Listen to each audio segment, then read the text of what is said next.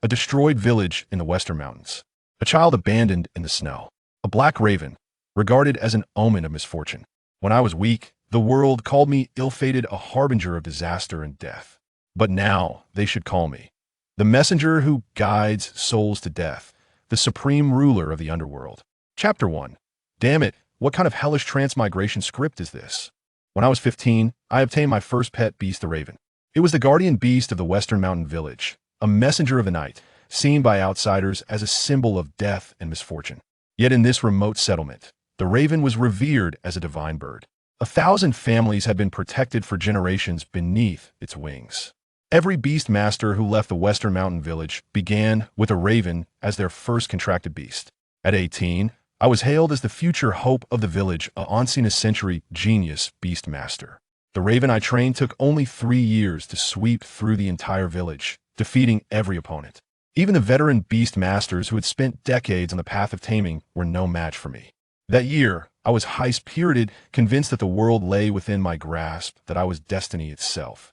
At 19, I won the youth championship of Shichong Town for the second consecutive year.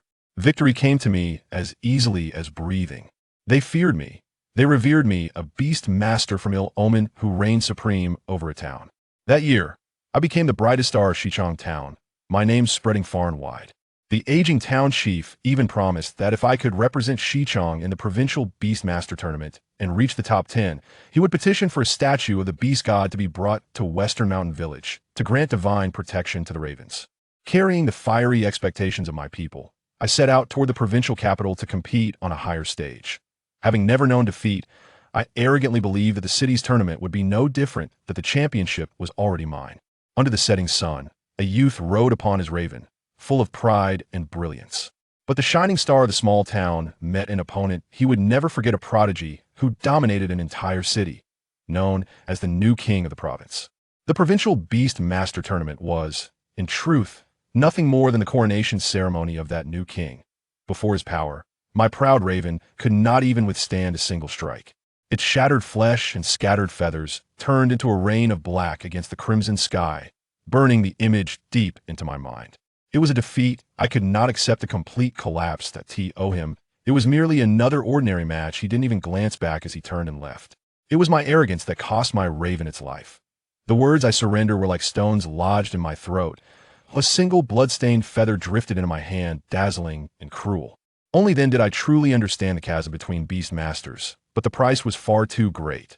After that tournament, a drunkard appeared on the streets of the provincial city, a once brilliant youth, now staggering under the twilight, living off the dregs of other people's wine. He was nothing more than a beggar in tattered clothes. Tongan City. Winter's snow arrived as expected. The bitter cold forced merchants to close early. The once bustling streets were now silent and empty. Hick! What the hell? The thick stench of alcohol could be smelled from over 10 meters away. A swaying figure wandered alone through the falling snow. He stumbled into a corner piled with garbage. His foot bumped against something soft, something alive. The drunkard lowered his head, his blurry vision full of double shadows. He squinted and shook his head before finally seeing clearly. It was a newborn baby, abandoned beside the trash heap. In this freezing winter night, that was nothing short of a death sentence. The infant's skin had turned bluish from the cold, its breathing faint but still there. If left like this, it wouldn't live much longer. Heartless bastard, the drunkard muttered and staggered onward without looking back. There were too many miserable souls in this world. He was no savior. He couldn't even save himself. He didn't even know where he would sleep tonight. Perhaps freezing to death in a drunken haze would be a kind of release. Dad, faint voice came from behind him. The drunkard stopped walking, squinting as he looked around, searching for the source of the sound. Dad. There was again. The drunken haze lifted slightly as he walked slowly toward the voice, a look of disbelief crossing his face. This baby can already talk? That's insane.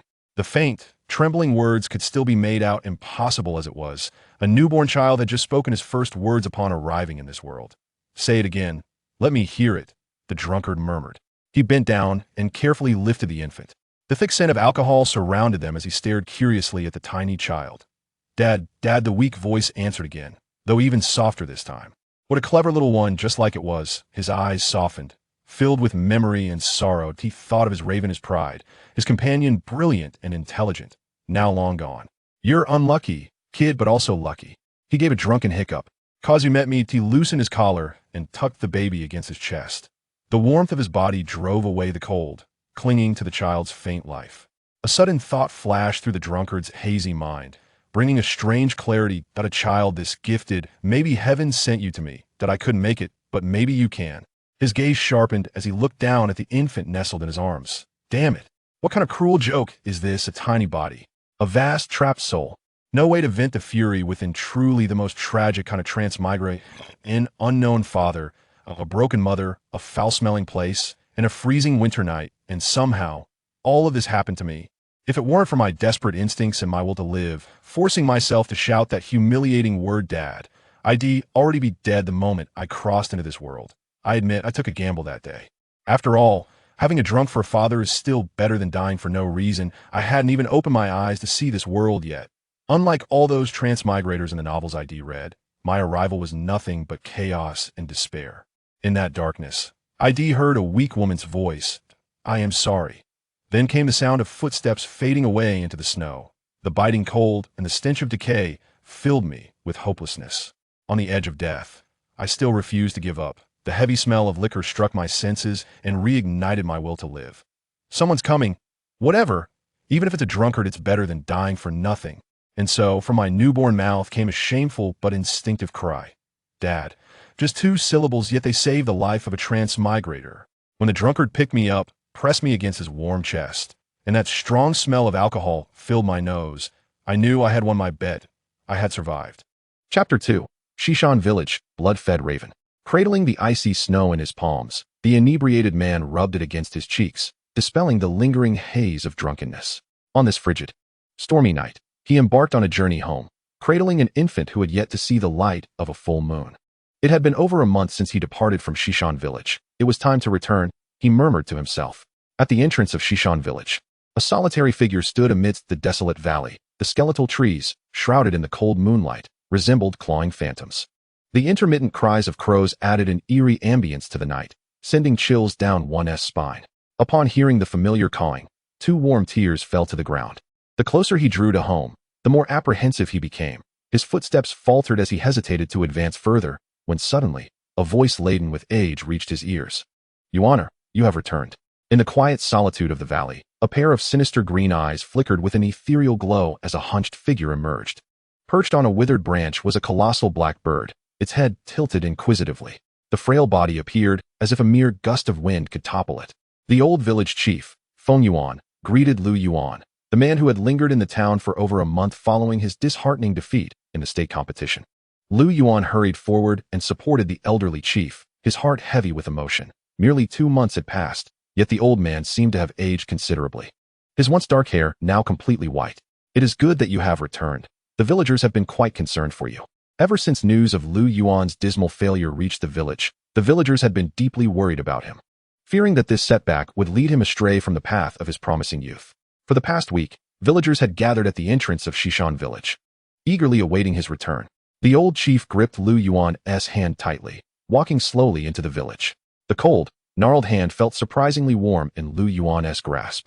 His return breathed new life into the once dormant village, with smiles illuminating the faces of the villagers, welcoming him back, along with a new life. Regarding his loss at the state competition and the demise of his pet raven, Lu Yuan refrained from mentioning a word. After the villagers dispersed, the old chief lingered in Lu Yuan's modest dwelling.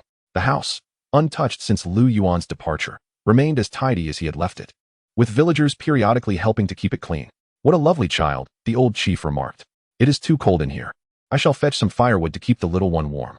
There are items you left behind in the drawer, now returned to their rightful owner, he added, his voice trembling.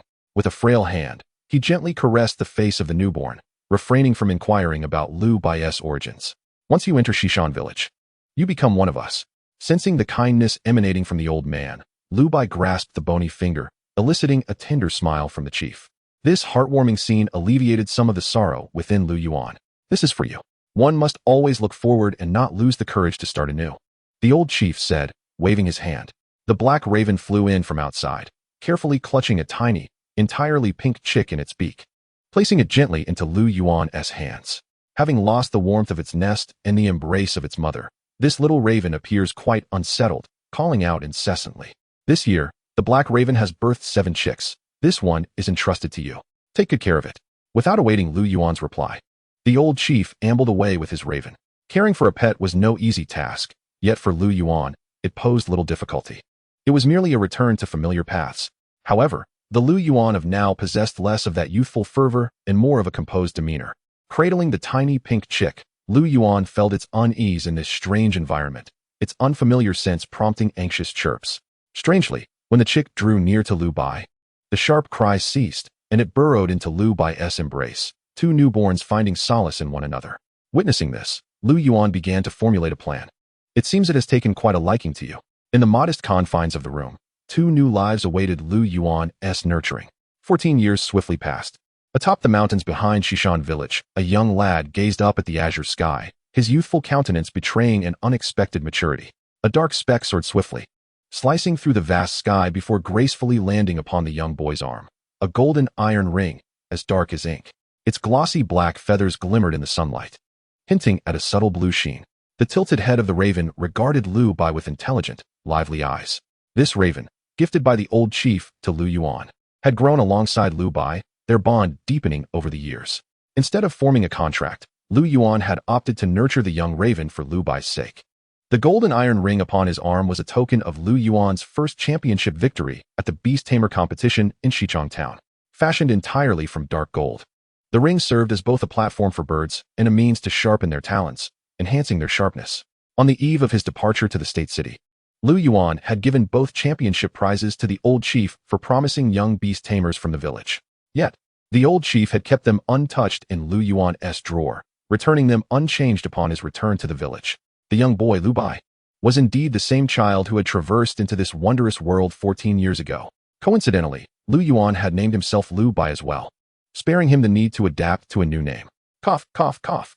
Fortuitously, being abandoned on the day of his birth, Lu Bai's life was spared by Lu Yuan. Unfortunately, the prolonged exposure to the frigid night air had left him with a lingering chill. Occasional coughing had become a constant for Lu Bai, particularly exacerbated during the bitter winter months. Both Lu Yuan and the old chief had contemplated numerous remedies to alleviate Lu Bai's ailment, yet none proved effective. "I'm hungry again." Lu Bai gently stroked the raven's head, using a sharp blade to make a small incision on his forearm, allowing a small quantity of blood to flow into a cup for the raven. Feeding the raven with his blood, an enigmatic yet potent practice. Since the age of 8, under Lu Yuan's stringent guidance, Lu Bai had been nourishing the raven this way, once a week, ensuring that the cup was filled to the brim with his blood each time, with no room for error. At that time, Lu Bai had struggled to comprehend, even feeling a twinge of fear. Why must I use my own blood to raise this black-feathered bird? Am I trapped in a den of sorcery? Yet, as time passed, the raven, nourished by Lu Bai's blood, became increasingly intelligent, its plumage and physique far surpassing that of its peers. Most astonishingly, after 5 years of this blood-feeding regimen, a faint telepathic connection emerged in Lu Bai's mind. He and the raven forged a bond of understanding, communicating without words. This ability to connect with one's pet on a mental level was invaluable for a beast tamer. Only then did Lu Bai grasp Lu Yuan's profound intentions and recognize the true worth of his father's accolades as a 2-time champion of the town's beast tamer competition. There was indeed substance to it. My dear father is truly remarkable. Yet, it only serves to highlight the inadequacy of this time traveler. 15 long years have passed, and despite the presence of a cheat-like ability, the only thing that has befallen me is a frail and sickly body. Nevertheless, I have survived. Cough, cough. The raven has departed. The time for freedom has come to an end. After the blood feeding, Lu Bai skillfully applied herbs to his wounds, staunching the flow of blood. The temporary loss of blood made him cough in a fitful manner. The raven perched obediently upon the ebony arm ring of Lu Bai as the pair descended the mountain path, returning to the village of Shishan bathed in the glow of the setting sun. Xiao Bai, you have returned. Cough, cough. The villagers greeted Lu Bai warmly, though many bore pallid faces, often succumbing to violent fits of coughing, much like Lu Bai himself. However, while Lu Bai's affliction stemmed from his birth, the villagers had only recently begun to cough this spring. Initially, only a couple of individuals were affected, but within the span of a week, a significant portion of the village had succumbed. Auntie, uncle. Lu Bai quickly exchanged pleasantries, not lingering with the villagers. His experiences as an outsider had taught him the ominous significance of this cough. The village, consisting of around 100 households, was remarkably kind-hearted, and Lu Bai's origins were well known among them, yet no one had ever spoken ill of him in his presence. The villagers tacitly accepted Lu Bai as the biological son of Lu Yuan, regarding him as one of their own, as family. You have returned. A voice, steeped in the weight of years, called out to Lu Bai from the porch. Chapter 3. Not a natural disaster, but a man-made calamity. Lu Yuan, 14 years on, appeared as though he had aged decades. A man in his 30s now bore the visage of someone in their 50s or 60s. Responsible for providing food for the raven while also raising Lu Bai, the burden of sustenance fell squarely upon Lu Yuan's shoulders. Without the contract binding him to the raven, he had lost the benefits of being a beast master, hastening his decline. The land in Shishan village was already scant, surrounded by rugged valleys devoid of fertile soil and abundant resources. In such harsh conditions, the villagers led arduous lives. Had it not been for the old village chief's nurturing of the raven, famine would have long since struck. Even in these trying times, there were those who managed to spare a morsel of meat to support Lu Yuan and Lu Bai, notably the elderly village chief himself. As he put it, I'm old, with little left to live for. My teeth are gone. I can hardly eat a few grains of rice. Keeping it would only be a waste. Lu Bai was still young, in the prime of his growth. Upon entering the house, Lu Bai took a hearty gulp of hot water. With the cough spreading through the village, he was acutely aware that this was likely an infection. Yet, lacking medical knowledge, he could only recall a folk remedy. Uncertain of its efficacy, drink plenty of hot water. Even so, in Shishan village, drinking hot water was a luxury, as the absence of fire element beasts meant that boiling water required firewood. Today's harvest is quite good. We have meat. As Lu Bai instinctively glanced toward the corner of the wall upon entering, he was delighted to find a wild rabbit and a burrowing rodent lying there. He exclaimed happily to Lu Yuan. No wonder Lu Yuan had returned home early today. For 3 consecutive days prior, he had ventured out without a catch, returning empty-handed, leaving their family with dwindling rations that had grown increasingly tasteless. The rodent had been a gift from the old village chief, one of the raven's catches for the day. The wild rabbit, on the other hand, had finally fallen into a trap set by Lu Yuan. Even the most cunning of rabbit groups occasionally harbored a few unfortunate souls. Thus, it was Lu Yuan's fortune to encounter one. After 7 years of blood feeding, the raven had matured beyond its juvenile stage, and the bond between Lu Bai and the raven had deepened, thus facilitating the forthcoming contract. As Lu Bai peeled the head off the rabbit, ready to take a bite, Lu Yuan suddenly interjected. Really? That's wonderful, Lu Bai exclaimed, excitement bubbling in him, leading to a few more coughs. The contract with the beast was Lu Bai's fervent desire. Yet not everyone could forge such a bond. The strength of one's mental power and the compatibility with the beast were crucial factors. According to tradition, Lu Bai would still need to wait over half a year until he turned 15, when his mental fortitude would stabilize, allowing him to formally contract with the raven and become a beast master. However, due to years of blood feeding, this timeline had been significantly shortened. I am grateful to my father, thankful for the blood feeding, thankful that those years of sacrifice were not in vain, Lu Bai mused inwardly. Lu Yuan set down his bowl and chopsticks, rising to rummage beneath the bed's wooden frame. Pressing upon a soft patch of earth, he retrieved a small shovel and began to dig. Soon, a small stone box emerged from the soil. Lu Yuan hastened his efforts, pulling the box free, revealing a piece of dried tree bark in his grasp. Upon seeing the bark, the raven perched on the ebony arm ring became agitated, transmitting its excitement to Lu Bai. Eat, eat. I want to eat this. Observing the raven's eagerness, Lu Yuan smiled gently. Little one, you're eager. Come, Xiao Bai, feed it. Lu Yuan handed the bark to Lu Bai, who would personally nourish the raven. From a young age, Lu Yuan had imparted much knowledge about raven care to Lu Bai, including a wealth of resources beneficial for the raven. This piece of bark was one of the most suitable resources for it. The black segment worm, a creature dwelling beneath the surface, absorbed and exhaled dark elements, proving advantageous for dark attribute beasts, particularly avian species. The more segments a black segment worm possesses and the longer it has lived, the more refined the dark elemental energy it contains. The piece of bark in Lu Bai's hand was the product of a black segment worm that had dried and weathered post-mortem. Although approximately 30% of the contained dark elements had dissipated during the drying process, the advantage was that it could be stored for an extended period. Counting the segments of this bark, the 4 visible rings indicated that it had matured over 40 years, holding considerable value. This was the final prize Lu Yuan had received for winning the Beastmaster competition in Xichang Town twice. Had Lu Yuan chosen to sell it, he could have easily secured enough provisions for the entire village for 3 months. Yet, he had tightened his belt and preserved it until now, intending to pass it to Lu Bai at this pivotal moment, to bolster the raven's affinity for dark attributes ahead of their contract. Thank you, Father, Lu Bai expressed sincerely. Now, rest well tonight. Relax. Tomorrow the old village chief and I will assist you in forging the contract. It will not fail, Lu Yuan reassured him. Nevertheless, A twinge of anxiety lingered in Lu Yuan's heart.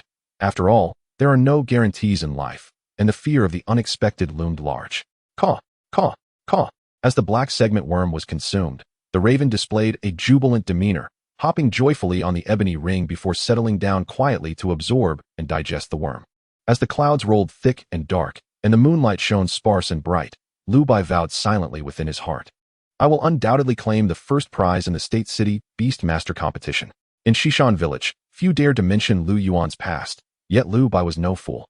After piecing together fragments over the years, he had gleaned insights into his father's history. On the eve of becoming a Beast Master, Lu Bai silently pledged to himself that he would cleanse the stain of shame from Lu Yuan's legacy. Oh, my poor child, what will become of us? Father, mother. In the town of Shichong, white cloth hangs from the beams, and snow-like paper flutters through the air. At the entrances of several households along a street, mourning halls have been erected, and the sounds of lamentation have persisted from dawn until dusk, rising and falling like a sorrowful tide. Faces etched with grief, numbness, and dread are a haunting sight. Each cough reverberates ominously, transforming into a dreadful tolling of death. The specter of mortality descends with alarming swiftness. The local coffin shop has sold out its stock, flourishing in business. Yet the carpenters wear no smiles, for they too are draped in mourning attire. No one knows when death will come for them. The plague sweeping through Shichong has spread to several surrounding villages. In the heart of Shichong, where ghostly lanterns illuminate the scene, stands a grand manor with intricately carved beams. The brightly lit courtyard reflects flickering candlelight upon anxious and uncertain faces. Dengbuching, the paramount authority of Shichong, its mayor, now resembles a restless ant on a hot skillet, pacing anxiously. Finally, with a heavy sigh, he pushes open the door to Qiaohong. Sir, over 700 have succumbed to this plague in the town and its surrounding 7 villages. Public outrage has ignited, and we may soon draw the attention of the provincial city. Upon entering, Deng Buoqing kneels on the ground. It matters not. A glimmer of light pierces through the thick fog, casting a brief glance at the man kneeling before him, before he closes his eyes and utters a single phrase. Discarding a scroll. Shishan Village, Tong'an Prefecture, 12 miles south of Shichong. The village lacks protective deities, with 137 households and 477 residents, 17 beastmasters, and 4 permanent residents. The most formidable among them is Feng Yuan, aged 82, a contract bearer of the Death Raven, of elite 4th rank. At the back cliff of Shishan Village, there lies a nest of, numbering over 1,000, coexisting with the village for centuries, thus earning it the ominous title of an ill-fated village. Understood. As the scroll slowly unfurls before Deng Buoqing's eyes, his previously anxious emotions begin to unravel. It turns out that the Lord had anticipated this move in Shichong. Beneath the dim light, a sinister smile creeps across Deng Buoqing's face. A calamity aimed at Shishan Village is stealthily approaching. Be more meticulous. If you expose yourself, it will harm only you. Noticing the change in Deng Buoqing's demeanor, the man cautions him, before you leave, come collect the corpse of an elite-level purple plague raven from me. Yes, an ill-fated village, HM. With a slight nudge of public opinion, the grieving townsfolk can easily unleash their fury upon Shishan Village. The annihilation of a rural village, along with nearly 1,000 ordinary and 1 elite-level purple plague raven, would suffice to appease the provincial city. Deng Buoqing gradually withdraws, carefully closing the door behind him. And at the moment he turns away, a malevolent grin adorns his face. The provincial city? Humph. Wait until my cherished beasts slay thousands, and I ascend to new heights. What is there to fear? The heavy breaths cause the candle flames within the room to flicker violently, as the mysterious man kneels reverently before a sinister wooden carving shrouded in shadow. The plague ravaging Shichong and its neighboring villages is not a natural disaster, but rather a man-made calamity. Chapter 4. The Contract of the S Blessing. At the back cliff of Shishan Village lies a sacred place unique to the village, the greatest reliance for a century of safety. The nests, home to nearly 1,000, reside within the small caves of this cliff or atop sturdy old trees growing amidst the rocky walls. Every beastmaster emerging from Shishan Village derives their companion from this locale. Whenever a new beastmaster is born in the village to forge a contract with their beast, a grand ceremony is held at the back cliff. Each household contributes a handful of incense and candles, and even the most impoverished families manage to offer a portion of their meager grains. Upon returning to this place, Lu Yuan's face is filled with nostalgia. The old village chief has been waiting at the back cliff, accompanied by his beast, which is larger than an ordinary, distinguished by the white down on its neck and a more elongated beak. The Death Raven, an evolved form of the, possesses elite-level strength. Shishan Village, remote and barren, lacks the inheritance of divine beast statues, nor has the government dispatched officials for education. Thus, the villagers have little access to knowledge regarding beast taming. The entirety of Lu Bai's understanding of beast mastery stems from the accumulated experiences of the village chief Feng Yuan and his father Lu Yuan. Though not extensive, this knowledge suffices for Lu Bai, who has just embarked on the path of beast mastery. The classification of beast strength begins at the ordinary level, further divided from ordinary first rank to ordinary ninth rank. The of Shishan village is classified as an ordinary beast. Upon breaking through the confines of ordinary ninth rank, one ascends to elite level. For of ordinary quality to reach elite level, one must not only attain the pinnacle of ordinary ninth rank, but also undergo a transformation in their bloodline, evolving into a higher form. However, this path is fraught with difficulty. The materials required are scarce, and the advancement process is perilous. A moment's carelessness may lead to harm for both man and beast. The village chief's death raven exemplifies this. Its progression to elite level relied heavily on the back cliff, where a death raven at the end of its lifespan bestowed the torch of its lineage to it with its final flicker of life. Above the elite level exists the leader tier, Lu Yuan's beast, then at the peak of ordinary ninth rank, had once been defeated by a beast that had just entered the leader tier. In the same era, the light of the small town faced off against the new king of the provincial city. What a despairing gap. Has it been confirmed that Xiao Bai possesses the aptitude for beast mastery? The old village chief Feng Yuan inquires with concern. He was tested at 14. There's no issue. He endured 2 nights and a day. Shishan village lacks the treasures to test the strength of spiritual power.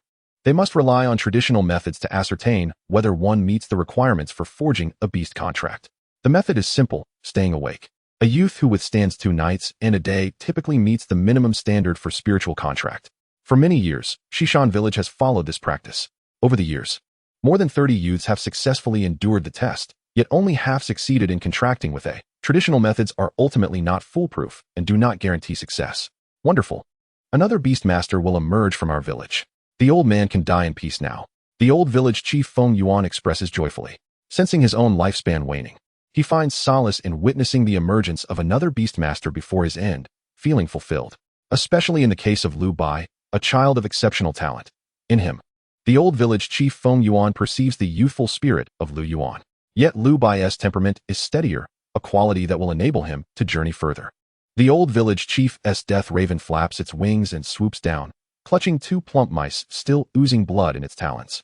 A favored delicacy of the in the cave, limited to the vicinity of Shishan village. Lu Yuan, too, holds a bamboo basket filled with corn and a bound free-range chicken. He respectfully places them before the massive skull of a white-boned raven, said to have reached the peak of elite-level prowess. The old village chief Feng Yuan meticulously draws peculiar patterns in the sandy ground. Is this the contract formation? Lu Bai observes the village chief's movements, intrigued, and curiously inquires of Lu Yuan. Yes, a traditional ritual. Sincerity begets spirit. Ah, I see. I was overthinking it. As the venerable village elder Feng Yuan completed the final stroke with his wooden staff, Lu Yuan subtly nudged Lu Bai, signaling him to step into the center of the sand formation. Lu Bai maintained an expression of serene composure, accompanied by the corvid that coursed through his veins. As he walked to the heart of the sand array, a failed contract? Impossible. After nearly 7 years of blood feeding, Lu Bai and the corvid had long since united their wills, making the establishment of a contract a mere formality, merely a means to create a space for the companion beast. This was understood by both Lu Yuan and the elder Feng Yuan. Yet, the two still gathered here, with the elder nearly half buried in the earth, personally delineating the sand array that encapsulated their hopes and prayers.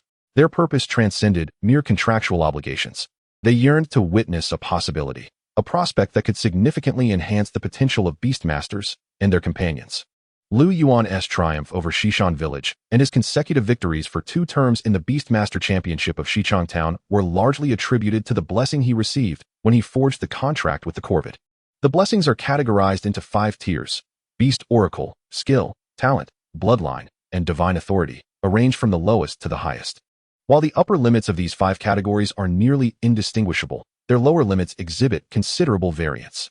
The Beast Oracle. This grants the ability to listen to the ancient wisdom of esteemed beastmasters, extracting invaluable insights on nurturing and contracting companion beasts. Even a single word could yield lifelong benefits. Moreover, those endowed with great fortune may uncover a complete pathway for advancing their beasts and establishing a legacy. When Lu Yuan initially contracted the corvid, he fortuitously triggered the Beast Oracle, gaining not merely a fragment of wisdom, but a comprehensive method for nurturing the corvid. from its juvenile stage through to maturity, each phase imbued with remarkable utility. This was the very method Liu Bai had employed since childhood to nurture the corvid with his blood. The method of blood feeding. A beastmaster nourishes the corvid with their own blood, enhancing its attributes and growth speed. Over time, a profound connection forms between the beastmaster and the corvid. A fully nurtured corvid, having successfully traversed its juvenile phase, gains the ability to comprehend the enhancement skill. Eye of the Blood Ring, a powerful illusionary ability that, through the corvid's avian gaze, can ensnare adversaries in a terrifying phantasm. Regrettably, when Liu Yuan established the contract with the corvid, it had already surpassed its juvenile phase, significantly diminishing the effectiveness of the blood-feeding method. As for the talent, skill, and bloodline, no one from Xishan Village or even Xichang Town had ever attained these. Liu Yuan and Elder Feng Yuan were utterly oblivious to any information regarding them. The divine authority, on the other hand, existed only in the fleeting realm of legends. Yet, it undoubtedly eclipsed the blood-feeding method in potency. Liu Yuan had brought Liu Bai back from the frigid wilderness for this very moment. Yet as the time for the contract approached, he found himself relinquishing all apprehensions. After 14 years, a thought dawned upon Liu Yuan. Perhaps it was a blessing in disguise that Liu Bai had not received the Beastmaster's blessing, considering the perilous world beyond. To possess a corvid meant a life free from want, a tranquil existence in the village, surrounded by loved ones. A life of comfort sufficed. Unbidden, Liu Yuan mused inwardly. As Liu Bai stepped into the center of the peculiar sand array, he gently caressed the corvid's soft feathers, which nestled comfortably in the palm of his hand, luxuriating in the warmth of his touch. This moment had played out countless times in Liu Bai's mind since he had come to understand the bond between beastmasters and their companions. Today, his long-held desire would finally be realized. Liu Bai was about to acquire his first companion beast, the corvid with whom he shared a profound connection. Chapter 5. The Blood Calamity of the Village. Corvid, are you ready? The corvid, tilting its head, gazed at Liu Bai with eyes that sparkled like rubies, infused with wisdom and intuition. The ancient power of the contract emanated from the corvid, swiftly intertwining with Liu Bai's essence. After 7 years of blood feeding, the communion of contract power was a natural progression. The corvid, thus, seamlessly became Liu Bai's first companion beast. However, the process of the contract was far from complete. A vibrant purple aura suddenly erupted from the corvid, eliciting expressions of joy from Liu Yuan and Elder Feng Yuan, who stood nearby. It was a blessing. A blessing. Little Bai has succeeded. Beneath the restrained tones, excitement and exhilaration surged uncontrollably. The elder's weathered face, etched with the passage of time, crinkled into a myriad of wrinkles. 2 tears glistening at the corners of his eyes, poised to fall. No regrets in death. No regrets at all. His days were numbered, and for years he had survived solely on the last vestiges of his strength. The village's beastmasters were in short supply, apart from Feng Yuan himself. The most formidable beastmaster wielded but a single ordinary 7th-tier corvid. How could he entrust the task of safeguarding the village against the myriad dangers of the wilderness to such frail shoulders? Moreover, Liu Yuan's departure had been a thorn in Feng Yuan's heart. Had he been more resolute or offered more counsel back then, perhaps Liu Yuan would never have left the village, and the subsequent calamities might have been averted. Now, with Liu Bai's emergence, Feng Yuan could finally depart in peace, entrusting the corvid to Liu Bai, ensuring that Xishan Village would have a new guardian to protect it. Yet, a sudden eruption of flames and anguished screams shattered Feng Yuan's reverie. Something had gone awry in the village. Yuaner, stay here and keep watch. I must return to the village to investigate. The aged voice brooked no dissent.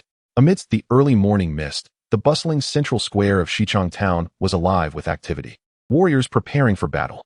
The source of the plague had been identified. A formidable purple plague corvid had emerged from Xishan Village. To prevent further spread of the disease, the assembly was headed to Xishan Village to eradicate the malevolent presence. Deng Buoqing proclaimed with righteous fervor. Yes, exterminate the evil. The Beastmaster force, brimming with lethal intent, had assembled before the town office, with nearly 100 soldiers armed with blades standing behind 10 distinguished Beastmasters. This was the protective force of Xichang Town. Many faces were etched with indignation, as they mourned loved ones claimed by the plague. Now that the culprits were identified, only blood could assuage their grief. Boom. The tranquil morning was enveloped in a gray haze, the gentle patter of rain like silver needles piercing the somber sky. Suddenly, a blue-white lightning bolt cleaved the heavens, followed by a deafening roar that reverberated through the valley. The heavens had unleashed their fury, casting a chilling and oppressive atmosphere over the land. The rain intensified, and muddy droplets splashed upon the mountain road. The soldiers, setting forth from Xichang Town, hurried through the downpour, their long blades secured at their backs. Brown-red beasts traversed the rugged terrain, their presence making the treacherous paths feel like solid ground. Even with their beastmaster riders atop, they outpaced the soldiers with ease. Mountain Hound, a common tier companion beast, excelled in navigating mountainous terrains, demonstrating exceptional endurance, an ideal ally for hunters in the wild. They were favored by beastmasters in Xichang Town for their ease of acquisition, low maintenance, and unwavering loyalty, making them the preferred choice among many common beastmasters. Deng Buoqing trailed at the back of the ranks, his companion beast soaring low in the Thunderstorm Valley. Within Xishan Village, a formidable plague corvid awaited them. Possessing a distinct advantage in flight, merely having mountain hounds would not suffice.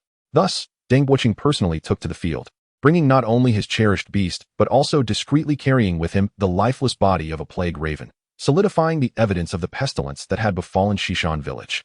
The torrential rain enveloped the village in a shroud of mist, its oppressive weight magnified under the electric flashes of lightning that split the heavens. Raindrops cascading from the brim of his hat mingled with the downpour, as a line of soldiers drew their long blades from their sheaths, revealing the cold gleam of their sharp edges. The mountain hounds, with muscles coiled like dragons, gathered their strength, their fangs bared in a menacing display. "Kill," commanded Deng Buoqing, his voice devoid of emotion. The slaughter commenced beneath the morning tempest. Words were superfluous. They killed indiscriminately, leaving no one alive. The rare early rain induced a sense of languor, yet the diligent villagers of Xishan had risen at dawn, toiling in the few agricultural fields amidst the deluge, digging trenches to prevent their crops from being drowned by the relentless rain, wasting the labor they had invested over the long season. The hurried footsteps splashing through the puddles interrupted the villagers' bent labor. The mist rising from the rain and the water streaming down their hair obscured their vision. After wiping the droplets from their faces, fear replaced the toil on the farmers' faces. "Help! The bandits have come!" they cried, abandoning their hoes and fleeing. Their shouts pierced the tranquility of Xishan Village with all the strength they could muster. A blade struck the back of a man, blood splattered, and he fell heavily into the mud, a large foot pinning him down as a cold flash cut across his neck, the water on the ground turning a pale red as it mingled with his blood. Two urgent cries prompted the villagers to open their doors and peer outside. How could such a remote and impoverished village attract bandits? There were no wealthy families here. Each household barely scraped by through their labor each year. And with the ominous presence of 1,000 ravens on the cliffs and the old village chief's cursed raven, no bandit would cast covetous eyes on Xishan Village. It was not fear, but rather the futility of it all. As the door creaked open, a severed head rolled onto the muddy ground. "Ah!" shrieked a villager, hastily shutting the door and clutching her child, her frantic gaze scanning the bare walls of her home, hurriedly pressing the child into the water trough. "Don't make a sound." A heavy foot kicked the door open, cold light flashing, leaving behind only a woman's lifeless body sprawled in a pool of blood. The child in the water trough, hearing the commotion outside, curled up tightly, pinching their nose and covering their mouth, desperate to stifle any sound. 10 mountain hounds rampaged through Xishan Village, viciously tearing into fleeing villagers, their speed surpassing that of the armed soldiers. Each bite aimed for the legs, shattering the villagers' hopes of escape. Though the hounds' bites were not fatal, they were torturous. The sounds of weeping, shouting, and cries for help engulfed the entire village, while the remaining raven beastmaster could not shield all the villagers. 3 circling ravens harried the soldiers wielding long knives, but their efforts were in vain. Outnumbered by nearly 100 ruthless soldiers and 10 marauding hounds, their only recourse was to protect their master. The cacophony of cawing echoing from the village to the ravens' nest atop the cliffs. Upon seeing the ravens, the town soldiers and beastmasters were filled with wrath, their long knives swinging with renewed ferocity. Under the beastmaster's command, the mountain hounds surged forth with renewed speed, accelerating the pace of the slaughter. What madness is this? What sin have the town soldiers committed? The old village chief, Feng Yuan, hurried to the scene of devastation, tears streaming down his face as he beheld the carnage of Xishan Village, the enormity of the shock nearly extinguishing the last flicker of life within the aged man. Chapter 6. The flock of ravens takes flight. The cursed raven descended slowly to Feng Yuan's feet, gently nudging the old man's leg with its head. "Old fool, we have arrived." Feng Yuan had yet to command the cursed raven into action, but Deng Buoqing had already detected his presence, having been in search of both Feng Yuan and the cursed raven. Without Feng Yuan and the elite cursed raven's corpse, the scheme to frame them with just the plague raven seemed utterly feeble. "Kill it," Deng Buoqing commanded, the rain parting to reveal a flash of silver as a raptor swooped towards the cursed raven. Lightwing Falcon, Deng Buoqing's beast, an elite aerial predator, boasted extraordinary speed and razor-sharp talons, with its ultimate attack being the light blade formed from condensed light elemental energy. The cursed raven darted away from Feng Yuan, engaging the light-wing falcon in a fierce aerial duel, black against silver, light clashing with dark. Feng Yuan watched the battle unfold above, his sorrowful eyes brimming with tears as he gazed upon the blood-soaked village. The wailing cries gradually diminished, and a few robust farmers who managed to escape the village were mercilessly pursued and bitten by the mountain hounds, collapsing into pools of blood. The voices of the living grew ever fainter, and the sound of rain grew louder in Feng Yun's ears. Familiar faces were rapidly disappearing. Feng Yuan could not comprehend how such a peaceful village could attract such catastrophic misfortune, yet there was no time for contemplation. Nearing the end of his life, Feng Yuan did not fear death's approach. He was only filled with rage at the destruction the town soldiers were wreaking upon the land he had nurtured for 80 years. Cursed raven, wail for the deceased. An ancient voice echoed in the cursed raven's mind. Mid-flight, the cursed raven suddenly halted, suspended in the air, its glossy black eyes turning a terrifying milky white, the discordant cawing resonating with an unsettling frequency that permeated every corner of Shishan village. The soldiers and mountain hounds, engaged in slaughter, abruptly ceased their movements. Humph, a desperate struggle, Deng Buching scoffed. The dismal weather irked him greatly. If he could swiftly eliminate this old man and the cursed raven, he would be able to conveniently discard the plague raven's corpse beside Feng Yuan, completing his nefarious plot. Deng Buching retrieved a pill from his pocket, a gift from his superior that bestowed a powerful temporary enhancement to beasts, capable of unleashing tremendous strength for a brief period, with the only side effect being a few days of exhaustion. Throwing the pill high, the light-winged falcon expertly caught it in its beak, a surge of potent energy coursing through its body like a flowing dragon. In but a breath, the elite 4th-tier light-winged falcon ascended to the terrifying combat prowess of the elite 7th tier. The difference of just 3 tiers, though seemingly small, was enough to crush all opposition. A colossal light blade swiftly coalesced before the light-winged falcon, becoming increasingly concealed beneath the rain, striking the cursed raven with blinding speed. With a cacophonous caw, feathers of black rained down like a storm. Though the cursed raven attempted to evade, it was still grazed by the edge of the light blade, a fresh wound opening in its abdomen, blood spilling forth. Upon witnessing his cherished beast grievously wounded, Feng Yuan's frail body crumpled to the ground, helplessly leaning against a massive stone. What a sin! After a century, Shishan shall meet its end in my frail hands. What a sin! The old village chief sighed deeply, suddenly coughing up a pool of dark red blood. The nearby Shishan village returned to a disquieting calm, yet this tranquility was bereft of vitality.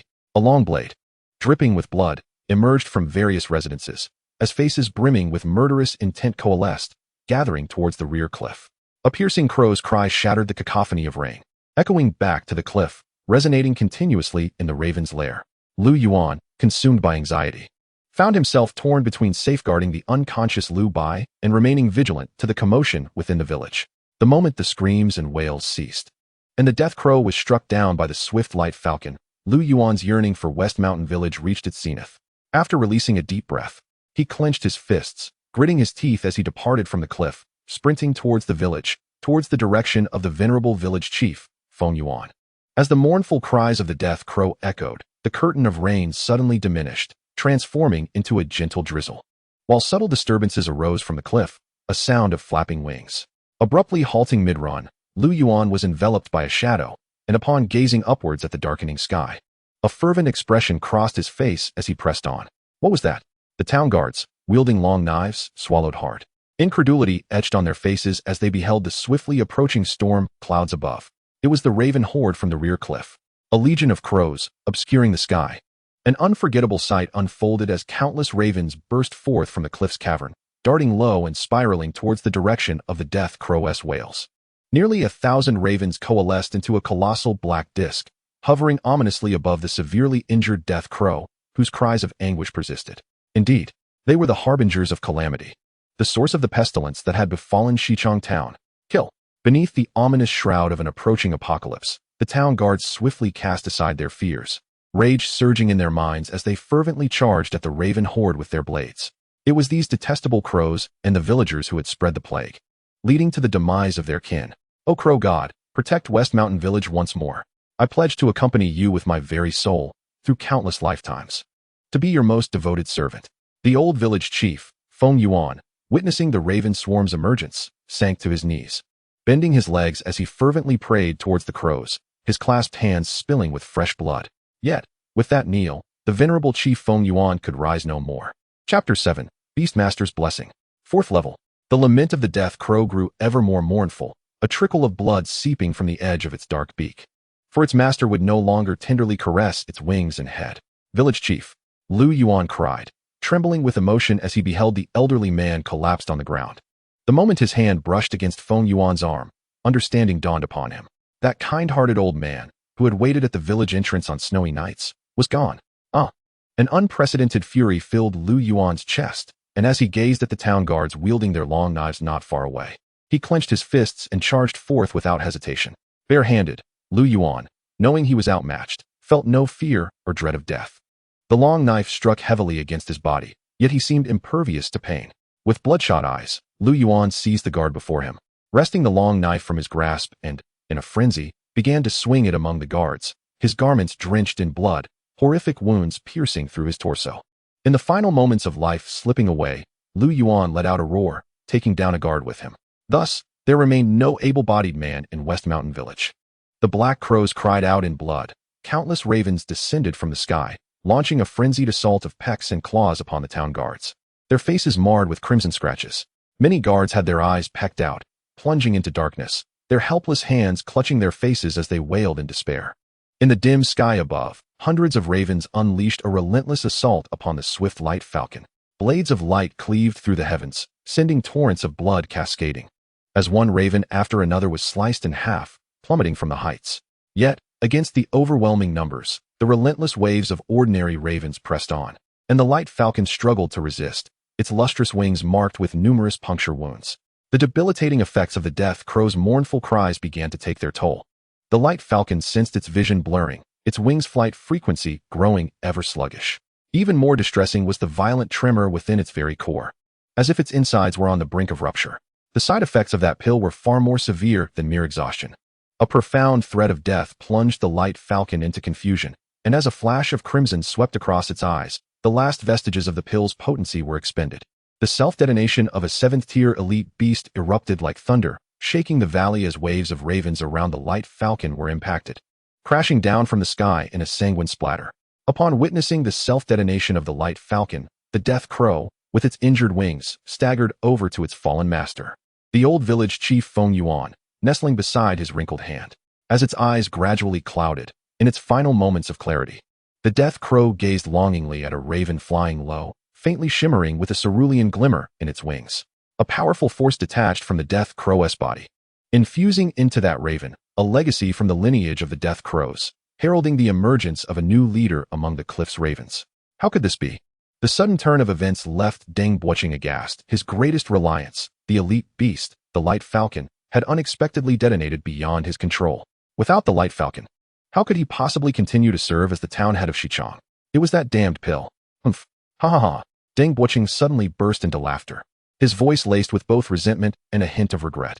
He was but a mere dog in the hands of others, and now his master had grown weary of the filth he had brought. Abruptly, the sorrowful laughter ceased. Deng Buoqing's eyes bulged, his legs weakened as if eroded, collapsing helplessly into the muddy earth. A potent toxin erupted from his body, coursing from his limbs to his torso, from flesh to bone, transforming into blood that mingled with the flowing mire. All that remained was a pure white feather gently swaying upon the water's surface. Worthless is still worthless. An overwhelming pressure swept across the entirety of West Mountain Village's valley, as a searing warmth dispelled the grayish rain mist, halting the gentle drizzle. Fiery flames erupted, raining down upon the raven horde, exuding the scent of charred flesh. A formidable fire elemental emerged, instilling fear and commanding the submission of all beasts. The remaining ravens congregated, and amidst the cacophony of caws, one raven took flight towards the rear cliff, while the others tightly encircled together, launching an assault against the powerful fire elemental. To strike a stone with an egg was folly indeed. The explosive might of the flames was far beyond what a mere flock of scruffy blackbirds could withstand. Under the roaring tide of flames, raven after raven plunged into the inferno, reduced to ashes. A colossal fire elemental materialized, hovering low beside a mysterious figure clad in crimson. Once the charred remains of the ravens were cleared from the ground, the mysterious figure cast a purple plague crow into West Mountain Village before vanishing from sight. As for the raven that took flight, he paid it no heed. After all, what threat could an ordinary black-feathered bird possibly pose? A rich smile blossomed at the corners of Lu Bai's mouth. Indeed, the heavens would not shortchange any traveler destined for greatness. Initially, he believed his arrival in this world to be uneventful, yet the greatest surprise awaited him today. The blessing of beast mastery. 4 distinct paths granted Lu Bai and his pet Raven an extraordinary and unparalleled aptitude for beast mastery that left even him astounded. The innate ability, reciprocity. Every advancement in the strength of the contracted pet will bestow a 30% power feedback to the beast master. It is an undeniable truth that the beast master's inherent strength is feeble. While this may suffice in the arena, in the wild, where complexities abound, a beast master is nearly defenseless without their pet. The awakening of the Raven's reciprocity ability undoubtedly enhances Lu Bai's self-preservation capabilities, and as the Raven progresses, the feedback ratio will further augment. Yet, reciprocity is merely a prelude. The Raven's second awakened blessing is the main event. Chapter 8. The Eternal Night Envoy. The Raven of Death's Storm. Eternal Night Envoy. A harbinger of death patrolling the shadows, the embodiment of hell's spirits traversing the mortal realm, wielding unmatched power. A mere Raven has received the highest favor, descending with blessings. The Eternal Night Envoy possesses 2 formidable skills, Raven of Death's Storm, and Soul Contract. Soul Contract. A guardian pact established with a single soul, allowing the Eternal Night Envoy to draw upon the soul's strength to enhance its own. Prior to reaching elite status, it can bind up to 10 souls, with voluntarily submitted souls, and those of the Raven species not counting against this limit. Raven of Death's Storm. Summoning the souls of ravens to create a tempestuous domain. Within this storm, the raven souls gain tremendous enhancements, becoming imperishable. In this storm, the Eternal Night Envoy will experience remarkable healing effects, rendering it immortal amidst the endless night. Merely reading the descriptions reveals the sheer might of these 2 core skills. Imperishable. Eternal, divine techniques, absolute divine techniques. A faint flush of excitement colored Lu Bai's pale visage, as he recognized that the stronger his pet Raven grew, the more potent the effects of reciprocity would become. He could envision a future where he stood shoulder to shoulder with those legendary mythical beasts. Moreover, Lu Bai himself received 2 blessings as a beast master. Eye of the End. The eye that pierces illusion, when the pupil transforms into a grayish-blue hue.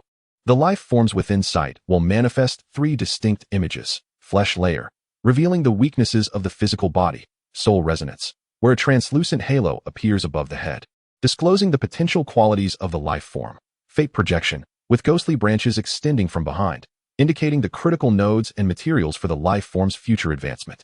The trifecta produces immense power, creating prodigies. No remarkable pet with outstanding qualities and powerful talents can evade the scrutiny of Lu Bai's discerning eyes. The other innate ability awakened within Lu Bai upon his arrival is an extraordinary life-saving skill, granting him a second chance at life. Dual souls, a miraculous blend of time and space. Within this wondrous physical form lies both a living and a deceased soul. Upon death, it grants a chance for parasitism, allowing the soul to inhabit a life form that has not exceeded 24 hours of death, thus achieving rebirth. I knew it. The heavens would not forsake any traveler. Lu Bai silently shouted within. This joy was a burden he could only bear alone, with no one to share it with. Yet, the eerily silent cliffside suddenly filled him with foreboding as he furrowed his brow, surveying his surroundings. No one, and no Raven. Where's my Raven? Lu Bai sensed an emptiness in the contract space meant for his pet. Where are father and the village chief? With questions swirling in his mind, Lu Bai searched the cliff's edge, soon arriving at the precipice. At the moment the rain ceased, the air should have been fragrant with the scent of earth, but instead, Lu Bai was overwhelmed by a strong, familiar odor, the smell of blood. It was incomprehensible how many lives must have been lost for this stench to linger so strongly at this distance. Raven, Raven. Lu Bai frantically reached out to his pet, sensing that the Raven was still alive and well, yet it offered no response. The short path from the cliff to Shishan village became increasingly arduous with each step. As haunting scenes assaulted Lu Bai's senses, he immediately crouched at the edge of the narrow path, cautiously observing the external movements while holding his breath. Bodies lay strewn about, their faces etched with terror, each one a stark reminder of the kind smiles and caring voices he once knew. How terrifying. What on earth is happening? Shishan village had never harbored enmity with anyone. How could such calamity befall it? Blood-red rainwater pooled at Lu Bai's feet, forming a small stream mixed with shattered organs. A sight that churned his stomach. Old village chief. Seeing the frail figure of the elder huddled on the ground, Lu Bai rushed forward. But the old man had long since passed. The rain-soaked fabric clung to his skeletal frame, rendering him no different than a corpse. As Lu Bai approached the old village chief, the once kneeling figure collapsed, splashing water everywhere, revealing the lifeless body of the raven nestled in the chief's embrace, sending a tremor through Lu Bai's heart. Fighting back tears, Lu Bai wiped the mud from the chief's body, looking around desperately for any remaining survivors in the village. There was no time to weep aloud. In the face of impending death, Lu Bai needed to find the raven swiftly, for it was his most crucial foothold in this world, the only force capable of protecting him. The old village chief had been the strongest in the village, and even the elite raven was dead. Lu Bai understood, though he dared not believe, that the fate of Shishan village was grim, and his father, Lu Yuan, was likely in dire straits as well. Lu Bai could not comprehend how, just an hour or two after entering the cave of 10,000 ravens to contract the raven, the village had been reduced to such devastation. The calamity had struck so suddenly, so ferociously. With heavy steps, he trudged through the mud, bodies clad in uniform littering the ground. Lu Bai flipped one over, searching the collar for identification. Xichang Town, Soldier Zhang San. From the nameplate, Lu Bai discerned the origin of the massacre that befell Shishan village. Xichang Town. Lu Bai's grip tightened around the identity tag, his teeth clenched. Xichang Town, a place completely unrelated to Shishan village, had previously maintained a peaceful coexistence, with the impoverished village even relying on many merchants from Xichang Town for trade. Yet, the bodies of the soldiers lay in a gruesome, mutilated state. After a deep breath, Lu Bai pressed onward. As he neared the village entrance, a numbness enveloped him. He witnessed the true meaning of the phrase bodies strewn everywhere for the first time. Suddenly, his connection with the raven intensified, yet his calls went unanswered. Relying solely on the sense of direction, Lu Bai scrambled through the bloodied mud, hastening towards the source. Under the vast expanse of leaden-gray skies, he ran forth. The heavy clouds hung low like a shroud steeped in ashes, pressing down upon the desolate ridges, devoid of sunlight, enveloped instead in an eternal, suffocating twilight. The air was thick and oppressive, as if every breath carried the chilling texture of rust. Above this silent gray veil flowed a voiceless torrent of countless ravenous souls. They had lost the raucous cries of their former lives. Even the flapping of their wings was eerily silent, replaced by a deep, persistent hum, a lament that could only be sensed on a soul level, resonating like a mournful sigh from the depths of the earth. The souls did not flit about haphazardly, but rather followed an ancient, invisible path, swirling and converging, gradually forming in the air a vast, slow-spinning vortex that was both awe-inspiring and haunting. At the vortex's center stood a true, flesh-and-blood raven, its feathers a profound inky black that appeared especially weighty against the gray backdrop. It did not call out, nor did it display any overt movement. It merely held its head high, its amber eyes fixed intently upon the swirling mass of souls that dominated the sky. Each ravenous soul transformed into a stream of ethereal blue light, propelled by an unyielding will, silently and resolutely rushing toward the lone, surviving raven. When the souls made contact with its body, there was no explosion or penetration. Rather, it was akin to droplets merging into a deep pool, instantly dissolving and permeating. With each absorption, the surviving raven's body quivered imperceptibly, as though bearing the weight of immense impact. Its feathers glistened under the ghostly illumination, deepening in hue, the edges shimmering with an ominous glow. Within the depths of its amber eyes, a flicker of molten gold ignited and grew, as if countless fragments of souls were settling and burning within. It was an epic tale that transcended life and death, a weighty saga belonging to the kin of the raven, unfolding silently beneath the somber sky, grand, solemn, and deeply oppressive. Was this the scene of the pact forged with the harbinger of the underworld? Lu Bai murmured, recognizing this as the unique gift of his cherished beast. As the final stream of ethereal blue light flowed into the surviving raven's body, the dark vortex above dissipated entirely. Beneath the dim sky, only Lu Bai's cherished raven remained. It appeared larger and more solid than before, its feathers as dark as the deepest night, twinkling with an enigmatic light. It slowly raised its head, its molten gold eyes sharp enough to pierce the leaden sky. Moments later, a soul-piercing cough finally erupted, reminiscent of tearing silk. As if heralding the end of old souls and the dawn of new beginnings, the sound reverberating through the still gray veil, lingering long after it faded. Meanwhile, the heavy leaden clouds above seemed to part slightly, allowing a sliver of bright light to break through. Chapter 9. The Monarch's Ninth Rank. Seeking the Tavern.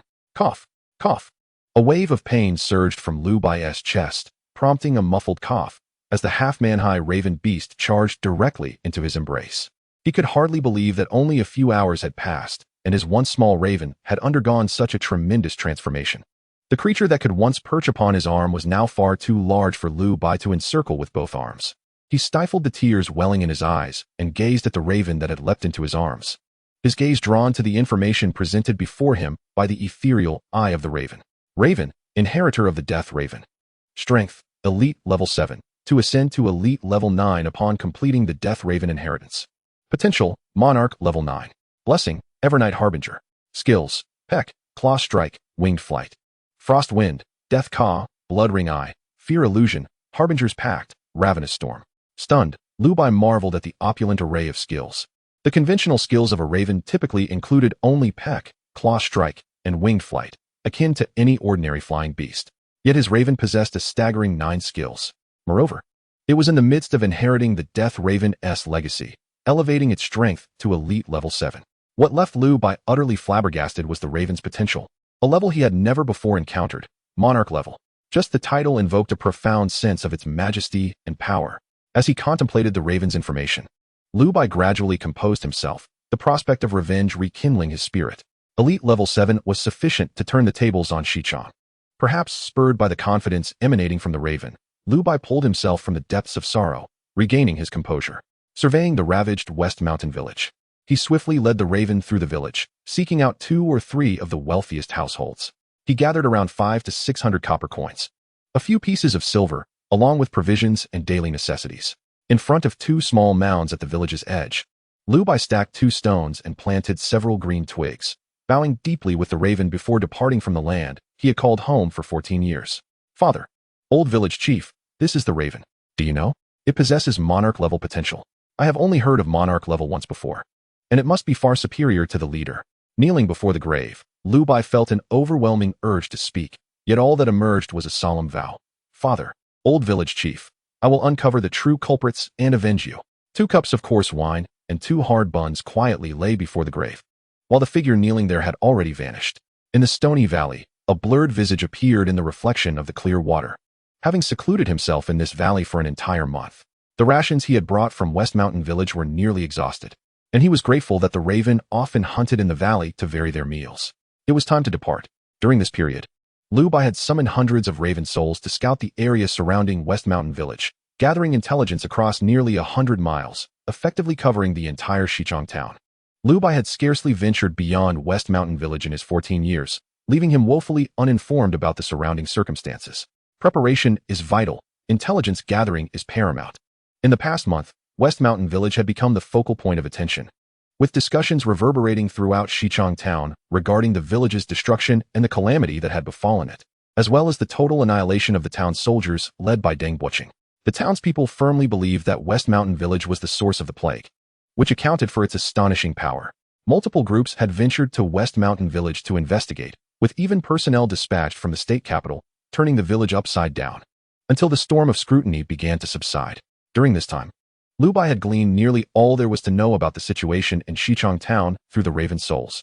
He changed out of his somewhat foul-smelling clothes into a fresh outfit, and for the first time in his life, he stepped out of the valley that had nurtured him with the raven. At the entrance to Xichang town stood a massive stone carving of a dog beast, the divine statue that protected the town. Beneath the statue lay offerings of incense and ashes.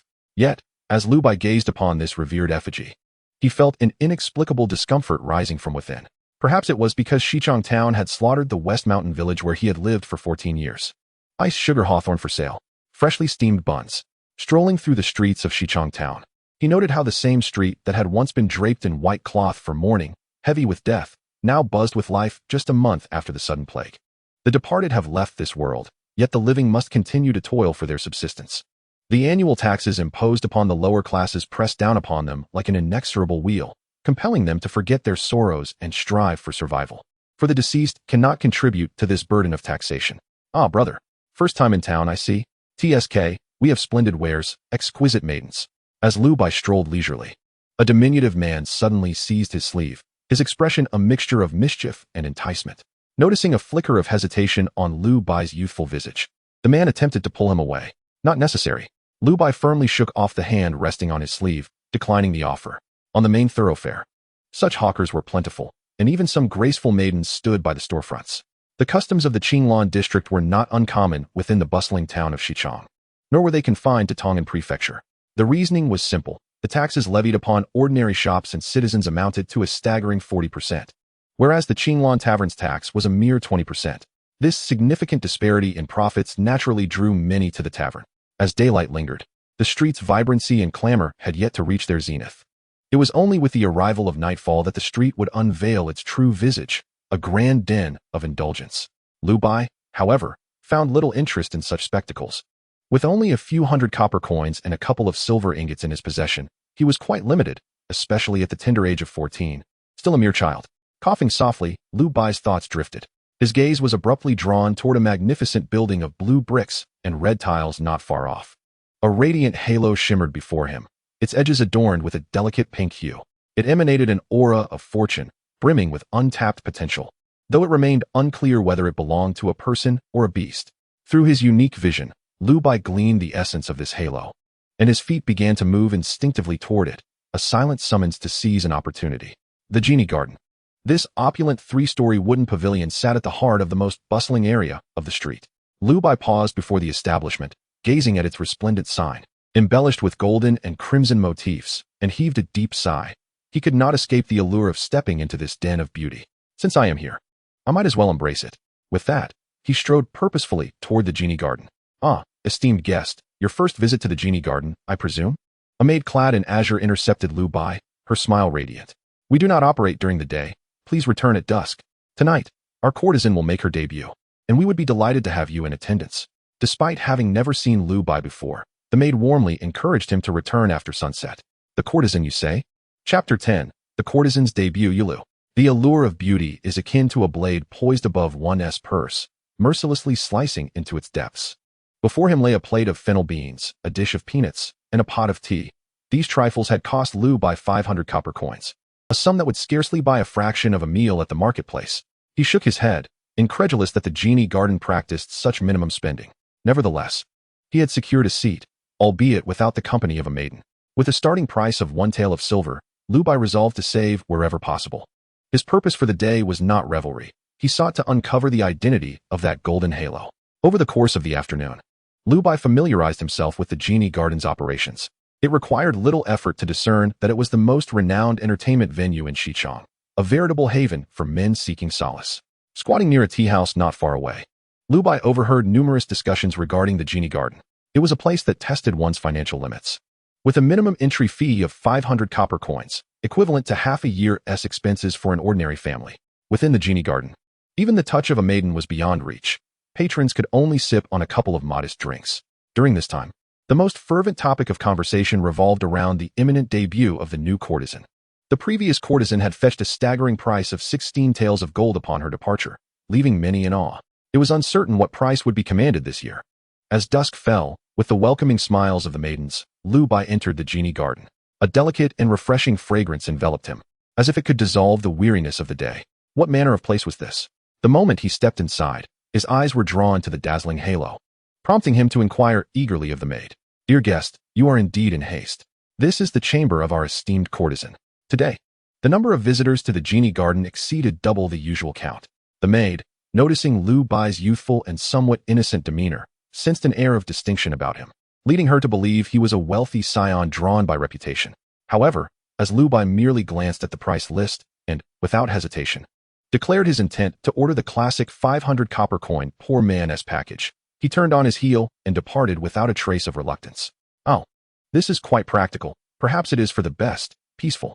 Liu Bai's seat was nestled in the corner of the first floor, affording him a clear view of the entire hall. Without the companionship of a maiden and free from external distractions, he sat quietly, munching on peanuts and fennel beans until a pile of shells accumulated before him. As a graceful woman descended the red wooden staircase, the crowd erupted in applause.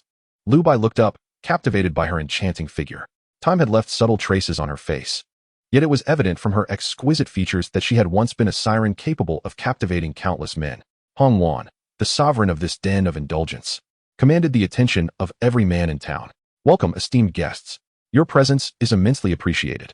With just a few words, she invigorated the atmosphere of the hall. Compared to the courtesans awaiting their turn, it seemed that far more men in town yearned for a fleeting encounter with Hong Wan. Yet, regrettably, Hong Wan had long ceased to entertain guests. No one dared to overstep boundaries with her. Whispers of her formidable lineage reached beyond the town to the prefectural city, where she was regarded as the prized possession of a powerful figure. As time passed, and her youth faded, Hongwan chose not to remain amidst the tumult of the prefectural city, opting instead to settle in Xichang and establish the Genie Garden. Many had once succumbed to lustful desires, attempting to coerce her into submission, but they had vanished without a trace. Consequently, the last two town leaders held her in high esteem, and no one dared to challenge her. With a gentle wave of her delicate, rosy sleeve, the clamor within the Genie Garden gradually subsided. Today marks the auspicious occasion of my daughter Yulu's debut. As the saying goes, a meeting between Golden Knight and Jade do surpasses countless encounters in the mortal realm. I wish all esteemed guests today may fulfill their desires and embrace beauty. With a radiant smile, Hongwan stepped aside. The intricately carved wooden door behind her slowly creaked open, drawing the gaze of everyone present toward the threshold.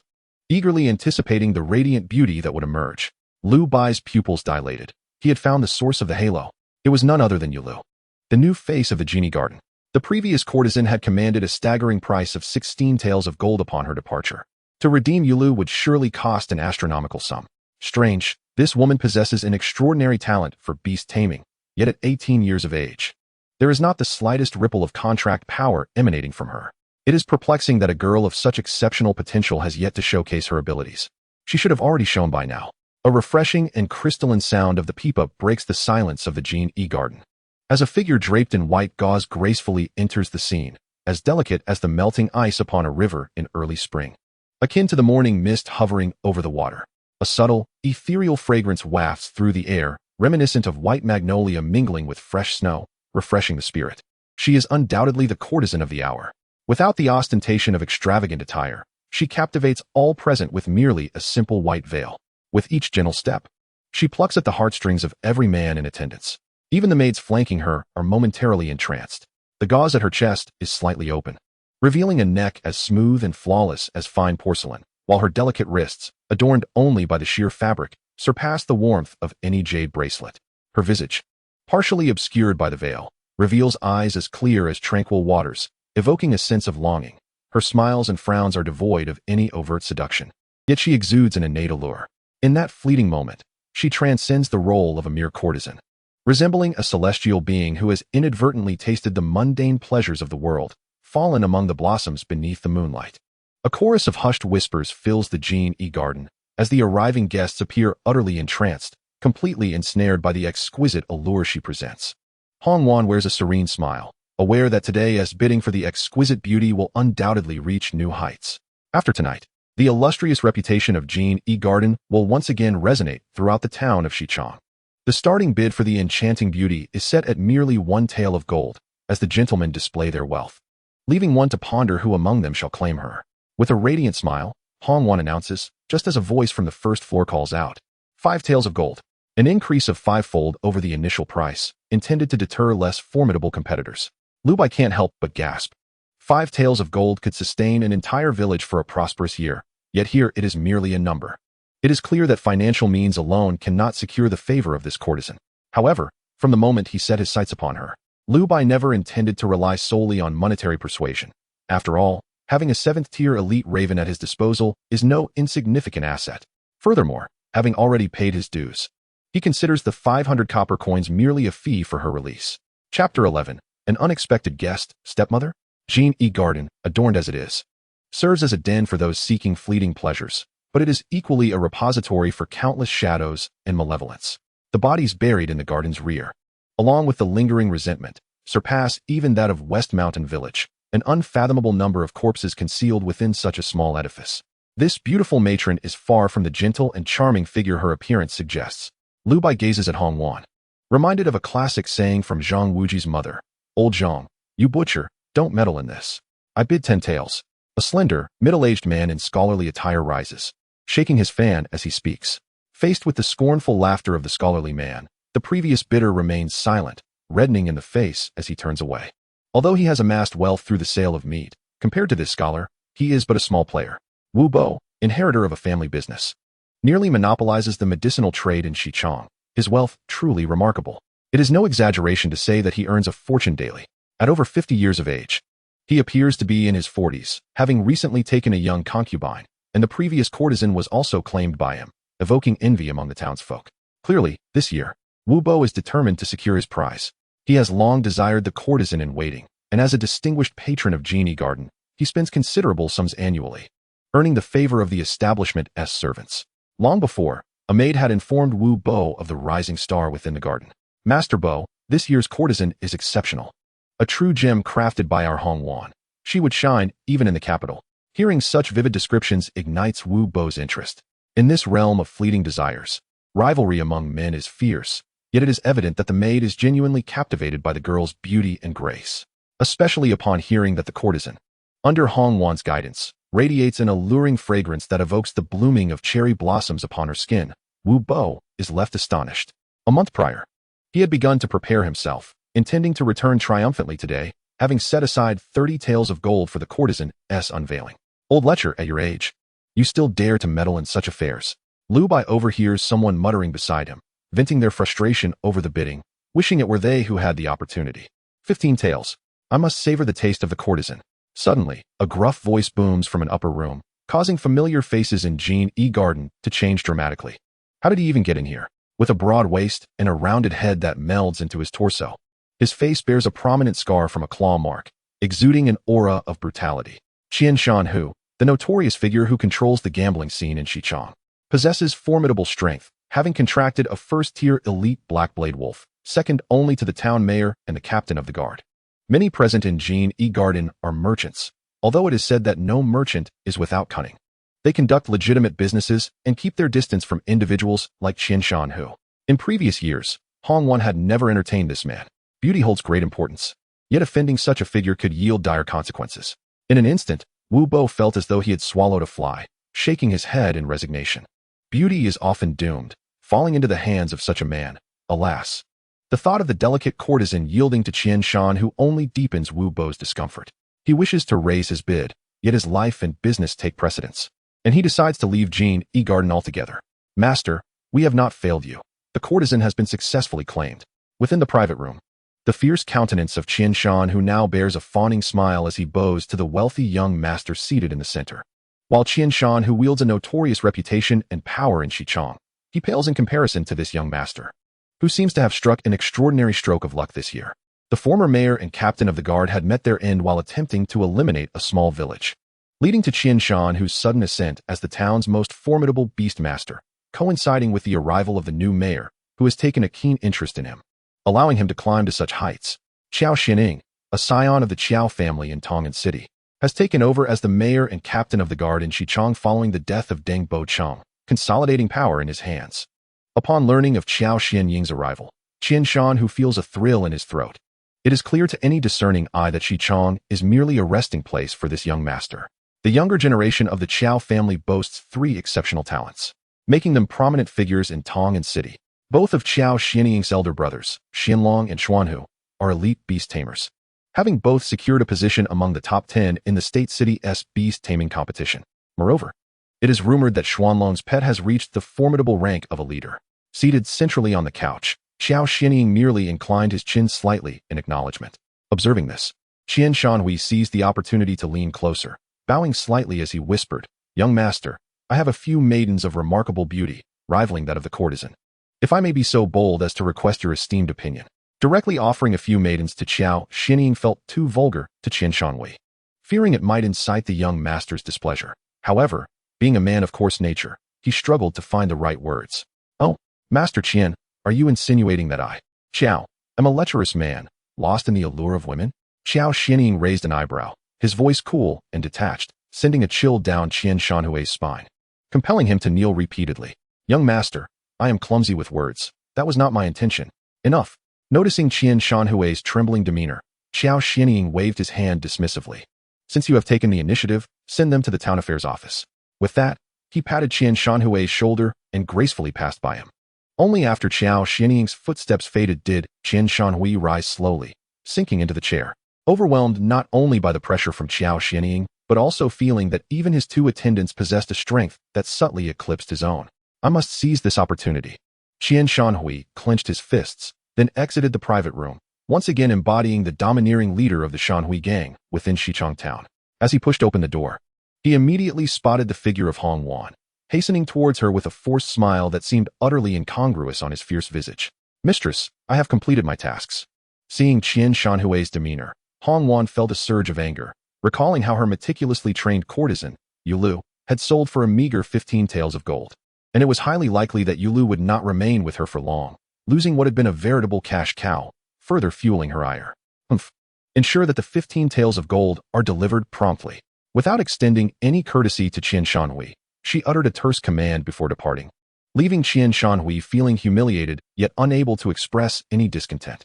Who could have imagined that this beautiful matron of Genie Garden had ties to the Qiao family?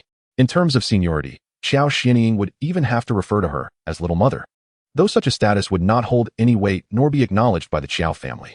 Chapter 12. From a common fowl to a phoenix cough. Cough. As the night deepened, Lu Bai covered his lips and coughed softly, the faint sound still managing to disturb the town guards patrolling around the town affairs office. Who goes there? Uninvited individuals are not permitted to linger near the town affairs office. Upon spotting Lu Bai, someone swiftly approached to shoo him away, urging him to vacate the vicinity. Lu Bai said little, bowing his head and hastily leaving, slipping into the shadows around the corner, where he summoned a raven spirit, which flew clumsily to the rooftop, tilting its head to gaze in the direction of the town affairs office. From the moment the courtesan Yulu emerged from Genie Garden, Lu Bai was captivated by the overwhelming presence of the Golden Legend, oblivious to his own financial constraints. Lu Bai had never intended to spend any money. However, he soon realized that the Golden Legend was departing from Genie Garden, growing ever more distant. Unhurriedly, he pocketed the remaining peanuts from the table and followed the direction of the Golden Legend, ultimately arriving at the center of Xichang Town, the town affairs office. Remarkably, Yulu was indeed inside the town affairs office.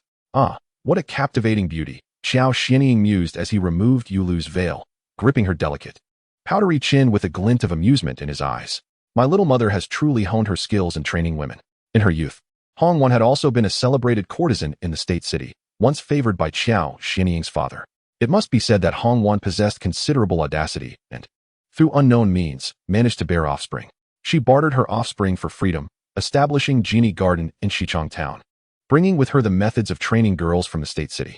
Xiao Xianying inhaled gently, a subtle fragrance wafting into his nostrils, emanating not from the perfume of her garments, but rather from her very being. Quite intriguing, he thought, tracing the line of her jaw down to her neck. As he held her chin aloft, a flush of crimson blossomed on Yulu's fair skin around her neck and shoulders. To his astonishment, delicate, pale pink blossoms began to faintly surface on her skin. The pressure from his grip forced Yulu to gaze upwards, eliciting a soft, pleading sound from her lips, her expression exuding a beguiling vulnerability. Under Hong Wan's tutelage, Yulu had mastered the art of serving men, adeptly understanding how to entice them.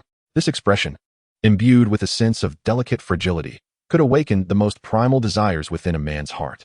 Simultaneously, Yulu comprehended that this man before her was unlike any other. He possessed the power to whisk her away from Genie Garden into an unfamiliar realm, granting her unparalleled freedom. Thus, she resolved to seize this man, to escape that insatiable abyss. Yulu gazed intently at Xiao Xianying's face, closed her eyes, and presented herself as a willing offering. However, to her surprise, Xiao Xianying released his grip, turned away, and coldly declared, "Stay here, someone will attend to your needs." In the quiet confines of the private room, Yulu leaned against the table, her gaze lingering on the direction Xiao Xianying had departed, unable to regain her composure for an extended period. A caged bird? After sipping her tea, Yulu donned her garments and fell asleep, perhaps for the first time in years experiencing the most peaceful slumber. Sister, where are we? In the dark, damp dungeon, dozens of 7 or 8-year-old girls huddled together, helplessly surveying their surroundings. Sister, it hurts. The fearsome matron pinched their mouths shut, forcing them to swallow bowls of medicinal concoctions. That night, the lonely girl watched as those beside her writhed in agony, their eyes bulging, faces bloodied until they succumbed. The echoes of their wails and pleas for mercy reverberated incessantly in her ears. One of them actually survived. Excellent, excellent. The concoction the girl had ingested was a potent brew, a poison in disguise, with few managing to endure it. Yet those who did would find a pleasant fragrance blossoming within, at the cost of accumulating toxins, rarely living beyond 30. From this day forth, your name shall be Yulu, and I am your mother. A beautiful woman appeared, and henceforth the girl bore the name Yulu, clutching the woman's hand as if grasping a lifeline. Unaware that she had latched onto a venomous beauty, hold her head steady, and open your eyes wide. Yulu's head was firmly held in place, her eyelids pried open, revealing pairs of naked men and women, engaged in various lascivious acts, their moans lingering in the air. The courtesan's body was precious, Yet learning to serve did not always necessitate physical involvement. Merely observing and absorbing could suffice. The first sight of such a blushing spectacle left Yu Lu profoundly impacted, overwhelming her to the point of fainting from a rush of emotions. Simultaneously, delicate pink spots began to appear on her skin, reminiscent of flowers on the verge of blooming, which filled Hong Wan with astonishment and joy. Naturally beautiful and astute, Yu Lu became Hong Wan's most cherished creation. In the 10 years at Genie Garden, the most significant lesson Yu Lu learned was to be obedient and patient. The scenes from the past replayed in her mind like a nightmare, causing her to break out in a cold sweat as she abruptly awakened from her bed, only to discover 2 other young maidens, similar in age to her, present in the room. Though slightly less attractive, they were still strikingly beautiful. The sisters had been sent by Qian Shanhu and were placed in the same location as Yu Lu. In contrast to Yu Lu's apprehension, the sisters were genuinely delighted to be here.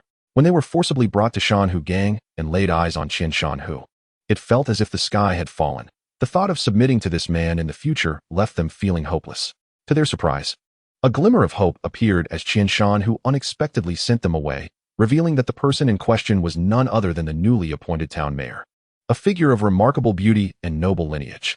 If they could win his favor, it would signify a monumental shift in their destinies, akin to a humble chicken transforming into a phoenix. No longer did they resemble the oppressed, tear-streaked flowers as they rode in the cart towards the town office.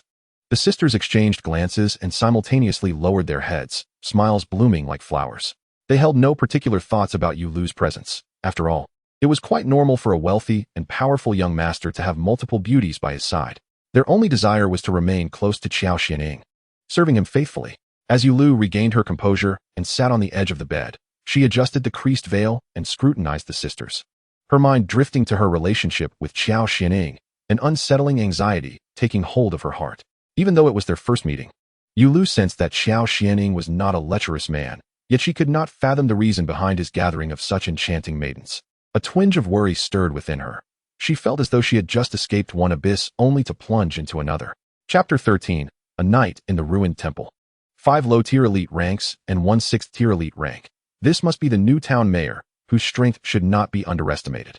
Lu Bai had observed the town affairs office for quite some time through the Raven Spirits, gaining a general understanding of its power structure, which had significantly strengthened since Deng Bocheng's tenure. Previously, there were only 3 elite beast masters within the town affairs office, with Deng Bocheng being the most formidable among them. However, compared to the now 7th-tier elite status of the Raven, he seemed lacking. What made Lu Bai hesitate to act recklessly was the statue of the beast god seated within the town affairs office. This statue, revered by the residents of Xichang Town for a century, was said to possess the essence of the desired demon dog, Teddy. Crafted from top-grade stone and jade, the statue could manifest a powerful avatar capable of reaching the 2nd tier of the leader level. The longer the statue was worshipped and the higher the quality of offerings, the more the desired demon dog would take notice, enhancing the avatar's strength. Beautiful young maidens were the most favored offerings for the desired demon dog. The information about the statue unfolded in Lu Bai's mind.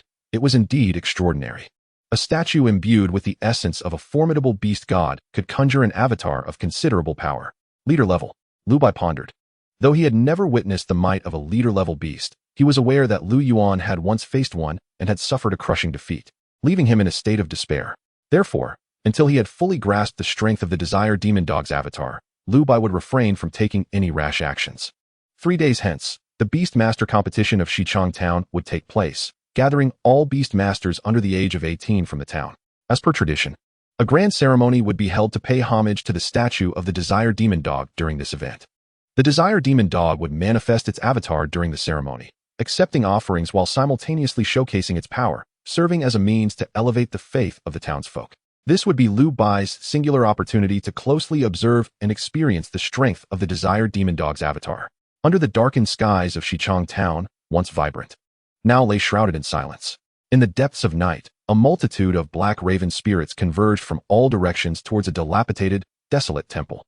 In the age of the beast god, deities had long ceased to receive earthly offerings. The temple's walls were in ruins, and the clay statue within had lost half of its form, leaving only its seated lower half intact, connected by countless spider webs. The arrival of Lu Bai and the ravens startled the stillness of the broken temple, where a pack of stray cats and dogs had made their home. Yet the overwhelming aura of the raven's powerful beast sent them fleeing in terror. Cough, cough. In the frigid night, Lu Bai, clad in only a thin garment, felt a chill, and involuntarily coughed a few times. The raven, hearing his cough, instinctively moved closer, enveloping Lu Bai in its broad wings, the soft down of its belly radiating warmth. "Thank you, Raven," Lu Bai said, gently stroking the raven's head, a smile gracing his face. As most of the raven spirits scattered throughout Xichang Town returned to the Broken Temple, Lu Bai began to tally his gains. His time away from Xishan Village had not been arduous. In fact, it had been quite fulfilling, largely due to the raven's soul of the dead skill. Thousands of raven spirits could freely roam under the raven's command, and it could directly sense and control their thoughts and actions. Upon receiving information about the soul of the dead from the raven, Lu Bai's first instinct was to have the raven retain only a portion of the souls, releasing the rest. Thousands of free laborers, requiring almost no cost, spread across the entire jurisdiction of Xichang Town, half to monitor and gather intelligence, while the other half traversed the desolate wilderness to collect resources and hunt tender mountain chickens and hares. 2 little mountain chickens. "I'm a bit tired of them after a month," Lu Bai mused, shaking his head. 2 red-skinned fruits, not bad. He picked up a large, palm-sized fruit. Its surface nearly entirely crimson, rubbed it on his clothing, and took a bite. The moment his teeth sank into the flesh, a burst of sweet, juicy flavor flooded his mouth. Lacking a convenient knife, Lu Bai decided to bite into another red fruit, breaking it into several pieces to share with the raven. The sweet fruit was delightful, and it was only right to share it with his devoted companion. Caw, caw, caw. The pieces of fruit were swallowed by the raven with cheerful caws. Whether the fruit was sweet or not mattered little. What was important was that it came from its master's offering. In addition, there were hundreds of rusted copper coins haphazardly piled together. Lu Bai casually selected a few coins that were in decent condition and placed them into his pouch for circulation. These were inconsequential items. What truly mattered was that Lu Bai shared knowledge of various resources he recognized, such as medicinal herbs, spiritual fruits, and common beast materials from Xichang Town, with the raven, instructing it to convey this information to the souls for their understanding and to gather in the wild, particularly focusing on resources beneficial for the raven's cultivation. The most precious knowledge that Lu Bai possesses undoubtedly pertains to the black segmented worm. However, during this month, his greatest acquisition has merely been a 30-year-old Ganoderma, which has unfortunately fallen victim to the raven's insatiable appetite. "What is this?" Hiss. Cough. Cough. Cough. Amidst a heap of miscellaneous items, Lu Bai suddenly caught sight of a black fragment, his eyes flashing with surprise. He had not anticipated that these spirits could genuinely unearth such valuable cultivation resources. A month prior, on the eve of his contract with the raven, his father Lu Yuan had presented him with an identical item. Yet, the black segmented worm currently in Lu Bai's possession pales in age compared to the one Lu Meng had given him, being a mere 7 or 8 years old, though it boasts the advantage of freshness. Gazing at the black segmented worm, the raven immediately turned its attention to Lu Bai, its beak agape, now a formidable rank 7 entity. The raven found the still infantile black segmented worm of little significance. What the raven truly craved was the sustenance provided by Lu Bai. With a smile at the raven's impatience, Lu Bai placed the black segmented worm into its beak and subsequently summoned the spirit of the raven that had brought back this prized worm. Perhaps, by following the thread of lineage, Lu Bai might trace back the ancestry of this black segmented worm. Knock, knock, knock. A series of knocks echoed through the town affairs office, where the 2 sisters, sent by Qian Shanhu, promptly rose with radiant smiles to approach the door, while Yu Lu tidied her delicate veil. Chapter 14, The Registration Incident. To their dismay, the knocker was not the longed-for mayor, but rather an ordinary town guard. The sisters' smiles instantly faded, and they stepped aside to exit unceremoniously. "Ladies, please partake in your meal." The guard, unfazed by the sisters' sudden change in demeanor, merely coldly held a basket of food to place on the table. "Thank you for your hard work, young man." In stark contrast to the sisters' swift transformation, Yu Lu greeted the guard with a beaming smile, approaching him as he delivered the meal. As her silk veil floated, revealing her delicate arms, she reached out to receive the food basket from the guard, her shoulder gracefully showcasing a glimpse of her porcelain skin, utterly enchanting. During the exchange, it seemed almost by design that Yu Lu's hand brushed against the guard's wrist, the soft touch causing him to momentarily falter. However, he quickly regained his composure and, after Yu Lu secured the basket, hastily departed the perfumed chamber. Once Yu Lu placed the food basket on the table, she did not rush to eat, but instead gazed thoughtfully at the door from which the guard had exited. She was acutely aware of her allure. In the vast town of Xichang, unless one was inherently impotent, scarcely any man could resist her charm. During her time at Genie Garden, it was a coveted task to fetch items for Yu Lu, with many young men clamoring for a glimpse of her beauty. Yet, in that brief encounter while receiving the basket, The town guard had shown only a fleeting moment of distraction at Yulu's intentional display of allure, quickly recovering. Clearly, the guard tasked with watching over them was no mere simpleton. Did such defenseless canaries truly require such protection? A sudden heaviness filled Yulu's heart. She did not believe this was mere concern from Xiao Xianing for their well-being. There were likely ulterior motives at play. Wow, so beautiful, so fragrant. Sister, you must try a bite. Unlike Yulu's meticulous thoughts, the other pair of sisters could hardly contain their excitement as they opened the food basket, exclaiming in delight and inviting Yulu to join them for a meal. The sisters' thoughts were simple. Upon witnessing Yulu's breathtaking beauty and grace, they realized they could never compete for attention against her. Thus, they chose to curry favor with Yulu, hoping she might look after them in the future. Thank you, sisters. Yulu picked up a piece of fine-grained cake and placed it in her mouth. But the sweetness that should have been like candy now tasted like wax on her palate. Mayor, what exactly are your intentions? As night enveloped the sky like ink, Yulu found herself wide awake, leaning against the edge of her bed in contemplation. Registration for the Beastmaster competition. The following morning, Lu Bai arrived early at the heart of Xichang Town to register for the Beastmaster competition, an excellent opportunity to engage closely with the coveted Desire Demon Hound. As the largest beast combat event within the town, the champion would gain direct entry to the Beastmaster competition in Tong'an Prefecture. This competition attracted the eyes of all Beastmasters under the age of 18 within the jurisdiction of Xichang Town. Every aspiring young Beastmaster confident in their abilities gathered here. Though many Beastmasters were present, only 50 or 60 had registered by the time Lu Bai submitted his application, yet each of their beasts was of at least ordinary 6th rank. The vast majority fell within the ordinary 6th and 7th rank range. The official accepting registrations took Lu Bai's identification badge, his eyes widening in disbelief upon seeing the 3 characters representing the humble West Mountain village. He hurriedly retreated into the building without saying a word to Lu Bai. Lu Bai did not conceal his identity. After monitoring Xichang Town for some time, he had a fair understanding of the new mayor's capabilities. With no formidable leaders present, no one in Xichang Town could rival him or the Raven of Death. The more the townspeople loathed and feared West Mountain Village, the more intent Lu Bai became on humiliating Xichang Town at the Beastmaster competition. He sought to shatter the ignorance of these foolish individuals with a resounding victory. Sir, a Beastmaster from West Mountain Village wishes to register. Should we proceed with the registration? Logically, West Mountain Village fell under the jurisdiction of Xichang Town, and any Beastmaster under 18 from there should be permitted to register without question. However, the clerk hesitated to make a decision. Previously, a rampant plague had been traced back to West Mountain Village, and the former mayor, Deng Buoqing, had led an expedition to wipe it out, resulting in a complete annihilation of West Mountain Village. Now, West Mountain Village existed only in name, and within Xichang Town. Its inhabitants were akin to rats scurrying across the street, reviled by all. Yet, here stood a Beastmaster youth from West Mountain Village wishing to register. The clerk was uncertain whether to proceed with the registration. What is the beast?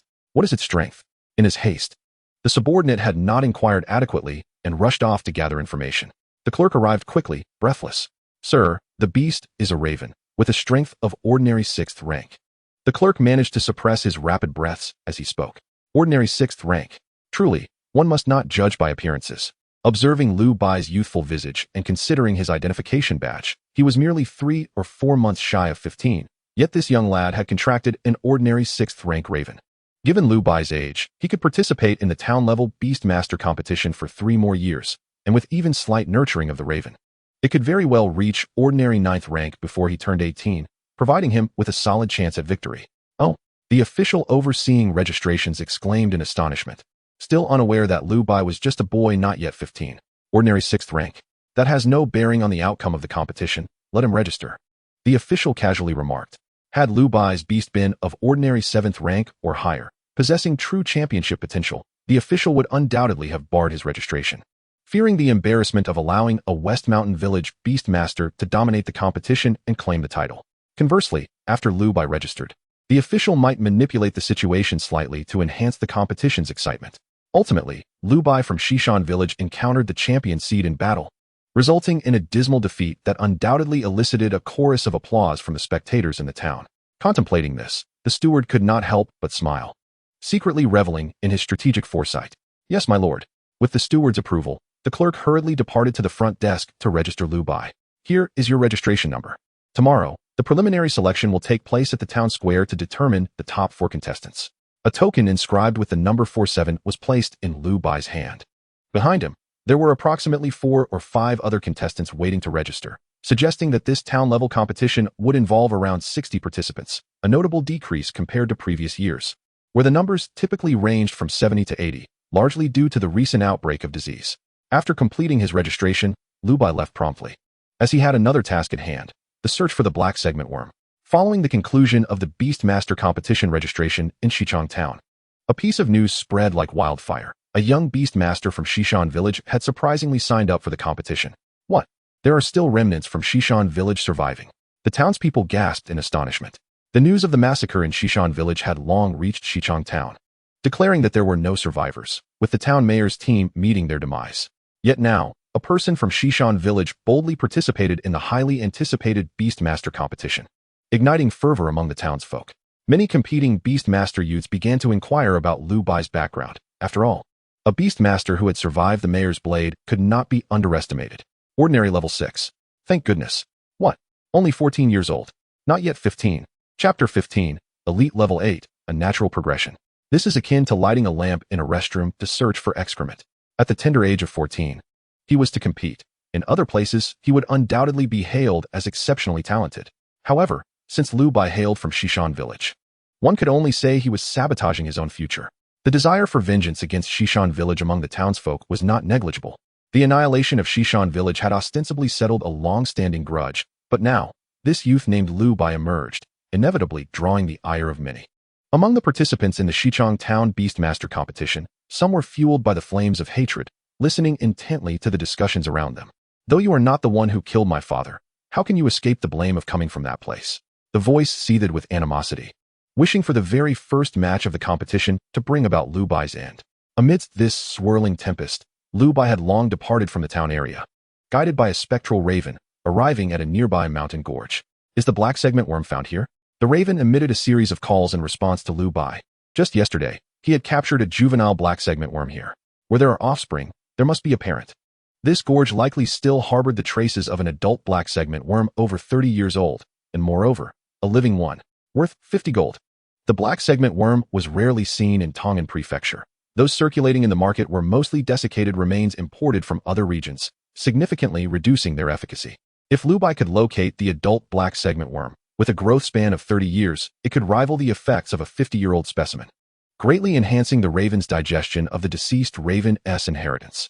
There was a strong possibility it could propel him to elite level 8, or even touch the threshold of level 9. Within a radius of 1,000 meters, hundreds of raven specters were released by Lu Bai, meticulously scouring the banks of the stream and the moist, loamy soil, leaving no blade of grass or twig unexamined. Even if he had to dig 3 feet into the ground, he would find the black segment worm. Each raven specter scanned the area with precision, their keen eyes missing no rustle of grass or whisper of wind, instantly detecting any black segmented arthropod within their sight.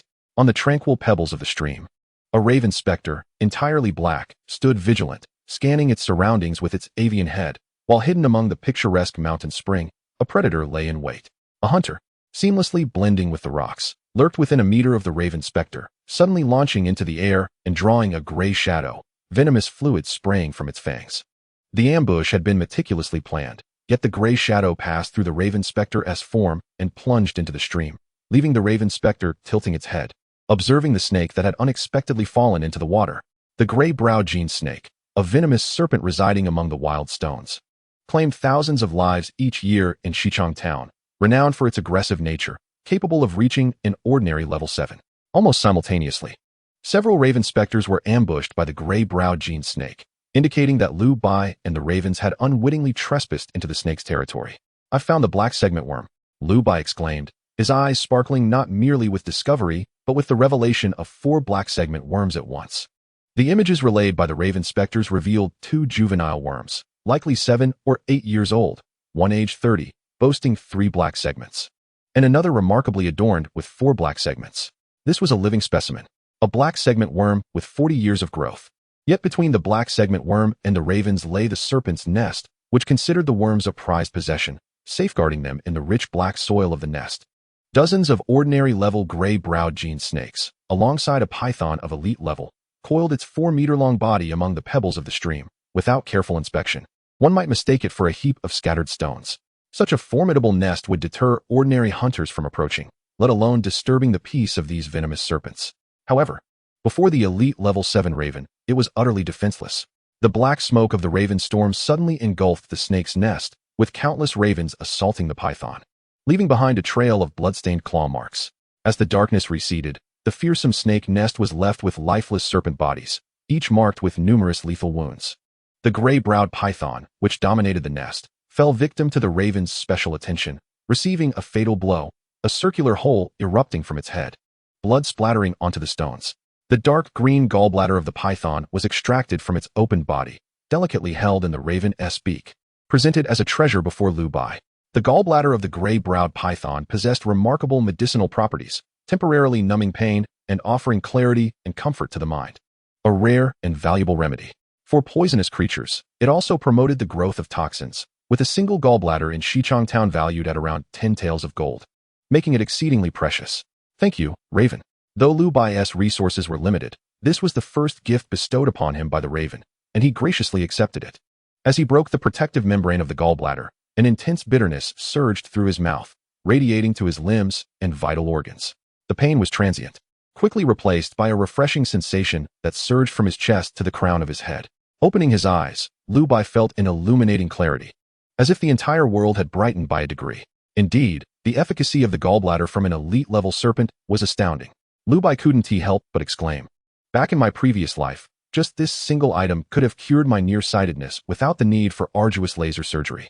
The remaining 10 or so gallbladder, fangs, and venom glands of the gray-browed python were swiftly harvested and collected in Lu Bai's possession. While their worth pales in comparison to the gallbladder of the gray-striped python, collectively they still amount to a substantial 30 taels of silver. However, these were merely appetizers. The Pycedor assistants lay buried in the black earth after the snake's den, where 4 vibrant black segment worms awaited the true objective of Lu Bai's venture. Among them were 2 black segment worms over 30 years old, and should the Raven consume all 4 today, it would fully assimilate the legacy of the Death Raven, propelling its prowess to the brink of the elite level, 9th rank. Alas, the fate of the worms seemed precarious. Perhaps stimulated by the rich scent of snake blood, or sensing impending doom, as Lu Bai and the Raven entered the black earth. 2 7- or 8-year-old larvae leisurely crawled amidst the soil, while the 3-ring and 4-ring black segment worms burrowed deeply, striving to dig downwards. Yet, their efforts proved futile against the elite level 7th rank Raven. With precise strikes from its sharp claws, the Raven adeptly captured 1 black segment worm in each claw. The worms were swallowed with the smoothness of water, and the dense dark elements within the Raven began to swirl, forming a mist of shadows around it, loosening the shackles of its elite level 7th rank strength at an accelerated pace. Elite level 8th rank, a natural progression. As the Raven's strength approached the pinnacle of elite level 8th rank, merely a thin veil separated it from 9th rank. Lu Bai spoke to the Raven. "If you do not ascend to 9th rank now, could it affect you?" Once it reached elite level 9th rank, the Raven would have fully inherited the legacy of the Death Raven, undergoing a profound transformation in both form and essence. The emergence of the Death Raven signified elite-level combat prowess, thereby nullifying the intent to feign weakness during registration. The presence of elite-level beasts in the town-level competition would guarantee a definitive victory. As the Raven steadily ascended to the peak of elite-level 8th rank, it decisively dissipated the remaining dark elemental mist for the souls of the Death Ravens to absorb. The Raven's core skill, the Death Raven Storm, underwent a remarkable transformation after absorbing substantial dark elements. The ordinary 3rd and 4th rank Death Raven souls frantically consumed the dark elements, rapidly elevating their power to above ordinary 4th rank. At the heart of the Death Ravens, one such soul, once absorbed by the Raven, now quietly awakened under the nurturing of the dark elements. It was the contract beast of the late village chief Feng Yuan, an elite-level Death Raven. However, upon its demise, the strength of the Death Raven's soul had diminished to elite-level 2nd rank. The potency of the Death Raven Storm surged to unprecedented heights. Unbeknownst to Lu Bai, this unexpected boon temporarily restrained the Raven at the pinnacle of elite-level 8th rank, inadvertently reviving the Death Raven's soul within the realm of spirits. A flicker of joy appeared on Lu Bai's face. The Raven's ascension to the Death Raven was merely a matter of time. And now he had secured an elite-level 2nd rank substitute, a perfect balance of light and shadow. Simultaneously, a powerful force surged within Lu Bai, clearing his mind and allowing him to perceive a significant enhancement in his mental strength, a gift bestowed by the Raven's innate abilities. Faintly, Lu Bai sensed he could manipulate objects from afar. Inspired, he focused his mental energy on a pebble beside the stream, gazing intently, yet it remained unmoved. Perhaps the stone was too heavy? Lu Bai shifted his aim to the leaves on a nearby shrub, yet the outcome remained unchanged, only swaying gently in the breeze. It seemed he had overestimated himself. With a self-deprecating chuckle, Lu Bai shook his head. Nonetheless, the expedition to the ravine had borne fruit. Over 10 snake gallbladders. 1 elite-level gray-striped python, for black segment worms, the Raven's ascension to elite-level 8th rank, and a significant enhancement of the Death Raven Storm. He had indeed returned laden with spoils. However, as Lu Bai turned to leave, the leaf he had focused on suddenly shattered from its branch, each fragment possessing an exquisitely smooth edge. At dawn, the bustling town of Xichang was alive with activity, as crowds flowed from the myriad streets towards the central arena of the Beast Master competition. Not only the townsfolk, but also villagers from the surrounding areas gathered to cheer for their local youths, eager to witness the prowess of the young Beast Masters. This year, 64 young Beast Masters had registered for the competition, divided into 4 arena zones according to their registration numbers. Coincidentally, the 4 most formidable contenders, each with the highest odds of victory, were allocated to different arenas, each taking their positions. Lu Bai arrived early at the arena area, where the strongest among the competitors was an ordinary 9th rank mountain dog, accompanied by 3 others of ordinary 8th rank, while the majority were of ordinary 7th and 6th rank. However, an overwhelming proportion of the competing beasts were mountain dogs, leading one to ponder if the competition should be aptly renamed the Mountain Dog King Tournament. Holding registration number 47, Lu Bai stepped onto the arena first. Upon entering, he was met not by an opponent, but rather a voice filled with fury ringing in his ears. You, the remnant of Shishan village. Today, I shall defeat you to appease the spirits of my ancestors. The young Beast Master's mountain dog barked incessantly at his command. The youthful face, tinged with unyielding anger, only served to create an atmosphere of cacophony, much to Lu Bai's annoyance. A dog that bites does not bark. Such overt displays of anger merely revealed the boy as a blusterous coward, foolishly allowing his hatred to surface without possessing absolute strength. Lu Bai of Shishan village. Ordinary 6th rank raven. Zhang Ping of the town, ordinary 7th rank mountain dog. At ordinary 7th rank, the raven could effortlessly rend the mountain dog in half with merely a fraction of its strength. Concealing its prowess would require far more effort than outright domination. Lu Bai gestured for the raven to moderate its strength, showcasing an equal combat power to the mountain dog, aiming for a challenging yet hard-won victory. The raven possessed an undeniable advantage in flight. Throughout the battle, it toyed with the mountain dog like a puppet, executing aerial assaults and employing the simplest of claw strikes, leaving deep gashes upon the mountain dog's body. Damn it! Zhang Ping fumed as he watched his mountain dog in such disarray, while the raven floated effortlessly above, inciting further ire within him. If I cannot control the one in the air, can I not subdue the one on the ground? He shouted. Mountain dog, attack the Beast Master. Zhang Ping commanded loudly. Attacking the Beast Master was a violation of the rules, warranting disqualification. Yet the situation was evident. Zhang Ping and his mountain dog would surely face defeat. Refusing to accept this fate, Zhang Ping vehemently ordered his mountain dog to attack the seemingly weaker Lu Bai. Such despicable actions did not earn the disdain of the onlookers. Rather, they sparked a small wave of cheers, for Lu Bai hailed from Shishan village, the harbinger of misfortune brought upon Xichang by the ominous raven. Exposed to the raven's relentless mockery, yet unable to mount an effective counterattack, the mountain dog panted heavily, its whimpers concealing a pent-up fury. The master's command provided the mountain dog with an outlet for its wrath, directing it towards the raven's Beast Master. Unable to tame the ravens soaring through the skies, could one not manage the frail beings trotting upon the earth? The mountain dog bared its menacing fangs, its 4 limbs seemingly infused with an overwhelming force, racing swiftly toward Lu Bai's direction. How despicable! Witnessing Zhang Ping command his mountain dog to brazenly assault a beast tamer despite knowing the rules, Lu Bai felt a sense of shame wash over him. However, as the mountain dog charged forward, its gaping maw ready to devour him whole, an aura of terror enveloped Lu Bai, yet he displayed not a hint of fear or retreat, merely casting a cold gaze upon the loathsome creature and its master. Chapter 17, The Mayor's Recruitment. Before the peak of an elite-level 8th-tier raven, the sudden assault of an ordinary 7th-tier mountain dog was laughable. Despite the distance of 50 or 60 meters between them, the raven's black wings sliced through the air with astonishing speed, striking the mountain dog's forelegs with precision. With its front limbs incapacitated, the mountain dog tumbled to the ground as it ran at full speed. In that instant, the dark blue silhouette in the air flashed by, and for the first time in its life, the mountain dog experienced the sensation of flight, albeit filled with dread and terror. Zhang Ping shouted with a tremulous voice, "I surrender. I concede." In the blink of an eye, the raven seized the mountain dog, ascending to a height of 100 meters. Such a fall would surely maim or kill the creature, a reality Zhang Ping could not bear.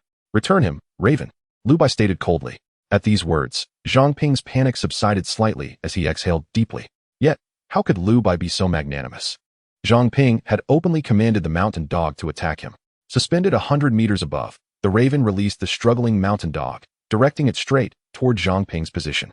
To accept meant the mountain dog would perish. To reject meant his own demise. Zhang Ping watched the approaching shadow with an overwhelming fear of death.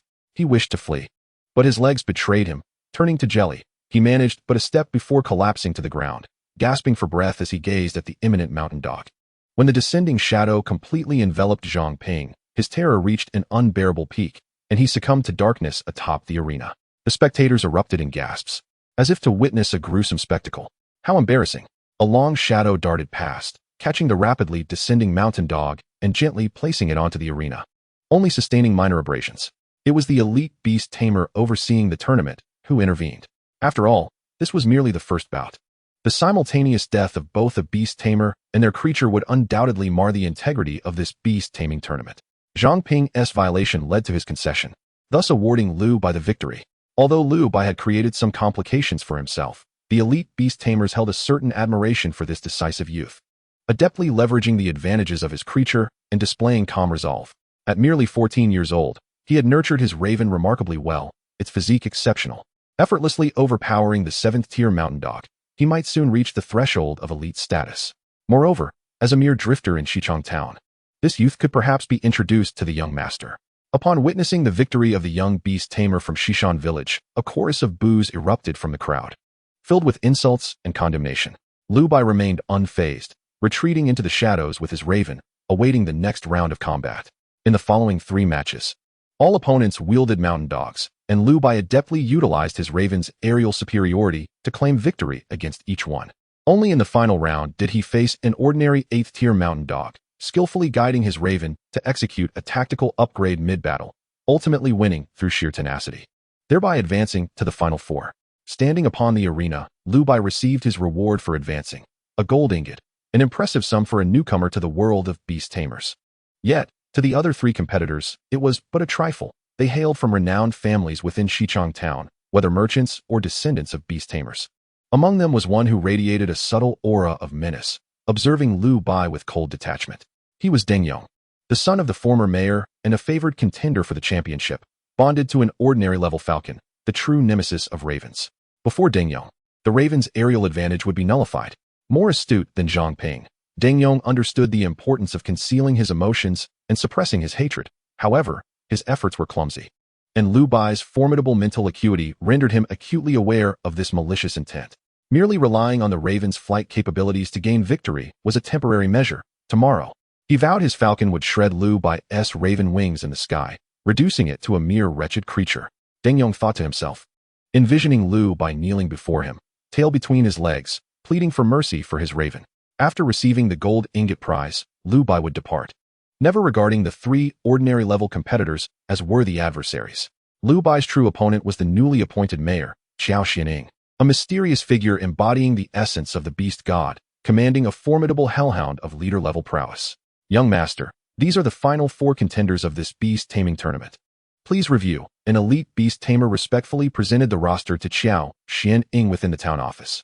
Several elite beast tamers in the town's guard were originally brought over by Xiao Xianing upon assuming his new role, having been nurtured by the Qiao family. Even granted the opportunity to advance their beasts to elite status. Deng Yong, 17, ordinary level 8th tier falcon, son of the former mayor, with an uncle serving as an elite beast tamer in the city of Minhai. Underneath, a note read, upon observation, his falcon is on the verge of breaking through to the 9th tier, showing great potential. With the right path to advancement, it could enter elite status. Zhang Yuan, 18, ordinary level 9th tier mountain dog, firstborn of the Zhang family's grain store in Xichang Town, with mediocre talent. His mountain dog's 9th tier strength largely derived from resource accumulation. Lu Bai, 14, ordinary level 7th tier raven, hailing from Xishan village, of commoner background, exhibiting exceptional combat abilities and promising talent, having nurtured his raven to a commendable standard. Suddenly, 18. Ordinary level 8th tier mountain dog, second son of the Sun family's butcher shop in Shichong Town. His brother, an elite beast tamer, serves as a bodyguard for a family in the city of Tongan. With a single glance, Xiao Xianing discerned the candidates with potential for recruitment. Only Deng Yong and Liu Bai. Zhang Yuan was a waste, destined to remain at ordinary level 9th tier for life. While Sun Li's brother had allied with a competing family in the state city, creating a rivalry with the Qiao family, Liu Bai would face Sun Li, while Deng Yong would contend with Zhang Yuan. Xiao Xianing promptly arranged the matchups for the following day. If you both emerge victorious, I shall bestow upon you an opportunity to touch the elite level, Xiao Xianing stated. Among his elite beast tamers, nominally his town guards, only 2 were truly loyal. The others merely followed family arrangements to establish a foothold in Shichong Town. Thus, Xiao Xianing needed to begin forming his own faction, seeking to cultivate capable subordinates. In this narrative, Liu Bai finds himself isolated and without any roots, standing alone amidst a conflict with Shichong Town, which he cleverly intends to exploit to his advantage. Yes, young master. Chapter 18, Ascending the Social Ladder. What offerings shall we present tomorrow? In response, the subordinate reported, the 3 individuals remain compliant, staying indoors and have not ventured outside. The town guards explained that the offerings referred to the pair of sisters sent by Yu Lu and Qian Shanhu. Xiao Xianing, without lifting his gaze, listened to his subordinate's report. What? Do you have any thoughts? I dare not. My subordinate would never presume. Upon hearing Xiao Xianying's admonition, the town guard immediately knelt, for in the past 2 days, who could withstand the tantalizing presence of the courtesan Yu Lu? He found it incomprehensible that such a stunning beauty would not linger in the young master's thoughts. Being offered as a mere sacrifice to a cold stone statue of a beast god, does she not understand the pleasures of womanhood? Yet, as a subordinate, he dared not speculate on the young master's intentions. You may leave, Xiao Xianing said, placing his wolf hair brush gently on the inkstone. It seemed that our courtesan possessed some wit, but alas, intelligence crumbles in the face of absolute power, proving utterly ineffective. Xiao Xianing was well aware of Yu Lu's subtle maneuvers. Had he been a lecherous dandy, he would have undoubtedly taken advantage of her. However, in the realm of power, beauty is merely a fleeting distraction, incapable of hindering Xiao Xianying's resolve to augment his strength. A low growl emanated from the shadows behind Xiao Xianing, revealing his contracted beast, a formidable canine with pitch-black fur, its crimson eyes radiating an aura of oppression. This beast was no ordinary mountain dog. Do not worry, an opportunity awaits you tomorrow. Xiao Xianing rarely displayed a smile as he caressed the head of the black giant dog. He intended to offer the 3 exquisite maidens to the beast god's stone statue of desire, particularly for the courtesan Yu Lu, who was favored by the desire-driven magic hound. There was a significant chance that divine blessings would be bestowed. Such blessings could immensely benefit Xiao Xianying's beast, enhancing its bloodline and allowing it to transcend the 6th rank, entering the 7th tier. As the final round of the Beast Master competition in Shichong Town commenced, the newly appointed town leader, Xiao Xianing, made a grand entrance, flanked by 2 elite Beast Masters who served as his escort. This was his first formal meeting with the townsfolk. The appearance of the 3 elite Beast Masters ignited a wave of excitement throughout the venue.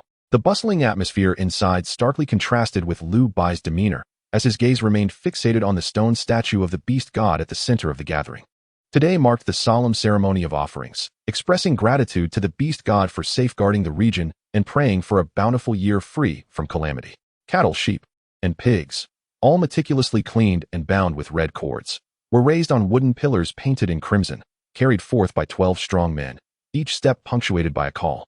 As they approached the statue, under the clear prayers, the audience stood, hands clasped in reverence, offering their sincere prayers. This was a charade. Liu Bai joined in the gesture. Yet the truth in his eyes betrayed the reality. This was not the beast god statue he had seen before the town office. The one before him merely bore its form, lacking the essence of the desire-driven magic hound. As the ceremony concluded, the final round officially began, and Xiao Xianing vanished from his elevated position. The first match, Liu Bai versus Sun Li. Meanwhile, at the chamber where Yu Lu resided, a knock echoed through the door. Upon its opening, 6 maidens entered in a line, each bearing a luxurious golden-red bridal gown and extravagant jeweled headdresses. Outside, 10 town guards flanked the door and windows, while an elite beast master stood watch from a nearby sentry post, observing the room where the 3 maidens were situated. Wow! Sister, come and see. As the row of maidens entered, the sisters' exclamations of delight filled the air, their faces glowing with uncontainable joy. Is this for us? After receiving a confirming nod from the maidens, they gazed at the finely crafted gold and silver ornaments with expressions of adoration. Not long ago, They had been terrified at Qian Shanhu's place, yet now their hearts brimmed with excitement and happiness. They had thought that becoming the town leader's beloved would suffice for a day of joy, never anticipating they would truly ascend to such heights. Each piece of jewelry and attire was undeniably befitting a marriage to someone of high status. They never imagined they would be honored in this way. Clearly, the town leader must be quite fond of the two sisters. Please take a seat. We shall prepare your hair and makeup. The 6 maidens paired off to serve Yu Lu and her sisters, respectfully guiding them to the vanity. They meticulously arranged the trio's lustrous hair. One maid held a fine blusher brush, carefully enhancing the beauty of the 3 maidens, each stroke highlighting their exquisite features.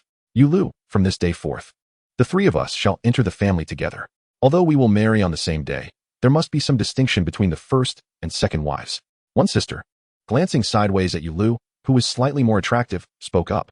Previously intimidated by Yu Lu's reputation, they had regarded the courtesan of Genie Yuan as a formidable contender for the town leader's affection. Thus, the sisters had always sought to ingratiate themselves with her. However, today was different. They now shared the same status, both marrying into the town leader's family. Moreover, as sisters, they no longer needed to curry favor with Yu Lu. Instead, they felt compelled to establish a hierarchy, ensuring that Yu Lu understood her place within the household.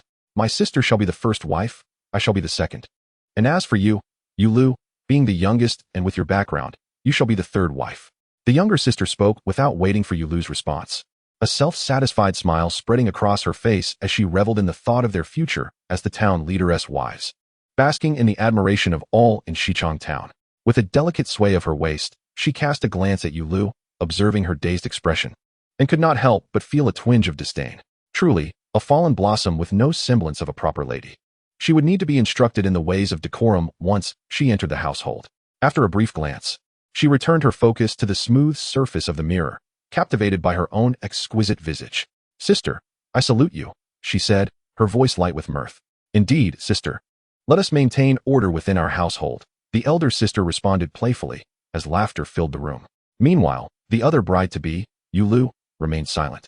Having been presented with bridal attire and treasures, her thoughts consumed by the impression Xiao Xining had left on her. He was certainly not a man of base desires. Yu Lu recalled their encounter vividly. His gaze had not betrayed any lust for beauty. Instead, the astute and perceptive Yu Lu discerned the underlying mockery, a manifestation of overwhelming ambition and desire. Xiao Xining could never possibly wed any of those 3 women. Chapter 19. A deceptive marriage, a performance match. Yet, the opulent bridal gowns, the resplendent jewels radiating affluence, felt strikingly authentic. At this moment, Yu Lu resembled a marionette, obediently following the directives of the maidens. As she shed her delicate gauze attire and donned the splendid golden embroidered garments, guided by the attendants, she seated herself upon a rosewood stool, her gaze vacant as she stared into the mirror reflecting her own visage. Miss, your foundation is truly exquisite. Observing Yu Lu's nearly flawless countenance, the maid raised her brow pencil, yet hesitated. Such a perfect face. Even the slightest application of rouge seemed a desecration of this heavenly beauty. Allow me, Yu Lu softly interjected, taking the brush from the maid's hand and deftly adorning her reflection. With a final stroke, she set down the eyebrow pencil crafted from inkstone powder, and a radiant smile blossomed upon her face, illuminating the expansive room, drawing the attention of numerous maidens. Even the sisters accompanying her to the wedding cast envious glances her way. One could not help but exclaim, this woman possesses such allure. She knows how to stir the hearts of men. The auspicious hour approaches. Please, ladies, hasten to the outside and enter the sedan chairs. Upon witnessing that all 3 ladies were appropriately attired, the town's guard promptly entered, urging the sisters and the courtesan Yu Lu to embark swiftly. Sister, let us hurry. We must board the sedan first. Upon hearing the guard's call, the elder sister immediately rose and addressed her younger sibling. No sooner had she spoken than she hurriedly grasped her skirt and made her way towards the door, determined to claim the first sedan chair. For the foremost chair would be the first to arrive at the destination. She is the matron. It is only fitting that she be the first to cross the threshold. The younger sister followed closely, lifting the curtain of the second sedan chair and gleefully bending to sit within. Only Yu Lu, the courtesan, moved at a leisurely pace. Pausing before the third sedan chair, her gaze swept across the expansive town office, her eyes lifted to behold the boundless azure sky. Subsequently, she gracefully entered the sedan. Lift the sedan. At the command, the procession commenced. Inside the sedan, Yu Lu lightly bit her tongue, attempting to rouse her senses. On this joyous occasion, however, there was no jubilant celebration accompanying her, nor was there a ceremonial procession in formal attire following behind. How peculiar. Is this truly a wedding send-off? Yulu gently lifted the curtain on the side of the sedan, her bearers marching with steady and powerful strides, rendering the pace imperceptible to her.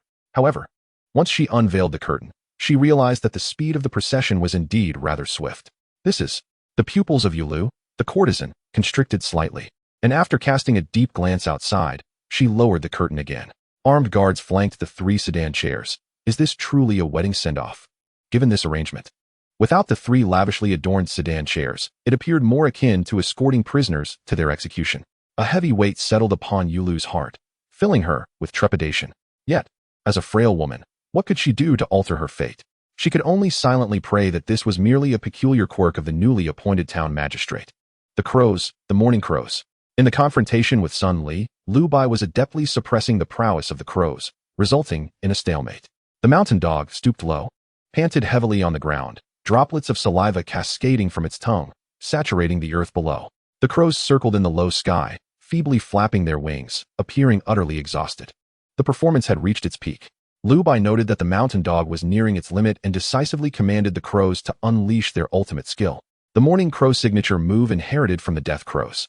A series of heart-stopping, raucous caws echoed, causing the gathered spectators to frown and clutch their chests, an inexplicable discomfort arising within them. As the target of the caws, the mountain dog grew increasingly agitated, rolling on the ground, rubbing its ears, seemingly striving to drown out the auditory assault. Under the cacophony of the morning crows, the mountain dog succumbed, collapsing in chaos upon the battleground. After releasing the morning crow's call, the crows gracefully descended from the sky, collapsing into Lu Bai's embrace.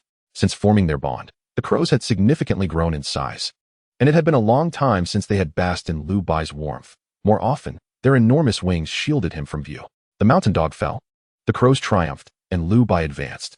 Observing the now limp crows, the elite beast tamer overseeing the competition was filled with admiration. This crow, poised to reach the elite level, had effortlessly mastered the morning crow's core technique. Clearly, Lu Bai's crow was a beacon of hope for the crow beast tribe, having undergone the racial inheritance from a dying elite death crow. With sufficient strength, advancing to a death crow would be a mere formality. The young master indeed possessed an astute eye, having recognized this young man at first glance. Prior to the competition, he sought out Lu Bai, revealing the town magistrate Xiao Xianying's intention to recruit him, presenting a broad and promising path ahead. There seemed no reason for the youth to decline. As he had anticipated, Lu Bai readily accepted the young master's invitation, expressing a desire to exchange the prizes of the current competition for resources beneficial to the crow's growth. Such trivial matters did not require the young master's approval. He could independently arrange exchanges with the town's treasury, thus eagerly promising Lu Bai. This battle had proven Lu Bai's worth. In a year or two, perhaps this youth would stand shoulder to shoulder with him, mused the elite beast tamer. However, it was unfortunate that he had revealed himself too early. Having exhausted his strength, he was no longer a match for Deng Yong. Not to mention, Deng Yong's falcon somewhat restrained the crow's speed and flight. Drawing upon his experience, the elite beast tamer had already gauged the outcome between Lu Bai and Sun Yong. Damn it, my heart. The ominous aura of Shishan village indeed heralded misfortune and calamity. The sound waves of the morning crows inflicted a significant burden on the hearts of the townsfolk gathered in Shichang town, evoking memories of that plague-drenched white silk.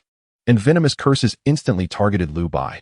As the host announced the second match, Deng Yong against Zhang Yuan, the curses gradually subsided.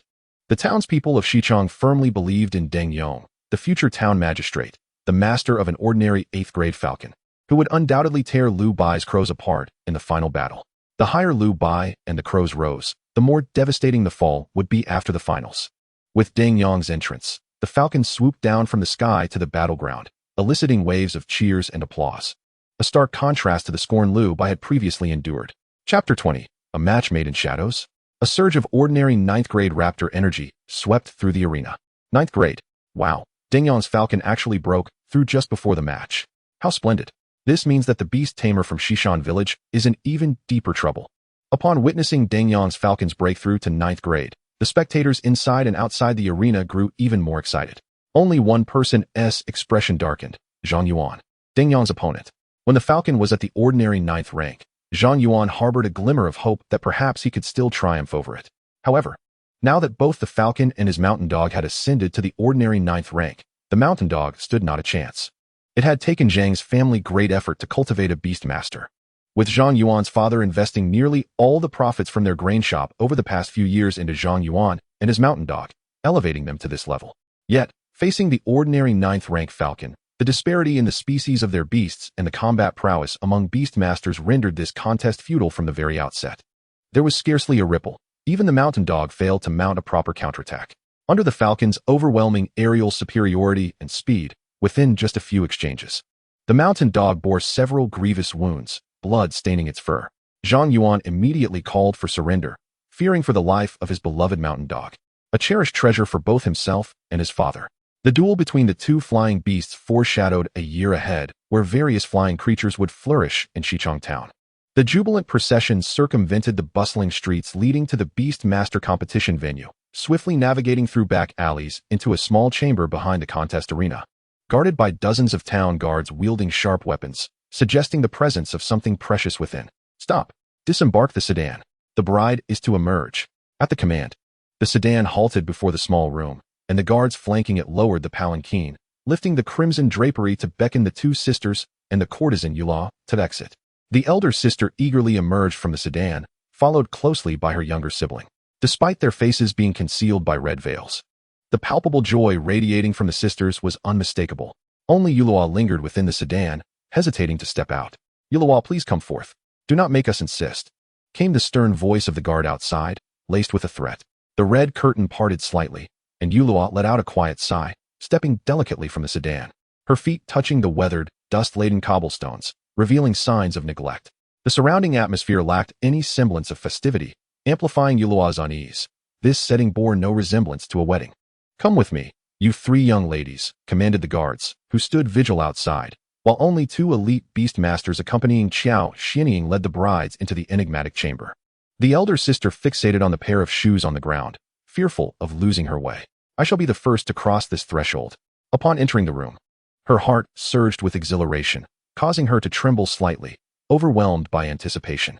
Contrarily, Yulaw, at the rear of the procession, trembled not from excitement, but from trepidation. Sensing the lurking dangers of the unknown, she was well aware of the customs surrounding marriage, yet everything about this place exuded an eerie aura. The people appeared amiss. The room was unsettling. The atmosphere was utterly wrong. Could it be a sinister union? Yulaw's thoughts raced, recalling tales of a macabre practice requiring a bride to be buried with the deceased. Though such arrangements were forbidden among common folk, the absence of prohibition did not equate to their non-existence. Within the chamber, a hidden door swung open at the bookshelf, resembling a gaping chasm of despair. Fixing a gaze upon the 3 brides adorned in resplendent red garments, following in the footsteps of those before them, the sisters and Yulaw cautiously stepped into the darkness. If you would be willing to save me, I would pledge my life to you, through thick and thin. Yulaw's voice trembled as she addressed the elite beast master behind her, offering her only asset, her body, in hopes of securing her salvation. Do not play tricks. A cold voice, devoid of emotion, dashed her final hopes in less than a heartbeat. Qiao Si, captivated by Yulaw's exquisite allure concealed beneath her crimson bridal garb, felt his heart stir. Yet, having been raised as a death warrior within the Qiao family, he fully understood the formidable power they wielded. The Qiao family had dominated the state city for centuries, boasting countless elite beast masters. The current head's beast had long ascended to the pinnacle of the leader rank, supported by several formidable clan elders. Reports claimed that the eldest son had also joined the ranks of leader-level beast masters, the second son beast standing at the peak of elite rank, and the third son an elite 6th rank beast master. The Qiao family, with its orderly succession, was poised to thrive for at least another century. Yet behind this temptation lay the price of life. Qiao Si understood the weight of such a choice. Moreover, as an elite 2nd rank beast master, supported by the Qiao family, he could easily choose from numerous attractive women, even if none could rival Yulaw's extraordinary beauty. However, once the candle was extinguished, all beds were the same. Why risk one's life for a woman? Yulaw fell silent, resigned to her fate. Historically, beautiful women often met tragic ends, after enduring such trials and inhumane torment. Perhaps her life would conclude here, entombed within the earth, a fitting destiny. But could she truly accept this fate? Her tightly clenched fists bore testament to her inner turmoil, the meticulously manicured nails etching shallow crimson lines into her palms, drawing blood. This is not a place for a wedding. Where are we? The elder sister, observing the encroaching darkness beneath her feet, discerned flickering candle shadows and detected the musty odor of damp earth. Sensing something amiss, she abruptly lifted her red embroidered veil, gazing into the dim passageway, panic overtaking her. Yet, the response was a harsh reprimand. Move. The young master awaits ahead. No, I will not go. Even the dullest among them should now grasp the truth. This was no wedding procession, but a grim journey to their demise. The sisters, in a fit of rebellion, rooted themselves in place, unwilling to take another step forward. Yulul, having unveiled her face, refrained from joining in their commotion. The sheep had already wandered into the tiger's lair, and struggling against her fate would only hasten her end. The sharp blade was drawn from its sheath, its cold demeanor now exuding lethal intent, while two massive hounds, reeking of blood, bared their savage fangs. I will go. I will go.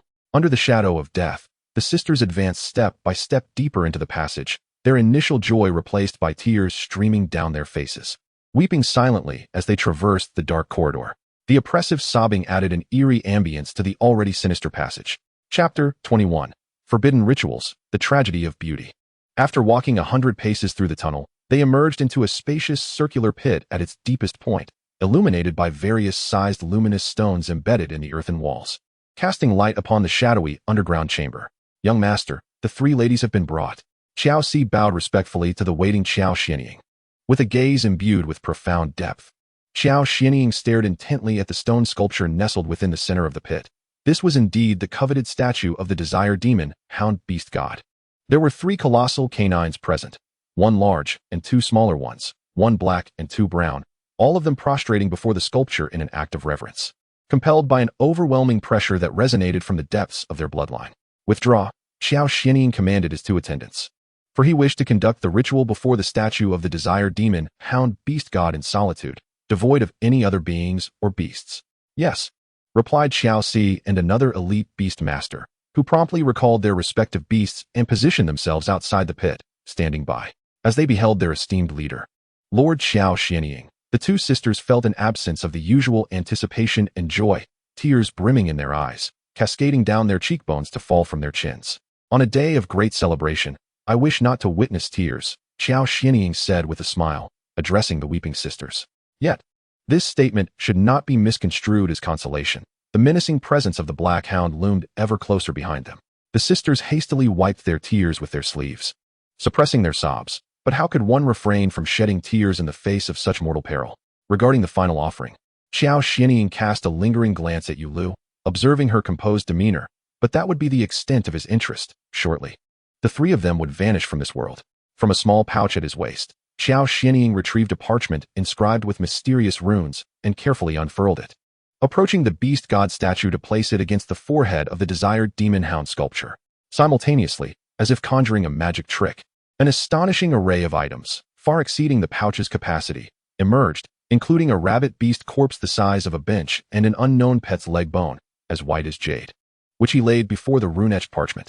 A surge of enigmatic power erupted from the parchment, drawing in the rabbit beast's corpse and the leg bone, as a smooth, white luminescence radiated from the statue's forehead, illuminating the entire pit. Enormous eyes manifested upon the beast god sculpture, an aura of divine might enveloping Xiao Xianying and his companions, compelling his beast to lower its head and emit a low whimper. The beast god above, today, your devotee Xiao Xianying commences the ritual, presenting a maiden of pure Yin as an offering to the divine. With utmost reverence, Xiao Xianying bowed deeply, and under the watchful gaze of the immense eyes, he forcefully propelled his sister to the forefront of the beast god statue. A powerful pull enveloped her, filling her with overwhelming dread, as she found herself helplessly drawn towards the statue. In an instant, akin to a bloody mill, the delicate form of the girl erupted into a torrential rain of blood, compacted within a small circular area, as a miniature red vortex materialized before the desired demon hound sculpture, absorbing the entirety of the blood rain. No, help! The horrific demise of her sister elicited a terrified scream from the younger sibling, as dark shadows crept over the hem of her golden red embroidered dress. Once, the sisters had eagerly occupied the first and second wedding palanquins, but now, they had unwittingly become the first sacrifices. Observing her distraught state, Xiao Xianying's expression turned cold as he unhesitatingly seized her shoulder, his grip transforming into a claw, forcing her toward the statue, awaiting the completion of the vortex's absorption. You! How dare you! Yu Lu exclaimed, her eyes wide with disbelief. The great Xin dynasty had long prohibited live sacrifices. She had sought to engage in a shadow marriage, but never anticipated that someone would dare to perform a live offering here, especially the new town leader, Qiao Xianying.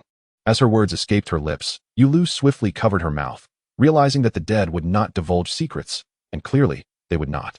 Qiao Xianying cast a glance at Yulu, recognizing her as a courtesan trained well by her mother, well-versed in matters of elegance, and surprisingly aware of the taboo of live sacrifices. As Yulu surmised, Qiao Xianying was indifferent. In the darkened tunnel, 3 innocent maidens were powerless to speak.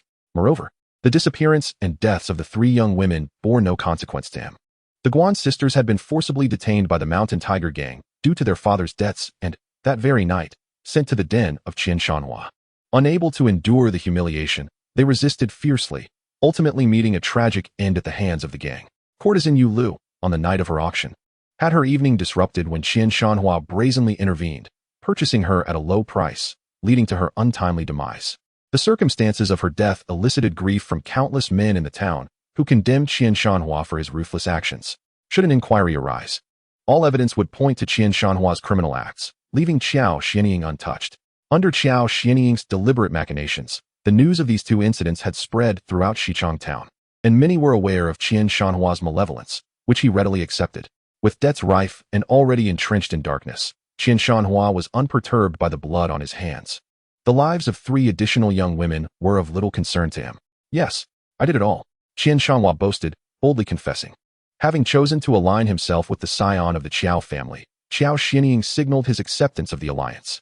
And it was only prudent to provide some form of allegiance. The lives of 3 young women could very well serve as a bargaining chip, igniting a frenzy among the gangs of Tong'an State, who would seek to present sacrifices to the Qiao family. With Qian Shanhua at the helm, he reveled in the prospect of his newfound status. Soon, as Qiao Xianying exerted force, the younger sister was helplessly thrust toward the blood-soaked vortex, meeting her fate in silence. Witnessing the impending doom, courtesan Yulu sighed deeply before closing her eyes, 2 crystalline tears escaping the corners. A poignant reminder of her arduous journey since being groomed as a courtesan at the tender age of 10. Throughout her tribulations, she had never shed a tear until this moment. The sudden cawing of crows echoed disturbingly within the silent underground pit. Qiao Xianying's expression shifted dramatically as he scanned his surroundings, seeking the source of the mysterious sound. Chapter 22. The courtesan becomes dog food.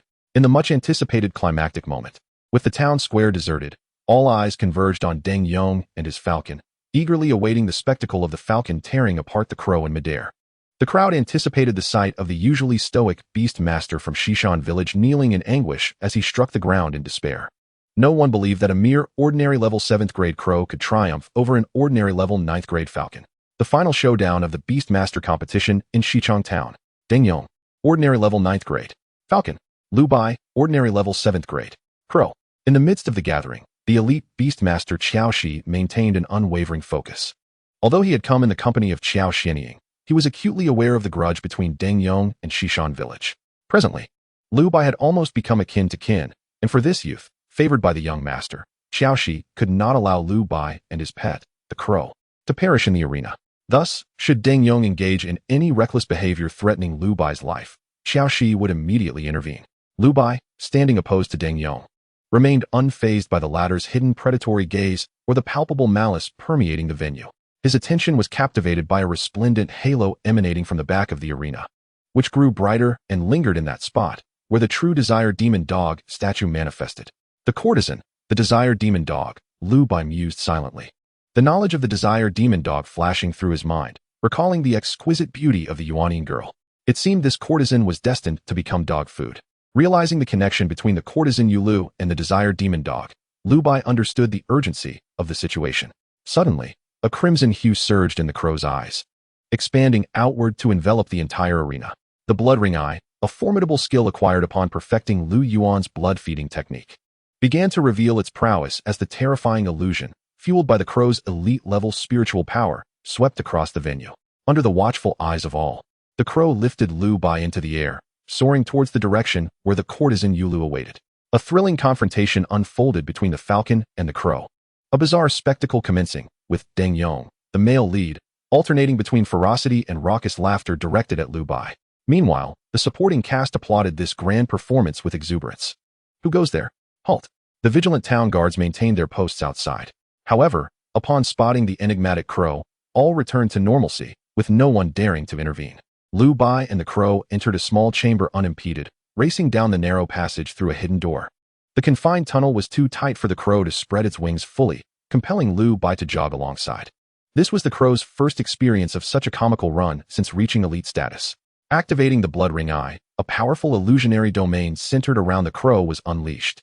Before encountering Xiao Si and the others lying in wait outside the pit, the crow's formidable spiritual power had already discerned their positions. The potent illusion quietly infiltrated the minds of Xiao Si and his beasts, allowing Lu Bai and the crow to reach the core of the tunnel, where a blood-soaked forbidden ritual awaited. Unlike Xiao Xinying and his elite-grade 6th-tier beast, the Black Fiery Mastiff, the others outside lacked the strength and spiritual intensity to fully penetrate the crow's woven illusion. Thus, upon Lu Bai and the crow's arrival, Xiao Xinying heightened his vigilance. The ongoing forbidden ceremony permitted no disturbances or disruptions.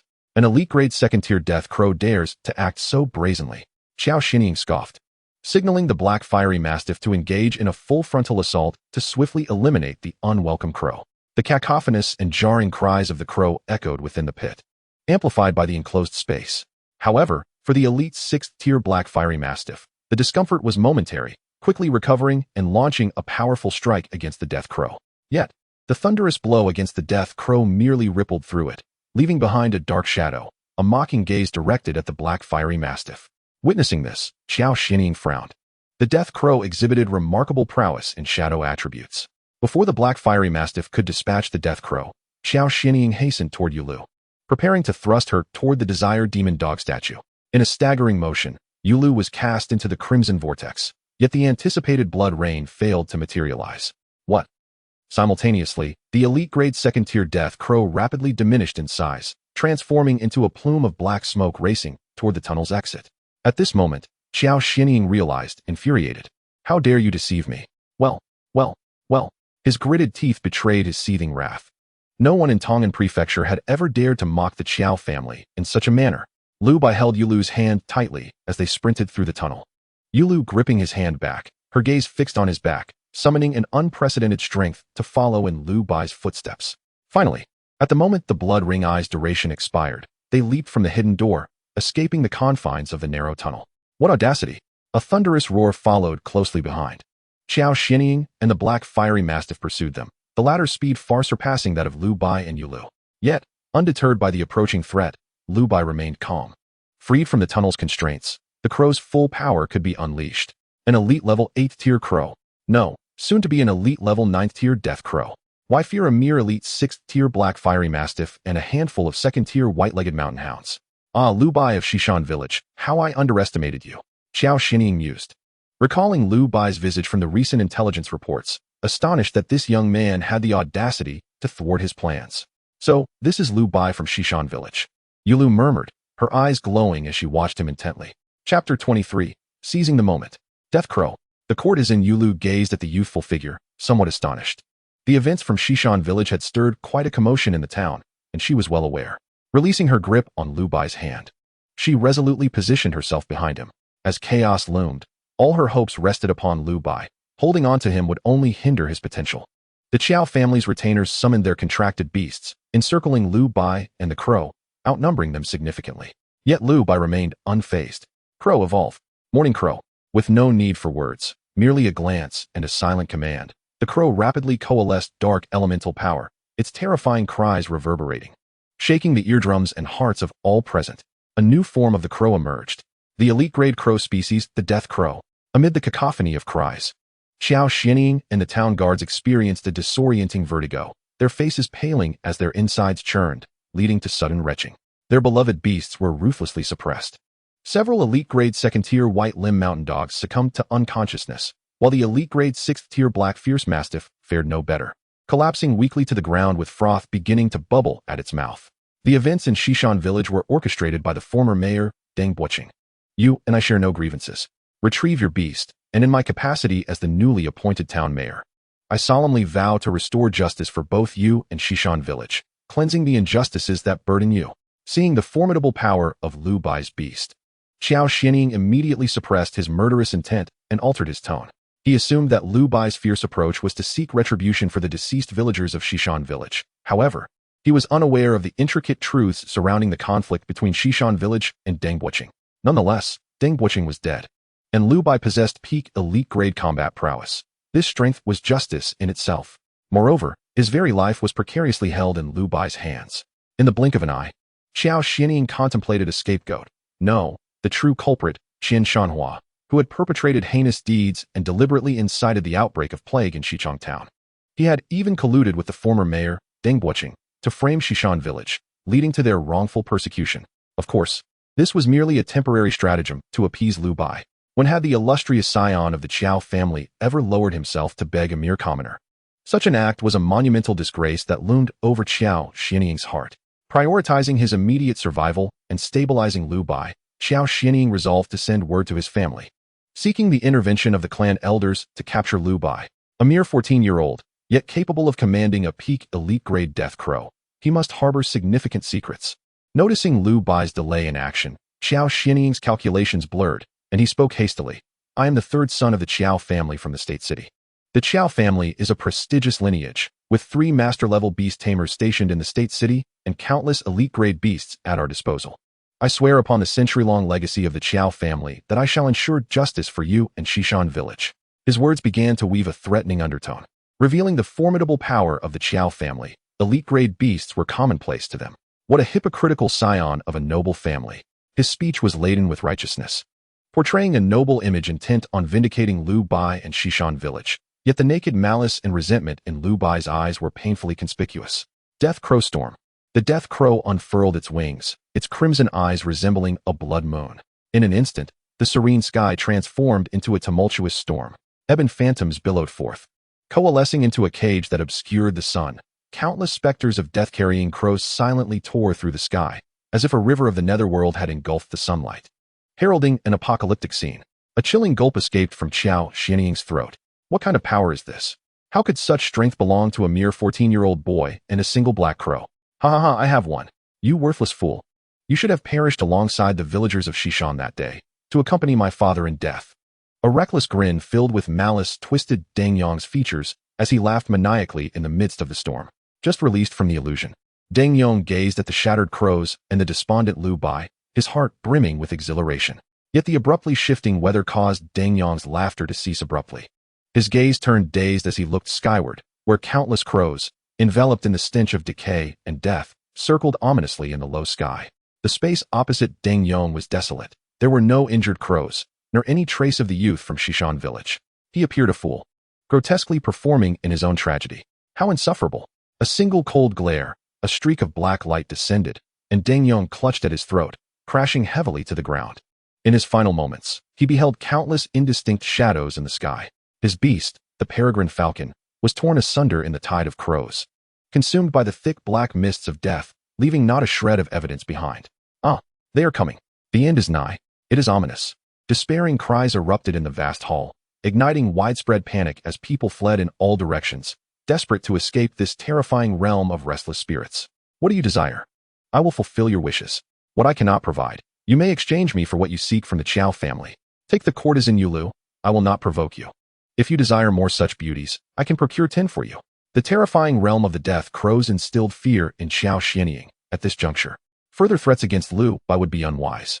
He comprehended that Lu Bai sought not vengeance for Xishan village, but rather wealth and beauty, gold and treasures. Anything Lu Bai desired. If Xiao Xianying possessed it, it was his to take.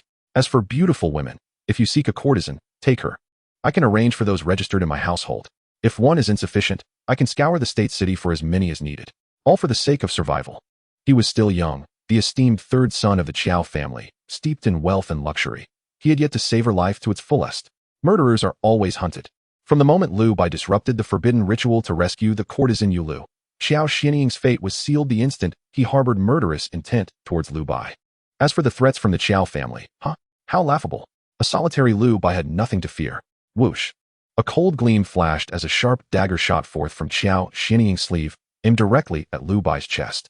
As he noticed Lu Bai making no move to spare them, Xiao Xianying continued to plead for mercy, distracting Lu Bai's attention. It was all a ploy to catch Lu Bai off guard in this moment of desperation. No matter how powerful your beast may be, you remain weak. If I can eliminate you, the situation will be resolved. Xiao Xianying roared. The common flaw of beast tamers lies in their frail defenses. Chapter 24, The Celestial Bag. The Courtesan's Infatuation. Xiao Xianying's eyes widened in disbelief.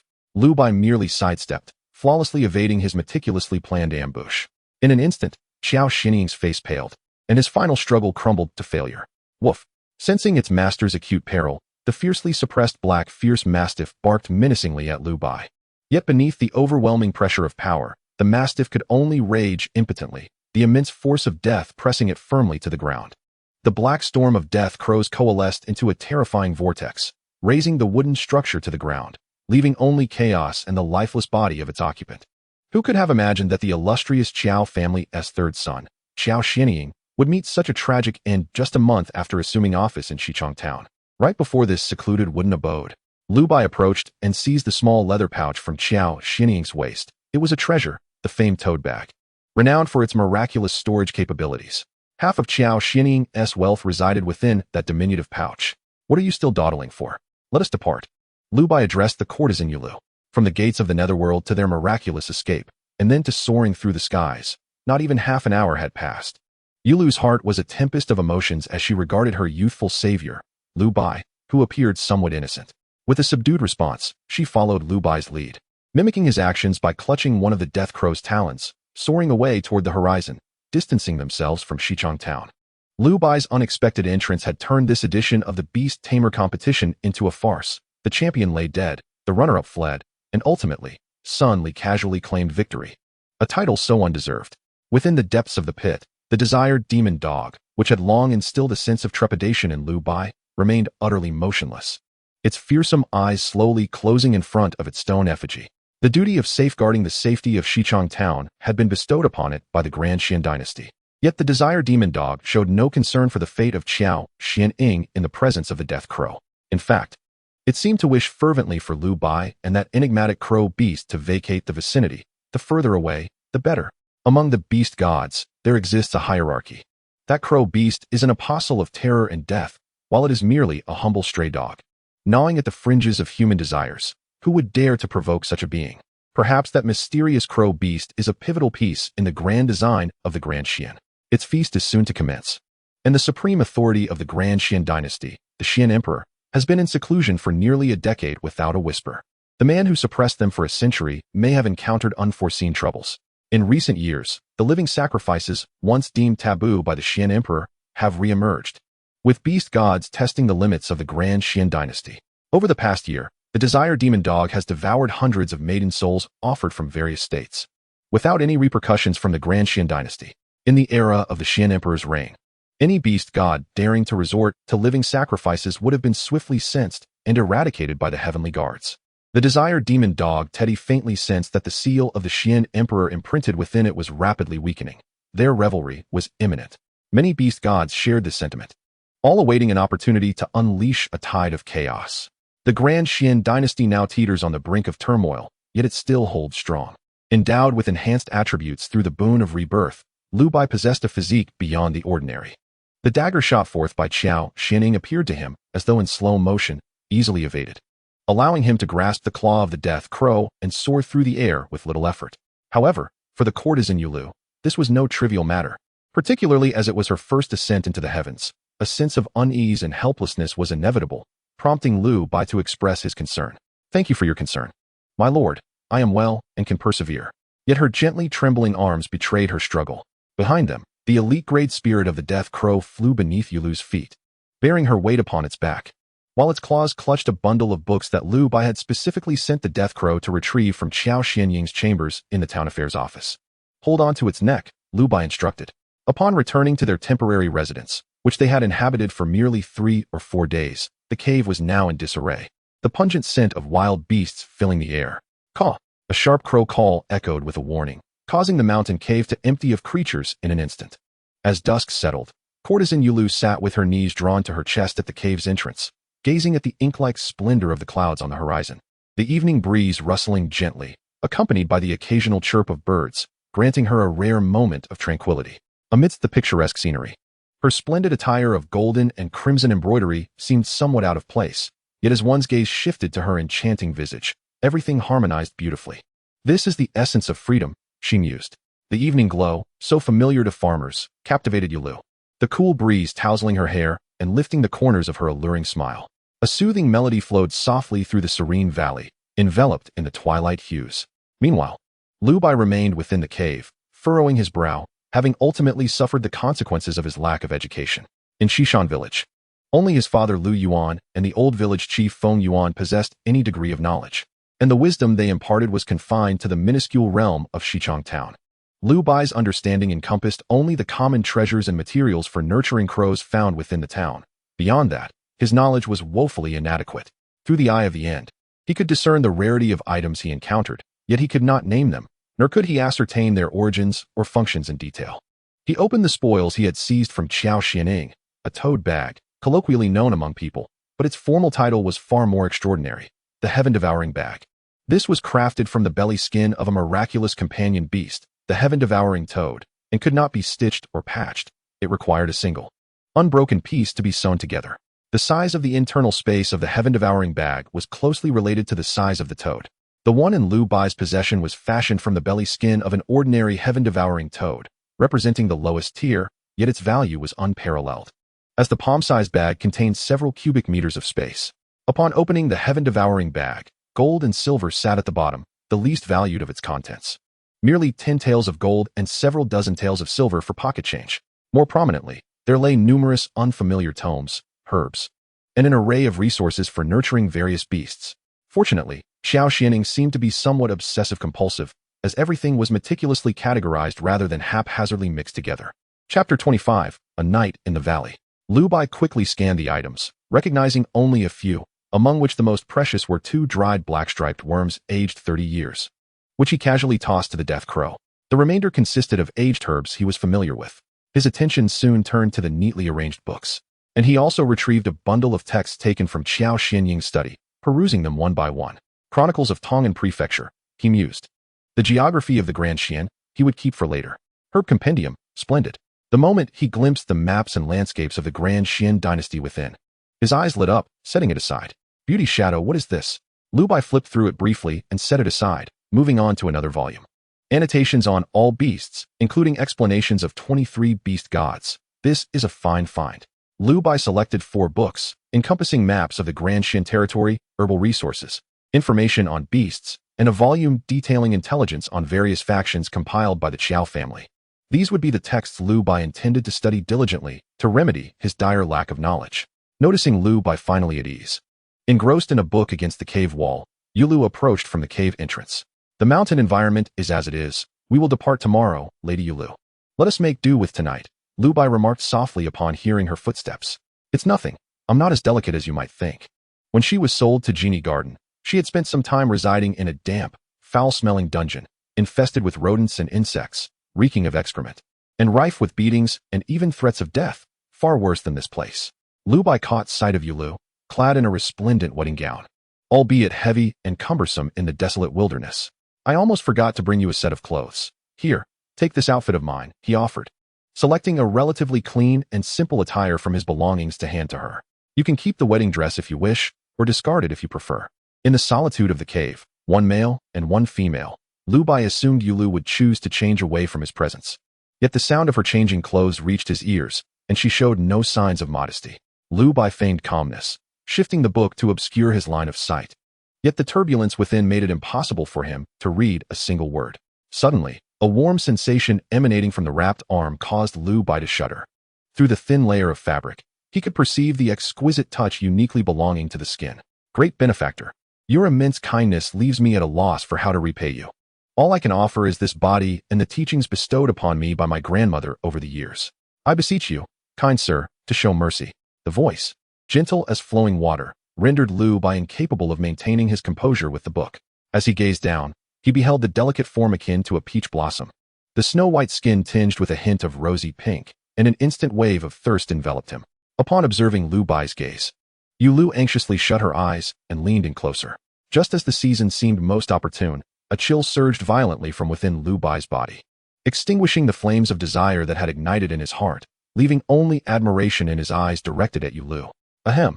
By the heavens! He exclaimed. Upon hearing Lu Bai's startled outcry, Yulu's eyes widened in astonishment, yet she noted the absence of that fiery passion in his gaze. There is no need for such concern, Lu Bai said, retrieving his plain garment and draping it over Yulu's shoulders. though I hail from a place of indulgence. My grandmother, Hong Wan, enforced strict discipline, and I remain untouched. Yu Lu, flustered, replied, you misunderstand. I thought you disdained my origins. You overthink it. Saving you was not due to your beauty, but rather out of pity for your untimely demise in that pit. Such a waste would be regrettable, Lu Bai replied sincerely. It struck him as peculiar. Despite sensing Yu Lu's potential, she exhibited no signs of a beast master-esque contract power or any other inherent talent. She appeared to be an ordinary girl. This is perplexing, he mused. Nevertheless, having an enchanting maidservant is not entirely unwelcome. What a pity. Lu Bai coughed lightly several times. A recurring ailment that he had not anticipated would prove more than just a simple cold. Tears welled in his heart. Feigning calm, he left Yu Lu in the cave and stepped outside to cool himself in the evening breeze. In a secluded corner, he quietly took out the book Beauty Shadow to conduct an experiment. The good news was that he had survived the bitter cold of winter nights. The bad news, he had left a lingering illness behind. The icy sensation piercing through his head extinguished any lingering irritation, but how could it extend to such an area? Through the eye of the abyss, Lu Bai perceived a swirling mass of cold black mist lingering in his dantian, a remnant of the long-standing cold that had eluded remedy for years. Strangely enough, this black mist appeared to have a nourishing effect on his pet, the Harbinger Crow, as it absorbed much of the dispersed black energy, enhancing its affinity for dark attributes. Moreover, as the Harbinger Crow's strength grew, its rate of absorption gradually increased. What could this possibly mean? Confusion plagued Lu Bai's mind, yet no resolution seemed forthcoming. Realizing it was not an innate issue, he exhaled deeply. Perhaps once the Harbinger Crow reached a certain level of prowess, the matter would resolve itself naturally. After all, he had not yet reached the age of 15. An early exposure to such matters might not be prudent. With this thought, Lu Bai's mind cleared, and he returned to the cave. The flickering bonfire illuminated the cave, casting a warm glow before Yu Lu. Upon seeing Lu Bai return, she carefully presented him with a cup of warm water. I noticed you were coughing. The night can be quite chilly, so I thought you might appreciate some warm water to soothe yourself. The steaming liquid stained Yu Lu's delicate hands with a rosy hue. In the brief time he had stepped outside, her plain garment had acquired numerous creases and bits of grass, and her hair had become slightly disheveled. Thank you, Lu Bai said, accepting the kettle with a smile, prompting Yu Lu to gently tuck a stray lock of hair behind her ear, revealing a contented smile. Within the cave, Yu Lu had laid out a grass mat, neatly arranging some useless garments atop it. Once, at the genie garden, numerous maids had attended to her every need. Yet now, in the wild, Yu Lu willingly embraced the role of a servant. Her radiant smile spoke volumes of her genuine contentment. There is no need for such formality. I am no lord and require no such service, Lu Bai stated. Sleeping on the makeshift grass bedding was indeed an adjustment for him. Yet he felt too bashful to refuse Yu Lu's kind intentions. At night in the wilderness, he was accustomed to resting against the soft feathers of his pet. Nothing compared to the comfort of the Harbinger Crow's embrace. Caw. Just then, the Harbinger Crow revealed its large head before Yu Lu, cawing defiantly. Do you think you can claim my master? My master belongs solely to me. Chapter 26, The Qiao Family Assembly. However, it was ultimately unseemly for a young lady like Yu Lu to sleep on mere grass, especially given that her skin, meticulously nurtured by Hong Wan, was exceptionally smooth and sensitive. A night on the grass mat would likely result in numerous rashes. If you do not mind, you may join me in the embrace of the Harbinger Crow. Caw. The Harbinger Crow tilted its head, widening its eyes in disbelief at Lu Bai. That would be lovely, Yu Lu beamed, her initial apprehension melting away as she wondered if her previous actions had displeased him. As night fell like ink, nestled under the gentle feathers, she inhaled the faint scent of warmth. Lu Bai quickly closed his eyes, while Yu Lu gently rested her head on his shoulder. That night, she slept soundly, free from nightmares. In the darkness, only a pair of large, copper-green eyes glimmered, watching over the pair in its embrace. Ultimately, it was the Harbinger Crow that bore the weight of it all. Bang! The sturdy red jujube wood table was struck violently, emitting a resounding crack. 14 years old. A beast master from a mere village, an elite grade 8th tier Harbinger Crow. When did my Qiao family spies become so inept as to deceive me? The tyrannical voice echoed throughout the empty hall. The four individuals kneeling below trembled, their heads bowed in fear. Father, it is true. Qiao Xuanhu's voice caused the bearded man at the forefront to reveal a look of disbelief. With a grave expression, he unfolded the letter, continuing to read, his heart tumultuous with upheaval. Xuanhu, relay the message to the clan elders. Gather in the main hall shortly, commanded Qiao Baiyang, the current head of the Qiao family. As the Harbinger Crow storm raged, engulfing Qiao Xianying and his pet, the smooth jade-like bone tile bearing Qiao Xianying's name shattered instantly. The tile, crafted from a soft bone within the harbinger crow and infused with a drop of its heart's blood, was intrinsically linked to its life. The moment it fractured signified the death of the harbinger crow, and as its master, Qiao Xianying was not far from his own demise. Upon witnessing the breaking of the tile, the attending servant rushed hastily to inform Qiao Beiliang. Observing the stumbling servant, Qiao Beiliang's expression soured. Yet, the servant's next words sent him into a state of agitation, causing him to rise abruptly from his seat. Not good, master. The tile has shattered. The third young master may be in grave danger. Quickly, send someone to Xichang Town. Without a hint of hesitation, Qiao Beiliang promptly dispatched a contingent to Xichang Town to ascertain the truth. The site of Qiao Xianying's demise lay just behind the venue of the Beastmaster competition, and the apocalyptic storm of crows etched a profound imprint upon the hearts of the townsfolk. Merely half a day had passed when the investigative team sent to Xichang Town relayed their findings back to the Qiao family. Accompanying them was Qiao Xinhua, who soon returned to the Qiao household, his countenance grave. The investigation had unfolded with remarkable swiftness, revealing motives of both vengeance and passion. The former town mayor, Deng Buqing, had conducted a flawed inquiry that led to the annihilation of Xishan village, prompting the descendants of Xishan village to seek retribution, with their sights set on Qiao Xianying. Furthermore, Qiao Xianying had abducted the courtesan from Genie Garden, inciting the ire of young Liu Bai, who, in a fit of rage, tracked him down, seized the courtesan Yu Lu, and subsequently killed Qiao Xianying and his associates on the spot. The only incongruity lay in the fact that the perpetrator did not conceal his identity. Liu Bai, a 14-year-old beastmaster from Xishan village, had contracted the ominous crow of death, his strength estimated to be between the elite 8th and 9th ranks.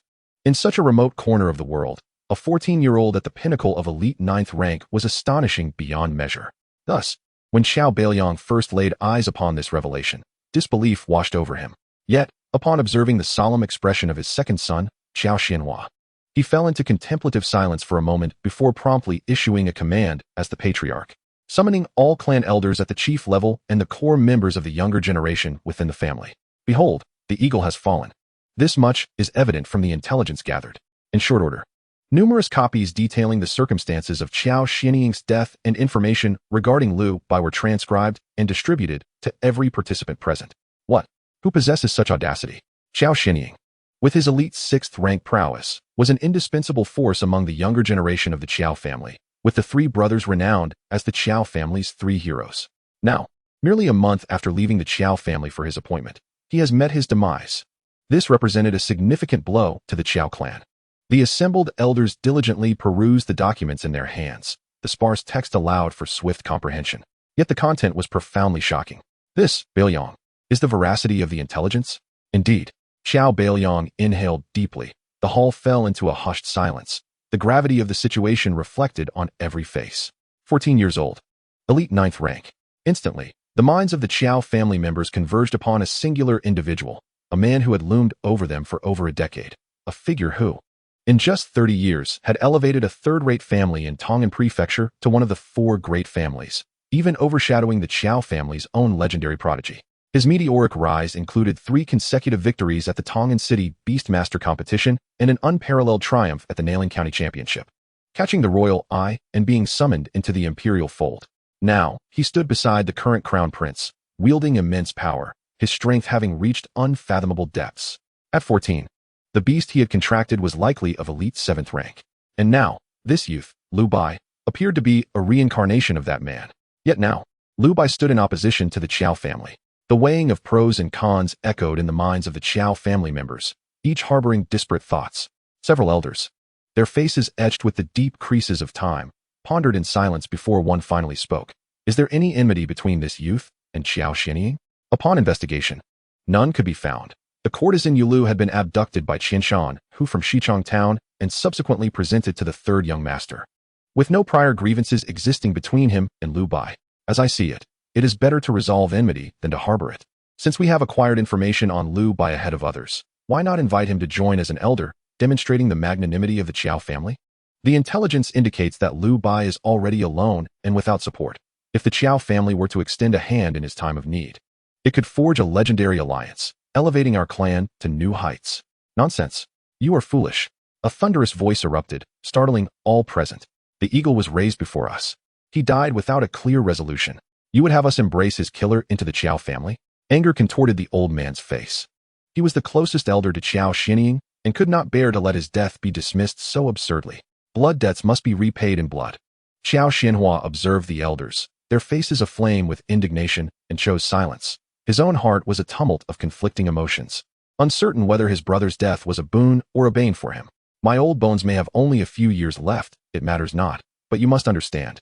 If we cannot eliminate this youth, 10 years hence, he could become a second Yi Wufeng, and he would do so unencumbered by family ties, utterly alone. The elder's final words remained unspoken. Should Lu Bai miraculously escape unscathed, the Qiao family would face catastrophic repercussions long before a decade had passed. At the mere mention of Yi Wufeng, a palpable tension gripped the room. The name alone commanded reverence. Alas, Qiao Beiliang sighed heavily. This was the very reason he dared not pursue Lu Bai with haste. He was a father, yet also the patriarch entrusted with the family's destiny. He had to consider the clan's interests. Today, Qiao Base succumbed to a sudden illness, the treatment proving futile, passing away within the Qiao family. The elder, resolute in seeking vengeance for Qiao Xinying, spoke. From this day forth, he is no longer alive, severed from the Qiao family. To the north of the city, the Huangsha stronghold is my dominion, unknown to all in Tongan City. There lie 3 elite beast masters, all my loyal subordinates, alongside hundreds of mountain bandits. They have long awaited a leader. Base, take this token of mine. From this day forth, you shall be the chieftain of Huangsha stronghold. Qiao Base accepted the elder's token and strode purposefully towards the exit. Chapter 27. Entangled Threads of Charm. Xinhua, are you disappointed in father? After the elders dispersed, Qiao Beiliang lingered, unwilling to depart, gazing at the spot where Qiao Base had exited. The grief of losing a son was compounded by the realization that he might have to rely on his brother's sacrifice for retribution, an immense failure for a father. No. Father bears the weight of clan responsibility. You need not chastise yourself for the death of the third brother. Qiao Xianhua replied, yet deep down, he harbored a desire for his father to take vengeance himself. Today it was the third brother, but who could say it wouldn't be him next? Alas, Qiao Beiliang sighed heavily, once a man of impulsive temperament, unable to tolerate any slight against his kin. Yet now, he had become such a figure. Certainly, the primary reason for refraining from a lethal pursuit of Lu Bai was the shadow of Yi Wufeng that loomed over him, instilling profound trepidation. You may leave. I wish to be alone with my thoughts. Gazing into the distance, Qiao Beiliang seemed to perceive the echoes of Xianying's past presence, his eyes glistening with unshed tears. Yet, in an instant, a disdainful figure descended, shattering the image of Qiao Xianying into mere fragments. Yi Wufeng. The younger generation of the Qiao family had never laid eyes upon Yi Wufeng, having only heard tales of his legendary exploits. What they had heard paled in comparison to the impact of witnessing his prowess firsthand. The absolute dominance of his innate talent instilled dread on that day. Qiao Beiliang stood before Yi Wufeng, feeling as insignificant as an ant, with the Qiao family possessing virtually no means of resistance. Qiao Beiliang's true fear was not Lu Bai, but the emergence of another Yi Wufeng. Perhaps having Qiao Base feign death, an act was the most prudent course of action.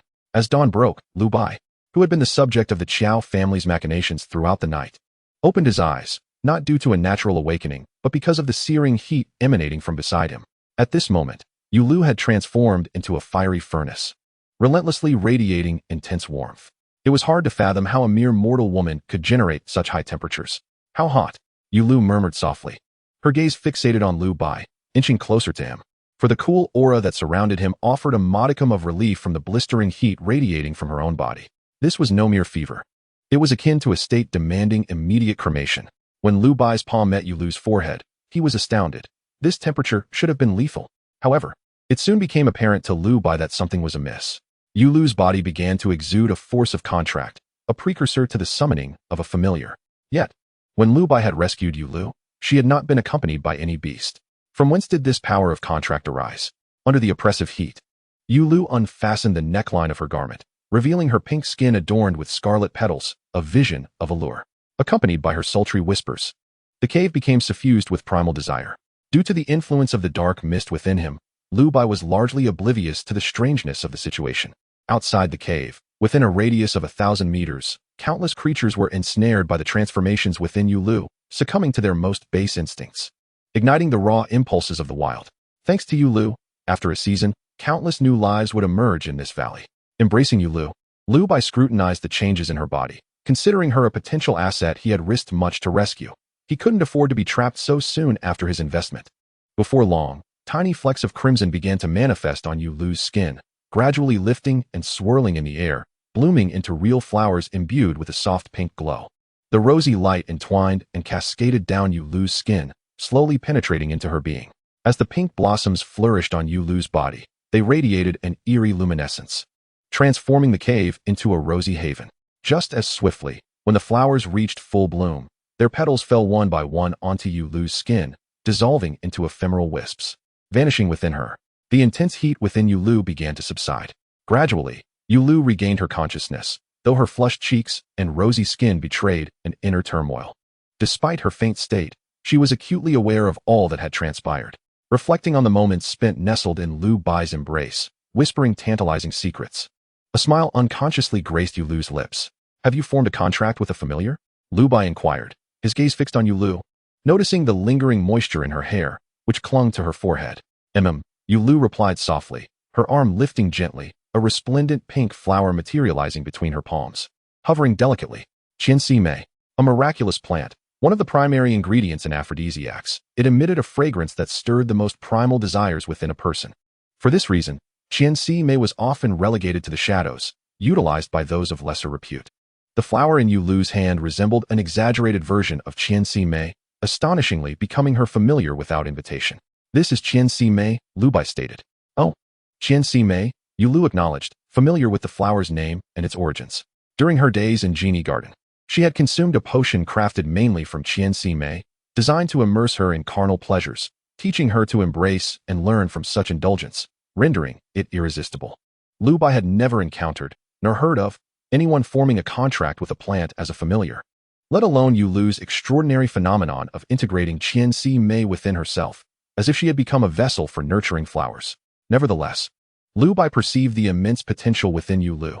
This seemingly fragile and unassuming flower possessed a latent power rivaling that of the death crow, capable of ascending to the 9th rank of the titled level, merely a step away from the sovereign tier.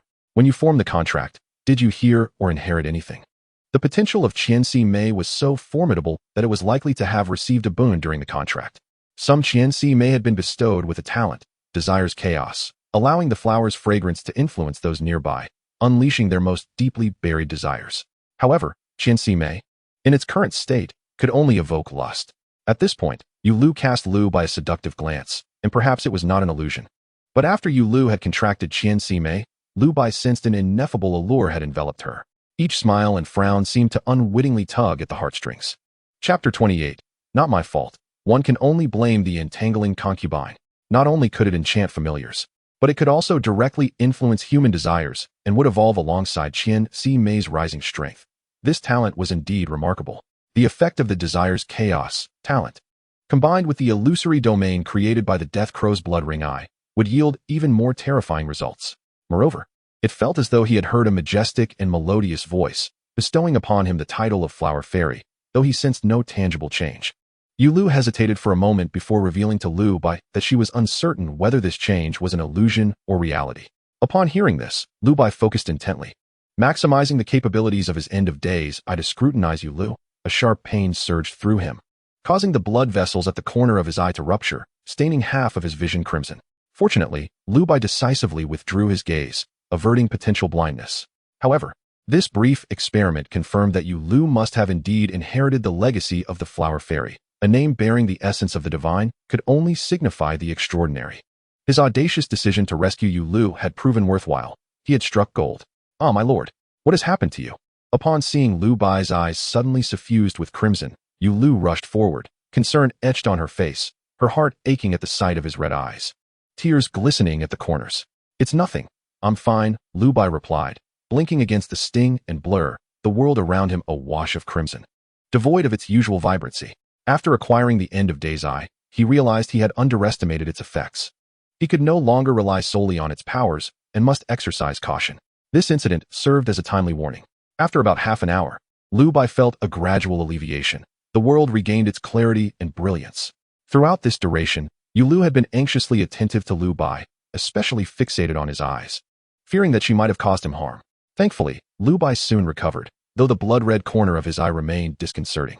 "Benefactor, Yu Lu has a request." She finally spoke after much hesitation. "Speak," Lu Bai encouraged. "Before we depart from Xichang Town today, May we first visit Genie Garden? I wish to conclude matters here. Yu Lu declared, a newfound resolve gracing her features, and in her eyes, Lu Bai discerned a flicker of vengeful fire. The hatred of Yu Lu stems from her unfortunate childhood experiences, originating from the nightmares within Genie Garden. She fears that with Lu Bai's departure, she may never have the opportunity to return to Xichang Town in this lifetime. In the past, she lacked the capability to stand on her own, relying on the protection of Lu Bai to survive, and she dared not voice her desires. Yet now, she possesses the strength to seek vengeance.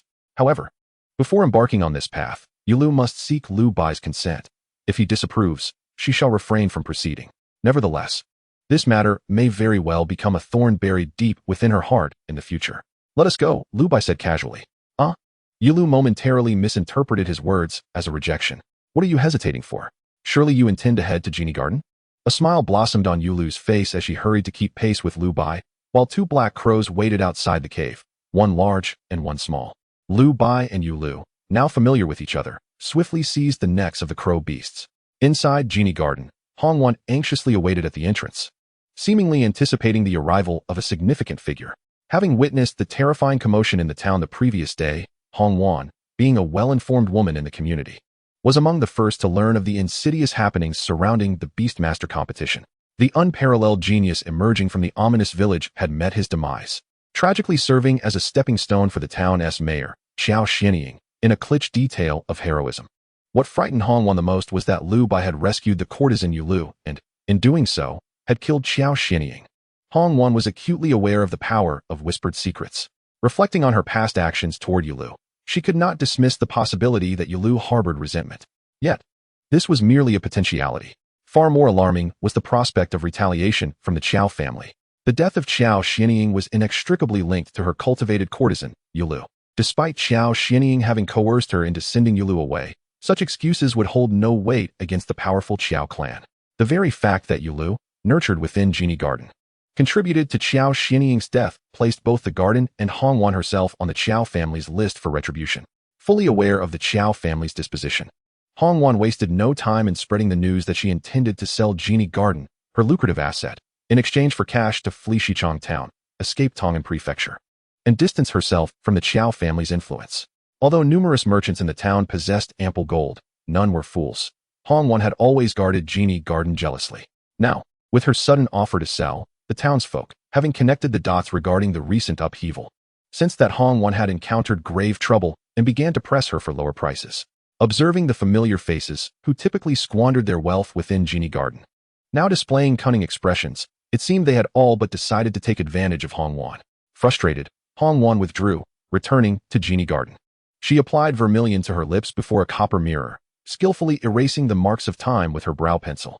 Donning a lightweight, translucent garment that exuded charm, she swayed her voluptuous figure towards the abode of a local wealthy man. Wanggu, it is I, Hong Wan. Her voice, soft and tremulous, leaned against a cushion of ample flesh. Greasy hands instinctively grasped Hong Wan, pulling her into an embrace, a smile of uncontainable pleasure gracing his face. Hong Wan, you have come to understand, dear sister. Should you agree, you shall become the esteemed matron of the Wang family. With that, his coarse lips lunged toward Hong Wan's red ones, for this was her first visit, and he could not let such an opportunity slip by. Wanggu, why the impatience? My sister is currently entangled in a difficult situation. Having seduced countless men, Hong Wan would not allow Wang, the wealthy landowner, to easily gain the upper hand. She intended to tease him only until her own goals were achieved, and no indulgence would come without her consent. Swiftly, she evaded his grasp. Yet his fingers remained entangled with hers, caressing her delicately. Sister, what troubles you? Speak to your brother. In this town, there is no issue I cannot resolve. Wang, patting his chest, gazed lecherously at Hong Wan's figure. In her most dulcet tones, Hong Wan recounted the situation regarding the sale of Genie Garden and how the merchants had taken advantage of her vulnerability as a woman. As she spoke, tears flowed from her eyes, evoking genuine sympathy from Wang. The location of Genie Garden was excellent, and with the courtesans, maids, and lackeys remaining, it would yield profits even in a passive state. Wang eagerly promised to acquire Genie Garden for 200 taels of gold, a price significantly higher than any other merchant's offer. Hong Wan, once you sell Genie Garden, you may not return. This 200 taels is not a gift from the heavens. If you agree to one request from me, I shall provide you with 100 taels now and another 100 to be delivered to Genie Garden tomorrow. Upon realizing that Hong Wan indeed sought his assistance, Wang's demeanor grew increasingly aggressive. Unbeknownst to him, the recent upheaval had shifted the dynamics. Ordinarily, 200 taels would be a steal for Genie Garden, but in his eyes, it seemed as though he was granting Hong Wan a monumental favor. Upon seeing a plate of gleaming gold, despite her internal disdain and revulsion, Hong Wan's face betrayed an expression of unexpected delight, casting a shy glance toward Wang, as if inviting him to partake. 10 minutes later, let us go. Back to the garden. Hong Wan, carrying a small chest of gold, entered the carriage. Wang, having indulged too much, could barely endure. And after only a few exchanges with Hong Wan, he was already breathless, repeatedly attributing his condition to the demands of his concubine during the day. Chapter 29. Resolving Heart's Knot. One call of benefactor, one call of little Bai.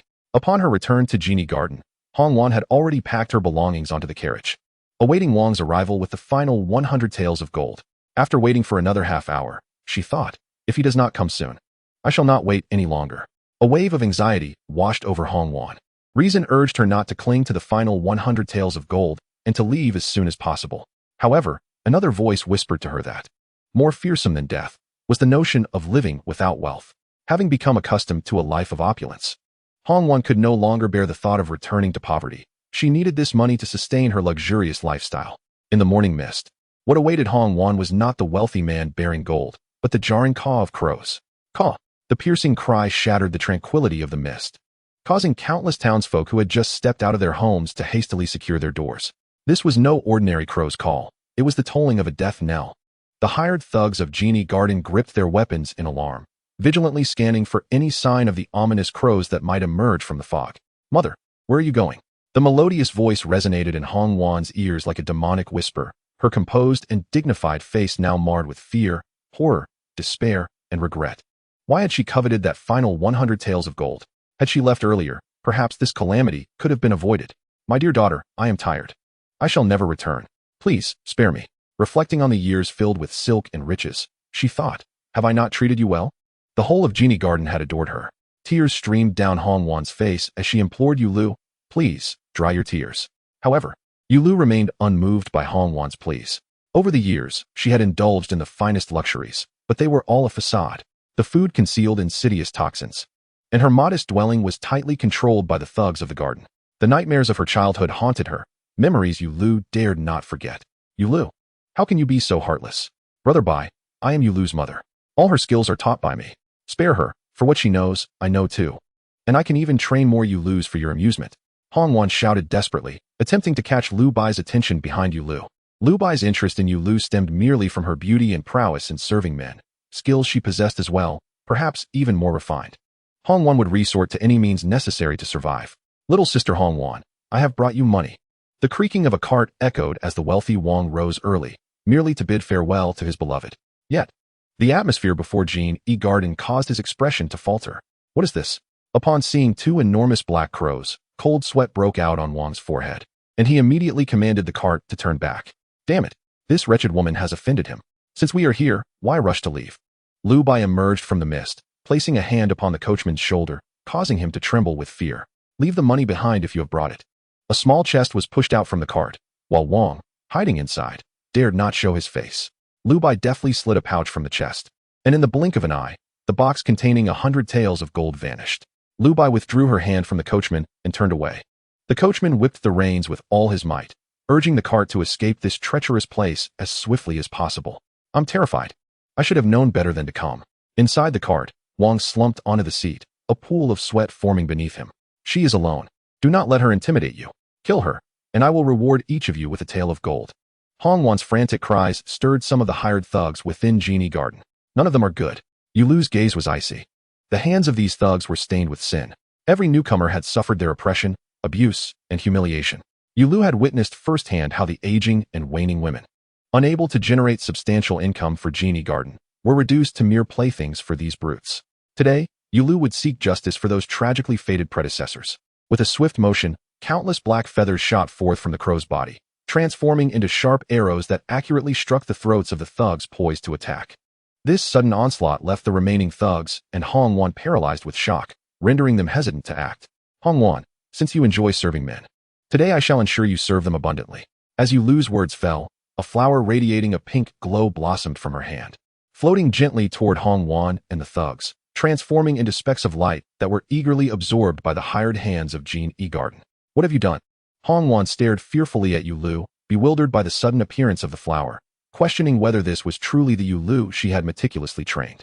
What terrified Hongwan further were the lustful gazes of the men surrounding them, their eyes unrestrained and filled with savage desire. Well acquainted with such looks, Hongwan understood their meanings all too well. She immediately fled toward Genie Garden, but as a frail woman, how could she possibly outrun the brawny thugs? No. A scream echoed from within the garden. After executing her plan, Yulu turned to leave, only to find tears streaming down her cheeks. A decade of nightmares finally awakening her from a long slumber. Cough. Lu Bai merely turned his head slightly, taking in the debauchery unfolding within Genie Garden. The intensity of the scene compelled a few coughs from him. He glanced at Yulu in astonishment.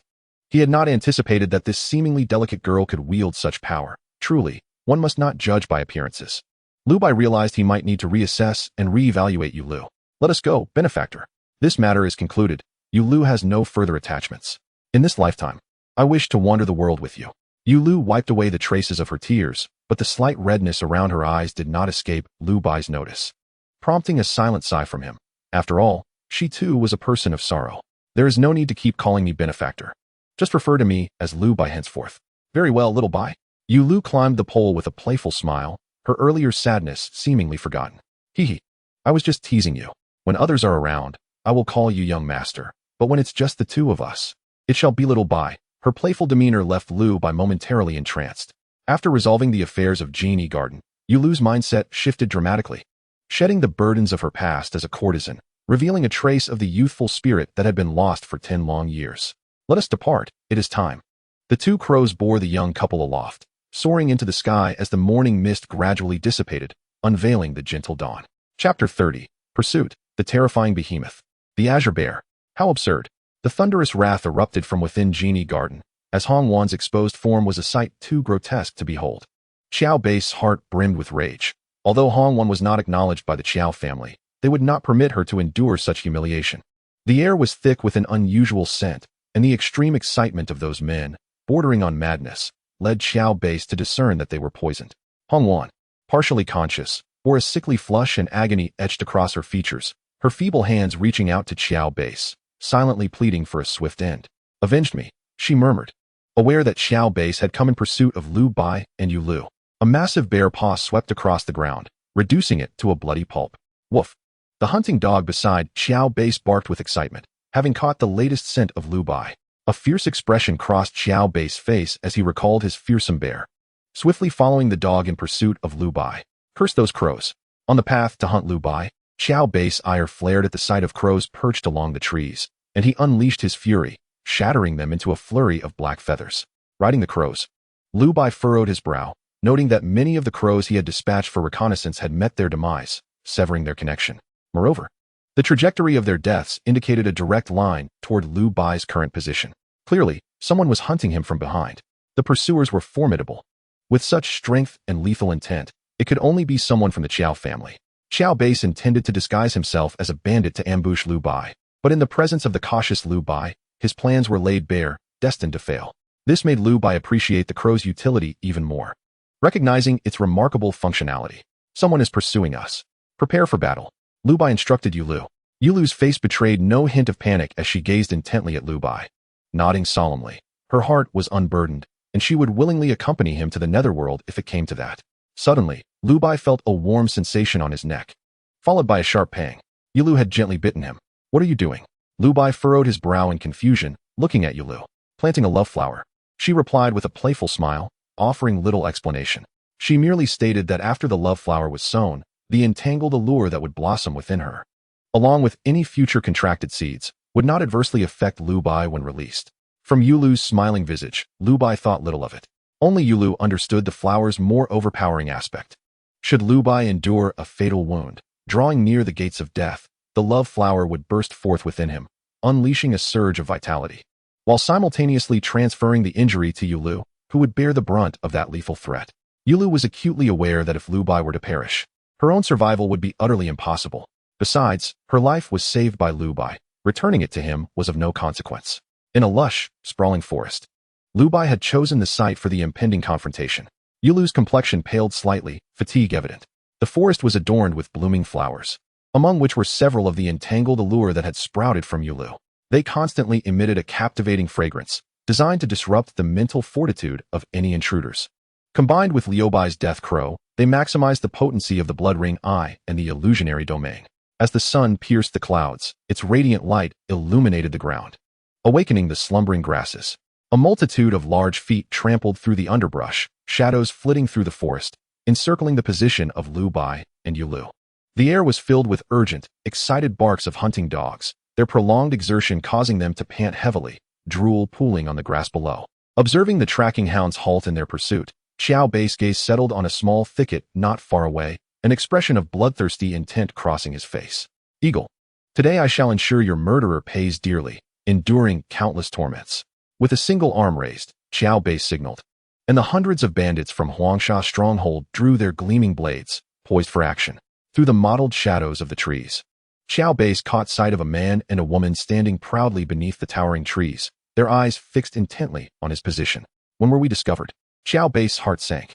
Seeing the murderer of his nephew so composed, seemingly awaiting him, filled Xiao Bei with an uncontrollable rage, and he bellowed as he charged from the woods.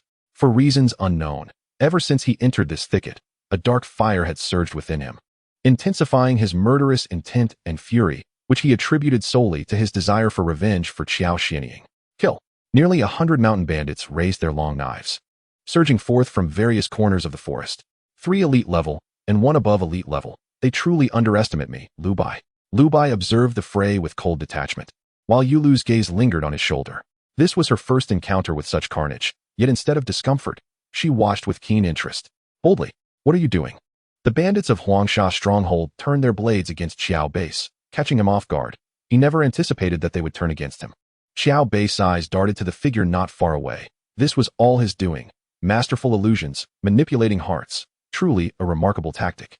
However, in the face of the overwhelming strength of the leader-level beast, this was hardly sufficient. Kill him, Xiangsong Bear, roared Xiao Bei.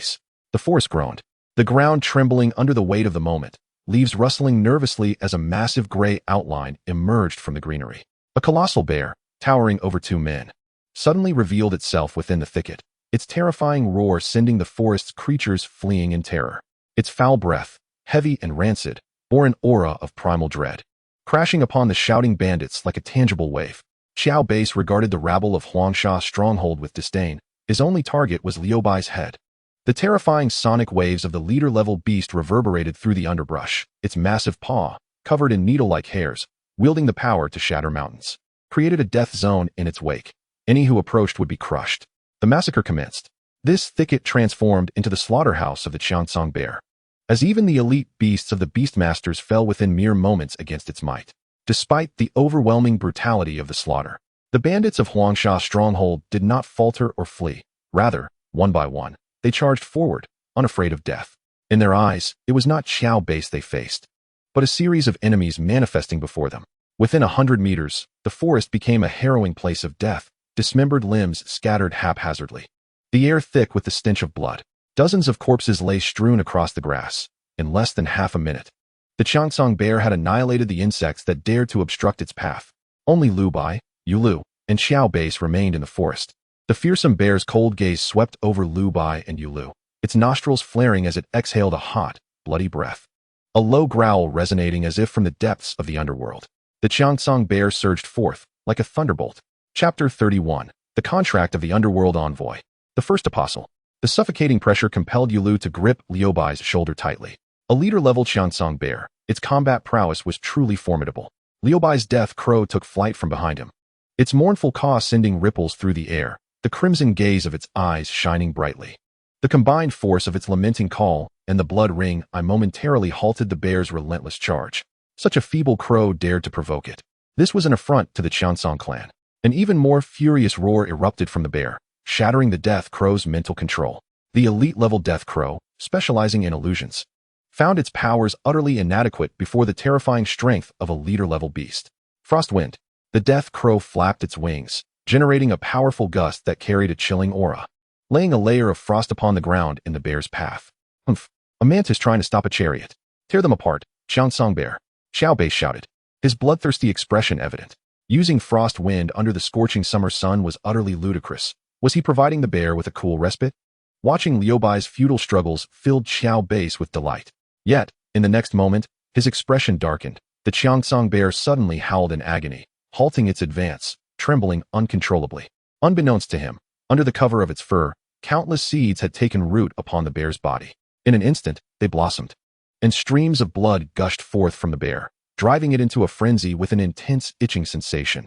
Though not severely damaging, it was torturous. Cunning trick. Despicable scoundrel.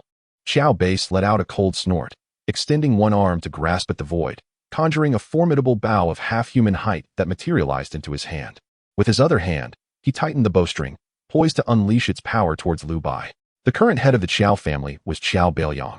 Yet the mightiest among the Qiao lineage was not he, but the formidable Qiao Base standing before Liu Bai. The blazing bow, a relic of Qiao Base youthful adventures, resided within a contract space, capable of manifesting at his will, and when drawn, could produce arrows of flame, unleashing a fearsome inferno. Make your move. Upon witnessing the sudden appearance of Qiao Base's divine weapon and the fiery arrows taking shape, Liu Bai understood that he could no longer afford to delay. The black seed, akin to a great bear, surged forth from Qiao Base's flesh, greedily absorbing the air and sunlight, as pink blossoms unfolded in the wind. The abrupt transformation caused Qiao Base to tremble, momentarily losing his grip on the blazing bow. A dark line traced across Qiao Base's throat, a few drops of blood spilling forth as he gazed in astonishment at the two identical death crows before him. How could he possibly contract two beasts? There was no time for contemplation. Streams of blood arched from Qiao Base's neck, driven by intense resentment as he collapsed to the ground. His gaze fixed on Liu Bai and Yulu. How could his typically cautious demeanor have turned so reckless and overconfident today? There were no answers. Only darkness in Qiao Base's vision. Upon witnessing his master's sudden demise, the great bear, Qingsong, descended into madness, its eyes aflame with rage. Its claws extended, rending deep gashes into its own flesh in a desperate attempt to numb the insatiable itch caused by the pain. The blood drove Qingsong into a frenzy, charging towards Liu Bai and Yulu like a black thunderbolt, its monstrous maw exuding a wild aura, the blood and flesh on its fangs visible in stark detail. Yet, in the face of imminent death, Yulu felt no fear, her heart tranquil, merely clutching Liu Bai's arm closer to her. Suddenly, a familiar voice from behind halted Qingsong's assault, prompting it to turn around in disbelief, abandoning its prey. Return. Qiao Base rose once more. Qingsong had witnessed its master die, severing their bond, yet now, at this moment, the power of the contract reformed, and its master had returned, a gift from the ancient beast god. Qiao Base approached Qingsong with an air of indifference, his gaze frigid, disregarding the numerous wounds left on the beast's body from its previous charge. A gentle roar from Qingsong faded into silence as Qiao Base summoned his beast back into the contract space. The fiery bow, now resting on his back, had lost its luster, appearing as though ordinary iron coated in a layer of red, devoid of its former spirit. Master. Qiao Base advanced step by step until he stood before Liu Bai, his brief words carrying an abrupt reversal of allegiance. Just moments ago, he had fought fiercely to slay Liu Bai for revenge against Qiao Xianying, yet now he stood reverently before Liu Bai, addressing him as master. However, the true master was not Liu Bai, but the Death Crow. Dark, glistening eyes emerged behind Liu Bai, the Death Crow gazing at Qiao Base with satisfaction. He was its first apostle. Contract of the Reaper, activate. The Death Crow's ebony wings transformed into a shadow that obscured the sky, each feather ablaze with black flames, engulfing the recently deceased Qiao Base in an endless inferno. Countless azure chains erupted from the ground, entwining Qiao Base's lifeless form, drawing the consuming black flames into his body. As the black flames dissipated, the azure chains vanished into the earth without a trace. Qiao Base rose once more, resurrected. The master-servant contract had been forged, and thus the first subordinate of the Death Crow was born. Qiao Base, a beast master of the third rank, wielding the formidable Qingsong. Alas, with Qiao Base's death, the blazing bow had lost its sentience, reverting to an ordinary bow, incapable of showcasing its formidable might. Qiao Base, now in pursuit of Liu Bai under a new identity, retained only his beast and the bow, while Liu Bai had not gained any unexpected rewards. However, acquiring a third-rank underling had far surpassed Liu Bai's expectations. He had not anticipated the Qiao family's decisiveness, sending an elder to lead a pursuit. This revelation granted Liu Bai a sense of confidence regarding his next destination. You are truly remarkable. Yulu's eyes sparkled with admiration as she gazed at Liu Bai, unable to contain her surprise, for just moments ago, she had believed they were both destined for the afterlife. Now, She marveled at how Liu Bai had managed to subdue such a fearsome master of the Qingtsong. Where shall we head next? To the southern frontier. Liu Bai's gaze drifted towards the azure clouds in the south, his expression fluctuating with determination. He sought the truth. Chapter 32, Southern Frontier, the Shadow Behind the Scenes. The southern frontier, Yilu murmured, an utterly unfamiliar region to both her and Liu Bai. The pair had never ventured beyond the confines of Tongan Prefecture, with Yilu confined to the Genie Garden and Liu Bai residing in Xishan Village, never having ventured far. The southern frontier lay 1,000 miles from Xichang Town, posing a significant challenge for them both. Yet, for Liu Bai, there was an undeniable reason to venture south. It pertained to his father, Liu Yuan, and the true culprit behind the annihilation of Xishan Village. Though the mastermind behind the massacre had attempted to erase all traces, under the scrutiny of Liu Bai's eye of the end, every flaw became glaringly apparent. The remnants of nearly imperceptible flame elements lingered in the air, burning with an intensity that Liu Bai could discern. Corpse Fire Demon Spirit, a powerful undead spirit born from the torment of flames and life. Its essence shrouded in apricot-colored fire, said to stem from profound resentment and hatred.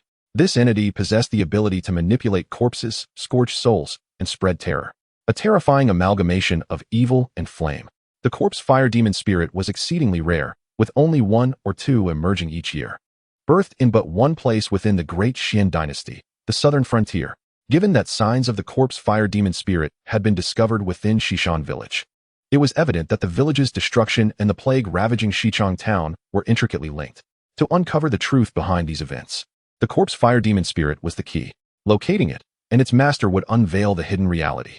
The memories of Liu Yuan's death, the old village chief Feng Yuan's kneeling figure, and the sight of corpses strewn across Xishan Village were indelibly etched in Liu Bai's mind. Like a shard piercing deeper with time. With a lead now in hand, Liu Bai felt no hesitation in his resolve to journey to the southern frontier.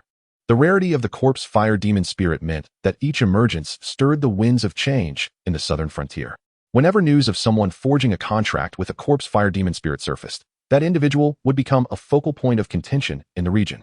Thus, seeking out beast masters who could command the Corpse Fire Demon Spirit in the southern frontier might not prove overly difficult. The challenge lies in the intricate forces at play behind the scenes. Those capable of forging a pact with the Corpse Fire Demon Spirit are either extraordinary in their own right or possess remarkable talents that have secured them a position within a formidable faction. Nevertheless, such complexities do not deter Liu Bai's fervent desire for vengeance. On the other hand, Yu Lu remains blissfully unaware of the ominous nature of the Corpse Fire Demon Spirit. How could it possibly rival the might of the mighty Qingtsong Bear or the ominous Death Raven? All she knows is that wherever Liu Bai goes, she will follow, embodying the essence of loyalty, be it to a chicken or a dog. Their journey spans 1,000 miles, fraught with unknown dangers. In the Wu Dynasty, the Wutong Pavilion stands resplendent with its golden-bricked red buildings, exuding an air of the extraordinary. Within the loft, exquisite artifacts illuminate the space, radiating a gentle brightness akin to flames, yet devoid of their searing heat. Upon closer inspection, one discovers delicate little flame-like birds perched gracefully upon a copper platform, methodically releasing the elemental fire within them, a mastery of flame manipulation that astounds the knowledgeable. Yet, within this loft, it is merely an unremarkable candlestick. The Holy Emperor commands. The report from Fenglin Tower resonates. The 8th prince has gone missing. Just a quarter of an hour prior, the gatekeeper of Fenglin Tower had opened the city gates, having received news that the 8th prince departed the imperial city that very night. The bright flames suddenly flicker violently, casting a chilling atmosphere throughout the loft. At the foot of the steps, the commander, adorned in a red robe embroidered with phoenixes, kneels, bowing his head deeper in reverence for the higher powers. Such promise. A voice filled with authority reverberates from above, echoing ominously in the loft. Amidst the majesty, a hint of sinister elegance lingers, clad in a golden-threaded red phoenix garment. The crown, crafted from eternal warm jade, remains steadfast, while a pair of fierce phoenix eyes glimmers with electric intensity, focused on the myriad edicts inscribed upon the ancient Wudong wood. At the helm of the Wu dynasty stands a legendary female emperor, the master of the king-level phoenix of fiery destruction, Wu Zhao, with almost supernatural political acumen. She wrested control of the Wu dynasty from the lineage of the Qin warlord, and her strength transcends mere beauty and the might of the king-level phoenix. It is essential to acknowledge that the Wu dynasty is fortified by several king-level warriors. The previous Qin emperor commanded the indomitable abyssal dragon at the pinnacle of kingship, exerting pressure upon the surrounding 4 nations, who would dare to trifle with his dragon whiskers. Each of his 10 sons is a paragon among men. none exhibiting the slightest hint of debauchery. The rise and fall of the dynasty is as visible as the stars. Yet, everything unfolded with startling abruptness. The Qin emperor perished. The abyssal dragon lay dormant, and the 6 kings vied for power, but it was an unexpected figure who ultimately emerged victorious, a mere woman, the favored consort of the harem. She had concealed her brilliance for a decade, only to astound the world with a single proclamation. Her phoenix's cry resounded, causing the 3 kings to bow and the 6 counties to pledge their loyalty. Through a strategy of forging alliances with distant powers, within just a month, she quelled the turmoil of the 6 kings. Within the Wu capital, only one name remained, the name of Wu Zhao. In the 16 counties of the Great Qin dynasty, 10 counties submitted, while the remaining 5 faced a swift and powerful suppression. Under the overwhelming flames of the king-level fire phoenix, the county lords of the 5 counties perished, and the Great Qin dynasty returned to tranquility. Only one county remains, the Shiyuan county, the ancestral land of the Great Qin dynasty and the very cradle of its inception. Under the staunch protection of the previous Qin emperor's brother, they adamantly refused to submit to the female emperor. They would rather see their ancestral land crumble. The bones of the populace litter the earth, and the red soil stretch for miles than surrender the last vestige of their dynasty's fire to the imperial lineage. Wu Zhao's fiery gaze fixates upon the realm of Shiyuan. Among the 10 sons of Qin, 6 reside in the Wu capital, while 4 guard the ancestral land of Shiyuan. In mourning for the Qin emperor, the remaining 9 sons must keep vigil. It is hoped that the Shiyuan king will not disregard the ancestral rites, for the fate of the vast territory hinges on his thoughts. The blazing fire phoenix, Wu Zhao, declares with a cold voice that reverberates across Shiyuan County, a voice imbued with a chilling resolve, echoing over 1,000 miles. Wu Zhao's intent is unmistakable. She demands 9 hostages to ensure the Qin bloodline remains firmly within her grasp, to prevent the Shiyuan king from acting out of desperation and to stabilize her regime beneath the Qin dynasty. Wu Zhao refrains from total annihilation, leaving one descendant of the Qin emperor to guard the ancestral land. In doing so, she offers a glimmer of hope, a spark to the Qin clan. The remaining 3 are brought back to the Wu capital, among whom is the 8th prince, Qin Yuan. During their time in the Wu capital, Qin Yuan and the other princes have not faced persecution or unjust treatment. On the contrary, they have been accorded the privileges befitting princes, with resources for training and beast mastery supplied as per usual. What astonishes Qin Yuan the most is that Wu Zhao has even gifted each prince a progeny of the indomitable abyssal dragon, a dragon-kin beast, along with an original spirit to expand their contract capacity. Accompanying this are teams of beast masters devotedly instructing the 9 princes, enabling them to successfully forge contracts with dragon beasts. Whether this is a scheme or an attempt to win hearts remains a mystery in Qin Yuan's mind. Yet, he is certain of one thing. Wu Zhao is undoubtedly harboring ulterior motives. The secrets behind the dragon beasts are undoubtedly beyond his knowledge.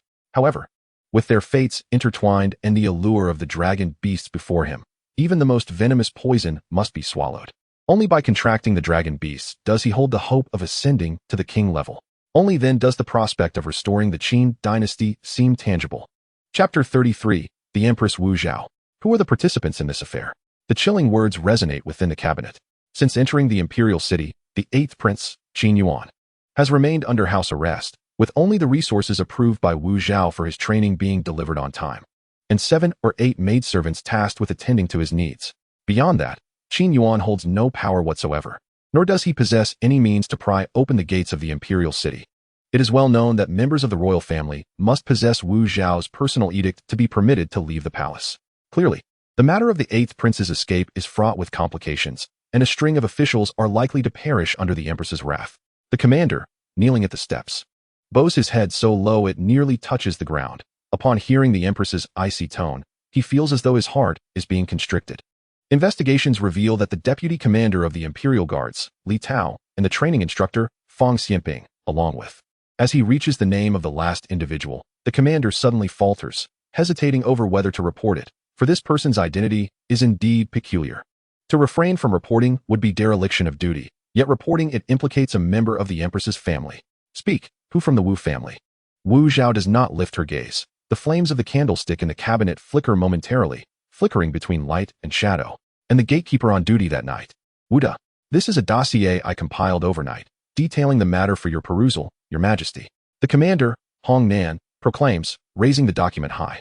A palace maid in red retrieves the dossier from Hong Nan's hands, hastily ascending the steps to present it cautiously before Wu Zhao's desk. Wu Zhao slowly unfurls the dossier, filled with thousands of words. With a mere glance, she comprehends its entirety. A flicker of flame dances within her phoenix eyes. The deputy commander of the Imperial Guards, Li Tao, has been closely associated with the first prince in recent years, but is, in fact, a confidant of the second prince. The training instructor, Fang Xianping, poses no threat. He had been Qin Yuan's personal martial instructor since childhood, and although he has no children of his own, their bond resembles that of father and son. Fang Xianping would willingly take risks for Qin Yuan, a sentiment Wu Zhao does not find surprising. In fact, she is not taken aback by the escape of a prince. It was an inevitable occurrence and a bait Wu Zhao had thrown out, inviting those willing to take the plunge to cleanse the palace of treachery. However, it is the final individual, Wu De, who truly surprises Wu Zhao. Since Wu Zetian ascended to the throne, the Wu family's influence has soared to unprecedented heights. To consolidate her power, Wu Zetian appointed numerous members of her clan to hold significant positions within the capital, Wu Du, safeguarding vital posts. Among the 10 military officers stationed at the royal gates, 4 were of the Wu lineage, while the remaining 4 comprised Wu Zetian's loyal handmaidens. Additionally, 2 others hailed from distinguished families, one from Wu Du and the other of humble origins, both recognized as exceptional talents. Wu De, appointed as a military officer, was recommended by the clan elders, with Wu Zetian's intentions behind this choice, for she was well aware of his true nature. A pretentious figure, he was merely a fade of talent, gilded by the family's power, while internally he indulged in extravagance and debauchery, unworthy of any significant responsibility. He was but a bait delicately chosen by the Empress. Little did one expect that someone would take the bait so swiftly. Numerous individuals sent gifts to this young clan member. The 9 princes of the palace had bestowed upon him countless treasures in hopes of fostering goodwill, particularly the eldest, 2nd, and 7th princes, whose offerings were either extraordinary rarities or tailored to his preferences, thus winning his heart. However, the one who facilitated Wu Da's ease, Qin Yuan, was notably absent from this exchange. A palpable scent of scheming drifted beyond the documents. Suddenly, the chamber was engulfed in darkness. The fiery bird serving as a candelabrum trembled, extinguishing its flames, bowing its head in fright against the bronze pedestal. This was undoubtedly an emotional outpouring from Empress Wu Zetian. If the firebird quaked in fear, the commander Hong Nan, waiting at the foot of the stairs, felt his heart leap to his throat.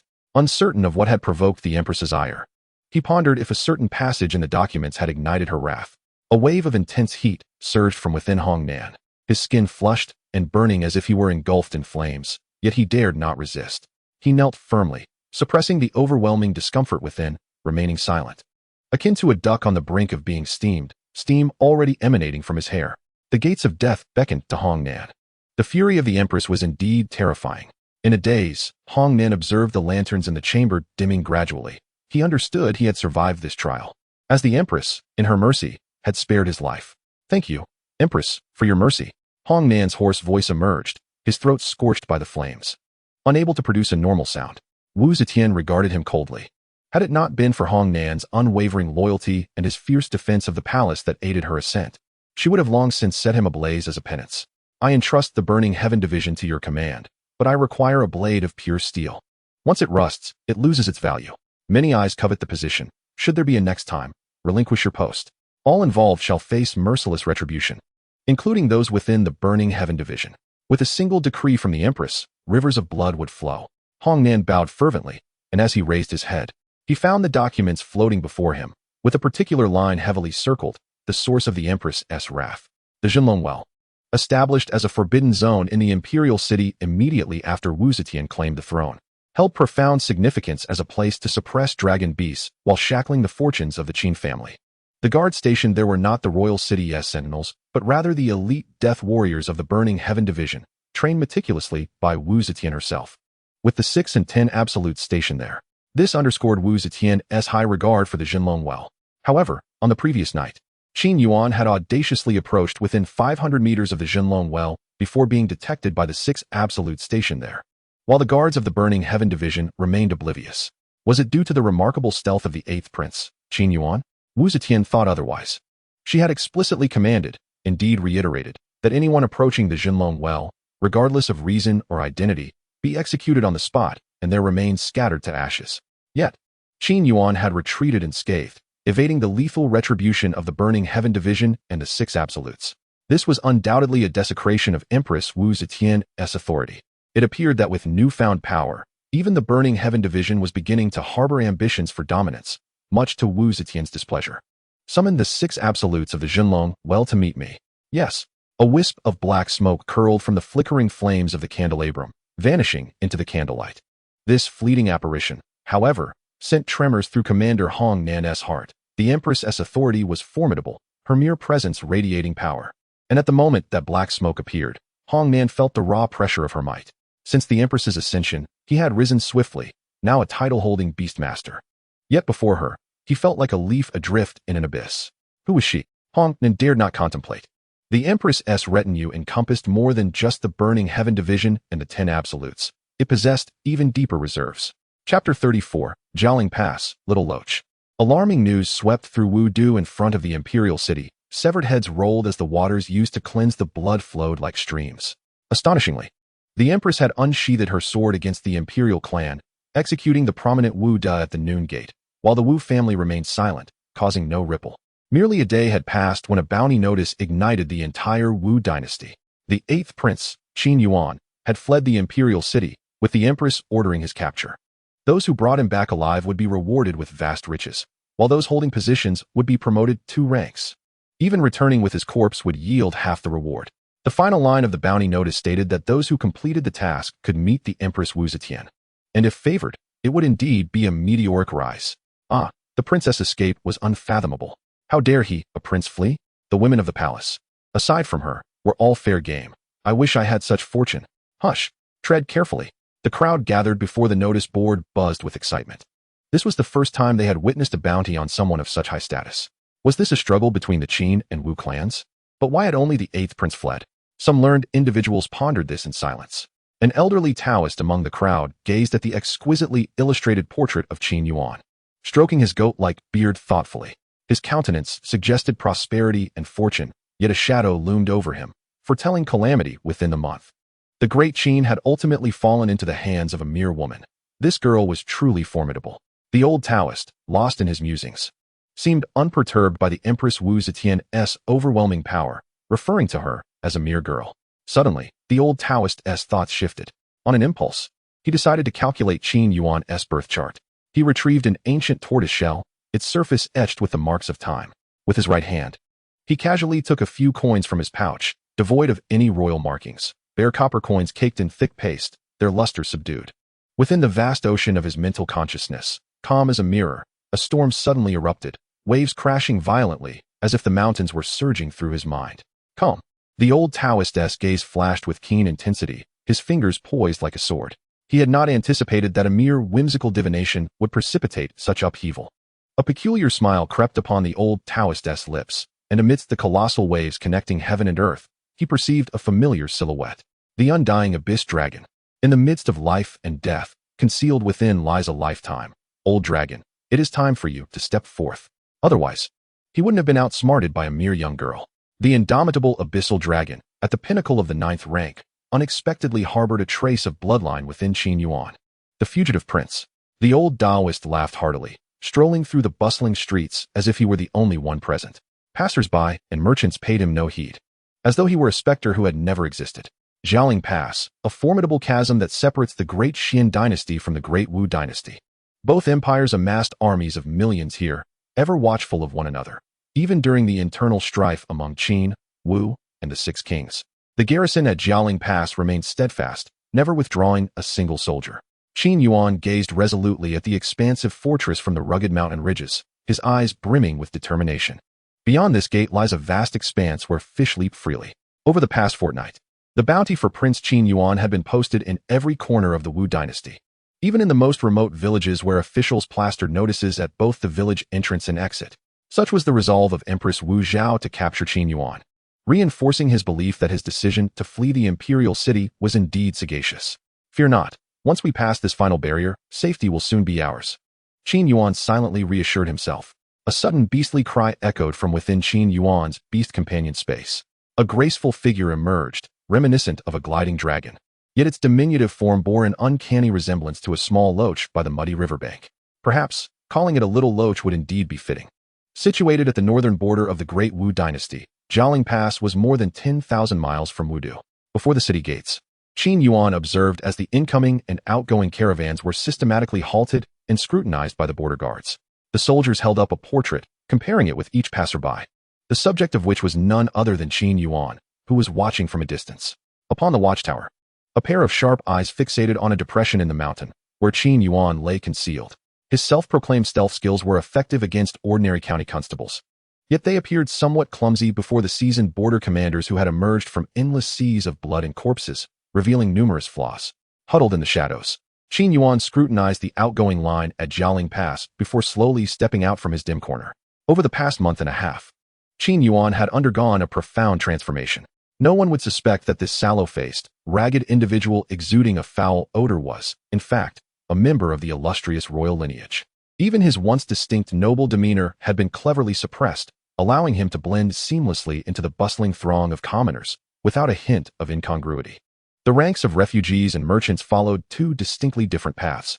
On the side of the refugees, the border guards conducted their inspections with a notable brutality, callously demanding the refugees to strip bare for examination, leaving no stone unturned, even inspecting their mouths with rough hands. Some suspected individuals were not spared even the most intimate inspections. However, these unfortunate souls who endured such harsh treatment were still somewhat fortunate, as they were ultimately allowed to pass after the ordeal. In Qin Yuan's eyes, at the end of the road loomed a ghastly headpile monument, instilling dread in the hearts of the wicked, its base still flowing with fresh blood. "Sir, I've lost my passage document. Please spare me. I shall take my leave." A gaunt man, akin to a street beggar, knelt pitifully on the ground, incessantly bowing his head. What fate awaited those who lost their passage documents? That very headpile monument was the answer. With a flash of steel, heads fell. It was better to kill an innocent than to let a guilty one escape. Such was the border guard's approach. No need for convoluted reasoning. If something seemed amiss, they simply executed. Two border guards dragged a headless corpse across the gravel road, leaving a crimson trail before carelessly tossing it into a nearby pit, awaiting dusk when flames would consume the remains. The checks on the refugee side were relatively straightforward. However, the merchant side was far more complex. Every caravan attempting to exit was surrounded by dozens of border guards, poised and ready. Among the transport wagons, keen-eyed hunting dogs scurried about incessantly. On the gatehouse, elite sentinels observed the movements below, their gaze predatory. Qin Yuan lowered his head, feigning the same confusion and dejection as the surrounding refugees, cautiously advancing while clutching the passage document and identification papers close to his chest. This second identity, meticulously prepared with considerable effort while still in Shiyuan County, was now essential. Chapter 35, The Great Wu? I shall return. Get lost. Next, barked the border soldier, roughly tearing at the clothing of the refugees before the checkpoint. The search was rapid. Qin Yuan hardly needed to move, as the throng of people pushed him forward. "Strip," commanded the border guards brusquely. As the 8th prince, this was Qin Yuan's first experience of shedding his garments in such a public setting. However, he had prepared himself. Prior to arriving at Jialing Pass, he had taken a pill that would temporarily darken and wrinkle his skin, rendering it indistinguishable from that of laborers who toiled under the scorching sun. Without hesitation, he swiftly removed all his clothing, standing naked before the eyes of hundreds, his expression one of numbed resignation. The border soldiers inspected him thoroughly, shaking out his discarded garments, which only revealed a few scattered coins that fell to the ground, neglected as the soldiers paid them no mind. The northern border soldiers received decent pay and had never been known to withhold wages. A handful of coins, or even a few pieces of silver, would hardly garner their attention. "Open your mouth," ordered the border soldier, circling Qin Yuan as he approached, coldly demanding he comply. As Qin Yuan opened his mouth, a putrid stench erupted, wafting directly towards the soldier's nostrils. The guard instinctively wrinkled his brow in disgust, casting an unpleased glance at Qin Yuan. "My apologies, sir." Qin Yuan bent slightly, attempting to ingratiate himself, perhaps due to the repugnant odor. The inspecting soldier spared him the indignity of a more invasive examination. Carefully, Qin Yuan donned his tattered garments once more, creating a small tear in the lining of his pocket to extract the crumpled passage document and the official entry papers from when he had initially entered the Great Qin. "Oh no. The Great Wu. Sir, these are my passage documents, along with the official papers from my entry into the Great Qin. I mean, the Great Wu," Qin Yuan said respectfully, his face adorned with a conspicuous air of sycophancy. The documentation he had prepared was impeccable. Aside from the absence of the individual, all other details were genuine. Even tracing back to the local authorities would validate its authenticity, a testament to the influence once wielded by a powerful prince. "Move along." You are prohibited from entering the Wu dynasty for a year following your passage. The border soldier waved his hand, granting Qin Yuan passage. As a clerk behind him stamped the Jialing Pass seal onto Qin Yuan's documents. Thank you, sir.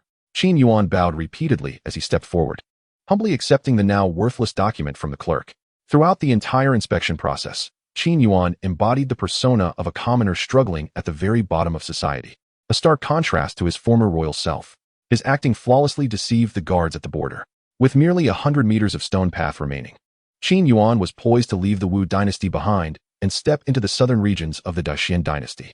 The south, a carefully chosen refuge for Qin Yuan. Meow, a cat's mewl echoed from atop the gate tower. The previously motionless black stone statue suddenly emitted a sound. It turned out to be a living cat beast. The elite soldiers stationed high above began to sense a rising aura of danger, instinctively raising their hands to grip their sword hilts, ready to strike at a moment's notice. The nine-eyed black cat, a second-tier pet beast of the leader class, endowed with an extraordinary memory, capable of remembering every wanted poster issued by the Wu dynasty. Whenever a new wanted poster was released, it would be presented to the nine-eyed black cat for memorization. The sudden meow from the cat signaled an alert. It indicated that a notorious criminal from the Wu dynasty was lurking beneath the tower. Generalin, my subordinate will lead the men down to apprehend him. An elite soldier behind the young commander immediately cupped his hands and exclaimed. Yet, no response was forthcoming. The gate commander, and Yong, merely retrieved 2 black mints from his bosom and placed them before the nine-eyed black cat's nose. Black mint, the favorite of the nine-eyed black cat, could induce a brief state of euphoria, enveloping it in blissful rapture. Once the effects wore off, the consumption of black mint would enhance the cat's mental prowess. The nine-eyed black cat sniffed eagerly, its expression one of utter fascination as it succumbed to the endless pleasure brought forth by the black mint, curling itself into a ball and emitting contented groans, resembling an ordinary domestic cat. The nine-eyed black cat, having inadvertently ingested the black mint, fell into a state of delirium, misfiring its warning. Upon witnessing In Yong's actions, another subordinate swiftly sent word. Just moments ago, eager for accomplishments, the subordinate now felt a sense of foreboding, gazing bewilderedly at his superior, In Yong. I heard your woman gave birth to a bouncing baby boy this spring. In Yong gently stroked the nine-eyed black cat, as if recounting an ordinary domestic affair. Indeed, weighing 7 pounds and 8 ounces, quite robust. Suddenly, the officer seemed to realize that General N's words were not merely trivial. Cold sweat broke out on the officer's brow, and an involuntary chill ran down his spine. The officer fell silent, understanding the implications. At noon today, the gate officer Chen Yin brought black mints, causing the nine-eyed black cat to become disoriented. Considering that he handed in the black mints without causing chaos during the gate patrol, he shall receive 20 strokes as punishment. Let this not happen again. The scribe following In Yong stated. It's difficult to reunite with family. We should visit home more often, remarked the young commander. Unbeknownst to Qin Yuan below, under the machinations of those with ulterior motives, he once again evaded peril, successfully passing through the front gate of Jialing Pass. Only a few miles of mountain path remained before reaching the territory of the Dacian dynasty. You have greatly disappointed me. In the northern military tent of the Dawu, the thunderous reprimand echoed like the roar of a tiger, as a valiant general knelt on the ground. His expression calm as he gazed at the venerable figure on the raised platform. And Yong has shamed the commander. Just take my head to report. And Yong faced death unflinchingly. He did not regret letting Qin Yuan go, even though their acquaintance had been fleeting and they had never met before. However, he was the son of that man, the Prince of Qin, and Yong could not turn a blind eye. Upon seeing Qin Yuan's visage, and Yong's memories involuntarily surged back to the battlefield of golden blades and iron steeds. That towering figure looked down upon him, a mere pawn ensnared in a perilous encirclement, bloodied and battered. What was his standing? Just a pawn. Yet he could compel the Qin Emperor to lower himself and break through the encirclement. Humph. The old commander's eyes brimmed with disappointment. It was not solely because In Yong had allowed Qin Yuan to escape. In Yong's loyalty was one reason he valued this disciple, and it was also why he favored him. A commander must not be kind. I have taught you this countless times. Loyalty and righteousness may elevate you, but they will ultimately lead to your downfall. The old commander's voice boomed like thunder as a dark, bloodied head fell heavily before In Yong. It was indeed the head of the gate officer. This is a one-time exception. Next time, I shall not spare our mentor-disciple bond. Simultaneously, a letter fluttered down into In Yong's hands. A letter of accusation, written by the former gate officer Chen Yin, intended for the Empress Wu Zetian to dispatch to the Northern Army's commander, intercepted by the old commander's hidden agents. Thank you, Commander. In Yong bowed deeply, repeatedly thanking the old commander. In his life, he had two benefactors, their kindness as monumental as a mountain, the Qin Emperor and the General. Even if he were to die 1,000 deaths, he could never repay them. Dewu, the Empress. I shall return. At the border of Dexian, Qin Yuan glanced back at the last remnants of the Daowu-S forest. Chapter 36. The Old Toxic One. The Artisan. Xiaobai, do you think we are lost? Yu Lu rested her chin on Lu Bai's shoulder, playfully inquiring. Hearing this, 3 lines of cold sweat appeared on Lu Bai's forehead. His eyes were intently fixed on the map. Unfortunately, both Lu Bai and Yu Lu were now fugitives and could not utilize the transportation facilities of Tong'an Prefecture. They could only rely on the map to discern their direction, using the flight abilities of the Death Crow to head southward. However, the territory of the Daishin dynasty spanned thousands of miles, with a myriad of terrains. After a week of continuous flight, Lu Bai and Yu Lu found themselves lost in the primordial jungle at the edge of Tong'an Prefecture. Lu Bai felt puzzled. He had clearly marked this location from above before the Death Crow landed, yet when he hovered in the air, he felt disoriented. They hadn't strayed more than 100 meters from that spot, yet the surroundings felt unfamiliar when viewed from above. It's the miasma. Lu Bai suddenly realized that the cause of their disorientation lay in the gauzy white miasma within the primordial jungle. Here, cover your mouth and nose. Lu Bai swiftly retrieved 2 square cloth strips from his storage bag, filled them with medicinal liquid, and handed one to Yu Lu while quickly binding his own. This miasma is potent. I didn't even notice it. The white miasma, like a veil, swayed gently in the breeze, slowly flowing between the towering trees. Thankfully, it was non-toxic. Otherwise, it would have been troublesome. Even the formidable spirit of the Death Crow failed to detect this seemingly innocuous miasma, which could obscure perception and subtly lead one astray. Had the miasma contained potent toxins, Lu Bai and Yu Lu would likely have met their demise there today.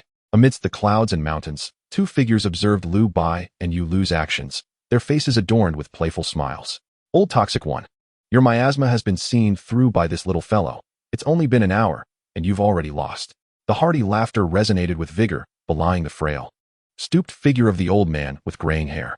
The so-called Old Toxic One paid no heed to the mocking of his elder comrade, instead focusing intently on Lu Bai and his pet, the Death Crow. As for the stunning Yu Lu, she was entirely disregarded. In my old age, women are but fleeting shadows, less interesting than a scorpion or a little spider. Indeed, old ghost, as you say. This one appears to be a promising candidate for a title. Let us go meet our little friend. 2 peculiar old men vanished between the clouds of the mountain range. While a colossal moth beast ceased its frantic wing beats, the miasma in the dense forest emanated from this very creature. What are you gazing at, young lad?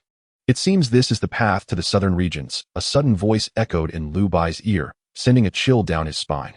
A wrinkled, aged face abruptly appeared before Lu Bai, in these deep woods where even a robust young man would turn to bones in less than a day. Yet, here stood an elderly man, stealthily approaching Lu Bai, his visage mere inches away, and astonishingly, he remained utterly oblivious. Even the jade-like figure standing beside him had failed to notice this enigmatic elder. Who is he? A profound sense of danger surged within Lu Bai. He yearned to draw the short blade concealed in his sleeve, but managed to suppress the impulse. Oh, feeling murderous thoughts. Are you, young lad? The old man's face broke into a mocking expression. In Lu Bai's eyes, the aged visage swiftly faded, replaced by a bizarre paper figure, animated and lifelike. Lu Bai felt an overwhelming numbness. This uncanny scene was far more disconcerting than the presence of a master-level beast tamer. Ha! I am Zhu Zhe, a humble artisan. Merely employing a little trick to startle you, the elder declared.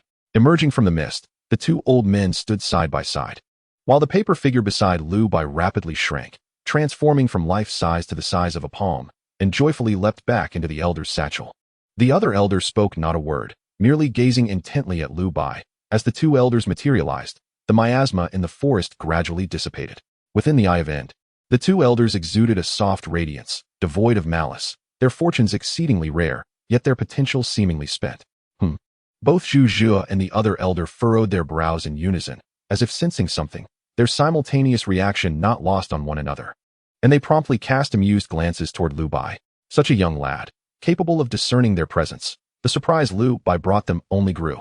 Observing the shift in the elders' expressions, Lu Bai instantly realized that they could indeed perceive the existence of the Eye of End. These 2 elders possessed unfathomable strength. Young lad, I see you're studying a map. Are you heading to the southern regions? Zhu Zhe ambled over to Lu Bai, each step seeming to tread upon Lu Bai's very heart. Zhu Zhe scrutinized the map in Lu Bai's hands, his gnarled fingers pointing toward a spot marked with distinct fingerprints. The southern region, Lu Bai remarked. Coincidentally, my elder relative holds a position in southern Cloud City. I plan to seek refuge with my kin. Zhu, with a glint of intrigue in his gaze, continued to examine the map without looking directly at Lu Bai. Oh, old Wu, your disciple is the very lord of southern Cloud City, is he not? Why not accompany us, young lad? It would provide you with an opportunity for employment. Damn it. Had I known I shouldn't have mentioned southern Cloud City. Lu Bai internally lamented, simultaneously astonished by the other elder's strength. The city lord was indeed his disciple, which raised questions about his own power. Moreover, Lu Bai sensed no fluctuations of the unique contract power typical of beast tamers. These two elders did not appear to be beast tamers at all. I never anticipated encountering two esteemed individuals in such a desolate area. It truly is a stroke of fortune for a junior like me. However, such trivial matters should not trouble you, esteemed elders. In response to Zhu's invitation, Lu Bai feigned politeness and declined. Enough, young lad. You seem rather earnest, yet your words are mere nonsense. I have been following you for over half a month. How could I not know your background? Zhu interjected, unable to resist interrupting Lu Bai, while simultaneously pressing down on the restless death crow. Chapter 37, Title Level, Paper Taoist. Elite Level 9 rank. Beneath that gnarled hand resembling a withered tree branch, the death crow felt utterly constrained, as if weighed down by an immense force. At Lu Bai's subtle signal, the death crow relinquished its struggle, abandoning its plan to unleash a desperate attack with Qiao Base and the death crow storm. Come now. Accompany us to the southern regions. A great fortune awaits you, the elder said, stroking the feathers atop the death crow's head while addressing Lu Bai. Internally, he couldn't help but marvel at Zhu's unexpected fortune. Since both had stepped into title level, they had roamed the world for 3 decades. Amidst the throngs of humanity, after many years and countless encounters, Zhu had only encountered one individual with the potential to reach title level, and that was Lu Bai. Initially, Zhu had merely felt an impulse, sensing the presence of a master level 3 rank Qiansong bear, intending to capture it for the creation of a paper effigy. Yet, unexpectedly, he stumbled upon the prodigious death crow, which stood undefeated against a master level opponent. Lu Bai's talent was exceptional, his mental strength exceeding Zhu's expectations. Having previously dispatched a paper figure to gauge Lu Bai's mental prowess, he found that the 14-year-old Lu Bai's strength was comparable to Zhu's after reaching the lord level. Thus, Zhu could be certain that, barring any untimely demise, Lu Bai would inevitably ascend to title level. It was merely a question of time. As for whether Lu Bai possessed any secret opportunities, Zhu was indifferent. He was nearly at death's door himself. What use would such matters be to him? The moment Zhu laid eyes on Lu Bai, he recognized him as his successor. However, Zhu did not immediately reveal himself to Lu Bai, nor did he publicly capture Qiao Base to intimidate Lu Bai. Instead, he quietly followed Lu Bai, observing him from behind. The process certainly did not disappoint Zhu. The resurrection of the dead retained all their combat power and even maintained the contract power. What a formidable force this was. Zhu felt an overwhelming excitement as he witnessed the deceased Qiao Base rise again and respectfully stand before Lu Bai and the death crow, bowing in submission. Having spent the majority of his life dealing with the dead, Zhu was well versed in the utilization of death's power. He had already ascended to title level, and the paper Taoist title was renowned in the southern regions. Yet, when crafting paper figures, Zhu could only preserve 90% of a deceased's strength, and that was with considerable resources involved. In Zhu's eyes, those who relied on contract power, like beast tamers, were the most inferior materials, for upon their death, the contract power was severed, rendering them unable to command their contracted beasts. Nevertheless, all of this was shattered before Lu Bai and the death crow. Zhu bore witness to it firsthand. This young lad, I must have him. Regardless of whether this power stemmed from the death crow or Lu Bai, Zhu resolved to take Lu Bai with him. To prevent unforeseen circumstances, Zhu also called upon the old poison master, Wu Fanxiu, who was in seclusion near Tongan Prefecture. 2 title-level powerhouses, notorious in the southern regions, had specifically come for a fledgling youth. It was indeed overkill. Yet, it underscored Zhu's profound regard for Lu Bai. Can I take her along as well? Lu Bai, at this moment, could hardly be oblivious to the fact that these 2 peculiar old men were pursuing him. However, within the eye of End, Lu Bai perceived little malice or murderous intent, leaving him devoid of significant fear. As Zhu and another elder mentioned their intention to escort Lu Bai to the southern frontier, Lu Bai pointed towards the enchanting Yulu behind him, exclaiming, "Oh, what a lovesick fool indeed." The old poison master chuckled lightly. "Let us go together." Zhu cast a glance at Yulu. Her beauty was truly astonishing, yet to Zhu and Wu Fanxiu, it was merely adequate.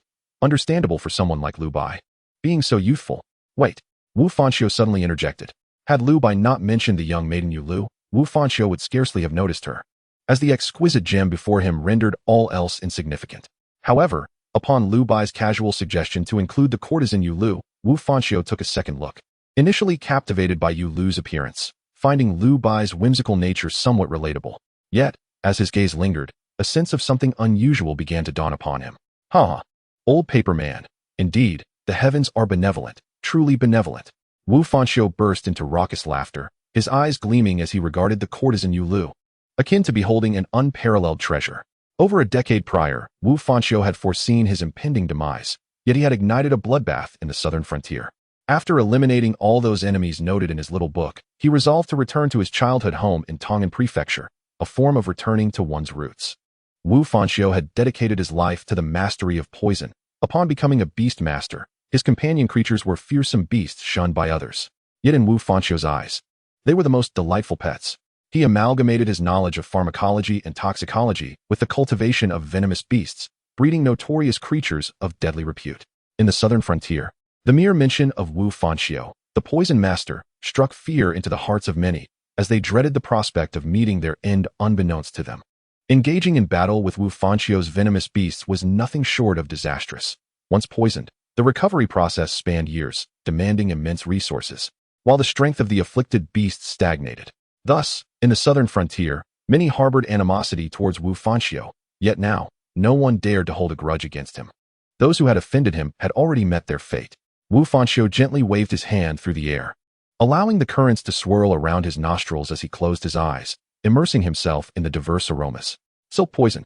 Truly, the old poison master, having devoted his life to pharmacology, can discern the remnants of pollen merely through subtle variations in scent, accurately naming it. This poison is alive. Inconceivable, utterly inconceivable. Living poison. A sickly flush graced Wu Fanxiu's aged visage, akin to a fleeting resurrection, as he swiftly moved to Yu Lu's side, grasping her wrist with fervor. You have contracted a beast. Summon it forth for me to see. Quickly, quickly. Wu Fanxiu exclaimed repeatedly, his excitement palpable. Old poison master, what are you doing? This is my precious disciple's woman. Zhuge interjected upon witnessing Wu Fanxiu's uncharacteristic behavior. Get lost. Wu Fanxiu retorted angrily, disregarding Zhuge's words, his gaze brimming with anticipation as he looked at Yu Lu, eager to behold her beast. Zhuge discerned the anomaly. Wu Fanxiu, on the brink of death, had no need for such behavior. This girl is extraordinary, isn't she? No need to rush. Your little wife has good fortune approaching. Zhuge patted Lu Bai's shoulder, signaling him to remain calm regarding his beloved. Having known Wu Fanxiu's nature for so many years, Zhuge recognized that the young maiden had caught his eye. The old poison master had taken only 3 disciples in his lifetime. 2 had perished in the southern frontier, and the least promising one had ultimately become the lord of Nanyan City. However, none had ever truly captured his attention, merely products of a balance of interests. Yet this young lady, TSK, Wu Fanxiu's current infatuation was nothing short of remarkable. The direct disciple and the heir to his legacy. Should anyone dare to touch this girl, TSK? One could hardly fathom the extent of Wu Fanxiu's wrath as long as he still drew breath. Chapter 38. Apprenticeship. The dual titles of the southern frontier. Yu Lu observed the suddenly entranced Wu Fanxiu gazing at her with an unusual fervor, casting her gaze towards Lu Bai. Why are you looking at him? Hurry and reveal your beast for me to see. Wu Fanxiu urged with urgency. Lu Bai nodded at Yu Lu, who delicately rolled up her sleeves to reveal a slender arm adorned with white lotus. Soon, tender green shoots began to emerge from Yu Lu's skin, each sprouting forth like delicate pink flowers dancing in the breeze, leaving Wu Fanxiu enraptured. Marvelous. To cultivate within one's own body as a vessel. Wu Fanxiu bent 2 fingers to press against Yu Lu's wrist, his smile unwavering. He had not anticipated that merely accompanying his friend would lead him to discover a disciple perfectly suited to him. Alas, his time was short. With only 2 or 3 years left to live, yet, there was still time. Ha ha ha, the heavens truly favor me, indeed they do. Wu Fanxiu laughed heartily, tightening his grip on the courtesan Yu Lu's wrist as he turned his gaze toward her. I am Wu Fanxiu, a 3rd-tier beast master of the title level, the master of the medical valley. Have you heard of the legend of the beast tide in the southern frontier, where the poison king emerged, and 10,000 beasts perished? That speaks of none other than me. Wu Fanxiu straightened up, his face alight with anticipation as he looked at Yu Lu. Yet, Yu Lu regarded Lu Bai with a puzzled expression, her eyes reflecting a mixture of scrutiny and inquiry. The title level was an unfathomable concept for both Lu Bai and Yu Lu, far beyond their comprehension. They only understood the leader level as their utmost limit. Old Poison Master, when did you establish a sect? Zhu inquired, leaning in curiously, having been close friends for decades. He had never heard of Wu Fanxiu forming the medical valley. Wu Fanxiu shot Zhu an exasperated glare. Just now, is that not sufficient? I am the sect leader, and she is my sole disciple. What of Yizhen? Expelled from the sect? Oh no, perhaps he can serve as a guardian for my disciple. That should suffice for him. Wu Fanxiu remarked nonchalantly. Yizhen, the lord of Nanyuan City, was the only living disciple Wu Fanxiu had ever taught. Yet now his title was on the brink of being stripped away. A title level. Lu Bai regarded the two rather unassuming old men with astonishment, realizing their extraordinary backgrounds, yet he had not anticipated that they would be titanic figures of the title level. Ordinary, elite, leader, lord, commander, title. The formidable Qiao Base, who had previously intimidated Lu Bai, was but a trivial matter to Zhu or Wu Fanxiu, akin to squashing a mere floating insect. Yu Lu glanced at the fawning Wu Fanxiu, yet her gaze remained fixed on Lu Bai, entrusting him with her decision. Although she was oblivious to the true nature of the title level, she understood that this man, Wu Fanxiu, was immensely powerful. Powerful enough to obliterate Xichang Town with a mere nod from her, thereby irrevocably altering her fate and elevating her to heights above all, granting her an unassailable background and strength. Nevertheless, Yu Lu chose to leave the decision in Lu Bai's hands. Should he decline, so be it. Why are you looking at him again? Wu Fanxiu felt a twinge of frustration as Yu Lu cast another glance at Lu Bai, for in her presence, he had lost the composure befitting a title-level master. Is there something you have on this boy? Speak to your master, and I shall advocate for you. A hint of malevolence began to flicker in Wu Fanxiu's gaze. Zhu promptly shielded Lu Bai, exclaiming, "Old venomous creature, what madness possesses you? Can't you see the mutual affection between them? You old demon, what are you up to?" Lu Bai nodded at Yu Lu, pondering how he could dare to disagree, considering she was a figure of the esteemed title level. Furthermore, Yu Lu was one of Wu Fanxiu's two disciples, and judging by Wu Fanxiu's demeanor, he clearly intended to cultivate Yu Lu as his rightful successor. This opportunity was monumental.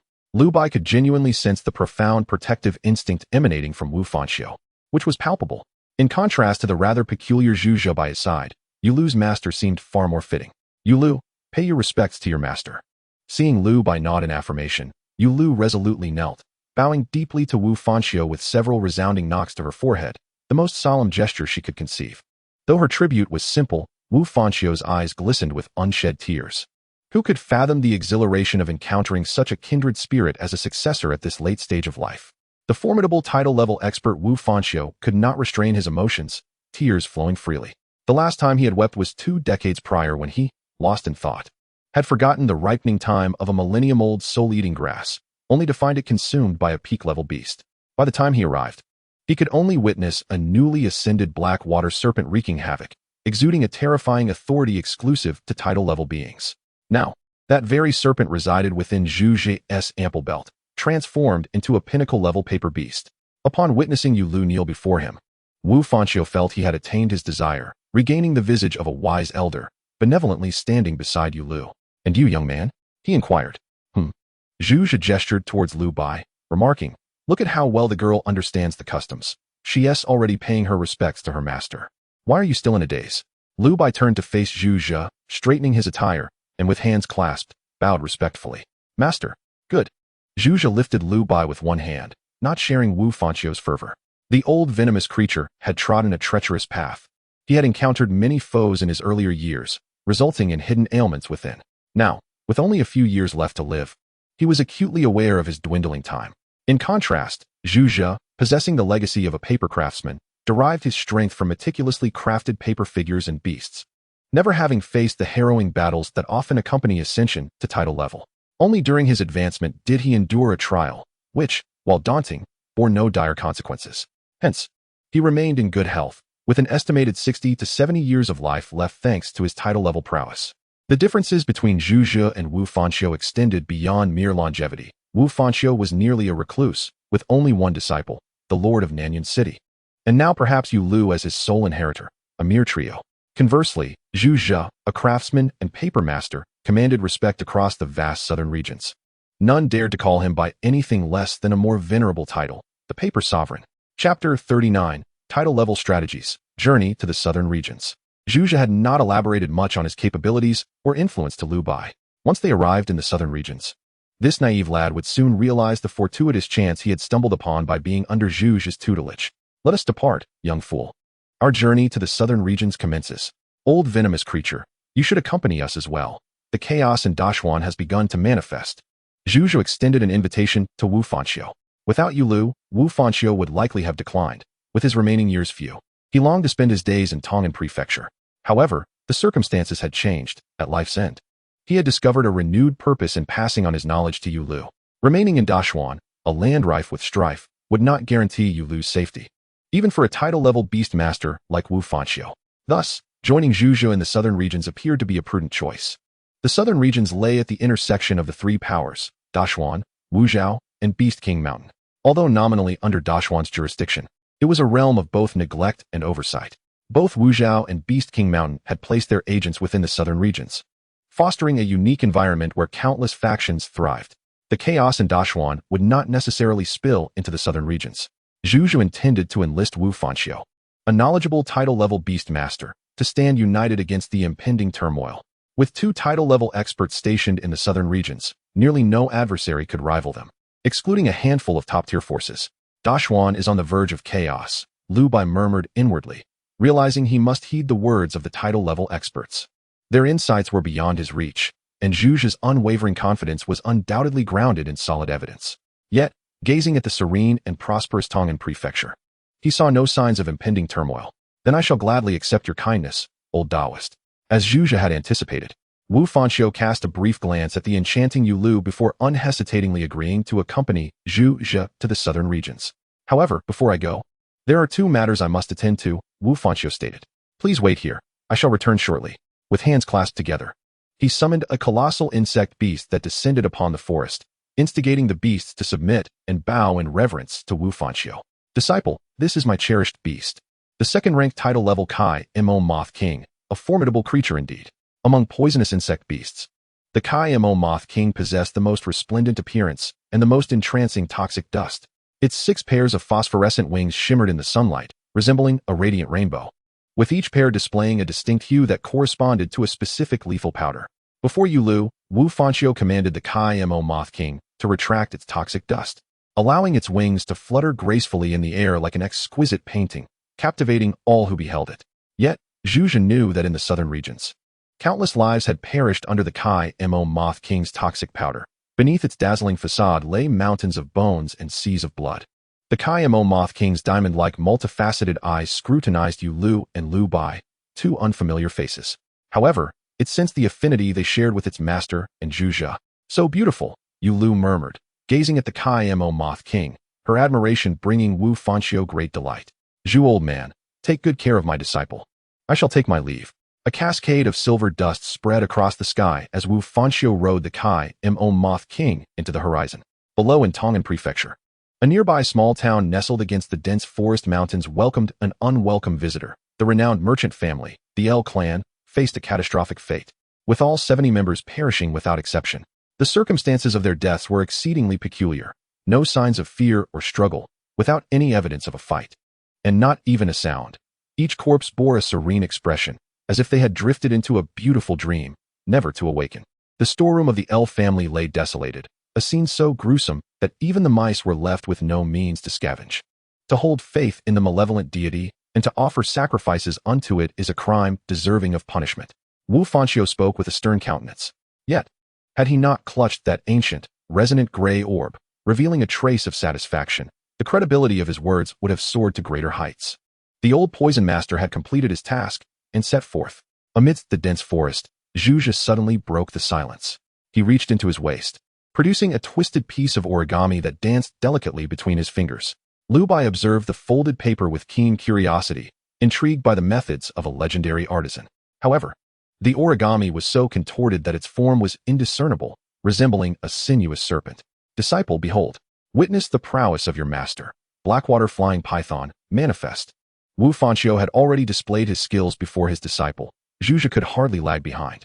Before the watchful eyes of Lu Bai and Yulu, a palm-sized piece of origami soared into the air, rapidly expanding, unleashing a formidable pressure that rendered countless beasts unconscious in their tracks. In stark contrast to the restrained aura of the colorful Moth King, Lu Bai and Yulu could palpably sense the raw, unbridled ferocity emanating from this colossal creature.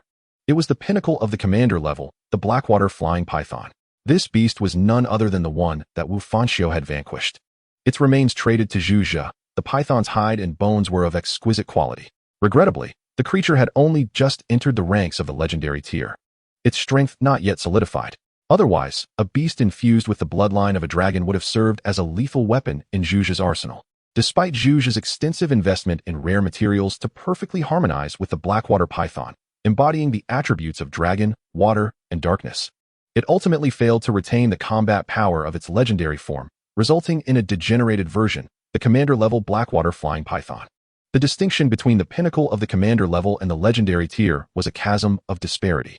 In the end, it had become little more than a mode of transport for Zhu, a luxurious mount at the pinnacle of the commander level. This further attested to Zhu's profound reserves of strength, for the pinnacle of the commander level was not even among his principal combat beasts. Lu Bai gazed at the floating python, its length spanning several meters, its body an obsidian hue. The raised head bore 2 prominent bulges, a sign of impending transformation. Yet this creature was clearly beyond hope. It was a dead beast. Its dark green vertical pupils glimmered coldly in the sunlight, while its spine, lined with barbs, extended into 2 deep green membranous wings. Zhu had expended tremendous effort to preserve the vestiges of the Blackwater Python's dragon power, enabling it to soar through the clouds rather than merely glide at low altitudes. "Come forth, my disciple." An invisible force lifted Lu Bai and Yu Lu from the ground, guiding them beneath the python's head, enveloping the 3 in a shroud of gray energy, shielding them from the gusts of wind. The turbulent currents stirred the forest, trees bowing and mountains shifting as the mighty python ascended, carrying Lu Bai away from Tongan Prefecture, venturing into the unknown southern territories. Chapter 40, The Contract Stone. "My dear disciple, this is a token of my mentorship. I hope it pleases you." Wu Fanxiu regarded Yu Lu with an affectionate gaze, presenting the ancient, resonant gray orb before her. To possess such a treasure is a crime, for this was a rare gem snatched from the elf family. A divine artifact that drove countless beast tamers into a frenzy. "Old Poison Master, are you attempting to provoke me?" Zhu mused inwardly upon witnessing Wu Fanxiu's reverent handling of the orb. On the same day of their mentorship, how could this young man be so attentive, leaving me? The master in a quandary? Did he not see Lu Bai's eager gaze directed at him, brimming with unmasked desire? It was as if the very beads of his abacus were poised to leap into my face. "This is the contract stone, with a singular effect, to open a new contract node within you, thereby increasing the number of beasts you can tame." This was the most direct and brazen means to augment a beast tamer's strength. Given its immense significance, the quantity of such contract stones was appallingly scarce. Even Wu Fanxiu, having ascended to the legendary tier, had only handled a mere handful, ultimately forming contracts with 5 beasts. This inferior stone would suffice to establish a second contract position. Who could have anticipated that this humble town concealed such a priceless contract stone? Yet, the elf family's stone was not acquired through inheritance or serendipity. Its origins were steeped in blood and cruelty. Buried beneath their grounds lay the bones of countless pregnant women and infants, a sinister altar to a malevolent deity. When Wu Fanxiu first arrived, he discerned the elf family's peculiarities, yet he chose to remain unresponsive. Such occurrences were not uncommon in the southern territories. However, after Yu Lu's initiation, the stakes changed. The contract stone was a gift from him to his beloved disciple, and moreover, the elf family's might was merely at the level of the leader. Did they truly comprehend the value of such a treasure? "My actions are also an act of vengeance for the thousands of souls buried beneath the elf family's domain, a quest for justice." "Thank you, master." Upon hearing Wu Fanxiu's explanation, Yu Lu was overjoyed, eagerly stowing the contract stone away and exuberantly expressing her gratitude. She turned and dashed towards Lu Bai, presenting the stone as though it were a precious treasure, all the while under the watchful, predatory gaze of Wu Fanxiu. "Master, may I keep it?" Lu Bai chuckled at Zhu, yet the gaze of a legendary powerhouse made him feel as though he were seated on needles. He had no qualms about passing this hot potato into Zhu's hands, leaving the decision to him. "Little girl, keep it for yourself. I have already prepared a contract stone for my disciple Lu Bai." A mere contract stone was trivial, for within my sect, such items abound. Zhu, being a paper artisan, found little utility in a contract stone that expanded the number of beasts one could tame, yet even such a rare treasure was worth collecting, primarily for the purpose of exchanging resources or acquiring corpses of commander or legendary tier beasts or practitioners. "Master, is it true that the Great Xian is in chaos?" Lu Bai could not restrain his curiosity while on the back of the Blackwater Flying Python. 9 times out of 10, Zhu replied, hands clasped behind his back, surveying the magnificent landscape. "In Liaoyang City, At the gates, a young man in a flowing gray robe observed the bustling thoroughfare. Qin Yuan, having traversed mountains and rivers, had finally entered the realm of the southern territories. From the moment he departed from the Shiyuan prefecture, he had resolved that today would mark his escape to the meticulously planned refuge of the great Qian's southern lands. However, the journey had proven far smoother than he anticipated, aided by several older brothers and the loyalty of former Qin ministers. As a former prince of the Qin, the intelligence he received was often pivotal, capable of determining the fate and direction of a nation. Amidst fragmented messages, Qin Yuan keenly identified a recurring point of interest: the supreme emperor of the great Qian, the monarch-level Qian Huang.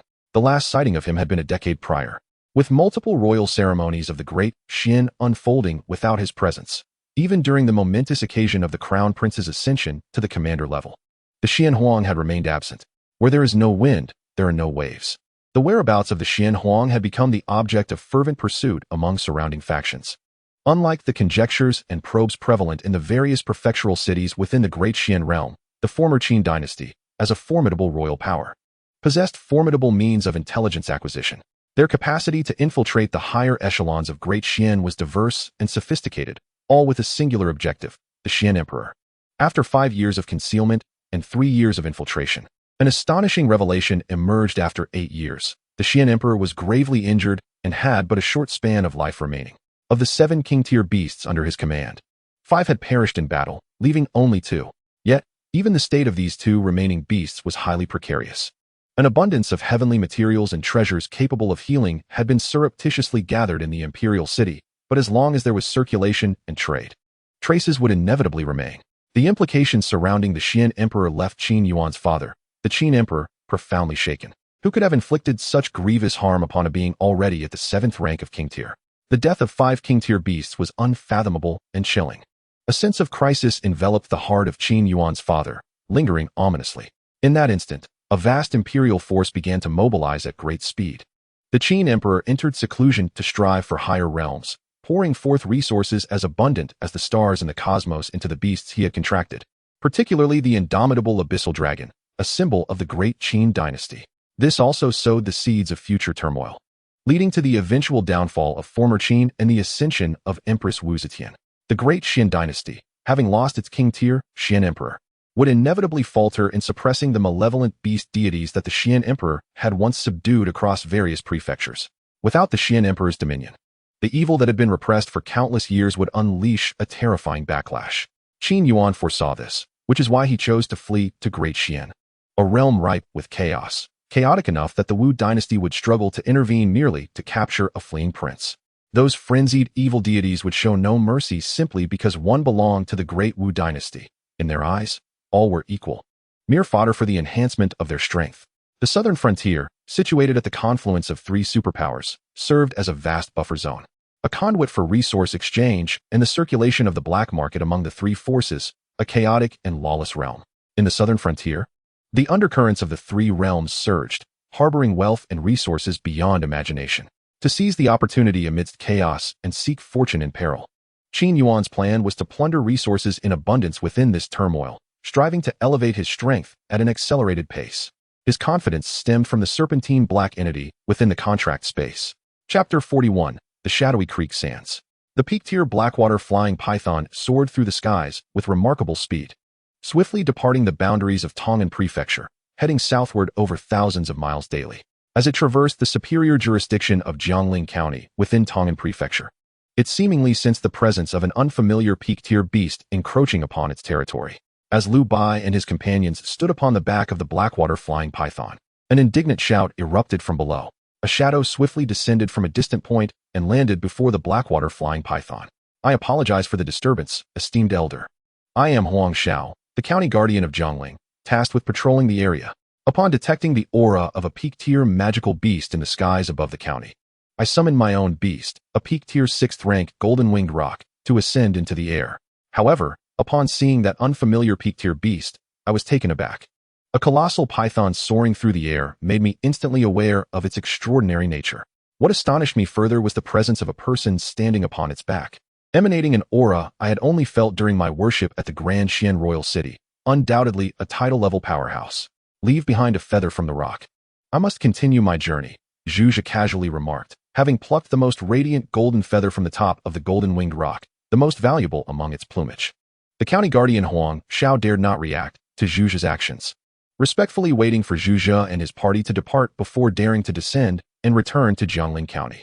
"Disciple, take care of that feather," Zhuzhe said, casually handing the golden feather of the golden-winged rock to Lu Bai.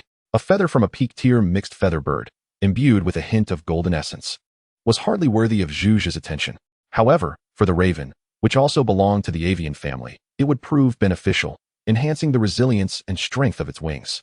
The might of a title-level figure should not be trifled with. Taking a feather from Huang Xiao's beast was merely a minor reprimand. "Thank you, master." Lu Bai accepted the golden feather, realizing the advantage of having such a powerful mentor. To him, a feather from a peak-tier rock was merely a trivial gift. Had it not been for Zhuzhe, securing this feather solely through Lu Bai's own strength would have taken years. "You brat. It's only now that you call me master with such satisfaction," Zhuzhe chuckled, yet his demeanor held no dissatisfaction. He was accustomed to flattery, but Lu Bai's straightforwardness endeared him greatly. Of course, this fondness was predicated upon Lu Bai's and his beast's title-level potential.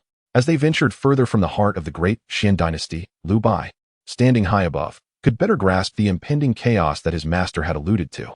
In the border regions, where cities lacked powerful beast masters and professionals to maintain order, Lu Bai observed rampant evils, the vengeful spirits lingering in the cities, unable to disperse. In a fleeting glance, he even witnessed a sacrificial rite to an evil deity, where hundreds of living beings were mercilessly crushed by a massive blood-colored grinding wheel, eliciting chilling screams. High above, Lu Bai coldly surveyed the infernal realm below, the blackwater flying python gliding swiftly beneath him, capturing the shift in his mindset, which Zhuzhe and Wu Fanxiu keenly noted. "Did you sense that?" Zhuzhe raised an eyebrow, questioning Lu Bai, astonished that his newly acquired disciple could perceive from such a distance, tens of kilometers from the town to the blackwater giant python. Would the lands of Great Xian soon be enveloped in such turmoil? "Perhaps," Lu Bai replied. "There may yet emerge another formidable king tier from the Great Xian dynasty. Or the Xian emperor might regain his former glory." Zhuzhe shrugged nonchalantly, but a smile graced his face. The affairs of Great Xian mattered little to him. Yet his disciple was remarkable. His mental fortitude rivaled that of a half-step title level. Meanwhile, at the side of Yu Lu and Wu Fanxiu, aside from her infatuation when Lu Bai was involved, Yu Lu exhibited an exceptional ability to navigate social interactions, impressively showcasing her prowess akin to that of a courtesan. Wu Fanxiu, ever the astute strategist, was thoroughly captivated. The flattery within Yu Lu's words was not lost on Wu Fanxiu, yet spoken from her lips. It bore a unique charm and was particularly delightful. Consequently, Wu Fanxiu eagerly delved into the long-neglected tomes, seeking a beast that would perfectly complement Yu Lu. He dismissed all mediocre options. His beloved disciple must contract only the finest. Yu Lu refrained from disclosing her unique constitution, possessing the inheritance of a flower fairy, which granted her an inherent aptitude for plants. Nevertheless, Wu Fanxiu had already narrowed down the possibilities for Yu Lu's second beast to the category of spiritual plants. With the allure of the enchanting gem before him, Wu Fanxiu pondered deeply. As a poison master, he understood that the plethora of medicinal herbs and spiritual plants was vast. Yet the majority lacked spiritual essence and were merely common medicinal items. Far from meeting the lofty standards set by Wu Fanxiu, they are unworthy of the Yu Lu, and do not qualify to become cherished beasts of his favored disciples. The mere title of the Emperor's Inner Canon speaks volumes about the value of this medicinal tome. Not everyone can bear the weight of the title Emperor of Medicine. The scripture is crafted from silk spun from thousand-year-old silkworm cocoons, impervious to water and fire, and resistant to decay for millennia. What weighty words could possibly be inscribed upon such an invaluable fabric? Wu Fanxiu bypassed the preceding content and delved directly into the illustrated scroll at the end of the scripture. A mere 100 pages, each exquisitely detailing a unique primordial spirit plant born of the heavens, each possessing wondrous effects that rival those of semi-noble level powerhouses. The ability to regenerate a severed limb is but a mundane trait among these spirit plants. Ghost Stream Sand, a dreamlike purple spirit plant, caught Wu Fanxiu's eye, instantly igniting a brilliance within him that was dazzling. Suspended in the dark, profound mud of a stream that never sees sunlight, this enigmatic spirit plant took on an ethereal form, as if it were birthed from solidified moonlight in the flowing waters of the stream. It lacked traditional petals, instead featuring a swirling mass of crystalline grains at its apex, each grain translucent and reminiscent of the purest azure crystal shards. The azure hue of each grain conceals a terrifying chill of spiritual energy, A single grain could freeze the entire stream. Very few are aware of ghost stream sand, and even some noble-level beings do not know of its existence. However, its companion, mysterious jade essence, is renowned. A supreme spiritual material essential for the advancement of dark and water-type noble-level beasts. Each drop of mysterious jade essence enhances the success rate of advancement by 30%. Wu Fanxio's interest in ghost stream sand did not stem from its being the most powerful or the most suitable for Yulu, but rather because it was the only one among these 100 spirit plants of which he had previously heard. More precisely, he was aware of the location of its companion, mysterious jade essence. Chapter 42, The Four Dominators of the Southern Frontier, Corpse Fire Demon Spirit. Truly beautiful. Wu Fanxio turned the pages of the Emperor's inner canon. With Yulu by his side, each spirit plant that leapt off the pages offered Yulu a transcendent experience of her soul. Could such extraordinary plants truly exist in this world? It was simply unfathomable. When Wu Fanxio's finger lingered on the page of ghost stream sand, Yulu was also entranced by its dreamlike quality, as if fate were whispering that this ghost stream sand was destined for her, and her alone, suppressing her overwhelming desire to possess it. Yulu could only voice her genuine admiration. She understood that such a divine object was not something one could seek after. She was merely an insignificant second-tier elite. Even her master, a noble-level beast master, would find it difficult to trace its whereabouts. Do you wish for it, disciple? Wu Fanxio inquired, his gaze fixed earnestly upon Yulu as he pointed to ghost stream sand. It was merely a moment of astonishment. Master, please do not take it seriously. Yulu did not reveal her true feelings. Wu Fanxio closed the Emperor's inner canon without providing Yulu a definitive answer. Although he had caught wind of the rumors regarding mysterious jade essence, he could not confirm the presence of a spirit plant like ghost stream sand within it. Rising to his feet, Wu Fanxio walked alone to the head of the black water-flying python, standing proudly against the wind, his piercing gaze fixed on the pale clouds in the distance. Moments later, Zhuge bent slightly and approached Wu Fanxio from behind. Mysterious jade essence, old poison master. Are you perhaps contemplating it? As Wu Fanxio perused the ghost stream sand, Zhuge happened to be nearby. He was unaware of the primordial spirit plant ghost stream sand, but he knew that mysterious jade essence was famous throughout the southern frontier. There existed a perilous location in the southern frontier known for producing mysterious jade essence. Yet it was far from unclaimed territory. Aside from the Great Xian, Wu Dynasty, and Beast King Mountain, the southern frontier's four dominant powers included the corpse refining sect, which laid claim to this land. Within the sect, all three elders were noble-level powerhouses, and their leader, Jiang Shitzi, had reached the 7th tier of noble-level status, controlling a noble-level 8th-tier corpse through mysterious means. The most terrifying aspect of the corpse refining sect is that the burial ground for their leaders and elders has long served as a resting place for countless corpses, many of which have been refined into corpses themselves. Zhuge suspected that the noble-level combat strength within the corpse refining sect might be limited to just a few. If it weren't for the absence of high-tier noble-level guardians, the sect's status would not languish at the bottom of the four dominant powers. I would not dare to provoke their lair, Wu Fanxio simply replied. Zhuge, understanding that the old poison master had already made up his mind, chose not to press further. Wu Fanxio indeed harbored thoughts about the corpse refining sect, but not at present. He had 3 years of life left, and Yulu was still a blank slate. There were many matters he needed to attend to and many lessons he needed to impart to her. Once he entrusted his entire life's worth of power to her and had nothing left to teach, Wu Fanxio would have his own plans. The Poison King, renowned throughout the southern frontier, was not a fool who would recklessly confront the corpse refining sect head-on. He had no intention of directly storming their stronghold. At this moment, Wu Fanxio had begun to prepare for the future, extending countless tendrils around the corpse refining sect. If anything arises, just give a shout. I may not be of great assistance, but the paper crafting guild can still lend a helping hand in minor matters. After leaving those words, Zhuge departed, leaving Wu Fanxio to quietly contemplate his plans. Master, have you heard of the corpse fire demon spirit? This was the truth Lu Bai sought in the southern frontier. Through his recent interactions with Zhuge, he had come to understand that the two noble-level beings were not ruthless villains. They held a unique kindness towards him and Yulu. Thus, after several days of contemplation, Lu Bai voiced his questions. Compared to his arduous search for news about the corpse fire demon spirit, Zhuge, as a noble-level being, possessed far greater access to information. With the answer readily at hand, why seek far and wide? Leaning against the warm wings of the death raven, Zhuge had developed a fondness for this sensation ever since he had stroked the raven's feathers. During these 3 days, Lu Bai had spent far less time with the death raven than Zhuge. After all, his master was a noble-level being. Under his imposing presence, the death raven showed no signs of discontent, instead cheerfully attending to the elderly figure with silver hair. After all, the treats Zhuge casually offered to the death raven were never less than 50-year-old dried black beetles. Zhuge was not a beastmaster. His spatial ring was filled with ample resources for nurturing beasts, which had previously been used for trading materials to create paper puppets. Now, Zhuge had selected numerous beneficial resources for the death raven, frequently stroking the bird and tossing it delectable morsels. The death raven perfectly filled the absence of a dog in the skies, displaying remarkable intelligence and human-like qualities, charming the wealthy Zhuge and often eliciting tender smiles from him.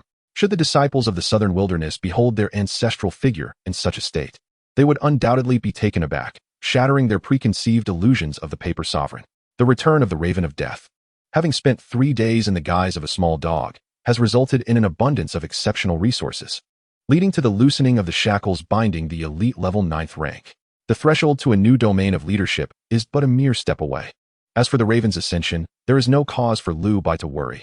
A powerful and seasoned master has already prepared everything, merely awaiting the return to the southern wilderness sect to present a surprise to his beloved disciple, a gesture of gratitude for Liu Bai's apprenticeship. Alas, help, my wife. You must flee first. I'll hold them off. Father, mother. The cacophony of chaos and piercing cries for help reverberates through the secluded village. Dark, billowing smoke suddenly ignites around the thatched huts, and upon the blackened earth, lifeless bodies collapse, their eyes filled with terror, resentment, and confusion, much akin to the villagers of Shishan village in their final moments. Beneath the shadow of death, the whispers of demons emerge, rampant and frenzied, echoing through the village as its vitality dwindles. Chapter 43, The Corpse Collector, the Longevity Tablet Beneath the Deep Night. You are venturing to the southern wilderness for the corpse fire demon spirit? Zhuge inquired. The corpse fire demon spirit is only known to haunt the southern wilderness within the Great Xian realm, suggesting that Liu Bai's prior desire to travel there was no mere coincidence, but rather a deliberate pursuit of this spirit. Indeed, Liu Bai confessed without reservation, nodding in acknowledgement. The truth behind the horrific demise of the entire Shishan village haunted his thoughts, recalling the warm welcomes of his uncles and aunts, now despairingly fallen amidst pools of blood. The elderly village chief, Feng Yuan, knelt in despair, while his father, Lu Yuan, bore grotesque injuries. A tempest of suppressed anger and hatred swirled within Liu Bai's heart. The corpse fire demon spirit can be traced to 2 locations: the corpse refining sect, one of the 4 major powers of the southern wilderness, and the Yang family fortress, situated 200 miles from Nanyan City, which houses a sacred cavern for nurturing the corpse fire demon spirit. Zhuge provided Liu Bai with these 2 leads, the only known sources of the corpse fire demon spirit within the southern wilderness and the Great Xian dynasty. The Yang family fortress is devoid of any titled overseers. The most formidable individuals are the former and current lords, both leaders of the 9th rank. However, the Yang family has made a notable alliance, as the current young lord is betrothed to a mountain lord from Beast King Mountain, making them formidable adversaries. Zhuge cautioned that the intricacies of this matter delve into deeper secrets. Upon returning to the sect, I will ensure you receive a detailed account of the various factions and personnel within the southern wilderness, which you must commit to memory. This intelligence will assist Liu Bai in understanding the corpse refining sect and the Yang family fortress, while also familiarizing him with the southern wilderness. Though it belongs to the Great Xian, the customs and local populace of this region are vastly different. Thank you, Master. The revelations embedded within Zhuge's words were immensely beneficial to Liu Bai, insights that could not be gleaned through mere inquiries. You rascal. Call me Master when you need something, and Teacher when you don't, Zhuge chuckled, shaking his finger. We are but 100 miles from the southern wilderness, and it has been over a decade since my last return. Wu Fanxiu approached, recalling the cataclysm he had caused during his previous departure from the southern wilderness. An upheaval that could hardly be overstated. A titled warrior had perished, alongside over a dozen elite commanders, plunging 6 families of the southern wilderness into despair. Now, the Poison King returns. One can only wonder what tumult he will unleash. In a small village less than 20 miles from the Blackwater Python, a one-sided massacre began to reveal its fangs. Young and old, men and women, all were mercilessly slain, their souls claimed by the blade. Help! Run! Run! Run! Dozens of women clutching their children sprinted urgently, while the village's able-bodied men futilely attempted to delay the inevitable.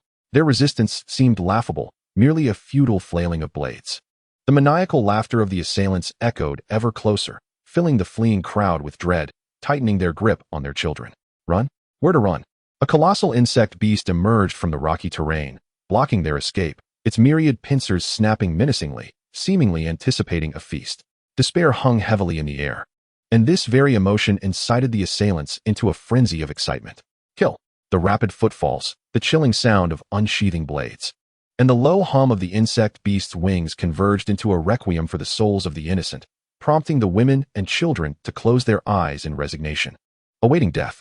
Yet, after what felt like an eternity, the anticipated pain and loss of blood did not arrive. Death had not claimed this group of desperate souls. A courageous woman, peering through a narrow opening in her eyelids, beheld the small path strewn with corpses. The immense insect beast lay shattered upon the ground. They were saved. Amidst the tears that streamed down her face, she urged the villagers, "Get up. We are saved. Quickly, let us flee. Not far away." The sound of intermittent cawing echoed from the village engulfed in black smoke. Ugh! A faint cough stilled the frenzied assailants, making them halt, as though facing a formidable adversary. In their midst, Lu Bai perceived the soldiers who had once slaughtered Shishan village. They were far more detestable. The soldiers of Shishan had been blinded by the deceit of a plague, while these individuals slaughtered for mere silver coins. "We are working for the corpse refining sect. Leave at once if you know what is good for you." Faced with Lu Bai, the assailants dared not brandish their blades, but instead invoked the name of the corpse refining sect as a threat. Behind Lu Bai loomed the intimidating presence of an elite-level pinnacle, instilling fear. A corpse, a few coins of silver. What value do you assign to that? They were infamous corpse collectors within the southern wilderness, slaughtering various beings to sell their remains to the powerful factions, particularly the corpse refining sect. Rather than expend effort dealing with the beast masters within the southern wilderness, they found it far easier to wield their blades against the defenseless villagers on the outskirts. Effortlessly amassing a fortune, the village beneath Lu Bai's feet was their intended target. Had Lu Bai not intervened, they would have already returned, laden with riches, to the southern wilderness, reveling in their ill-gotten gains. The atrocities unfolding on this land filled Lu Bai with profound discomfort, especially in the presence of these soulless corpse collectors, who would turn their blades against their kin for a meager sum. They deserved death. Ravenstorm. The azure sky darkened ominously as thick black mist enveloped the small village. Caw! A piercing cacophony of crows heralded the true arrival of death. Countless black ravens, spirits of the departed, soared beneath the obsidian sky, their corrosive essence of death eliciting mournful wails from the living. In a fleeting moment, the mist dispersed, revealing a village steeped in the aftermath of bloodshed, devoid of any corpses, with only the crackling of flames echoing in the stillness. A few surviving villagers cautiously emerged from their hiding places, bowing deeply several times towards the direction where Lu Bai had vanished. Especially poignant was the return of the women and children. 3 families wept bitterly, their tears a mixture of relief at surviving and gratitude towards the young man and the great black crow. That night, a file scraped against a long tree trunk, illuminated by the flickering candlelight, revealing the resolute gaze of a seasoned man. Once the village carpenter, he had supported his entire family through his woodworking skills. In the dim yellow candlelight, a vague wooden sculpture took shape, faintly resembling Lu Bai. "Father, it's time for bed. Tomorrow the officials will come to inquire." A woman gently reminded. In the dead of night, the children, seemingly startled, took a long while to fall asleep. "It will soon be done," the man murmured, his eyes bloodshot as he meticulously carved the wood. This was the benefactor who had saved his family and the entire village. He intended to engrave it and place it in the hall as a tribute, praying for his benefactor's long life. Chapter 44. Sect Influence. Am I the young sect master? That lad was impulsive, yet his genuine spirit is commendable, Zhu remarked, having closely observed Lu Bai. Saving one village is one thing. But can he rescue the vast southern wilderness? Wu Fanxiu expressed his disdain for Lu Bai's actions. Such occurrences are all too common in the southern wilderness. Saving? It is merely the fervor of youth, he scoffed. Old venomous creature, how old are you? Little Bai is but a child. Zhu shook his head. The true nature of youth is precious. Master. Crow. Lu Bai dismounted from the deceased crow and respectfully addressed Zhu and Wu Fanxiu. This is a one-time occurrence. Let it not happen again. At that moment, Zhu wore a different expression. Such events were commonplace beyond the small village, mere trifles in the southern wilderness, unworthy of significant attention. In the southern wilderness, you cannot save everyone. I understand, Master. Lu Bai was acutely aware of the reality of the southern wilderness, a veritable hell where only the ruthless survived. Even the seemingly benign Zhu was a man whose hands were stained with countless lives. In the hearts of Zhu and Wu Fanxiu, the nearly 100 souls lost in the village were inconsequential, their minds serene as if nothing had transpired. The black water python glided slowly through the skies, entering the southern wilderness. Are you off to find relatives in Nanyan City? Zhu teased Lu Bai. Cough, cough. Master jested. I shall adhere to your directives. Lu Bai replied, his youthful face flushing at Zhuzha's jest, prompting a few coughs. This cough of yours needs attention. I will arrange for it upon our return to the sect. Zhuzha expressed concern, having noticed Lu Bai's persistent cough in recent days. Thank you, master. It's a lingering ailment from my childhood that has yet to heal. Though he spoke thus, Lu Bai knew this was not a simple illness. Perhaps his esteemed master, Zhuzha, a figure of significant renown, could find a remedy. Old venomous creature, return to the sect with me. I will allocate you a private space. A realm of your own, Zhuzha stated to Wu Fanxiu, understanding his preference for solitude amidst nature. The affairs of the sect were complex, and Wu Fanxiu would surely dislike the chaos. Hence the arrangement for a tranquil mountain retreat, where he could meditate and teach his disciple, Yulu. Very well. Wu Fanxiu expressed satisfaction with Zhuzha's proposal. He had a vague understanding of Zhuzha's sect. The paper craftsman's entry into the sect was easy, resulting in disciples scattered throughout the southern wilderness, an eclectic mix. Even the sect's residents boasted a scale of 2,000 to 3,000 individuals. Nonetheless, the disciples who circulated outside, claiming to be paper craftsmen, numbered over 10,000. Managing such a vast array of disciples was no simple task, particularly for someone as carefree as Zhuzha. Should he oversee the sect, it would surely disband within a month. Fortunately, Zhuzha's few disciples, while of average talent, excelled in leadership and manipulation. In recent years, the paper craftsman's sect had thrived in the southern wilderness, gradually earning a notable reputation. The title of paper sovereign was their creation. The influence of a single legendary paper craftsman far outweighed that of 10,000 disciples. Zhuzha's presence was the backbone of countless paper craftsmen traversing the world. In Binjiang City, southern wilderness, thousands of paper craftsmen revered the site as sacred, with the sect's headquarters situated therein. The sprawling complex, vast beyond measure, occupied an area tenfold that of Shishan village, yet it merely served as a base for the sect's 2,000 disciples. Shadow Paper Sect. The name of Zhuzha's sect was etched into a towering granite stone, its sharp strokes skillfully carved 3 inches deep into the rock. Brimming with vigor, compared to 20 years ago, it had grown even more imposing. Wu Fanxiu gazed at the magnificent sect buildings, reflecting on the 2 decades since his last visit. Back then, it was not even called the Shadow Paper Sect, lacking even a signpost. 3 or 4 dilapidated buildings, with 50 or 60 mediocre disciples claiming the title of paper craftsman, the strongest among them only able to command a second-tier paper effigy. Such a force, without Zhuzha, Wu Fanxiu could easily crush 7 or 8 of them with one hand. Such is the result of my diligent teaching. Ha! Zhuzha proclaimed proudly, relishing in his status as a carefree master with thousands of disciples. Wu Fanxiu remained unmoved. In the southern wilderness, the number of disciples was merely a garnish. Without Zhuzha, the Shadow Paper Sect would cease to exist by the next day. In Wu Fanxiu's eyes, those thousands of disciples paled in comparison to Lu Bai and Yulu, as they possessed the potential of legendary figures, meriting a place at the table to share in the resources of the southern wilderness. Everything else was but a fleeting illusion. Only absolute strength constituted the foundation. Zhuzha understood this as well. Otherwise, he would not have wandered for years, gathering promising talents, albeit none of them exceptional enough to reach legendary status. Only this trip to Tongan Prefecture, an unintentional stroke of luck, had led him to discover Lu Bai, a rare gem amidst the vast sea. Come, obedient disciple, let us see how my sect flourishes. Zhuzha beckoned to Lu Bai, having hinted at being a revered elder with numerous disciples along the way, yet never divulging specific information about the sect. This time, he was eager to showcase his accomplishments before his new disciple. Beyond the stone tablet stood a magnificent sculpture of white jade, towering 10 meters high, its craftsmanship a testament to the jade artisan's unparalleled skill, exuding an aura befitting the sect's esteemed ancestors. However, as Lu Bai gazed upon the figure depicted in the jade sculpture, it bore no resemblance to the elderly man before him. They really ought to listen to their master. Alas, they are so disobedient. I shall have them dismantle it upon my return. It is a waste of labor and resources. Zhuzha remarked, pointing at the jade sculpture. Esteemed guests, this is the residence of my Shadow Paper Sect. May I inquire about the purpose of your visit? A voice, ill-timed and unexpected, rang out upon seeing Zhuzha. The 4 individuals, Wu Fanxiu, Lu Bai, and Yulu, bore no attire or insignia indicative of disciples from the Shadow Paper Sect. 2 gatekeeping disciples approached with inquiries. Yet their tone was not laced with much interrogation. After all, they had witnessed the 4 descend from the heavens, appearing here in an instant. Such a display could only be executed by individuals of exceptional prowess. Summon Yang Changqing to meet me, commanded Zhuzha, his demeanor exuding authority despite a lack of anger. Impudent!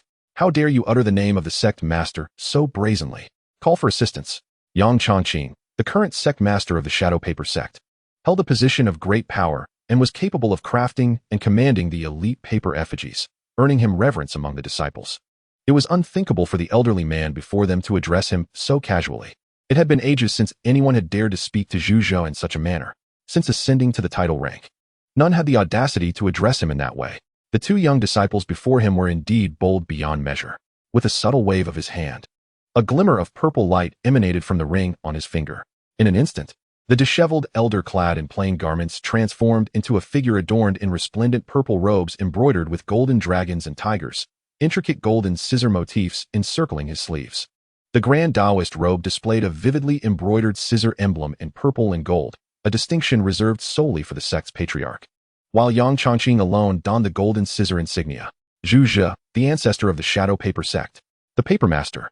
The two gatekeeping disciples remained oblivious to the gravity of the situation, merely feeling that the elder's transformation was impressive and perhaps indicative of a significant background. However, reassured by the strength of the Shadow Paper sect and their own positions within its domain, they did not show fear. Ignorance breeds fearlessness, indeed. Only one outer disciple, Qian Shaolu, who was enjoying tea behind the main gate, caught sight of the dazzling purple-gold robe and abruptly spewed his tea in shock. He scrambled from his chair, first rebuking the two gatekeeping disciples, then turning his alarmed gaze upon Zhu Zhe. "Begone, you ignorant fools! Do you not know who this is?" With that, he knelt, arms outstretched, adopting the humblest posture to pay homage to Zhu Zhe. Outer disciple Qian Shaolu kneels before the ancestor. The legendary figure of the purple-gold ancestor was one that existed only in tales. After 12 years in the sect, Qian Shaolu, a disciple in gray robes with white scissors, had seen inner disciples in gray robes with copper scissors and those in gray robes with silver scissors. He had even glimpsed the golden-robed sect master in passing during his elevation to outer disciple. However, the purple-gold robe, which symbolized the highest authority within the Shadow Paper sect, he had only read about in the sect's regulations until today, when he witnessed the ancestor's grandeur firsthand. Trembling with reverence, Qian Shaolu exclaimed, "Welcome back, ancestor." As Qian Shaolu knelt in greeting, his outcry ignited a commotion among the disciples. The radiant purple-gold robe shone brightly, and a sea of disciples fell prostrate, paying homage to the legendary ancestor of the sect. A chorus of voices rose in unison, echoing like thunder, as news of the ancestor's return spread rapidly, creating a sensation throughout the Shadow Paper sect. The elusive ancestor, long seen only in whispers, had appeared before the sect's gates, drawing countless disciples eager to behold his presence and perhaps earn a glimpse of favor. To the two gatekeeping disciples, the revelation that the elder before them was indeed the sect's ancestor, the legendary paper master and mentor to the current sect master, sent them into a state of terror, leaving them paralyzed with fear. What punishment awaited those who offended the ancestor? The sect had not explicitly stated, but it was undoubtedly a fate more dreadful than death. "Spare us, ancestor. Please spare us," they begged, kneeling in desperation. Fortuitously, Zhu Zhe was in good spirits, having found a worthy disciple returning, and thus spared them from severe punishment. "Very well. Thank you, ancestor. Thank you." Zhu Zhe's words resonated like celestial music, yet in the next heartbeat, the two disciples met their demise, their skins flayed and discarded carelessly at Qian Shaolu's feet. The ancestors' might could not be trifled with. Their punishment was swift and merciful, granting them a quick end to their suffering. All hail the ancestor. Witnessing the ancestor's decisive action, the kneeling disciples erupted into fervent applause, their eyes ablaze with admiration. Such power was indeed formidable. The paper master of the title rank could command life and death with a mere gesture. "Master!" Suddenly, from among the prostrate crowd, a path opened, revealing Yang Chongqing, the current sect master, resplendent in golden robes and golden scissors. Though he had yet to arrive in full, his voice preceded him, followed by a regiment of silver-robed disciples marching in orderly fashion behind him. "Master!" With sleeves drawn together, he bowed respectfully before Zhu Zhe. "Rise." As Zhu Zhe's words resonated, the crowd dared to straighten their postures. "Master, why did you not inform your disciples in advance?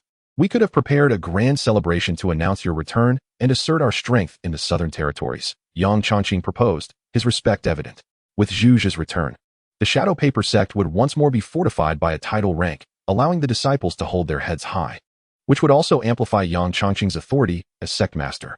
Zhu Zhe remained silent, striding ahead, with Wu Fengxiu, Lu Bai, and Yu Lu following closely.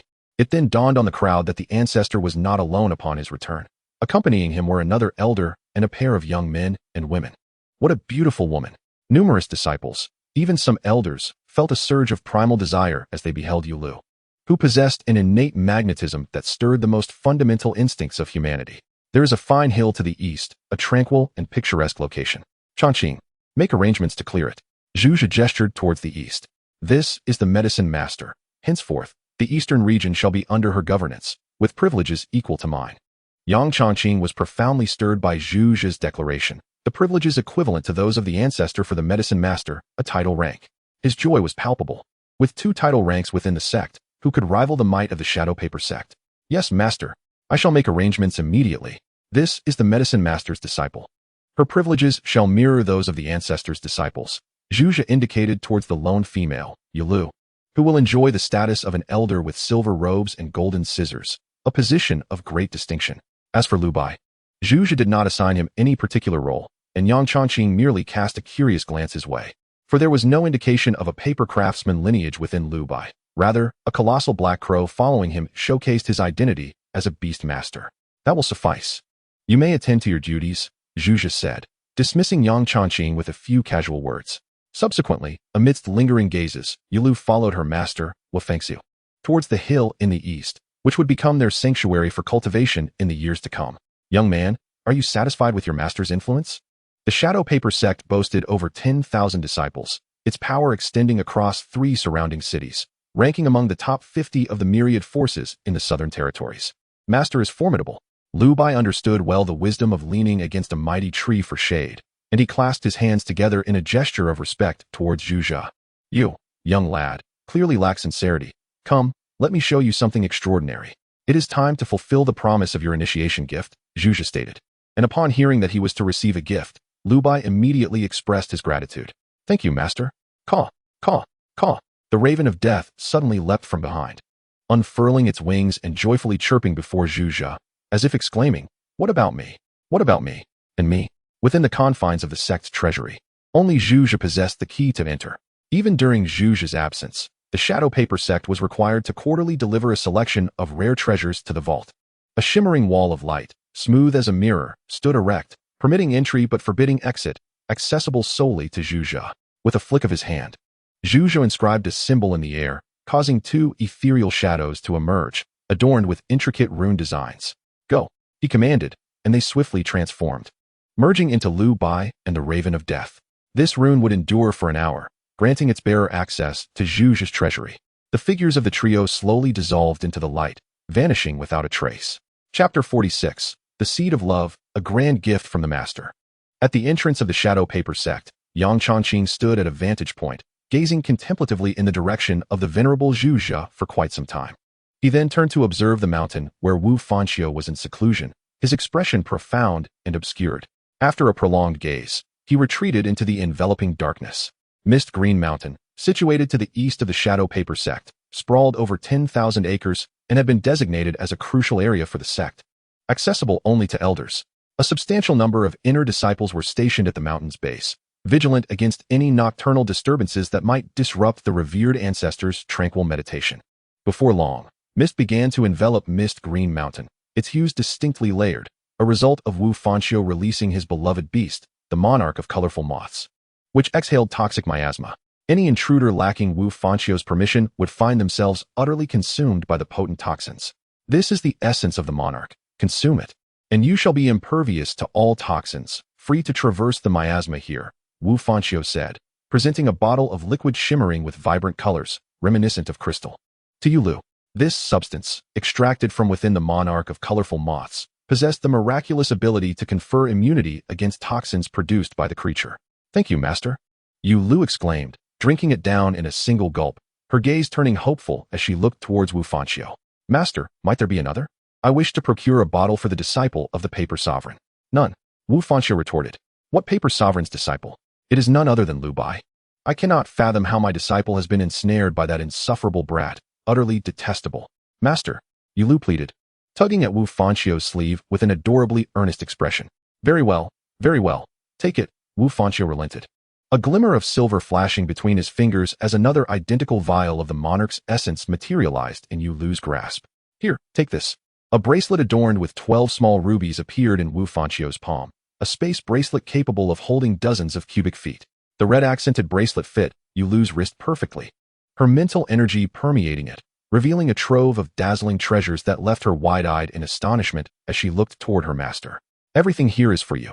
One cannot traverse the world without possessions at hand. Thank you, master, this is too much. Yu Lu exclaimed, nearly overwhelmed by the sheer abundance of jewels and treasures, with silver being the least valuable among them. All these riches had been acquired from the Lu family's wealth, swiftly extinguished by Wu Fanxiu in a small town at the edge of Tong'an Prefecture, and now bestowed upon Yu Lu. Take this as well. These 3 books are to be studied diligently in the coming days. Wu Fanxiu's voice brooked no refusal as 3 tomes appeared in his hand, each one towering from his waist to his chest. These were essential texts he had read in his youth, detailing the realms of medicinal herbs, toxic beasts, and alchemy, each enriched with his annotations and insights. Now, they were entrusted to Yu Lu. Thank you, master. I will study them earnestly. Yu Lu cradled the tomes as if they were treasures beyond compare. Their worth rivaled that of a commanding level beast. In the tranquil bamboo grove, with the mountain spring flowing nearby, Yu Lu diligently perused the text before her. Yet, with each passing moment, a figure would unexpectedly invade her thoughts, as if standing right before her. Unbeknownst to her, Lu Bai's silhouette had already made an indelible mark upon her heart. She could not comprehend how. After 10 years in Genie Garden, her heart had frozen over, impervious to any man. Yet now, a youth 4 years her junior and unremarkable in appearance had shattered that ice. This transformation stemmed from the moment she inadvertently sowed the seed of love upon Lu Bai during Qiao Bei's ambush, subtly altering her perceptions and deepening the bond between her and Lu Bai. I wonder how he is faring now, within the sex treasury. Lu Bai's eyes sparkled with golden light, overwhelmed by the vast wealth that exemplified the foundation of the sect, treasures amassed by a peak-level expert. Incredible, Lu Bai marveled, unable to name many of the items before him. Yet through the eyes of doom, he discerned that each was beyond mere gold or mundane value. Many could incite fierce battles among commanding-level beasts. Zhu Zhe, standing nearby, scrutinized an account ledger, his gaze growing increasingly frigid as he examined the inventory lists accumulated over the years. When Zhu Zhe initially established the Shadow Paper Sect, he aimed to disseminate the craft of paper-making and attract disciples, all for the sake of these treasures within the vault. Yet now, someone had dared to covertly extend their hand into it. Upon closer inspection, he noted that while treasures were deposited annually, the influx remained steady, and the worth of the items left him dissatisfied. A significant portion consisted of superficial trinkets. Who were they trying to fool? I have not intervened for over a decade. It appears some have allowed power to cloud their judgment. Years of stability had seemingly caused the Shadow Paper Sect to forget the terror of a peak-level expert. Lu Bai, you may select 3 items from the treasury as a token of my first gift to you. Zhu Zhe set aside the sect's troubles and addressed Lu Bai. Thank you, master. Where there's milk, there's a master. Lu Bai replied earnestly. Little Raven, do not fret. There is something for you as well. Noticing the anxious demeanor of the Raven of Death, Zhu Zhe smiled, explaining that the Shadow Paper Sect was not a beast taming sect, which led to some nurturing resources for beasts being idly placed in the treasury. Many treasures suitable for the Raven were among them. With a gentle wave of his hand, 2 items began to levitate before Zhu Zhe. Caw, caw, caw. The Raven of Death hopped eagerly, filled with anticipation for these 2 treasures. Chapter 47, Advancement. Yet one ingredient is lacking. An invisible barrier enveloped the 2 treasures, and with a tap of his finger, Zhu Zhe shattered the light, revealing the true forms of the items within. The Raven's cries grew more urgent and joyous. One was a massive avian skull, towering nearly as high as a person, and the other a mineral emanating black mist, visibly steeped in deathly attributes. My disciple, during our time in Tong'an Prefecture, I mentioned I would bestow upon you a miracle. This is your second gift, to aid your beast in advancing to a commanding level. At just 14, a commanding level beast tamer. What a remarkable feat. The path to the advanced form of the Death Raven is something that Zhu Zhe possesses. A gift he received years ago when others sought resources and offered it as a mere trinket. Indeed, the transactions between the titled ranks regard the advancement methods of a leader-tier beast as little more than a means to foster connections. In the wider world, the elevation of a leader-tier beast often requires the collaborative efforts of several generations of beast masters, steeped in blood and tears, unspeakable in their anguish. Yet for Lu Bai, after becoming Zhu Zhe's apprentice, this knowledge was readily accessible. Lu Bai had always felt that Zhu Zhe, as an esteemed ancestor of the titled ranks, must harbor ulterior motives for insisting on being his master. Thus, he maintained a measured distance, neither aloof nor overly familiar. However, at this moment, feeling the genuine investment Zhu Zhe had made in him, Lu Bai's heart began to acknowledge this master, for indeed, the benefits were tangible. Thank you, master. This expression was devoid of detachment. Instead, it was heartfelt, dedicated to his pet, the Raven of Death. This was the soul-soothing Cloud Mother, a crafting material that could enhance the corrosive properties of death attributes. A beast imbued with dark and death attributes would significantly amplify its command over these forces. Disciple. This singular piece is worth 10,000 gold, and yet it is priceless. There was one detail Zhuge did not clarify. The soul-soothing Cloud Mother is not a naturally occurring entity. It requires the flesh and blood of the 10,000 corpses that the Shadow Paper sect uses as nourishment for its formation. Every decade or so, Zhuge could harvest one, each a culmination of countless lifeblood. Go forth, little black raven, consume it. With a gentle push, Zhuge urged the death raven, which swiftly devoured the soul-soothing Cloud Mother. The rich death attribute erupted instantaneously, suffusing the treasury. The death elements surrounding the death raven expanded without dissipating, coalescing around its form and being absorbed without the slightest waste. Clearly, the death raven exhibited an exceptionally high affinity for death attributes, its mastery already surpassing the elite tier. Indeed, Zhuge nodded. As expected, this little black raven's potential was extraordinary, with the titled rank merely marking its beginning. Perhaps in the future, it could ascend to the pinnacle, stepping into the realm of kings. This skull, once intended by the old man to be forged into his own flying mount, had been cast aside upon acquiring the Blackwater flying python. Little did he anticipate that today it would benefit this little black raven.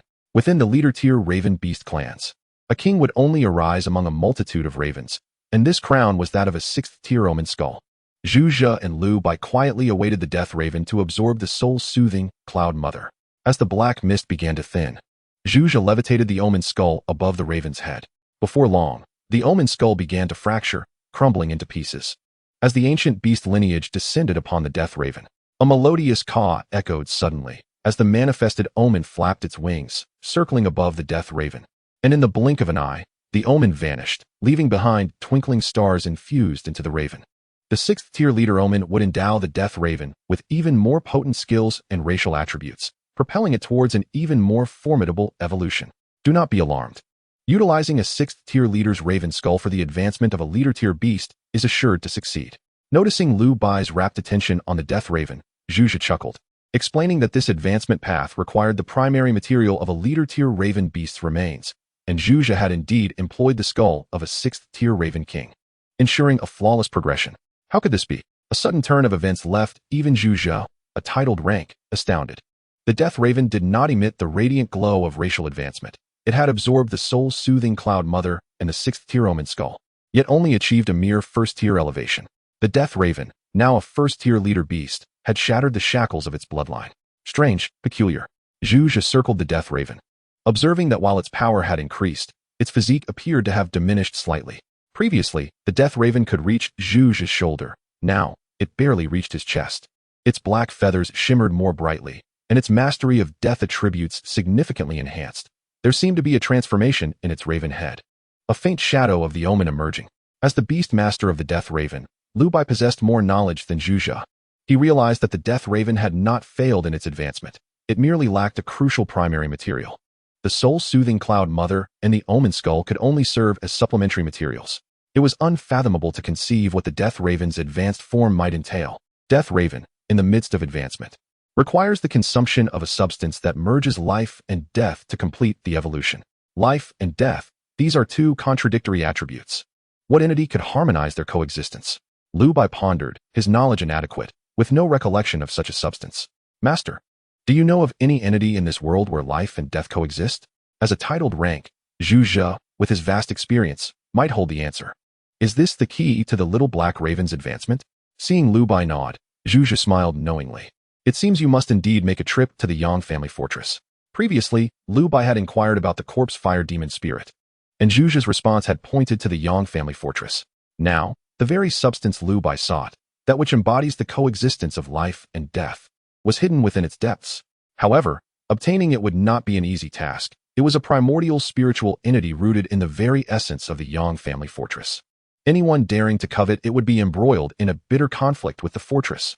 The corpse cold flame, an absolute taboo of the Yang family fortress, was the very genesis of the corpse fire demon spirit, and its cultivation had brought immense wealth and prosperity to the fortress. The corpse cold flame, Zhuge stated, is precisely the substance you seek for the merging of life and death. Beneath the earth's veins of the Yang family fortress lies a spring abundant with corpse cold flame. Under normal circumstances, outsiders would never have the opportunity to access it, but exceptions do exist. After a pause, Zhuge regarded Lu Bai, deliberately withholding further details. Chapter 48. The Weight of a Title. You are truly testing your master's patience. Lu Bai implored, please guide me. The Yang family fortress lacks a titled rank to oversee it. Given that it possesses such a treasure, how has it managed to endure in the southern frontier? Their methods of distributing wealth, forging alliances, and consolidating power have been remarkably astute and adept across generations. I will provide you with a dossier on the Yang family fortress. Study it well. Zhuge held a certain respect for the lineage of the Yang family's leaders, although they lacked titled rank combat power. Their skill in managing the family business was formidable. If the Shadow Paper sect had individuals of such caliber, its influence would have long since expanded beyond these 3 surrounding cities. The corpse fire demon spirit birth within the fortress is retained as only 1 or 2 specimens each year, while the remainder is distributed through various means. Furthermore, the fortress hosts an annual sacred fire festival, which, although perhaps not as grand as the Beast Master competitions held in the prefectural cities of the Great Xian realm, offers rewards that are equally, if not more, generous. Many of the dark horses emerging from the southern frontier have, to varying degrees, benefited from the Yang family fortress. Among the rewards for the top 10 participants in the Sacred Fire Festival is the opportunity to experience the tempering of the corpse cold flame in a specially designated chamber, enhancing the mental fortitude of both beast masters and their beasts, especially for those attuned to fire, death, and dark attributes. Its effects are particularly pronounced. This presents the closest opportunity for outsiders to access the corpse cold flame. Zhuge elucidated the doubts that Lu Bai harbored within his heart. The upcoming Sacred Fire Conference was set to commence in a mere month, and should Lu Bai wish to contend against the formidable corpse cold flame, participation in this event was imperative, with a goal of securing a position within the top 10. Thank you, Master, for your guidance. Lu Bai did not rush into the fray. He opted to deliberate and strategize. At this juncture, he possessed scant knowledge regarding the capabilities of the Yang family fortress, the qualifications for entering the Sacred Fire Conference, or its standards, and thus resolved to thoroughly comprehend the intricacies before making a decision. The Yang family fortress hosted the Sacred Fire Conference to foster benevolent ties among the prodigies of the southern border. Hence, participation was restricted to those under the age of 30, ensuring that the venerable old masters would not take part. Zhuge added this clarification, keenly aware of Lu Bai's apprehensions. In truth, from Zhuge's perspective, given Lu Bai's current prowess and with a few hidden cards up his sleeve, achieving a spot within the top 10 was indeed within reach. Zhuge himself harbored the intention of having Lu Bai compete, showcasing to the southern border denizens that he had taken on a remarkable disciple, who would willingly remain a mere parchment craftsman when one could become a beast master. The disciples within the Shadow Paper sect typically entered only after their hoped-for contracted beasts proved unattainable, thus their qualifications were evident. Without the esteemed title of Paper Sovereign, the Shadow Paper sect would likely disband overnight. Yet, there were still members within the sect oblivious to this reality, reaching too far beyond their means. Lu Bai was to participate in this Sacred Fire Conference, thereby adding luster to his master's reputation. Zhuge's subsequent remark subtly suggested Lu Bai's involvement. For why else would he mention the age restriction? Lu Bai understood the implication and decisively resolved to partake in this Sacred Fire Conference. A teachable student indeed. Zhuge nodded in satisfaction. Come, my disciple, let us see what you desire. A lengthy list unfurled before Lu Bai's eyes. A catalog from the treasury that not only documented the names of the treasures within, but also detailed their effects. Yet, none of these could rival the directness of Lu Bai's eye of finality. Do not merely choose the right items, but select the most exquisite. The more radiant the glow, the rarer the treasure. There must be a reason for its high value. Master, I have made my selections. Lu Bai feigned a lengthy deliberation before pointing to 3 items.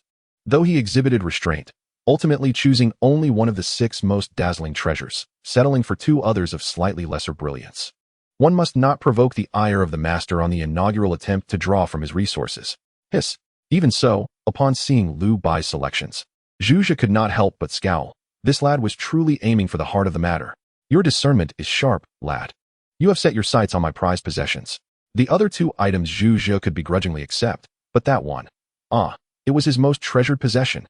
Nevertheless, this also served to illustrate the keen eye Zhuge possessed in choosing his disciple, for amidst the vast array of rare treasures, Lu Bai had immediately identified these 3 spiritual items.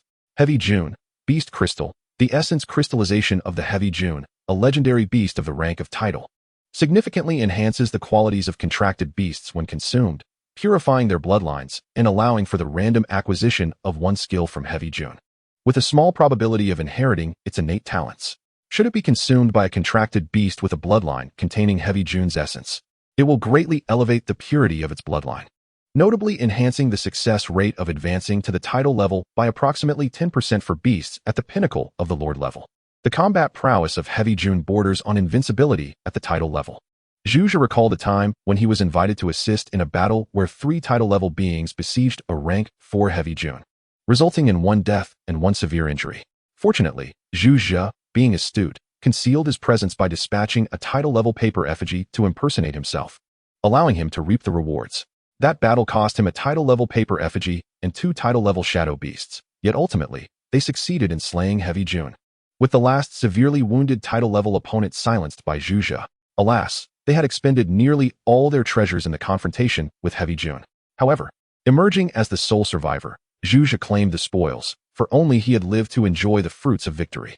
This was a treasure obtained at the cost of several title-level beings, a priceless artifact capable of determining the success of advancing to the title level. The audacity of Lu Bai to lay claim to such a selection was astounding. That one is out of the question. The rest are acceptable. Zhuge swiftly rejected, for he was not a beast master, and the Heavy June beast crystal held no value for him, yet he could not bestow it upon Lu Bai. Doing so would be to harm him. As you wish, master. Lu Bai anticipated Zhuge's reaction. He was already content with obtaining 2 spiritual treasures. While the Heavy June beast crystal was of no immediate use to him, the other 2 items, a secret technique and a millennium-old spiritual herb, were exceedingly rare. Treasures that could not possibly circulate in the outer world. Shadow Flicker. This technique allows one to briefly meld into shadows, significantly increasing the rate of healing during the duration of concealment. It is a vital life-preserving secret. The most critical aspect is that this technique can be learned by beasts as well. As beast masters, they can learn it too. This constitutes its greatest value. A frail beast master becomes an easy target for ambushes. Should they perish, their contracted beasts would spiral into madness due to the severed connection of their pact, dramatically diminishing their combat effectiveness. Hence, many beast masters traversing the world conceal numerous means of survival, though most are external objects. Only a select few eminent families and royal offspring possess the ability to master life-protecting secret techniques. Lu Bai, endowed with the talent of the Death Crow's reciprocal gift, possessed physical strength comparable to that of an elite rank 4 beast, making ordinary ambushes ineffective against him. However, possessing a multitude of skills is never a burden, especially when it comes to life-saving methods. This must be learned. Chapter 49. External thieves are detestable, but internal thieves must be punished. The other millennium-old first shadow fern greatly benefits dark attribute beasts, purifying their inner dark energies and unlocking their potential. For those below the Lord level, it can even lead to a complete transformation. For beasts at the pinnacle of the Lord level, it holds substantial power to assist in advancing to the commander level. Among the several millennium spiritual herbs, Lu Bai chose this one, for it was the only one suitable for his contracted beast, the Death Crow. Master Zhuge had nourished the Death Crow with numerous rare resources, and as the master, Lu Bai felt compelled to reciprocate, lest he appear more like a beast master than a disciple. Caw! The Death Crow nestled joyfully beside Lu Bai, aware that this first shadow fern had been specifically selected for it. You need not administer the fern to the little black crow just yet. Its energy is nearly saturated. Save it for after you acquire the Corpse Cold Flame, Zhuge advised. Should Lu Bai manage to obtain the Corpse Cold Flame, it would enable the Death Crow to evolve into a new racial form, and at that time, consuming the first shadow fern would maximize its medicinal effects. The prerequisite, however, was that Lu Bai must secure the Corpse Cold Flame. The Heavy June Beast Crystal cannot be given to you. Consider this as my compensation. Zhuge produced a card-like object from his robes and handed it to Lu Bai. It was a universal card from the largest trading company in the southern border, the Xuanwu Trading Company, usable not only in the southern border, but also across the Great Xian and Wu dynasties. This card is registered in my name. Do not misuse it. The Xuanwu Trading Company is a colossal trade organization spanning the southern border, Great Xian, and Wu dynasty, holding a dominant position in the southern border, with Zhuge also receiving a share of the profits. The two, representing the Great Xian and Wu dynasty, alongside over 10 formidable figures of the south border, collectively supported the swift expansion of the Xuanwu Trading Company within the region.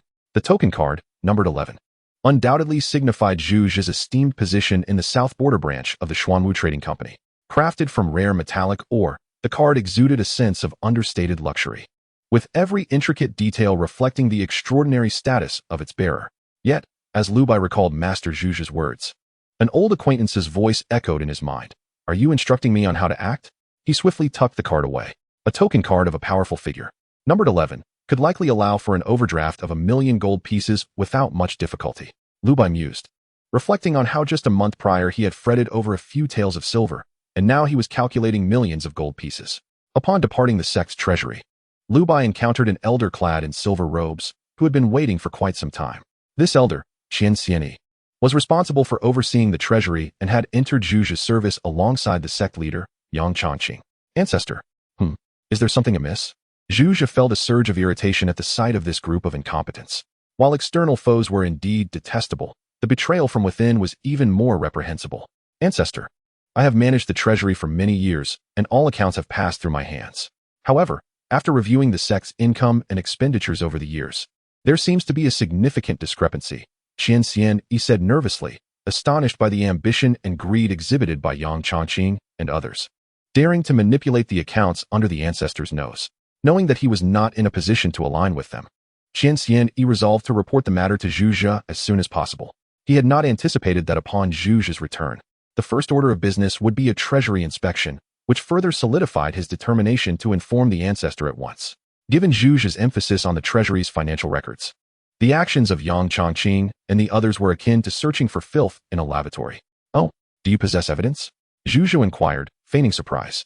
To eliminate Yang Chongqing and the others, Zhuzha required no trifling evidence. He sought to uncover who was involved and, more importantly, how much wealth this inept group had pilfered from him over the years. It was essential for him to trace every last coin they had consumed. Ancestor. This is a ledger I compiled based on the sect's income and expenditures, Qian Xianyi replied, producing a ledger nearly as tall as himself, which was a simplified version he had painstakingly curated. Zhuzha, however, lacked the patience to peruse the entire document and immediately flipped to the final page, eager to see the concluding figure. Well done, your second-tier prowess merits commendation. The figure on the last page was staggering, and though Zhuzha maintained an impassive demeanor, Qian Xianyi understood that his silence heralded the most fearsome wrath. Yet, Zhuzha's next remark sent Qian Xianyi into a frenzy of joy. Thank you, ancestor. He promptly knelt, but when he looked up again, the ancestor had vanished, leaving behind a paper effigy of a fourth-tier lord. Qian Xianyi, feeling as if he had struck gold, immediately infused his spiritual energy into it. Lu Bai trailed closely behind Master Zhuzha, refraining from uttering a word. Though their time together had been brief, he had gleaned some of Zhuzha's habits and recognized that this was a moment of profound anger for his master. Lu Bai dared not provoke his ire. What could have led to such fury from master? How substantial must the sum be? Lu Bai pondered, unable to fathom the magnitude of the figure in question. Outside the ancestor's forbidden chamber, Yang Chongqing and the law elder of the shadow paper sect had been waiting anxiously, suppressing any signs of impatience. When a shadow descended swiftly from the sky, both hurried to meet it. Greetings, ancestor. Zhuzha nodded slightly, while Lu Bai discreetly scrutinized Yang Chongqing. He appeared righteous, yet he was the type capable of inciting such wrath in a powerful figure like Zhuzha. Ancestor. Wu Qingshan has been properly arranged, with 4 groups of inner disciples and an elder stationed below. The medicinal master's purple gold robe and his disciple's silver robe have been delivered, and the treasury has been notified to manage the resources for the medicinal master monthly. Yang Chongqing reported. Very well. Your diligence is appreciated, Chongqing. In response to Yang Chongqing's meticulous briefing, Zhuzha merely offered perfunctory acknowledgments. Simultaneously, Yang Chongqing signaled to the law elder behind him. The law elder respectfully approached, holding a silver robe adorned with a finely crafted golden scissor emblem. This was the highest privilege representing an elder's status. Chapter 50. These rules need not be learned. As a newly accepted disciple of the esteemed Zhuzha, Lu Bai enjoyed a standing equivalent to that of the sect's elders within the shadow paper sect. He received the silver robe from the law elder and donned it, embedding the pure gold scissor emblem upon his chest. The transformation from simple attire to this exquisite silver robe elevated Lu Bai's presence, endowing him with the air of a noble scion. This is the code of conduct and the system of rewards and punishments within our sect. Along with the silver robe, a thin booklet was handed to Lu Bai, detailing the sect's regulations and disciplinary measures. Ordinarily, such rules would not apply to individuals of elder rank, let alone to Lu Bai, a disciple of the ancestor. He need not adhere to these regulations. Shatter it, Zhuzha commanded, and with a flick of his will, the booklet disintegrated into fragments that fell like confetti. Yes, ancestor. I apologize for my presumption. the Law Elder hastily explained. Leave if there is nothing else. Zhu waved his hand, dismissing them. Yang Chongqing and the Law Elder immediately bowed and retreated slowly. Once outside, Yang Chongqing's expression darkened as he replayed the image of the fluttering papers in his mind. Within the Shadow Paper sect, only two individuals were exempt from the regulations: the ancestor, Zhu, and himself, the sect leader, Yang Chongqing. Now that the ancestor had indicated Lu Bai need not abide by these rules, what was the implication? Was it dissatisfaction with him? He had heard that upon the ancestor's return, the first matter he addressed was the treasury. Could this spark a conflict? Is Qian Xianyi trustworthy? Yang Chongqing inquired, noting that Qian Xianyi, who managed the ancestor's treasury, did not belong to his faction. Previous attempts to probe had yielded no results, as Qian Xianyi remained resolute. There's no movement, yet I sense he poses a hidden danger. What if he learns something? After all, he is not one of us. Indeed. The Law Elder mimicked a throat-cutting gesture, hinting at the necessity of eliminating potential threats. Arrange it. It must be thorough, with no traces left behind. Yang Chongqing's expression hardened. The assassination of an elder was no trifling matter and required meticulous planning. Very well. I shall summon the second and third elders, the Law Elder replied with determination. Absolutely not. The more individuals involved, the higher the risk of exposure. Yang Chongqing swiftly rejected the idea, recalling that his son was among the outer disciples. With that brief mention, the Law Elder immediately understood. The outer disciple responsible for overseeing the gate, Qin Xiao Lu, had unwittingly drawn attention to himself. In the grand inner chamber of the ancestor, as Yang Chongqing and the others departed, only Lu Bai and Zhu remained. You have graciously accepted my gift. And from this day forth, you shall officially be recognized as my disciple, Lu Bai, under my tutelage. The upcoming Sacred Fire Conference will serve as your inaugural appearance, where I shall publicly acknowledge your identity. Lu Bai is the true disciple of Zhu, while individuals like Yang Chongqing are merely instruments for Zhu to amass wealth. He has never acknowledged them as his disciples. To be their master would be a disgrace Zhu could not bear. Whenever Zhu mingles with those of titled rank, he inevitably attracts mockery, for how could a disciple of a venerable elder of such stature be so mediocre? The most promising among them, now over 40, has reached merely the second tier of the commander rank, having squandered all potential. I have never taken in disciples, and thus I remain without a student to this day. In such moments, Zhu often remarks on this irony. However, individuals like Yang Chongqing do indeed possess the status of disciples of the Shadow Paper sect, having even ascended to the position of sect leader, though their innate talent is woefully lacking. Now, with the emergence of Lu Bai, who would dare ridicule my discernment? This is a genuine disciple of a titled master. At just 14, possessing the first tier of the commander rank, he exhibits the potential to challenge the titled level. In the vast southern frontier, there are few young prodigies to rival him, and Zhu could easily summon them with a mere gesture. Indeed, I shall adhere steadfastly to my master's command. It is true that one is softened by the hand that gives, especially considering Zhu's formidable prowess, which offers Lu Bai a solid shield against adversity. As you join my ranks, you must also learn the craft of paper artisanship. Otherwise, the title of inheritor of the paper sage would be in vain. Zhu stroked his beard and declared, of course, the path of beast taming must not be neglected. We shall exchange knowledge, mastering the art of paper crafting, which will also fortify your journey in beast taming. Subsequently, Zhu began imparting his methods and techniques to Lu Bai. The Shadow Paper sect is divided into two principal schools, the Paper Man and the Shadow Puppeteer. The Paper Man is the most fundamental and introductory profession, comprising the largest number of disciples within the sect. Their strength derives from the paper figures they create, infused with their own blood essence, thereby granting life to these figures and establishing a connection between them. Utilizing paper figures to confront foes, there exists a hierarchy among them. Even the lowest tier, the paper soldiers, possess strength comparable to that of an ordinary second-tier commander. However, the Paper Man bears a flaw, as they must frequently expend their blood essence to maintain the bond with their paper figures, leading to their generally short lifespans. Yet in the southern frontier, lacking power is far more torturous than being a mere short-lived spirit. The Shadow Puppeteer is a step above the Paper Man, crafting shadow beasts from the skins and bones of tamed beasts for combat. The capabilities of the shadow beasts are contingent upon the skill and prowess of their creator, often resulting in a decline of several tiers in the finished product. Even Zhu's creations can only unleash about 90% of their original power, while the strength and potential of a shadow puppeteer may still fall short of their beast-taming counterparts of the same tier, at the very least. They do not suffer the same fate of lifespan depletion as the Paper Man. Zhu is a master of both arts, the only one in the sect capable of consistently crafting paper men and shadow beasts of commander rank and above. My disciple, Within the art of the paper man, there exists a technique called Li Dai Tao Jiang, allowing for the exchange of positions between paper figures to deflect lethal blows. This is the secret skill that has kept me safe throughout my years in the southern frontier. As for the shadow puppeteer, you have witnessed the Blackwater Python. Having perfected it, with your mental fortitude, you could command several shadow beasts simultaneously, rivaling the combat prowess of a titled beast master, Juju enticed. Acknowledging that despite their evident shortcomings, both crafts possess remarkable advantages. The art of paper crafting was not my own invention, but a legacy passed down from my master, which I have expanded upon, establishing a firm foothold in the southern frontier and achieving the current situation.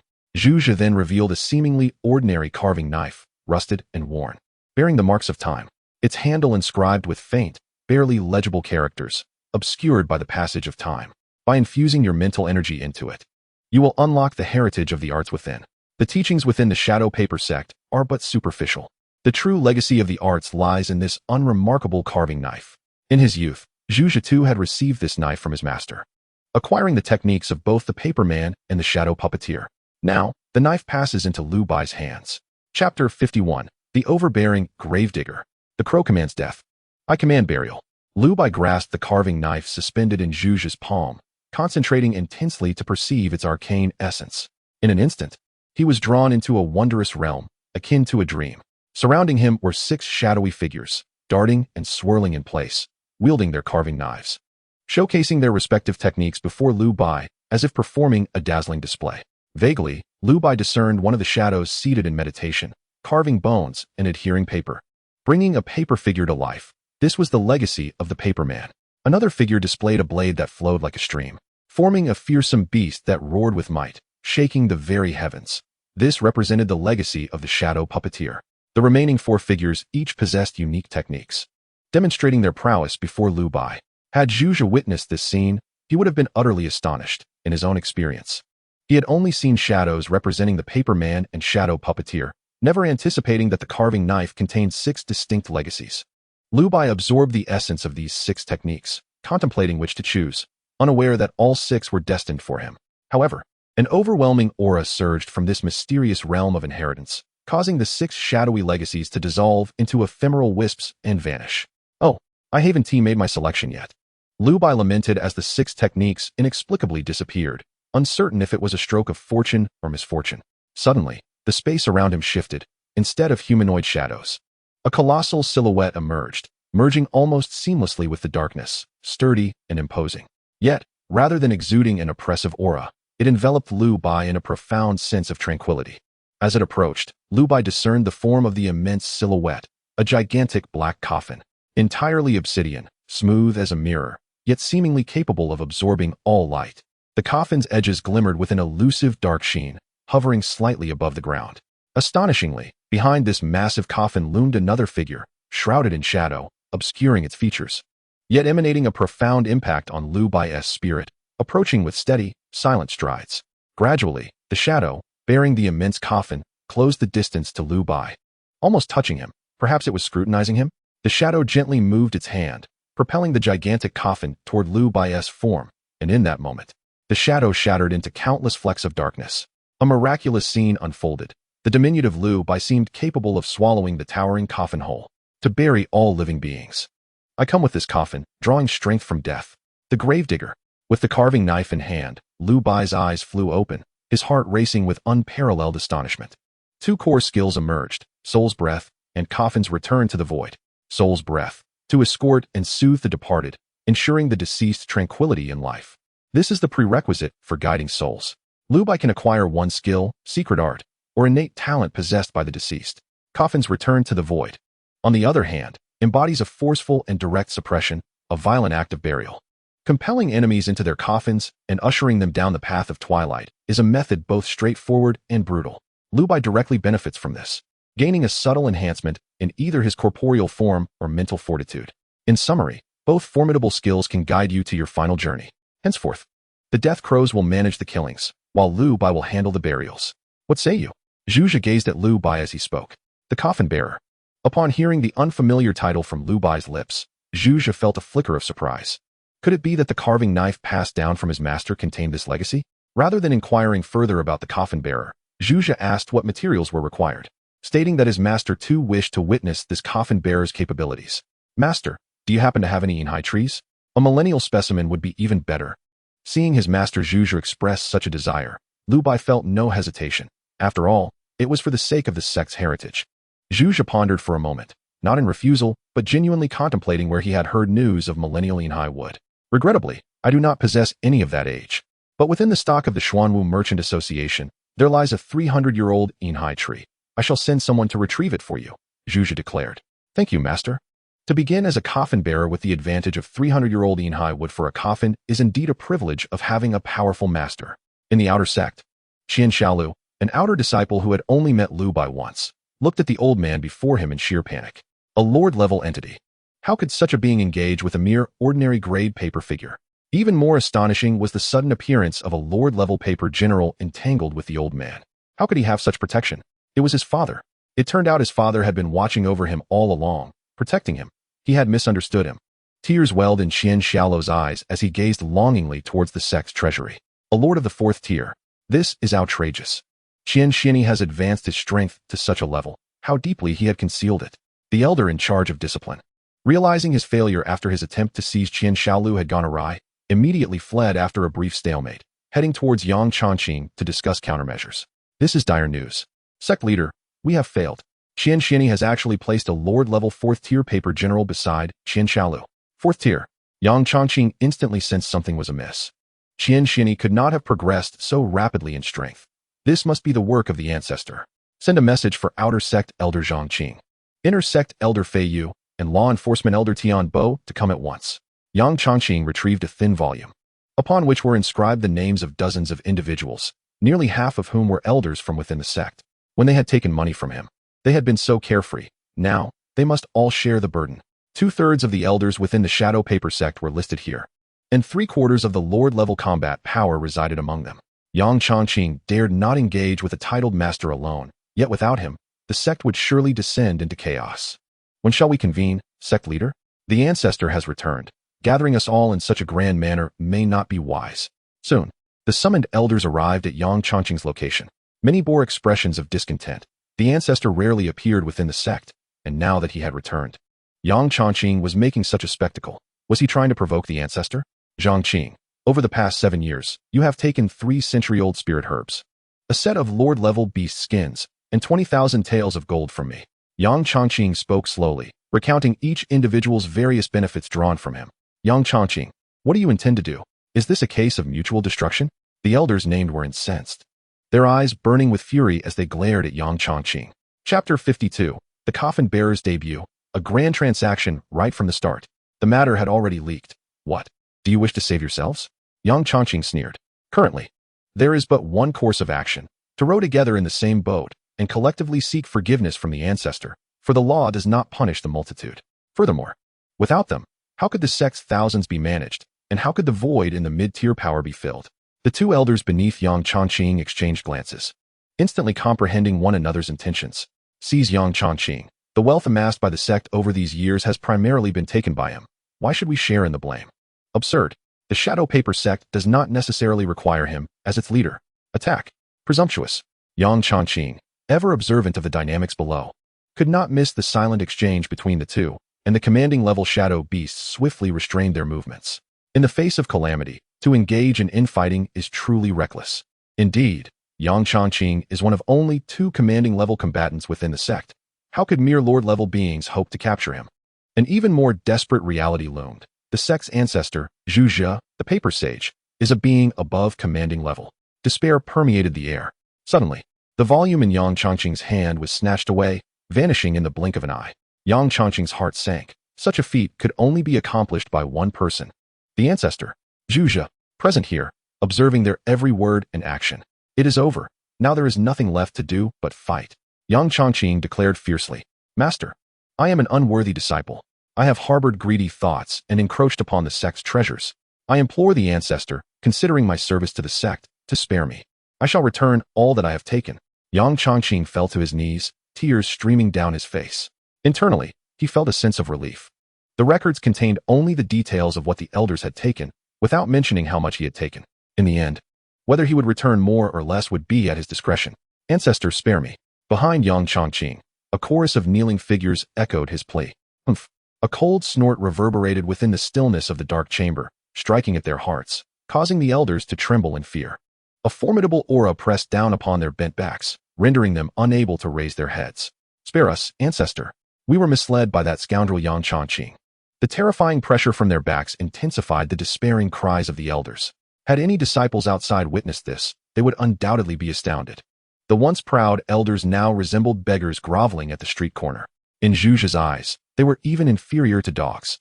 After all, dogs at least know how to protect their masters and guard their homes. Bang! Suddenly, blood splattered across everyone's faces, and a pool of flesh and blood appeared on the ground. A mere lord dares to covet treasures of the commanding level. Truly, he deserves death. The king of hell has marked his name. Zhu observed the incriminating evidence, blossoms of blood blooming on the ground. Ancestor, spare me. I have not touched a single item on this list. It remains in my quarters. The ancestor may send someone to verify.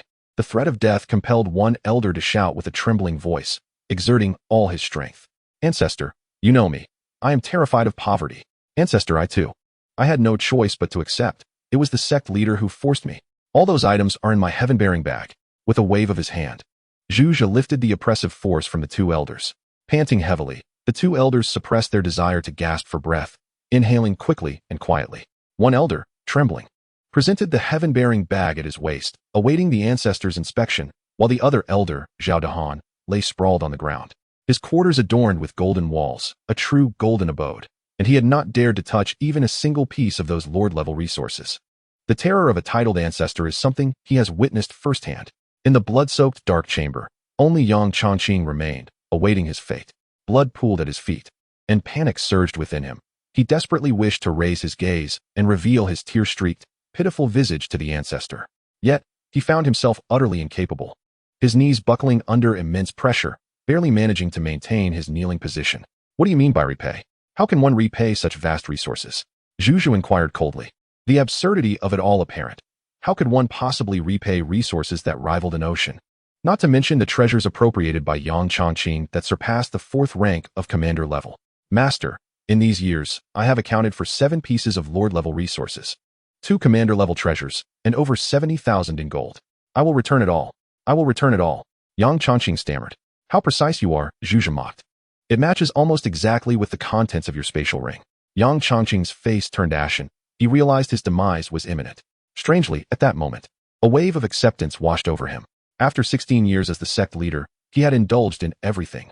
Women, power, wealth, and strength. It was worth it. Qian Xiani. Master. I am here. Qian Xiani entered from the shadows, unaffected by the oppressive force. Compile a list and send it to the Yang family fortress, the Mingshan Trading Company, and the city lord's mansion of Liaoyang. Everything that Yang Chongqing has given them, down to the last detail, must be returned to me. Understood. Zhu's imposing voice echoed throughout the chamber. The might of the titled ancestor was unmistakable. With a single message, he demanded the return of what had been greedily consumed. Furthermore, add a note in the message to the Yang family fortress. Yang Chongqing is a traitor of our sect and has been executed by me. Let them handle it as they see fit. Yang Chongqing had sent his own children to be nurtured within the Yang family fortress, even having them contract the famed lord-level beast, the corpse fire demon spirit, as the leader of the shadow paper sect. He had not guided them towards the path of paper craftsmen. Instead, they had become beast masters, indicating his lack of allegiance to the shadow paper sect. Zhu's words thus sealed their fates. Those who feast upon the inside must leave in an orderly fashion, must they not? You old bastard. The words faltered, leaving only a pool of blood on the ground. Disciple, I leave this to you. While Zhu judged the traitor of the sect, what was Lu Bai up to? Indeed, Lu Bai was hastily carving wood to craft a coffin. No one anticipated the debut of the coffin maker would come so swiftly. What a grand undertaking to start with. The bodies of 16 lord-level combatants, though their demise was gruesome, were inconsequential. The coffin's return to the void could still be achieved, sending them on their final journey. You see, this is the advantage of having a good master. Where else could Lu Bai find so many lord-level corpses? Moreover, as a mere commander level, he could not hope to defeat them. In a flurry, Lu Bai employed the 70-year-old black locust wood provided by Zhu, working diligently, while Zhu awaited eagerly to witness the potential of the coffin maker. In the frigid dark chamber, Lu Bai was drenched in sweat. Master, it is complete. Lu Bai wiped his brow, gazing with satisfaction at his creation, which barely resembled a coffin but was sufficient for use. though crafted from 70-year-old black locust wood. Its quality might be slightly lacking. Go on, let me see how the coffin maker performs. Open the coffin. Chapter 53. All Our Talents. Lu Bai struggled to erect the coffin he had assembled from 4 pieces of black locust wood. Without some degree of strength, one could hardly assume the role of a coffin maker. This coffin, constructed from black locust wood, weighed at least 700 or 800 pounds. How could an ordinary person possess such strength? Fortunately, thanks to the rebirth talent of the Death Crow, Lu Bai could barely muster enough strength to lift the coffin into position. The lid of the coffin slowly creaked open, revealing an abyss of darkness within, as if it were an endless void devouring light and life. Return to the void. With Lu Bai's cold command, a chilling breeze swept through the chamber, emanating from the inside of the coffin. In a daze, Lu Bai seemed to see souls rising from each pool of blood, vacantly drifting towards the coffin.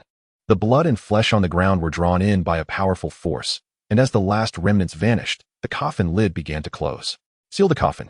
An invisible chain connected Lu Bai to the coffin, and an overwhelming force surged forth from the black locust coffin, transmitting the absorbed energy of the corpses back to Lu Bai through the chain. To Lu Bai's astonishment, there were 15 Lord-level corpses and even 1 Commander level. Yet, the energy returned to him was akin to that received from the Death Crow upon its ascension to Commander level, perhaps even slightly inferior. Although the quality of the coffin was lacking, these were the remains of over 10 Lord-level beings. And this was all he received. Never mind. It was better than nothing. Every little bit counts. If the return from the Lord-level corpses was so modest, one could only imagine the meager gains from elite or Commander-level corpses. Lu Bai had thus begun to understand the extent of the power the coffin maker could provide through corpse collection. It was not a miraculous ascent, but rather a gradual accumulation. How is the coffin maker? Zhuge witnessed firsthand the coffin maker's ability to enhance himself by collecting corpses. Indeed, it was a formidable talent. It is not as powerful as I had envisioned, having collected the body of a commander level like Yang Chongqing. The increase in strength was minimal. However, every little bit adds up, and the potential for growth is significant, Lu Bai remarked. No matter.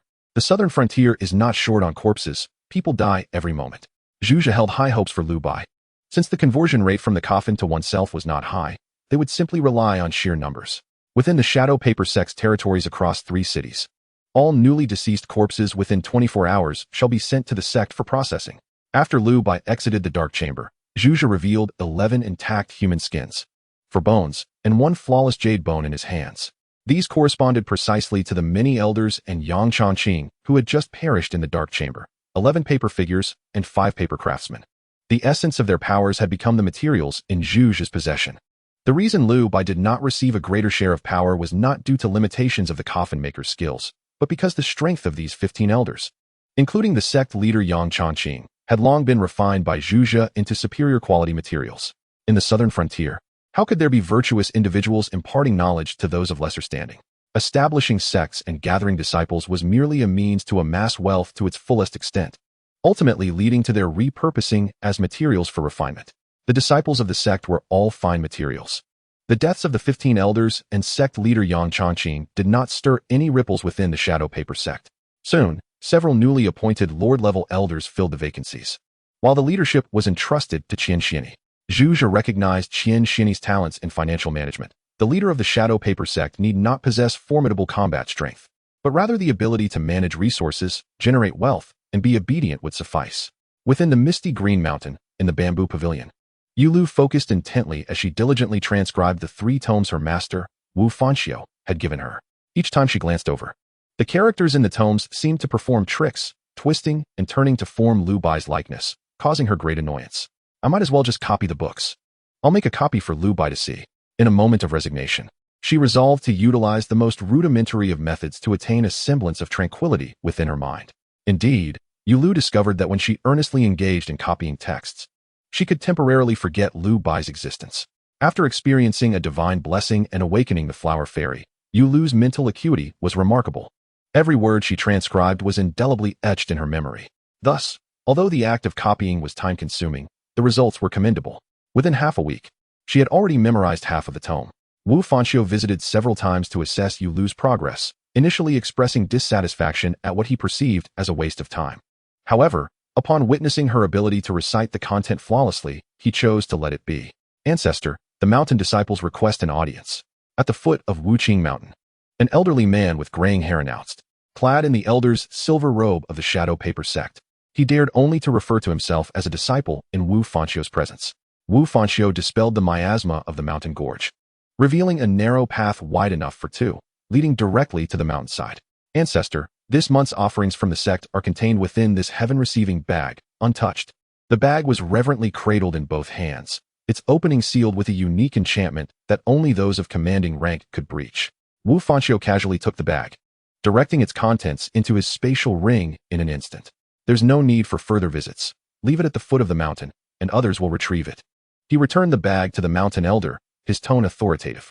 He had little interest in being disturbed, nor in the offerings from the shadow paper sect, which would henceforth be collected by his disciple, Yu Lu. Understood, ancestor. The disciples take their leave.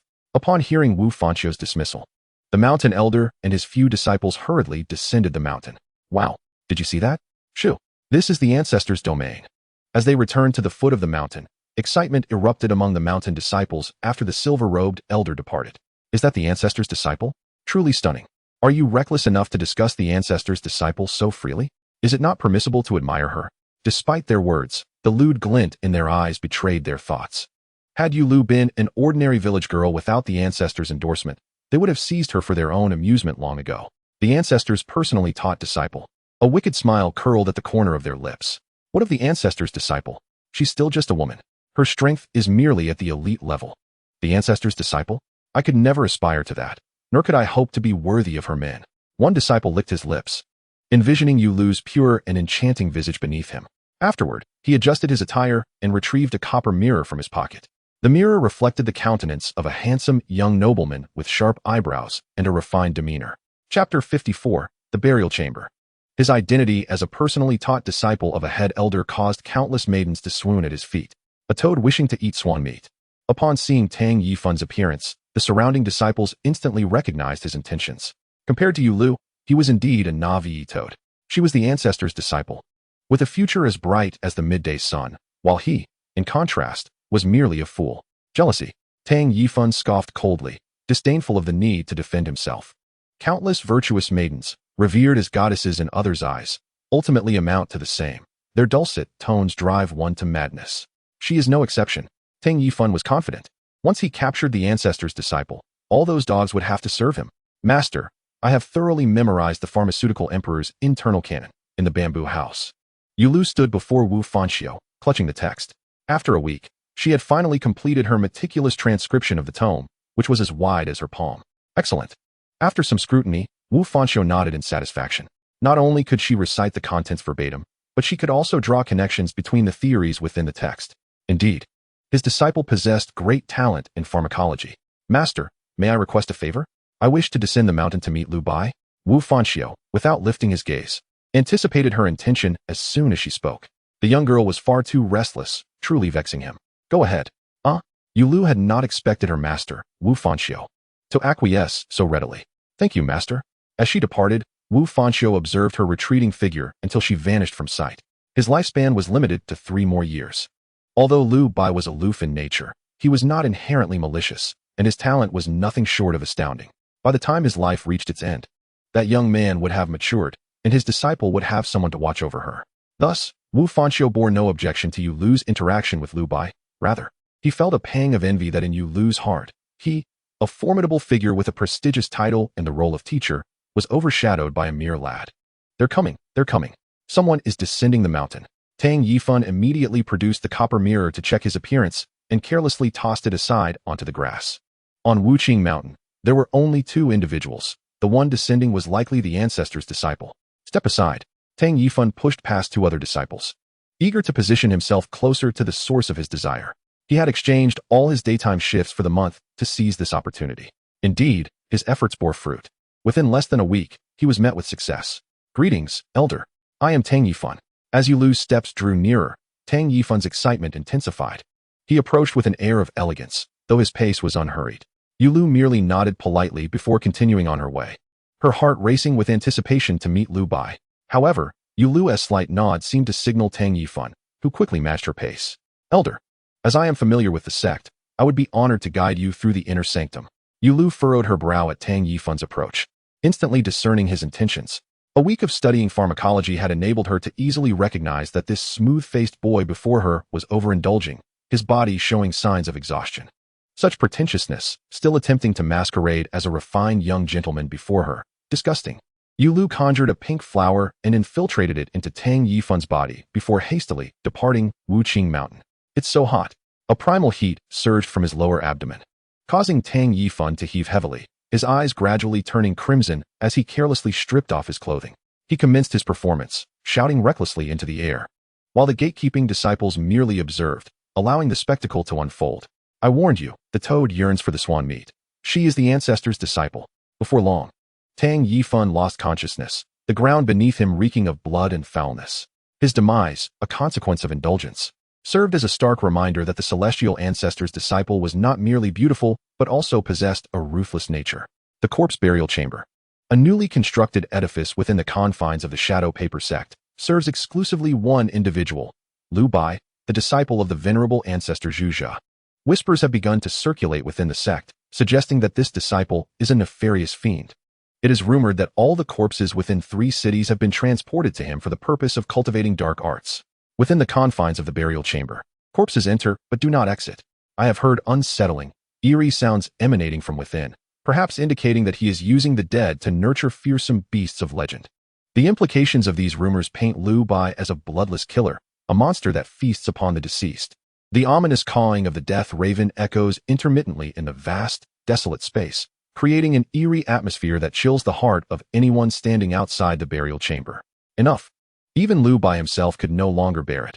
Upon entering this place, he found the death raven amusing, as its voice produced echoes in response to its own calls. The cacophony of cawing, both high and low, fast and slow, relentlessly reverberated within the dim confines of the burial chamber, tormenting Lu Bai's ears. Upon hearing Lu Bai's voice, the death raven promptly ceased its cries, yet the faint echoes lingered in the air. Outside the burial chamber, nearly 100 paper figures tirelessly transported corpse after corpse into the darkened room. Within, a colossal coffin stood open, ready to receive its guests. Lu Bai's control over this coffin had undergone a remarkable transformation. The hastily assembled coffin of 70-years-old Yin Huai would had swiftly evolved into one made of 300-year-old wood, adorned with over a dozen spirit stones designed to pacify restless souls. The cost of this coffin rivaled that of a young beast with a lineage of sovereign blood. An unceasing stream of fresh corpses flowed into the burial chamber from the Shadow Paper sect's domain, becoming sustenance for Lu Bai's burgeoning power. In recent days, the death toll across the 3 cities had surged by 2 to 3 times compared to the past, as the city lords, in a bid to curry favor with the ancestor, systematically executed prisoners from their dungeons, delivering them in batches to the sect's headquarters around the clock. The burial chamber? Yulu lifted her gaze, perplexed at the sight of this ominous structure. How could Lu Bai possibly be here? Chapter 55. A continuous flow of corpses. A scroll of scripture that captivates the heart. Emerging from the misty Qing mountain, Yulu did not need to inquire with the disciples of the Shadow Paper sect. She made her way directly toward the burial chamber, for Lu Bai harbored within him the love flower she had planted. Yulu could sense his presence. Yet, as she stood before the burial chamber, watching the relentless procession of corpses being delivered, an unsettling feeling washed over her. Lu Bai was inside this eerie chamber, and yet he still drew breath. The sacred grounds of the sect were off limits. Just as Yulu prepared to enter, a disciple of the sect blocked her path. Such a fragrant scent, a woman? To avoid unnecessary trouble, Yulu concealed the lower half of her face with a black scarf. However, this half-obscured visage only served to enhance her allure. Coupled with the intoxicating aroma emanating from her, the disciple's tone softened, shifting from stern to gentle. I seek someone.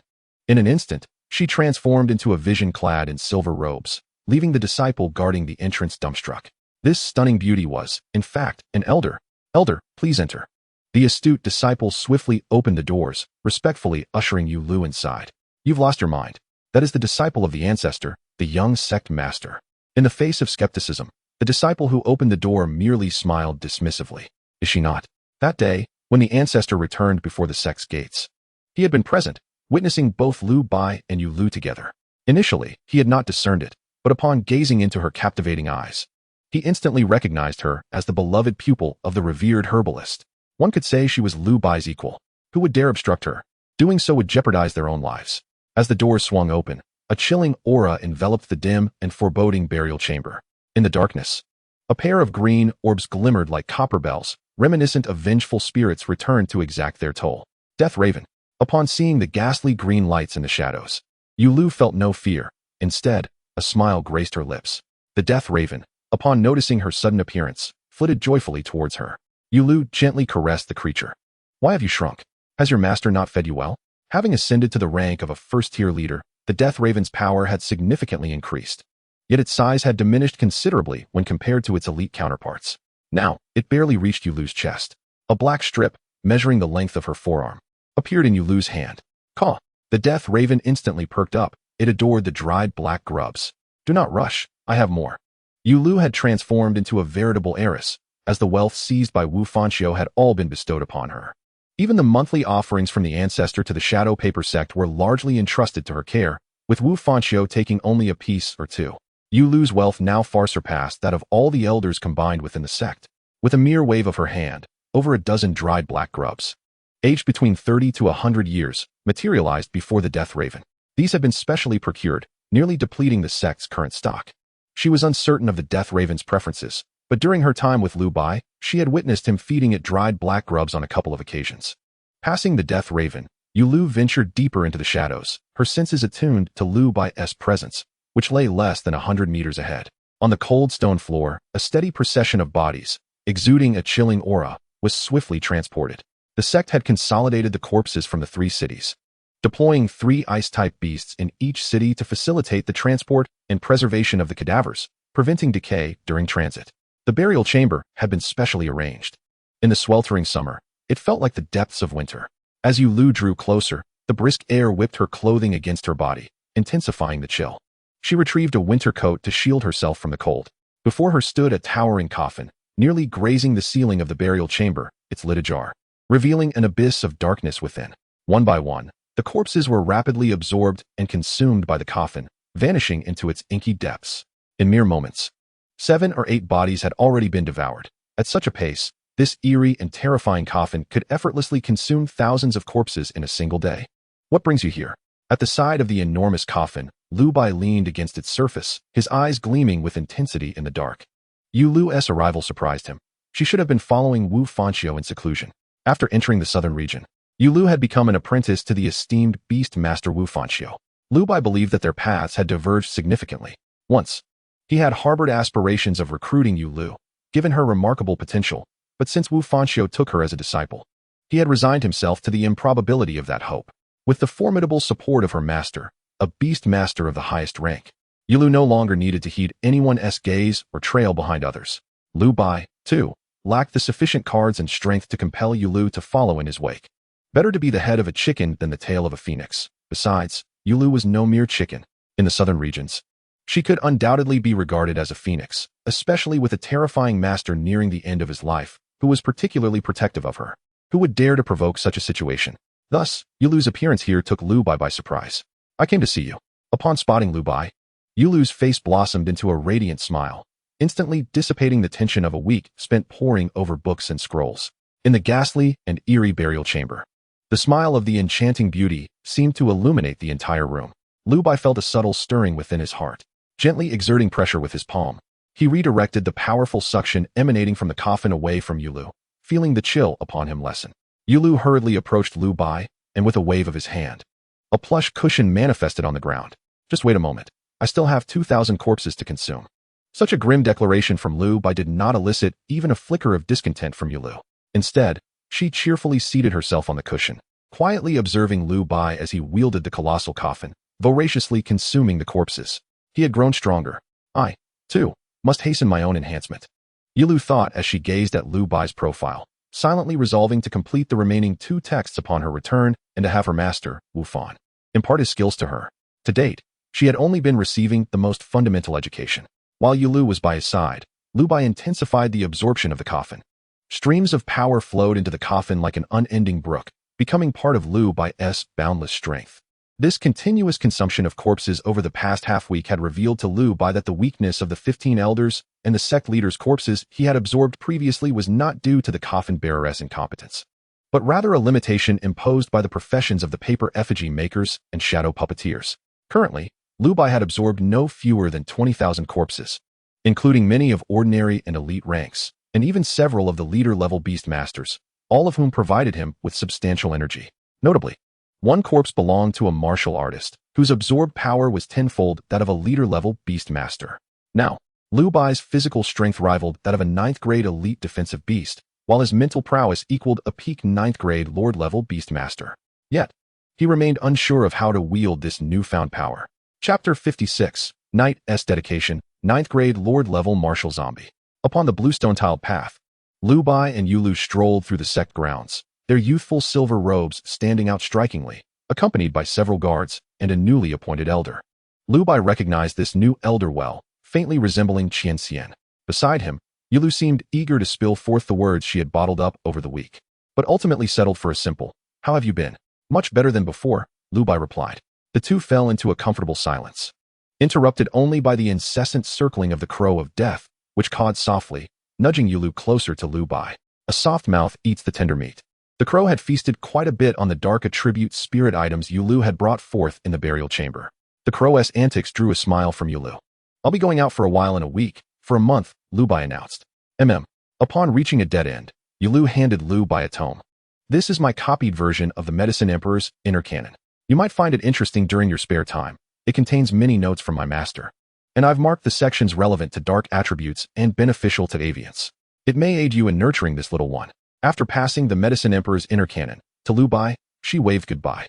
Holding the thick manuscript, Liu Bai gazed in the direction where Yulu had vanished. Was this the allure of a courtesan? Although Liu Bai was not captivated by Yulu's beauty, he was touched by her thoughtful gesture. With less than a week until the Sacred Fire Conference, over the past month and a half, the coffin had opened, and countless corpses had returned. Relying on the power of the Shadow Paper sect, Liu Bai had absorbed nearly 100,000 corpses, finally reaching saturation. The coffin, crafted from 300 years of Een locust wood, had transformed into a terrifying entity that one would hesitate to gaze upon after devouring 100,000 corpses. Whenever Liu Bai summoned it, the colossal coffin would rise to the heavens, instantly capable of altering the weather. The winds would howl and the dark winds would swirl, as if the countless lost souls mournfully drifted through the heavens, rendering all things still. His physical strength was on par with a 9th-grade leader-level martial artist, and his mental acuity had reached the pinnacle of a 9th-grade lord-level beast master. Under the full moon, a gentle breeze caressed the scene, where a sumptuous yet simple spread of home-cooked dishes lay before him. 12 plates of delicacies and 3 cups of potent liquor filled the table to the brim. Liu Bai raised his cup toward the full moon, offering a toast in the direction of Tongan Prefecture, Shishan Village. "First cup, to my father. Second cup, to the village elder.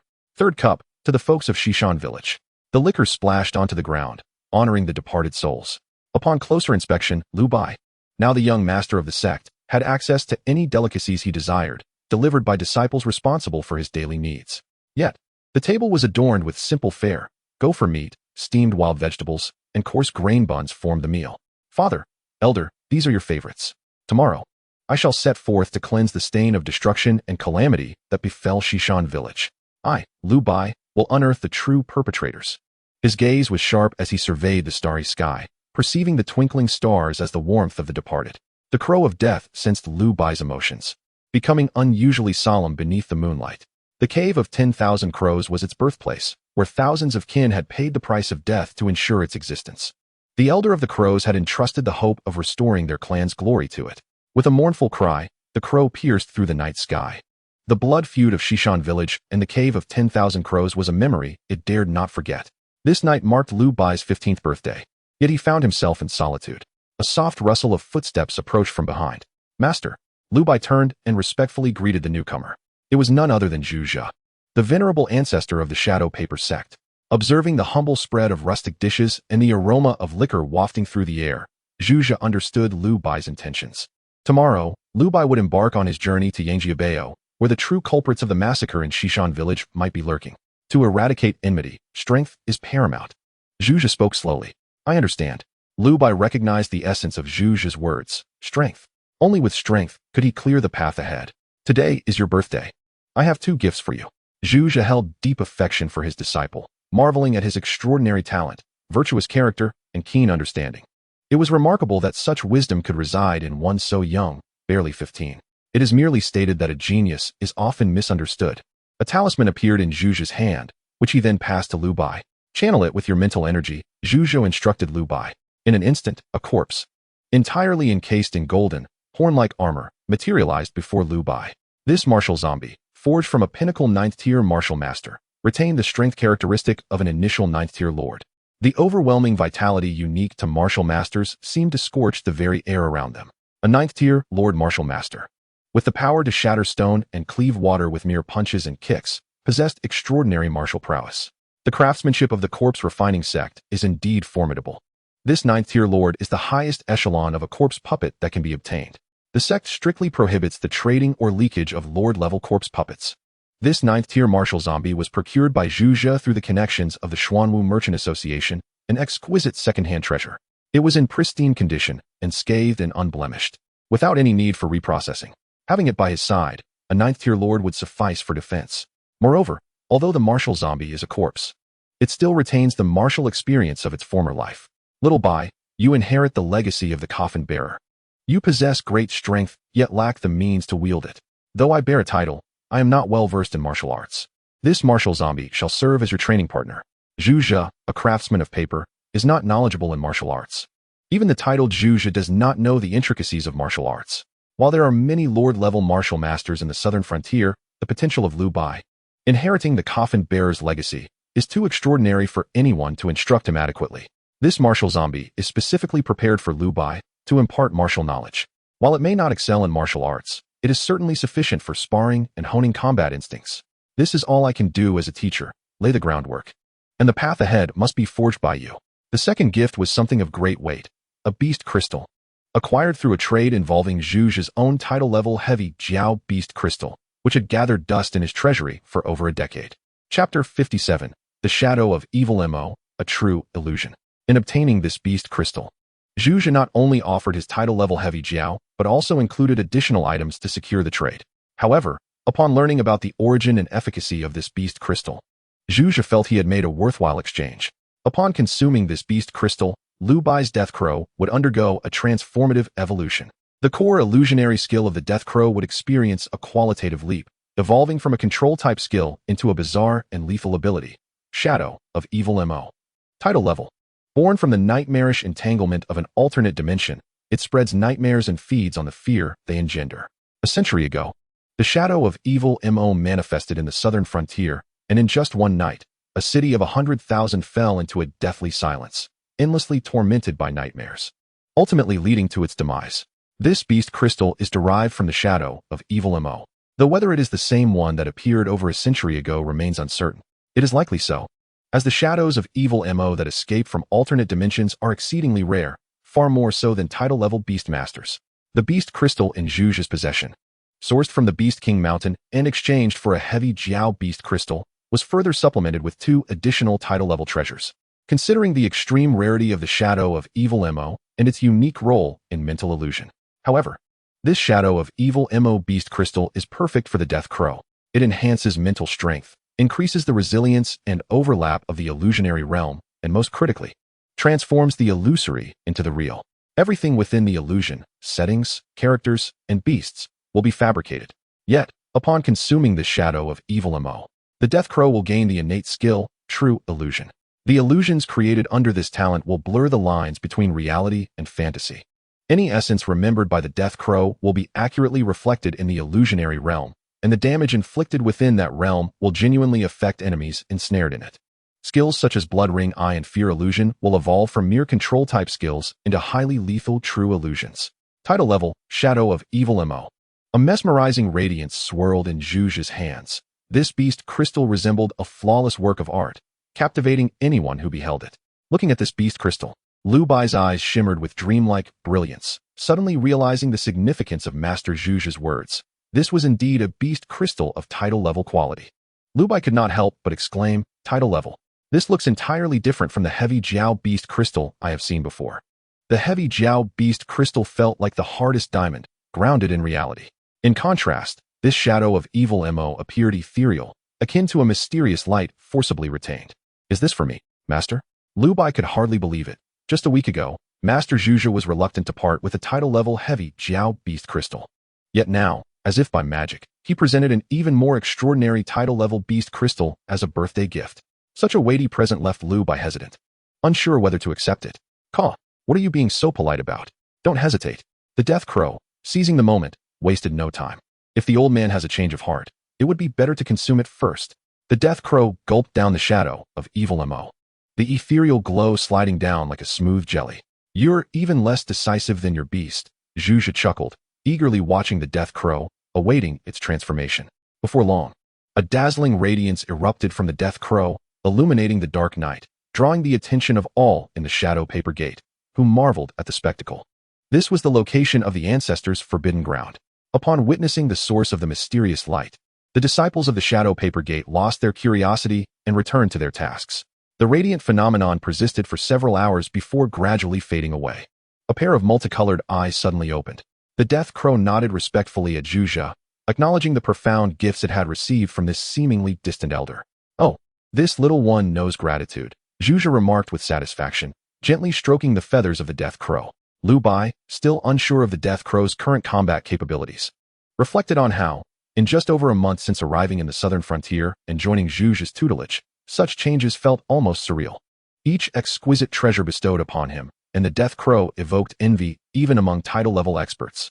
"Kid, at the Holy Fire Conference, you must secure the top prize for me.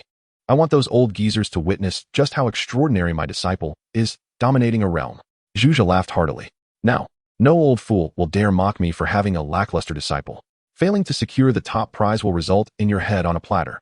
"Hey, what are you saying?" Upon hearing Lu Bai's determination, Zhuge instinctively kicked him. "I've invested so much in you. I haven't even recouped my costs. And you're talking about your head on a platter. The disciple will give his all."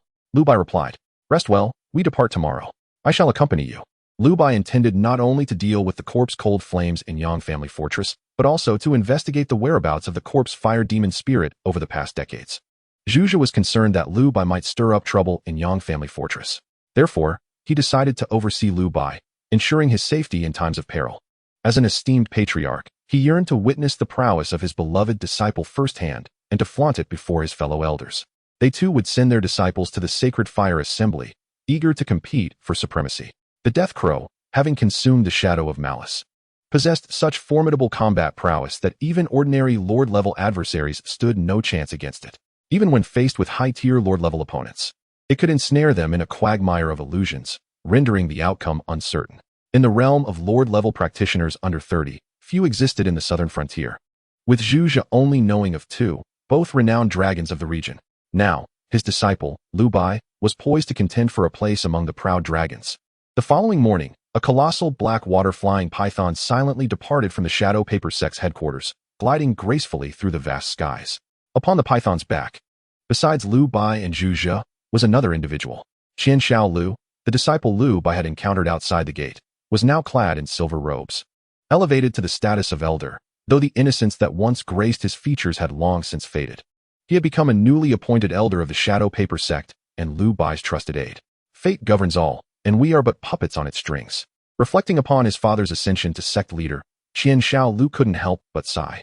Just a month prior, he had been an elite disciple. Now, in the blink of an eye, he had advanced to a first-tier Lord-level elder. His meteoric rise, however, had cost him 40 years of his lifespan. Being the sole progeny of Qian Xian, the first-generation disciple of the sect, he was acutely aware of the intricacies of the paperman profession. Thus, he chose to indulge in a leisurely existence as an elite outer disciple, buoyed by the support of his elder father and his own elite-level prowess. His father, having emerged from poverty and endured countless humiliations, found dignity through the paperman profession, which granted him a foothold in the southern frontier. Qian Xian's loyalty to the sect was unwavering. Influenced by this, Qian Xiaolu also recognized that sacrificing lifespan was preferable to perishing due to lack of strength. In the southern frontier, without power, one's fate could be worse than death.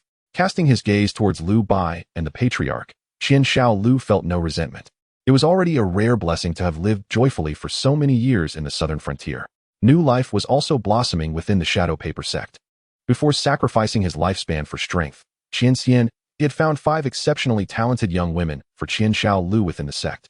Amidst the grueling battles day and night, he had reaped a bountiful harvest. Should Qian Xiaolu perish, he would at least leave behind an heir. Support the young master well. I have never seen the patriarch show such care for anyone else. The young master will undoubtedly ascend to the ranks of the esteemed patriarchs. This was the charge his father had imparted before his departure, engraved in Qian Shaolu's heart. Chapter 58, Martial Arts Master Shirshan. At Yang Family Fortress, all flying beasts were prohibited from entering the skies. However, Zhu disregarded this outright, commanding the black water flying python to soar past with a resounding roar. Rules are meant for the weak, while the strong are here to shatter them.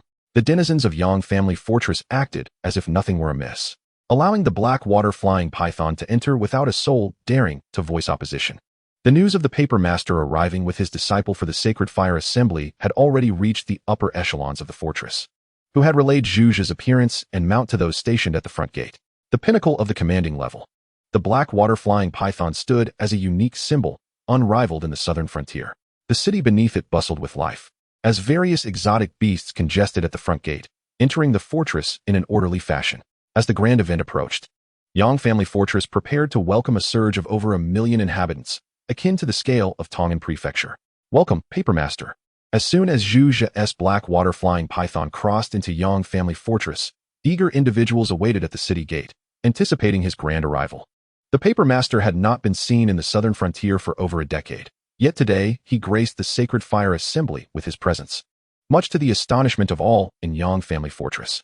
Even more surprising was the fact that this year, the Shadow Paper Sect had sent disciples to participate in the assembly. Although the number of disciples from the Shadow Paper Sect was considerable, both papermen and shadow puppeteers were regarded as having weak foundations, consistently falling short in combat prowess compared to their peers. As a result, it had become rare to witness the Shadow Paper Sect's disciples shine at major events in the southern frontier, where they often occupied the role of mere spectators, cheering from the sidelines. Ha ha ha, how could I dare to disturb the lord of the fortress? Zhu laughed heartily. Lu Bai also turned his gaze towards the man before him, a middle-aged gentleman exuding warmth like a gentle spring breeze, none other than the esteemed lord of Yang Family Fortress. Yang Mubai. Meeting him in person was indeed a treat. The man was far more approachable than his portrait, and every gesture radiated a sense of familiarity. This must be the Paper Master's prized disciple, a truly remarkable young talent. Yang Mubai remarked sincerely. At merely 15 years of age, Lu Bai had the audacity to participate in the Sacred Fire Assembly, which was quite impressive considering that 3/4 of the competitors were nearly 30. Lord Yang, you flatter me. I merely brought my disciple to broaden his horizons, Zhu replied with a smile, stowing away the black water flying python. With great enthusiasm, Yang Mubai welcomed the Paper Master into the fortress, maintaining a respectful distance behind Zhu and Lu Bai, guiding them while adhering to the proper hierarchy. His gaze, however, softened as he observed Lu Bai, the enigmatic youth whose presence had compelled the Paper Master to attend, a mark of extraordinary significance indeed. In the southern frontier, it was common knowledge that the Shadow Paper Sect thrived solely due to the Paper Master Zhu's formidable strength, which enabled them to carve out a territory. Within the circle of patriarchs, there were those who had once mocked Zhu for lacking successors, claiming his disciples were subpar and unworthy of the stage. This was undeniably true. The Shadow Paper Sect had never seen a participant in the top 100 of the Sacred Fire Assembly. Even among the martial contests in the cities below, few Shadow Paper Sect disciples could secure a position in the top 10. Yet this time, with Zhu personally attending alongside his beloved disciple, he must possess ample confidence.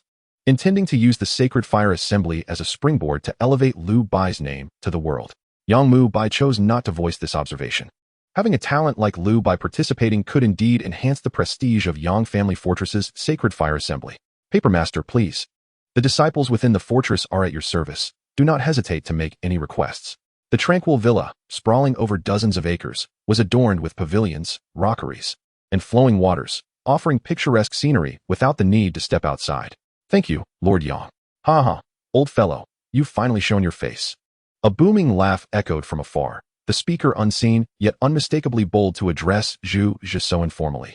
The intense heat surged forth, accompanied by an overwhelming aura of martial prowess, causing the flora within the villa's courtyard to wilt slightly. In an instant, a figure with an enigmatic stride appeared in the courtyard, locking eyes with Zhu and Lu Bai. What a martial arts master! Lu Bai couldn't help but exclaim. Before him, his own 9th-tier lord-level physical vitality felt like a mere boat adrift in a tempestuous sea, on the verge of capsizing at any moment. Old fellow, had it not been for the guardian beast you left behind at the Shadow Paper Sect, I would have thought you had perished in some wilderness. The newcomer, though coarse in speech, could not conceal his concern for Zhu. Xiaoyang, you may leave. Let us reminisce with an old friend. Seeing the lord of Yang Fortress beside him, the newcomer showed no deference to this fortress master, treating Yang Mubai as one would a mere servant. As you command. I shall not disturb the two esteemed seniors, Yang Mubai humbly replied, swiftly retreating. Faced with a title level 7th rank martial arts master, Yang Mubai dared not harbor any rebellious thoughts. Shirshan, a 7th rank martial arts master with a title. He had once single-handedly battled a 7th rank avatar of an evil god for 3 days and nights, ultimately exhausting its doppelganger. Old fool, what is the point of donning a paper puppet skin? Shirshan immediately discerned that Zhuzha was not the real body, but rather a 2nd-rank paper puppet. This nauseating aura explained why he had not emerged in over a decade. He had transformed into a paper puppet. Not only did Shirshan unveil the identity of this paper figure, but he also recognized the source of its materials, which came from a title-level martial artist who had once been ambushed and severely injured. Don't expose my secrets, he thought. If it were anyone else being so indiscreet, Zhuzha would certainly make them understand the meaning of paper respect. However, Shirshan was not someone to provoke or confront. What brings you to Yang Fortress? Zhuzha inquired curiously. Shirshan was not the type to partake in competitions. I came looking for you. Yang Fortress has disseminated the news regarding the title-level experts participating in this year's Holy Fire Conference, eager for all of Southern Jiang to be aware. Knowing you were here, I naturally came, Shirshan spoke candidly.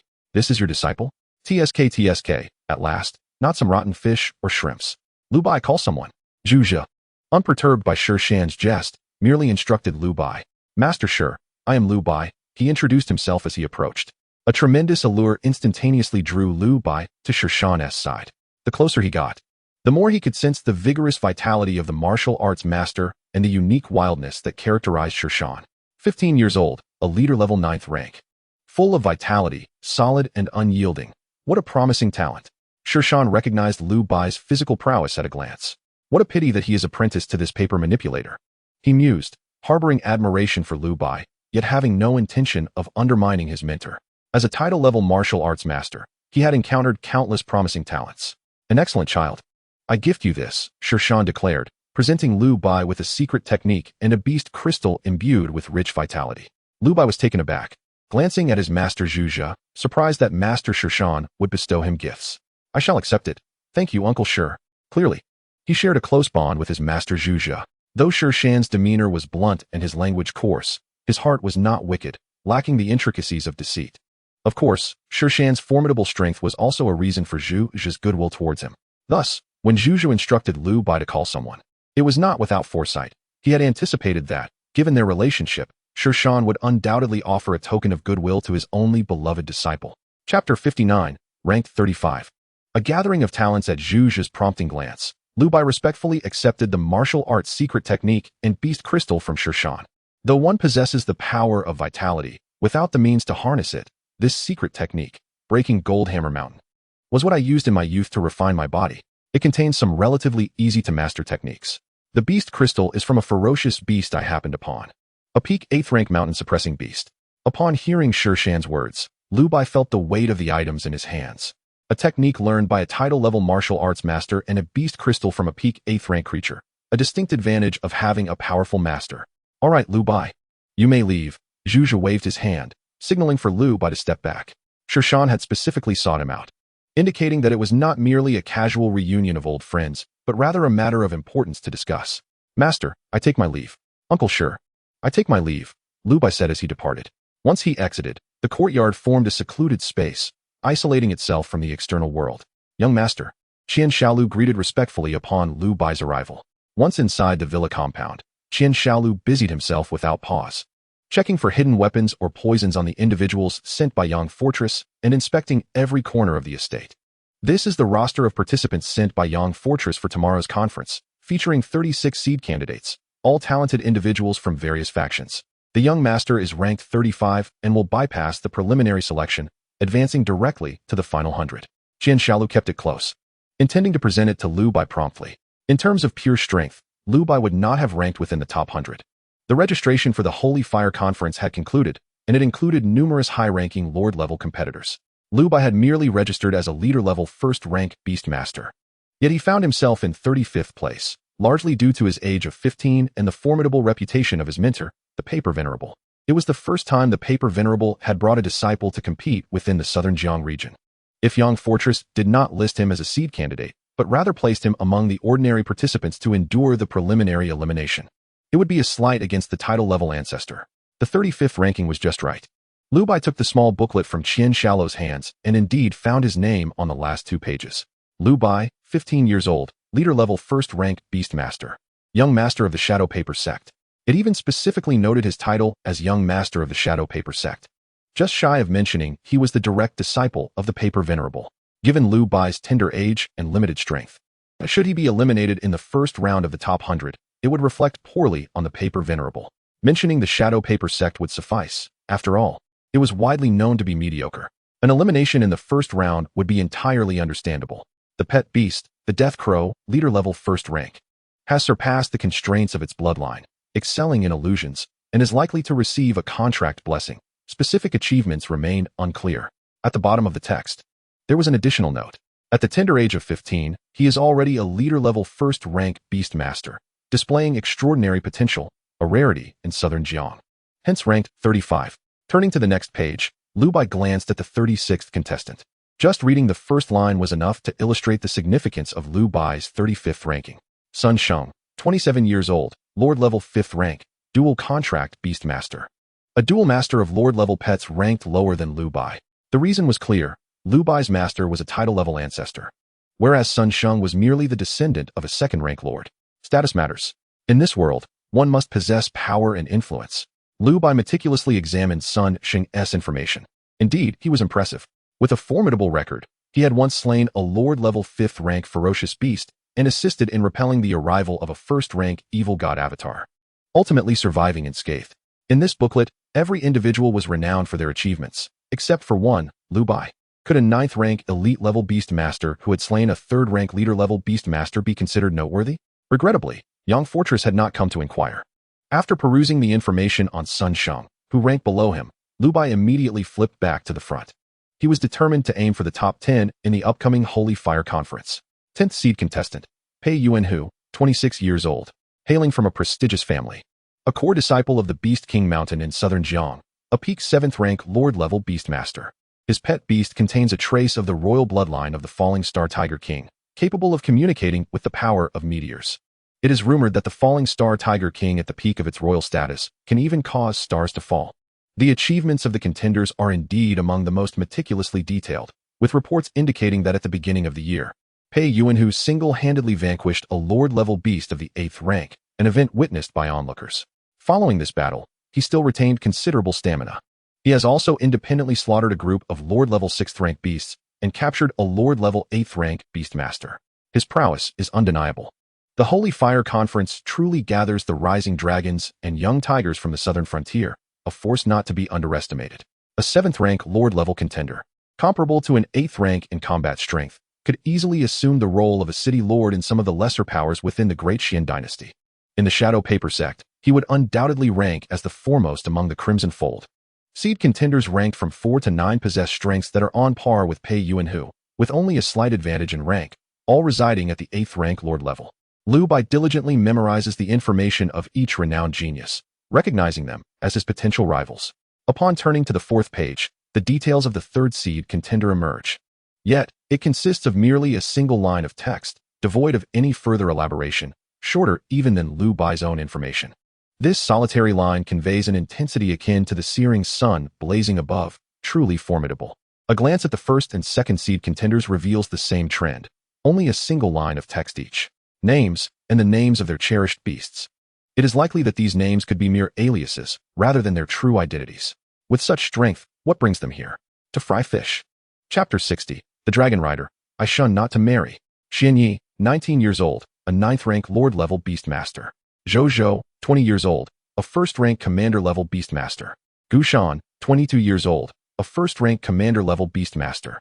The sense of oppression is palpable. Their prowess surpasses that of Lu Bai, and they are younger.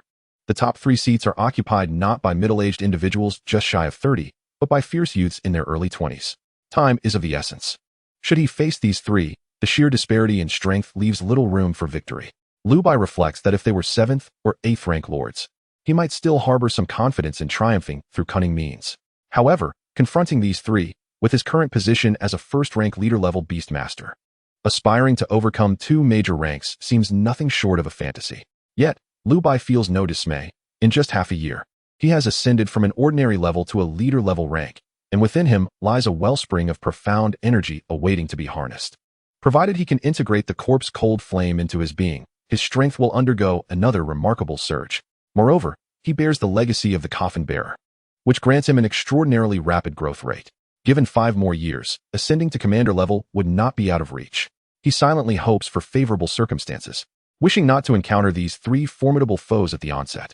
Qian Xiaolu observes Lu Bai, noting the young man's face, which reveals a 10-year disadvantage compared to his peers. Yet he manages to rise to the 35th position against the odds. It is unfathomable to consider what the future holds a decade from now. Perhaps by the time Lu Bai turns 20, he will undoubtedly be among the top 10 of the Holy Fire Conference, and by 25, he may dominate the competition, suppressing all heroes. Qian Xiaolu speculates inwardly. Bang! A resounding thud strikes the table as Sun Sheng, gazing at the booklet in his hands, cannot help but roar in anger. What a disgrace! To have a 15-year-old first-rank leader-level beast master overshadow him, while he languishes at 36th place, is nothing short of humiliation. When did the rankings of seed contenders begin to factor in age? Lu Bai, at 15, has already attained the rank of a leader-level beast master, which Sun Sheng admires. But this is no justification for Lu Bai's superior placement. Why should a first-rank leader level be ranked before a 5th-rank lord level? It would have been better if he hadn't been included at all. Sun Sheng fumes, asserting that with his 5th-rank lord level strength, he could have advanced in the preliminaries just as easily. Instead, he finds himself overshadowed by a 15-year-old, as if being roasted over an open flame. In the past couple of days, familiar friends have come to jest at his expense. Even first-rank leaders are joining the fray, overestimating themselves. Just don't let me cross paths with you, Sun Sheng mutters bitterly. However, when he ultimately ascends to the commander level in his later years, this booklet will hold his most prized possession, as it represents the only moment he shared with Lu Bai. His grandfather once stood just 1 position behind him. In his twilight years, with his hair turned white, Sun Sheng proudly points to the names of Lu Bai and himself, sharing with his grandchildren the fond reminiscences of their past. Yet, in this moment, Sun Sheng harbors little reverence for Lu Bai. He believes that seizing opportunities with geniuses must be timely. After this period, there will be no further chances. 15 years old, a first-rank leader-level beast master, humph. Sun Sheng looks at Lu Bai's information, the glaring 35th position, and snorts dismissively. Release me, wails an anguished voice from a lavishly decorated room within the Yang family fortress, followed by muffled whimpers. Cousin, stop struggling, it is for your own good. Becoming the dragon rider of the Yang family fortress is a dream come true for many. Why be so obstinate? Several beautiful women surround the bound youth, offering words of consolation. Our young lady is renowned throughout the southern frontier for her beauty. Countless talented individuals have admired her, lingering in the Yang family fortress just to catch a glimpse. You foolish boy, taking advantage while pretending to be coy. Really, Yang Xin. The Yang family's young lady not only possesses stunning beauty but is also extraordinarily talented. At over 18, she has already reached the rank of a 4th-rank lord-level beastmaster, making her the most prominent genius within the fortress. As mere servants, they cannot fathom why the fortress lord would betroth his daughter to such an unclear and reckless young man. Is this not a disgrace to the young lady? What infuriates them even more is that this bound lad shows little appreciation, repeatedly attempting to escape from the Yang family fortress. It truly drives them to exasperation. Lord, Lord! Voices of guards echo from outside, prompting the women to hurriedly rise and welcome the Lord. They are shocked to discover the extent of the Lord's attention towards this youth, especially with the Holy Fire Conference's opening day approaching. As the Lord of the fortress, Yang Mu Bai is burdened with numerous responsibilities. Yet he still finds time to check on the condition of his future son-in-law. Who bound you? Untie him at once. Yang Mu Bai reprimands coldly upon seeing his prospective son-in-law restrained. The women rush forward to loosen the ropes, restoring the youth's freedom. Are you adjusting well here? Yang Mu Bai approaches gently, his face filled with concern. Thanks to you, everything is fine. However, my humble background renders me unworthy of being the Lord's dragon rider. The youth replies, his expression sullen. How could he have anticipated being singled out by the Lord amidst the vast sea of people and forcibly taken without inquiry? It is utterly absurd that he has become the Yang family fortress's prospective son-in-law. Qin Yuan fumed. Were it not for Yang Mu Bai's 8th-rank commander-level strength, I would never have been forcibly captured. From the Jialing Pass of the Wu dynasty, one ventures northward, traversing the vast wilderness, ultimately arriving at this chaotic city in the southern lands. Along the way, Qin Yuan, solitary and vulnerable, attracted countless malicious pursuers intent on assassination and robbery. Even lecherous scoundrels, with a penchant for illicit desires, set their sights on him. prompting Qin Yuan to gruesomely dispatch one such miscreant. To his utter astonishment, while merely pausing at Yang family fort for a brief respite, he found himself inexplicably captured within its confines. As a distinguished prince of the great Qin, how could he deign to reside in this insignificant place, marrying and siring offspring? Should that come to pass, what face would he have to present before his ancestors? Thus, Qin Yuan vehemently resisted, managing to slip away to the entrance several times, mere steps from freedom, only to be recaptured by Yang Mubai. You, the lord of this fort, have nothing better to do than fixate on me. Are you deranged? The frustrated Qin Yuan inwardly cursed. While Qin Yuan raged against Yang Mubai, the latter gazed at him with eyes brimming with admiration. How fortunate for my Yang family. The predicament of lacking a titled lord to stabilize our fort, which has plagued us for centuries, shall be resolved today. Though a forced union may not be sweet, it serves to quench thirst. Yang Mubai recognized the dubiousness of his actions, yet in light of the hope for a title, he could no longer afford to be scrupulous. I refuse to marry. The sound of shattering vases suddenly echoed through the air. In chapter 61, Qin Yuan exclaimed, "There are villains among the crowd." Within her chamber, Yang Xinxin, the second daughter of the Yang family, furiously hurled vases to vent her anger and grievances. After twice rebuffing her father's demands for marriage, she experienced a fate akin to that of Qin Yuan, being confined to her quarters. Guards and maidservants, under Yang Mubai's orders, watched over her vigilantly. Yang Xinxin could not comprehend why she, a favored daughter, should be forced into wedlock with an unknown vagabond. Was her entire happiness to be sacrificed based on a mere acquaintance of her father's? Especially upon hearing servants describe Qin Yuan's appearance, tears streamed down her cheeks. With an elder sister and a younger sister still at home, why was she the one chosen? Yang Xinxin could not fathom her father's motives.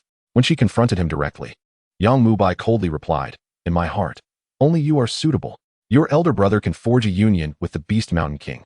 Why can't you?" Her father's words shattered Yang Xinxin. How can that be the same?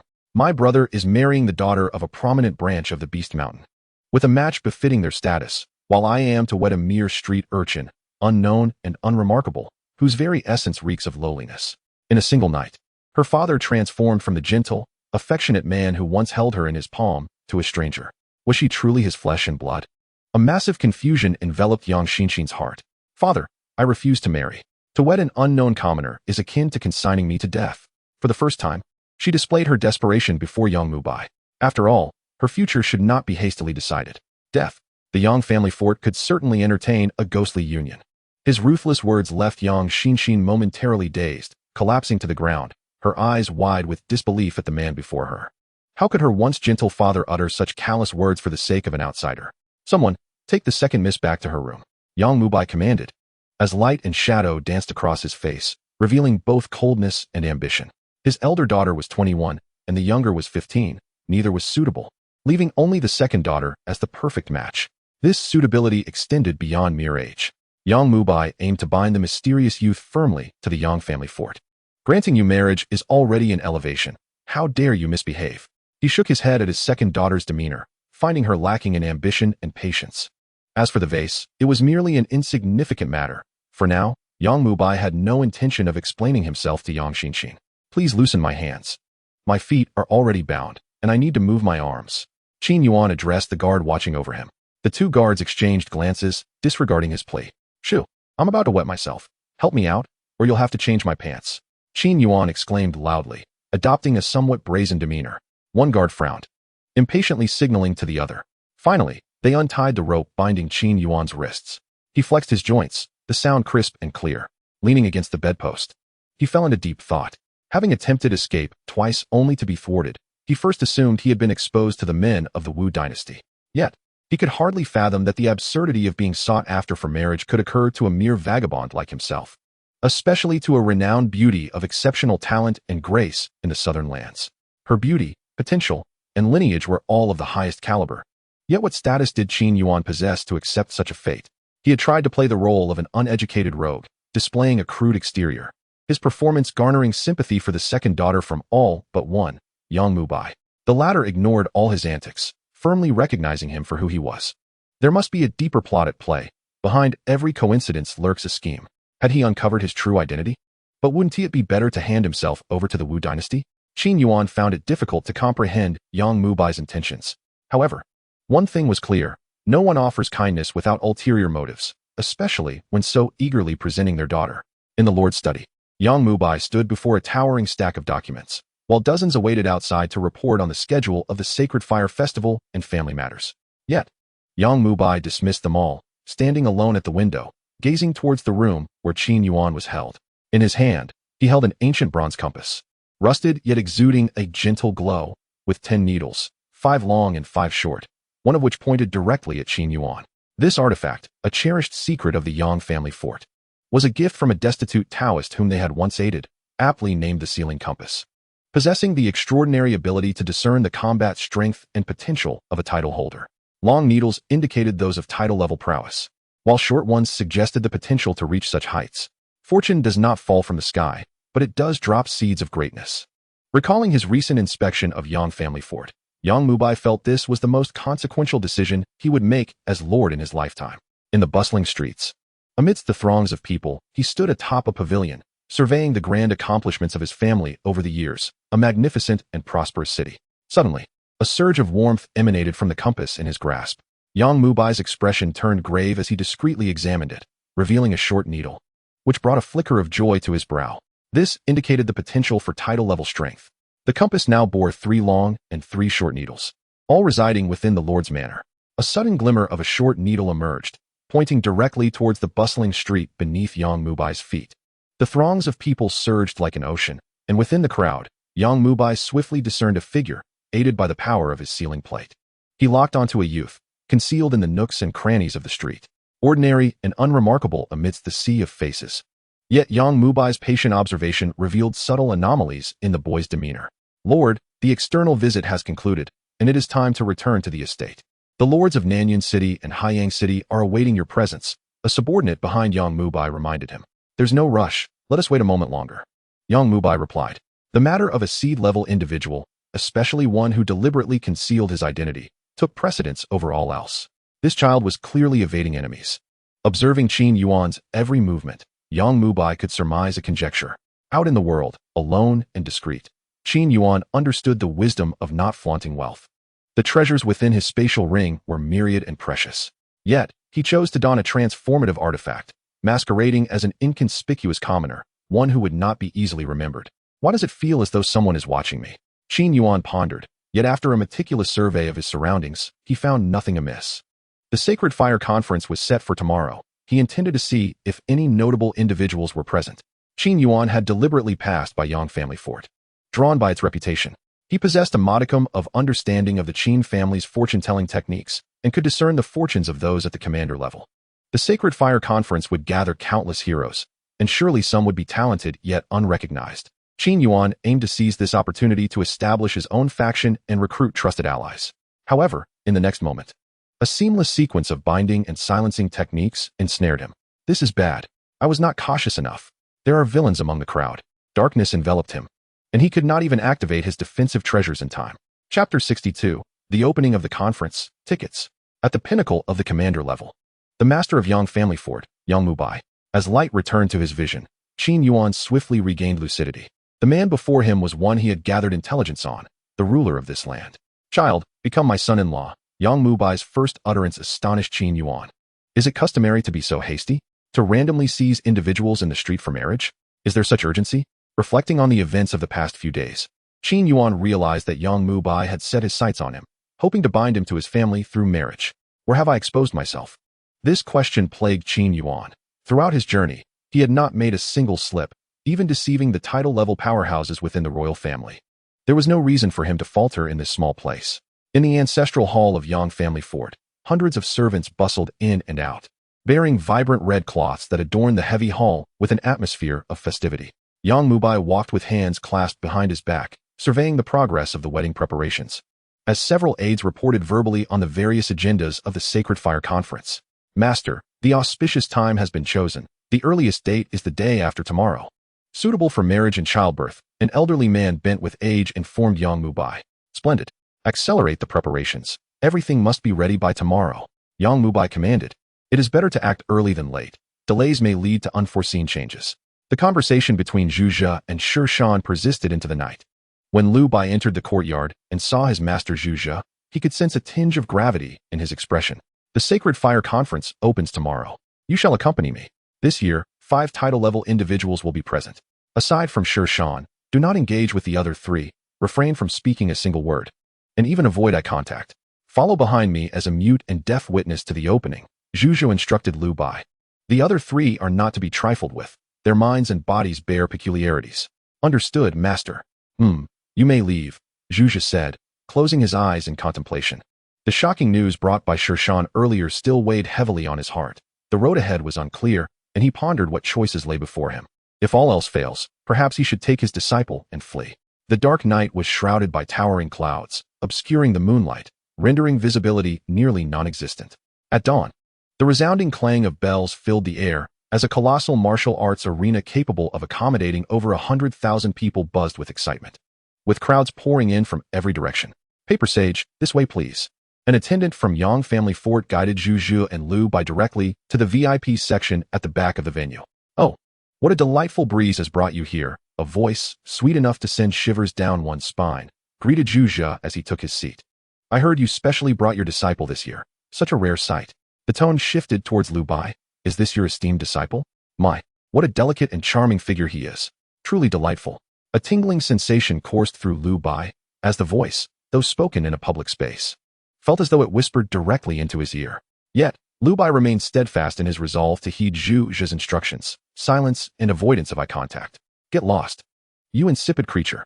Sure Shan interjected, sitting down to create distance between Zhu and the speaker, effectively blocking their gaze towards Lu Bai. I have no interest in playing with someone like you. The dismissive tone was met with an inability to retaliate against Sure Shan's insults. She is a male. Zhu stated matter-of-factly, seemingly offering Lu Bai an explanation. Ah, so this realm harbors such beings. How curious, Lu Bai mused internally. Keeping his gaze fixed ahead into the sea of dark figures taking their seats, wary of meeting the other SIs. Seeing Sure Shan settle in the center, the individual beside them lost interest and ceased speaking. Suddenly, a sinister breeze swept past Lu Bai, a burning sensation at his back reminiscent of a whip's sting, causing discomfort. How dare a mere subordinate show their face here? The malicious intent was directed squarely at Lu Bai and Zhu. One must commend your brother's exquisite skin. A title level 3rd tier retains the prowess of a 2nd tier thanks to my remarkable craftsmanship. Truly impressive. You ought to kneel in homage to your brother's hide. Lu Bai glanced at his master Zhu, astonished by the sharpness of his retort. Zhu old dog. Insolence. Before Zhu could respond, Sure Shan bellowed. The four of them facing off. The seemingly effeminate individual sat in the center, intrigued by the unfolding confrontation. The might of title-level authority instilled fear, and Lu Bai, caught in the tumult, felt a tremor course through him. Today marks a momentous occasion for Yang Family Fort. Why the discord? Yang Mubai interjected at just the right moment to defuse the tension among the four. The Yin Wind, Old Demon, and Kuei Shan have already pledged allegiance to the martial dynasty. They are now in the same boat. Sure Shan whispered to Zhu. You would do well to decide soon. The storm is brewing, and there are few tickets left on this ship. Zhu fell silent, clearly unwilling to discuss the matter further at this time. He is yet to make a decision, whether to stay or to leave. This matter is of great significance, not something that can be resolved with mere words. The Sacred Fire Conference has arrived as scheduled, with this year's participants numbering a remarkable 2,721, setting a historical record. Yang Mubai's words stirred a tempest of applause, breaking Zhu from his contemplation. I will provide you with an answer after the Sacred Fire Conference. Very well. The exchange of glances between Zhu and Sure Shan was profound. Suddenly, another thunderous round of applause erupted, fervent gazes converging upon Lu Bai's direction. The presence of 5 titled powerhouses was astonishing. In previous years, only 2 or 3 attended, yet this year, 5 have graced the occasion. Moreover, there is even a 7th-rank martial arts master among them. The long-absent Paper Sovereign has also made an appearance. The Yang family stronghold truly shines this time. The over 2,000 contestants gazed fervently at the VIP seats, even though the faces of the titled figures were obscured. Today presents an opportunity. One must showcase their prowess. For those still awaiting preliminary rounds, the likelihood of being noticed by a titled powerhouse is exceedingly slim. How could an esteemed elder spare time to observe these trivial skirmishes? The disciples favored by the titled ancestors have already secured their places among the top 100, seated away from the VIP area. Keep an eye out. If you spot any promising contestants below, make a note of their names. After exchanging a few words with Lu Bai, Zhu departed from his seat, followed by the other 4 titled powerhouses. Chapter 63. Bai Qi, a familiar face returns. The Sacred Fire Conference also serves as a venue for major factions to scout talent. The Shadow Paper sect has never had a disciple make it into the top 100 of the Sacred Fire Conference. and the paper sovereign has shown little interest in attending these mundane battles. Consequently, no one has joined the Shadow Paper sect through the Sacred Fire Conference. However, Zhuge is keen on allowing Lu Bai to recruit talents here, to establish a foundation for his future. As a young sect leader, he requires loyal subordinates, while also assessing Lu Bai's ability to discern talent. This also serves to determine whether the previous encounter with Yu Lu was merely a stroke of luck. Among the VIP seats, approximately a dozen disciples remained, all from prominent families of various sections. Under the watchful eye of the titled ancestors, no one dared to act recklessly. They sat obediently in their places, composed and attentive. With the departure of the esteemed elders, the atmosphere among the crowd gradually became more animated. The elusive top 3 seed contestants had yet to make an appearance, with Lu Bai being the focal point. His youthful visage stood in stark contrast to the others, all of whom were in their 20s, while he alone was not yet 20. At merely 15 years of age, he stood shoulder to shoulder with them. Lu Bai's headmaster-level prowess was particularly striking among the seed contestants, making him nearly as captivating as the top 3. "You are Lu Bai, the disciple of the Paper Sovereign?" A young man introduced himself. "I am Tongmu, the young vice-leader of Insect Valley. I hope you don't mind if I sit here." Lu Bai nodded. He was well aware of Insect Valley, a name known throughout the southern territories, commanding nearly a tenth of that vast region. It is one of the most formidable forces in the south, boasting a lord-level combat strength rumored to number nearly 10,000. With close to 100 commanding-level fighters and 2 titled ancestors presiding, their power is indeed formidable. Lu Bai saw no reason to decline the olive branch extended by this young leader. "Truly, it is said that seeing is believing," Tongmu remarked, reflecting on his own youth. "At 15, I had only just embarked on the path of a beast master." He left behind a calling card, expressing hope for a future visit to Insect Valley. Before hastily departing, within half an hour of the official commencement, Lu Bai found himself in possession of 11 various identity tokens, each a symbol of esteemed status. Any one of them could drive countless individuals into a frenzy. Lu Bai reciprocated with the tokens prepared by his master, Zhuge, each bearing the mark of the Shadow Paper sect's young sect leader. These tokens are also minor treasures, imbued with a trace of heavy energy that, when activated, can unleash a formidable pressure capable of instantly dispatching anyone below headmaster level. However, it is unlikely anyone would squander this energy. These tokens primarily symbolize status and rank. As the Sacred Fire Conference officially began, the chatter among the VIPs ceased, leaving only 3 individuals, including Lu Bai, to observe the competition. The eyes of the end. Without any titled figures present, a brilliant azure light flickered in Lu Bai's eyes, allowing him to survey the over 2,000 participants below. Instantly, amidst the gray and white haze, a few green and blue dots emerged. Unsurprisingly, the vast majority present had already reached the limits of their potential. A handful of blue dots caught Lu Bai's keen attention. As for their moral character, he chose not to delve deeper with the eyes of the end. Good individuals have their uses, while the nefarious have theirs as well. He merely cataloged them for potential future inclusion, without regarding them as core members for his envisioned team. Presently, the only core member identified was Yu Lu, possessing peak potential at the titled level, bolstered by Wu Fan's comprehensive guidance. He might one day break free from the constraints of the titled ranks. Lu Bai noted 5 participant numbers: 95, 1157, 1871, 11, and 2705. All 5 were ranked between 2nd and 4th tier in lord-level strength, with a 50-50 chance of advancing past the preliminary rounds. Should any of them fail to progress, Lu Bai would arrange for Qian Xiaolu to make contact. Following 2 rounds of preliminary matches, only Lu Bai remained among the VIP seats. The others were all absolute elites within their respective factions, with many eager to follow in Lu Bai's footsteps, rendering participation in the Sacred Fire Conference for them unnecessary. Yet, Lu Bai watched with rapt attention. With no one else around, the empty box now solely occupied by Lu Bai, he summoned the Death Raven to keep him company. The raven tilted its head, observing Lu Bai, then turned to watch the fierce battles below. The combat style in the southern territories is wild and unrestrained. With unscrupulous tactics employed frequently, victory is pursued at any cost. Lu Bai enjoyed an advantageous vantage point, witnessing nearly a dozen clashes. Some employing methods so ruthless, even he found them brutal. The same fierceness shown to foes was also directed inward. Amidst the chaos, one duel captured Lu Bai's attention. A youthful boy, not yet 20, stood on the opposing side of the arena. A headmaster-level beast master of the 4th tier. Yet Lu Bai perceived no brilliance within him. Even his master, Zhuge, could glean insights through the eyes of the end, yet this boy remained inscrutable. Who is he? Lu Bai's curiosity deepened. Bai Qi, from Bai Family Village, I seek your guidance. Unlike others who announce their cities, This boy revealed the name of an obscure village. Bai Family Village, a name unheard by 99% of those present. Bai Chi's name piqued Lu Bai's interest, prompting him to observe him a moment longer. Sometimes, fate unfolds in the most serendipitous ways. Humph, a country bumpkin. Bai Chi's opponent scoffed, invoking the name of a small village. What was the intention? To instill fear? How utterly laughable. Insect Valley. Yin Yu, a second-rank insect master. Boy, wise up and surrender. Conserve your strength for the next round, lest you lose your life. In the face of his opponent's derisive laughter, Bai Chi coldly lifted his head, surveying his surroundings. Ascending this arena had already consumed the greatest courage of his life. Fight to the death. Fight to the death. I am no coward. Bai Chi silently repeated to himself. His fate mirrored that of Lu Bai. The so-called Bai village had become but a fleeting memory in the annals of history, swept away by the winds of time. The entire village, numbering in the hundreds, had perished tragically, slaughtered by a wandering avatar of a malevolent deity. At the tender age of 15, it was his youthful folly that spared him. In the depths of a dark cave on the mountainside, Bai Chi witnessed a horrific scene, the echoes of that day still resonating in his ears.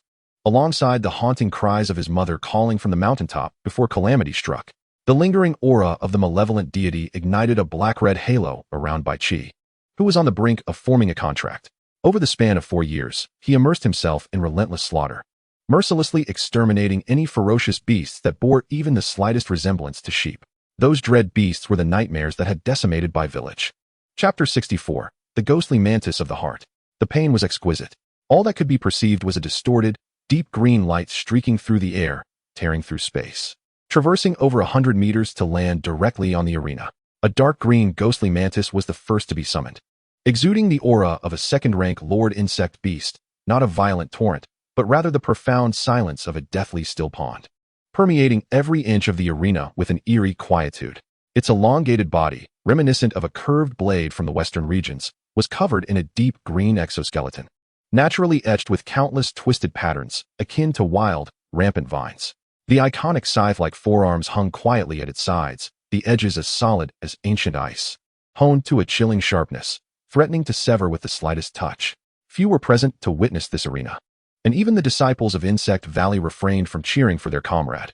For a second-rank master facing off against a fourth-rank leader was a battle where Yin Yu was unlikely to prevail.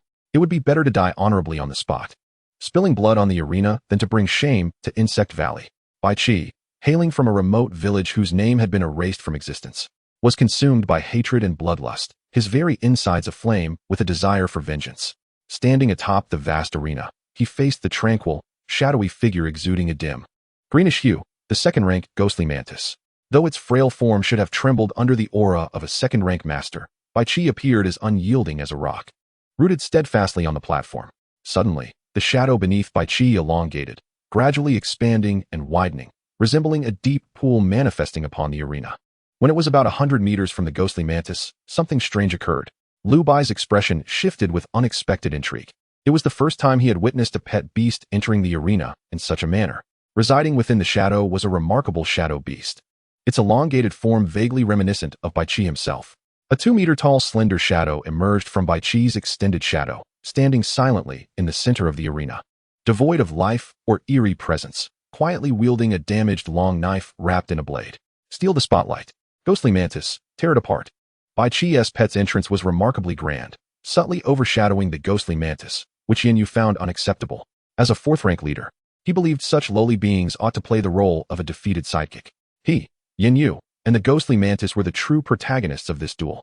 The seemingly petrified ghostly mantis suddenly vanished, moving with a speed that surpassed the wind, silently targeting Bai Chi's throat from behind the mysterious shadow beast. In the southern regions, there existed no rule forbidding attacks on the Beast Master's physical form. Once on the arena, life and death were dictated by skill. This extreme style had forged the combat prowess of southern professionals, their fighting techniques efficient and lethal. Those who survived had done so through a series of bloody battles. The silhouette of the ghostly mantis solidified again, closing in on Bai Chi in mere steps. Death loomed perilously close.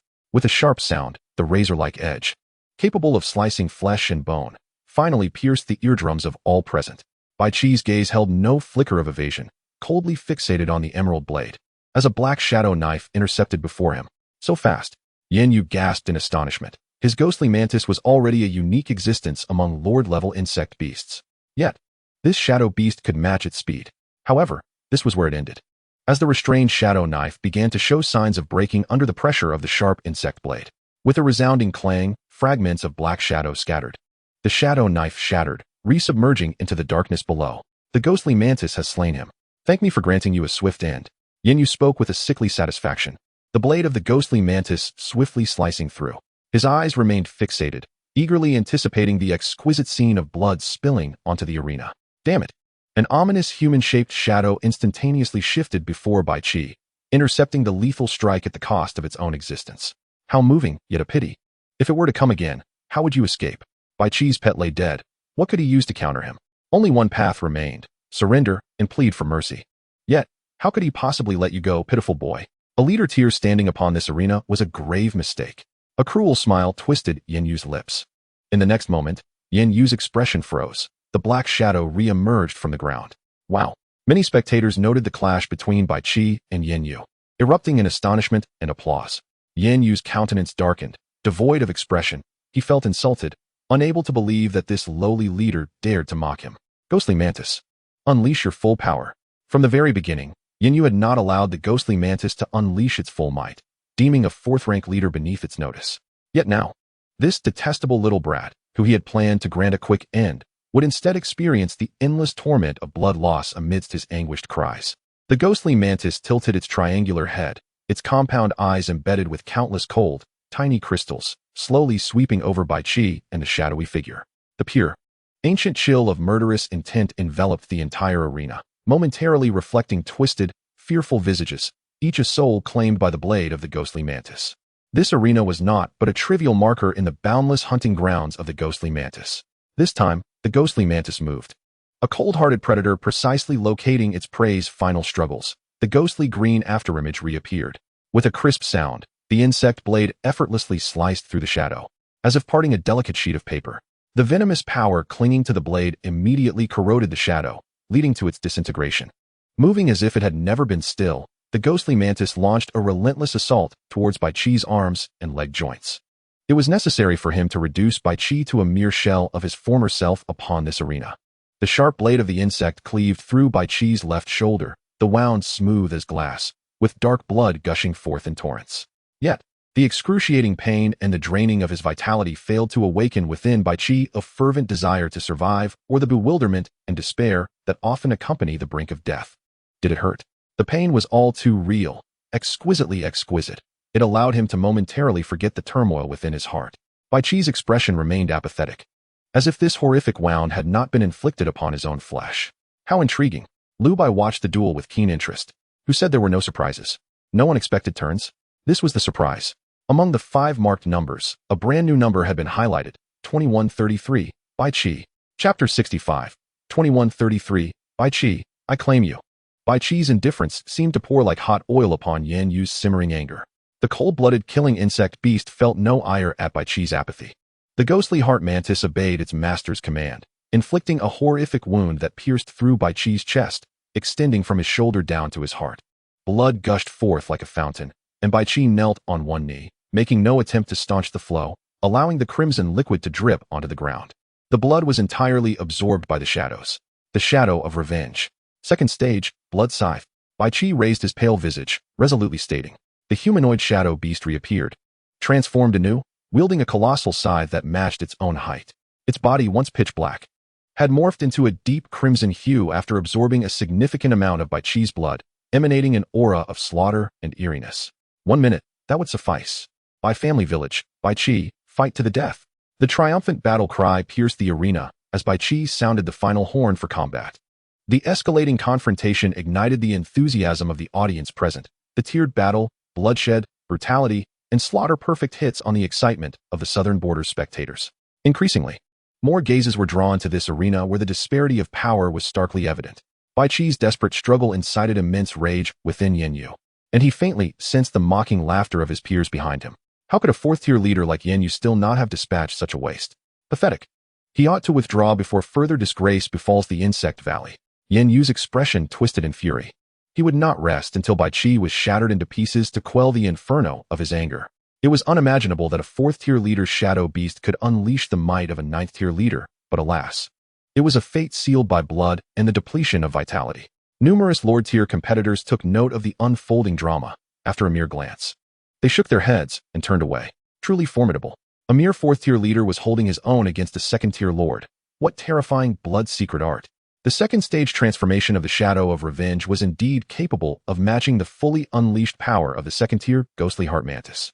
Their blades clashed with such speed that they were nearly imperceptible, leaving only flickers of black-red and dark green shadows interweaving upon the arena floor. Cough. Bai Qi suddenly erupted into a violent fit of coughing, his vision gradually blurring. The substantial loss of blood sent a chill through him, followed by a dizzying vertigo. The blood scythe form could only be sustained for a minute, and now Bai Qi had reached the end of his tether. In his hazy sight, the Shadow of Revenge and the Ghostly Heart Mantis were locked in a fierce struggle, but Bai Qi knew that in mere moments, it would all come to an end. He turned his gaze towards the elevated VIP seating.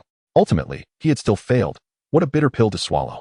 Emerging from Bai family village, a child without any support in the flesh-eating southern border, how could he survive?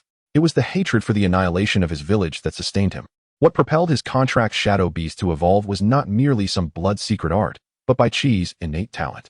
Blood Tyrant. The ability to sacrifice one's vitality to rapidly enhance the strength of a companion beast. The more vitality sacrificed, the greater the power bestowed upon the beast. However, frequent or excessive use would deplete one's lifespan. Bai Qi, a vagrant, lacking the cultivation techniques to hone his vitality, could only fight endlessly to survive, to seek vengeance. Over the span of more than 3 years, Bai Qi had nearly maintained a daily frequency of invoking the Blood Tyrant, even in his direst moments. He had activated it 5 times within a single day.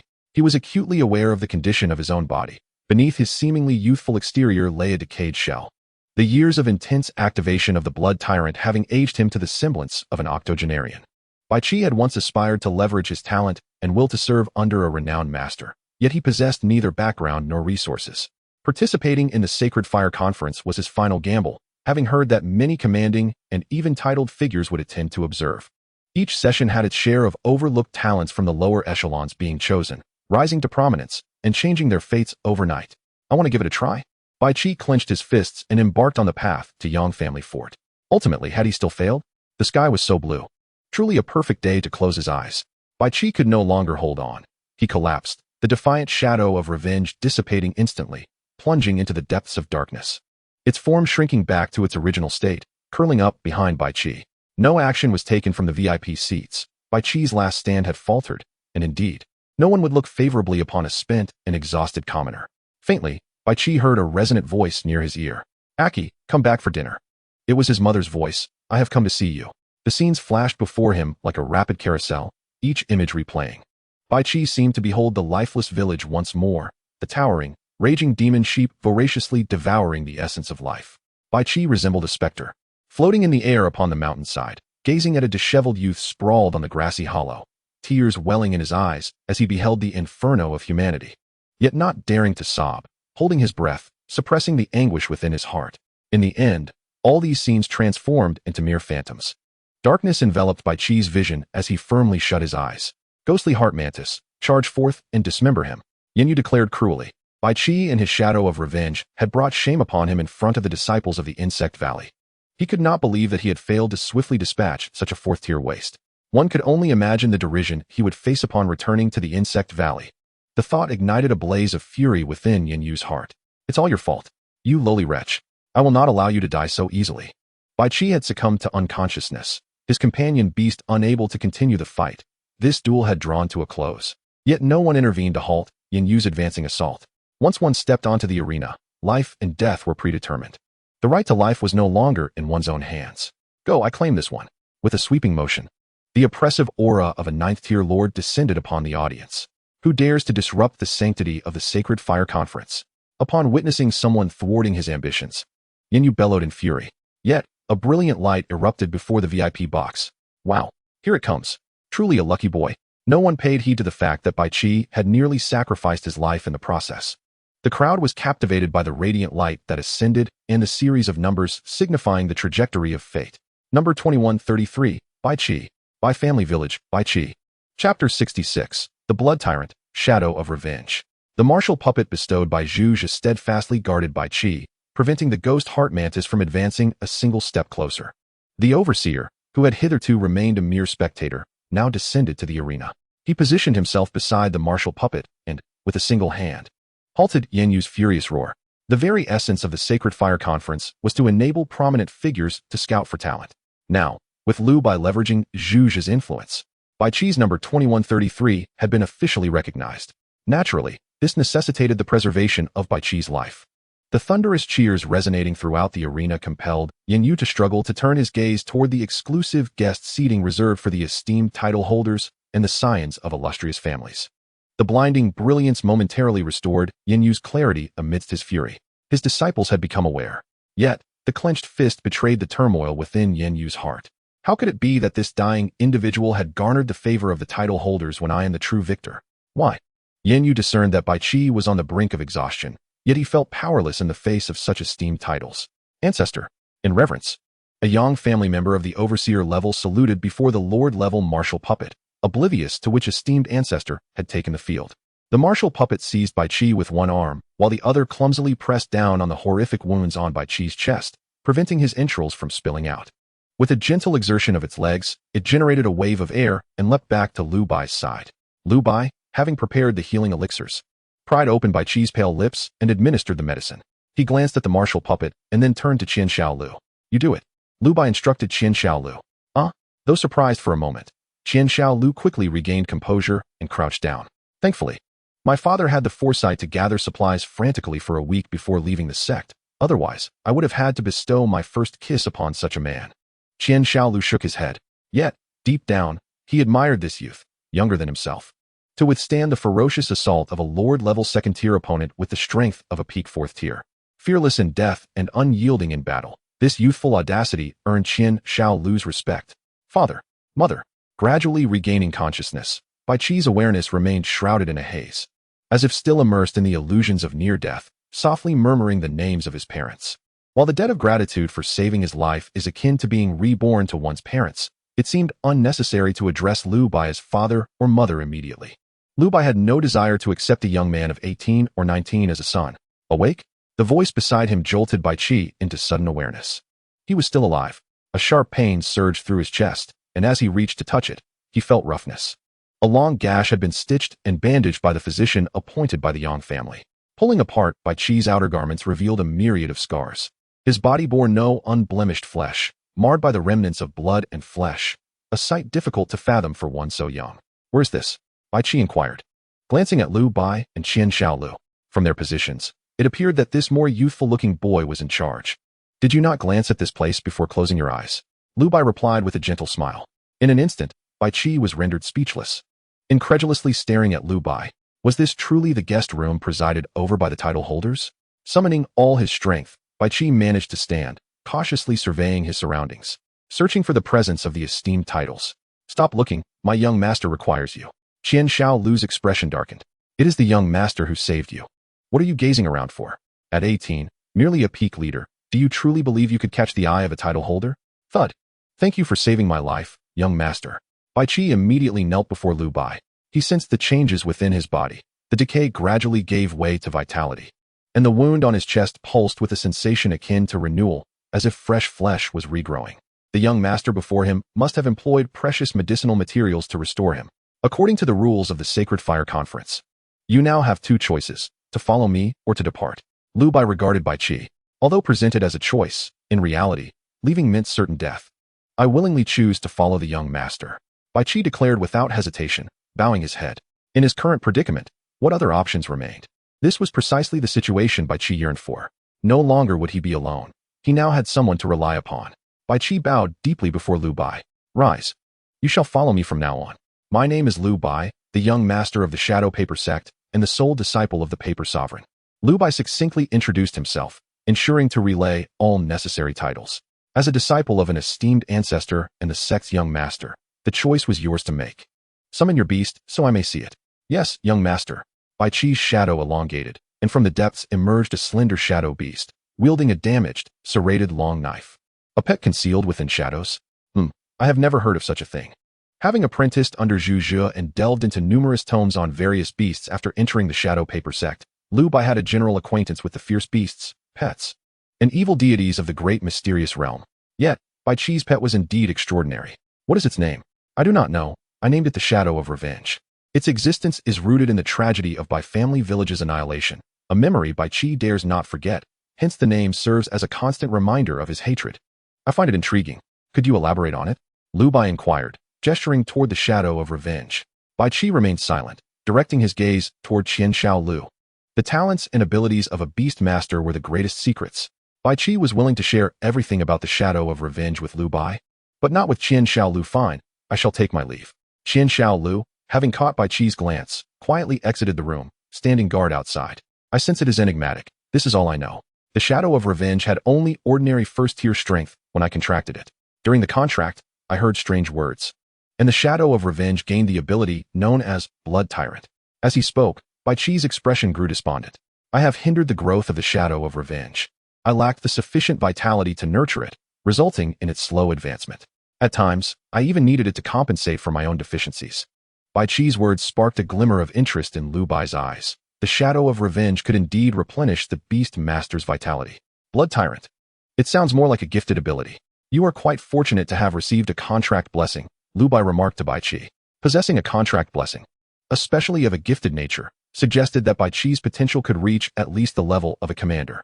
Moreover, Lu Bai had in his possession a technique for refining vitality, one practiced by a 7th-tier martial arts master of the title level. However, Lu Bai harbored no intention of bestowing the Duanjin Hammer Mountain upon Bai Qi for the time being. Only when Bai Qi truly captured Lu Bai's admiration would he consider imparting this invaluable technique to him. Young master, I wish to inquire about something. Bai Qi hesitated for a considerable time before finally mustering the resolve to ask. Chapter 67, Zhong Shirling. The grim tale of the annihilation of Bai family village gradually unfolded before Lu Bai's eyes. I never anticipated that we would share such a similar experience. Fate, at this moment, has indeed favored you. Had Lu Bai not marked Bai Qi's token today, Bai Qi would have perished right here. The slaughtering demon goat, Aztec. You encountered its wandering incarnation, reaping death and carnage. As Lu Bai listened to Bai Qi's description, he recalled a sinister goat deity. What? Do you seek vengeance? For the first time, Bai Qi learned of the dreadful origins of that goat beast, having pursued answers for over 3 years, and at last, Lu Bai provided him with the revelation. A fervent flame of revenge ignited in Bai Qi's eyes. Yes, I shall kill it. Bai Qi gritted his teeth as he declared. Do you wish to slay a deity? From the unwavering determination reflected in Bai Qi's gaze, Lu Bai discerned his answer. Do you not understand that an incarnation of an evil deity, empowered by divine strength, possesses power rivaling that of a first-tier title?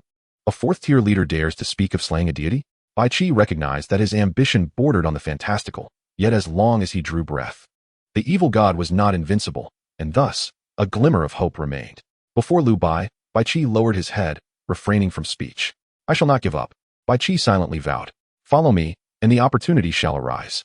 The two, bound by a shared fate, were both traversing the path of vengeance. However, Bai Qi had already identified his nemesis, while Lu Bai was still in search of clues. Thank you, young master. Although Lu Bai offered no assurances, Bai Qi perceived an affirmation of his quest for retribution within those words. An opportunity shall present itself. The threshold to confront the evil god lay within achieving the rank of a leader, and Bai Qi now harbored a renewed objective. He was resolute in his determination to ascend to the rank of leader. Bai Qi stood steadfastly beside Lu Bai, his gaze shimmering with the brilliance of Lu Bai's presence. After acquiring this unexpected surprise in Bai Qi, Lu Bai's interest intensified, and he observed several duels with keen fascination. Indeed, Bai Qi was but an exception, perhaps due to Lu Bai's decision to recruit Bai Qi. The competitors participating in the preliminary rounds unleashed their full potential, exerting themselves in every battle to showcase their lethal techniques. In nearly 30 duels, the death toll surged dramatically, with fewer than 10 surviving. In many encounters, both sides met their demise. Yet, the aspirants they sought, representing the esteemed title-level ancestor Lu Bai, had long since departed with their gains. Their meager aspirations were destined to be in vain. Young master, I have already made contact with the other 5. 1 perished on today's arena. 3 have consented to follow you. 1 has withdrawn from the competition and returned with me, while 2 others will continue to compete. It was evident that the remaining 2 were poised for negotiation. After a brief hesitation, Qian Xiaolu continued. 1 individual, upon learning of the Shadow Paper sect, outright rejected my invitation. The sect's ability to cultivate disciples is rather unimpressive in the southern frontier, and that contestant possesses the strength of a 3rd-tier lord, already enjoying a degree of renown. Hence it is no wonder he declined Lu Bai's overture. Listening to Qian Xiaolu's report, Bai Qi felt a surge of urgency. As the young master, Lu Bai's circle was not limited to him alone. When Lu Bai grasped the opportunity to ascend to the rank of leader, why would he entrust such a monumental chance solely to Bai Qi? Strength, talent, and loyalty. Bai Qi instantly recalled these three attributes. He clenched his fists, resolute in his determination to seize this life and death opportunity. Number 95, let him in. The one who decisively chose to forsake the Sacred Fire Conference and accept Lu Bai's recruitment was precisely the individual marked as number 95 among the 5 candidates. Zhong Shiling, 21 years old, a 9th-tier beast master at the leader level, bound to a flame spirit, with the potential to advance to 9th-tier lord. The results indicated by the Eye of Finality showed blue points, denoting the potential for leader rank, suggesting that Zhong Shiling, or his pet, the flame spirit, must have previously received a covenant blessing. The document Lu Bai held was the registration form for contestant number 95 at the Sacred Fire Conference. Zhong Shiling participated in the conference with the hopes of engaging in battles against numerous experts, aiming to break through the constraints of the flame spirit's lord level. In the first round of preliminaries, Zhong Shiling experienced favorable fortune, being matched against an opponent of comparable strength. Leveraging the formidable eruption of the flame spirit, he decisively triumphed in the competition. He subsequently received an invitation from Qian Xiaolu, the renowned paper sage of the southern frontier, a seed contestant ranked 35th, who had already attained the rank of beast master at the leader level by the age of 15. Moreover, the fact that the paper sage had chosen a young master who had not undergone the shadow paper sect's training speaks volumes about Lu Bai's potential. The path ahead shone brightly, as radiant and blinding as the sun overhead. Zhong Shiling had no reason to refuse. He abandoned participation in the Sacred Fire Conference and directly made his way to Lu Bai. His purpose for joining the conference was to achieve a breakthrough to Lord status and align himself with the young master of the Shadow Paper sect. Attaining Lord level was within his grasp. Zhong Shiling had his own calculations in mind. Greetings, young master. As the door gradually creaked open, Zhong Shiling entered and immediately knelt on one knee, pledging his loyalty. He was internally astonished, for Lu Bai appeared much younger than the rumors suggested. Such extraordinary talent surely foretold the rise of another title-level giant. Zhong Shiling mused inwardly, his heart igniting with fervor, for he would be following a figure of title-level prestige.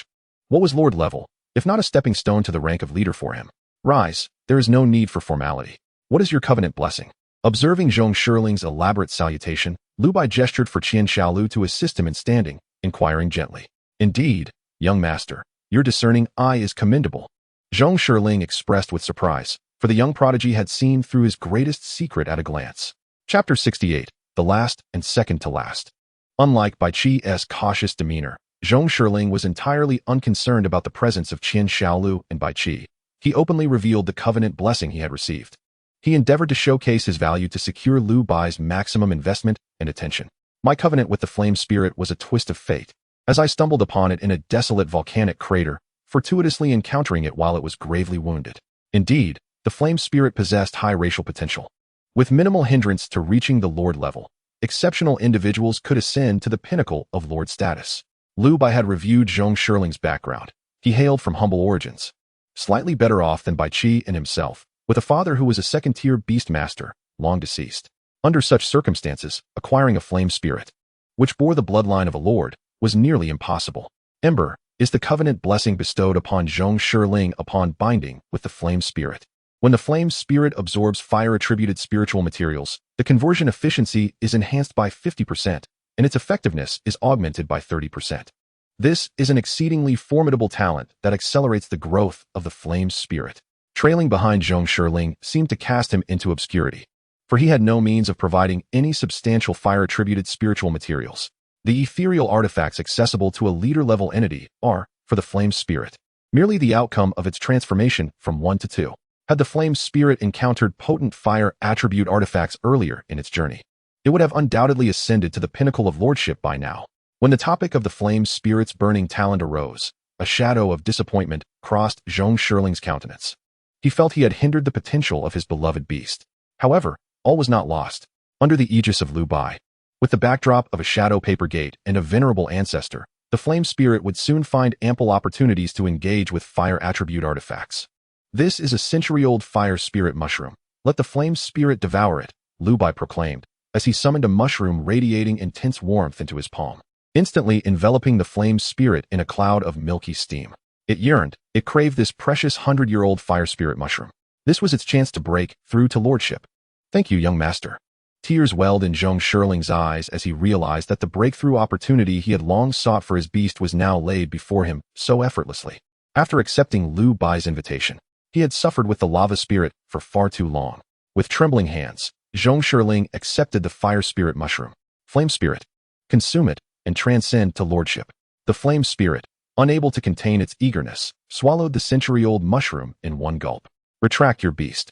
We cannot afford to have the scalding magma flames wreak havoc here.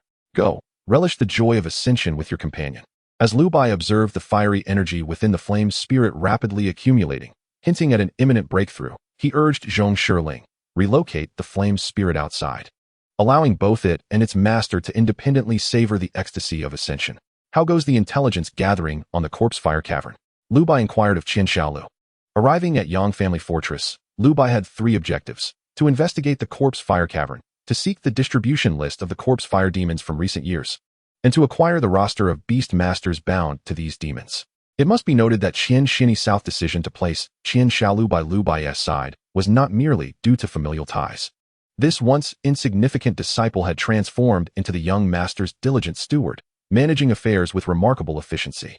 It turned out that Qian Xiaolu was not idling away his time in the outer sect. The weekly tasks there were trivial in his eyes, requiring no more than 10 minutes to complete with a mere glance. The remainder of his time was leisurely spent. Over the past century, there have been a traceable total of 173 corpse fire demons, with 114 having known whereabouts, leaving 59 unaccounted for.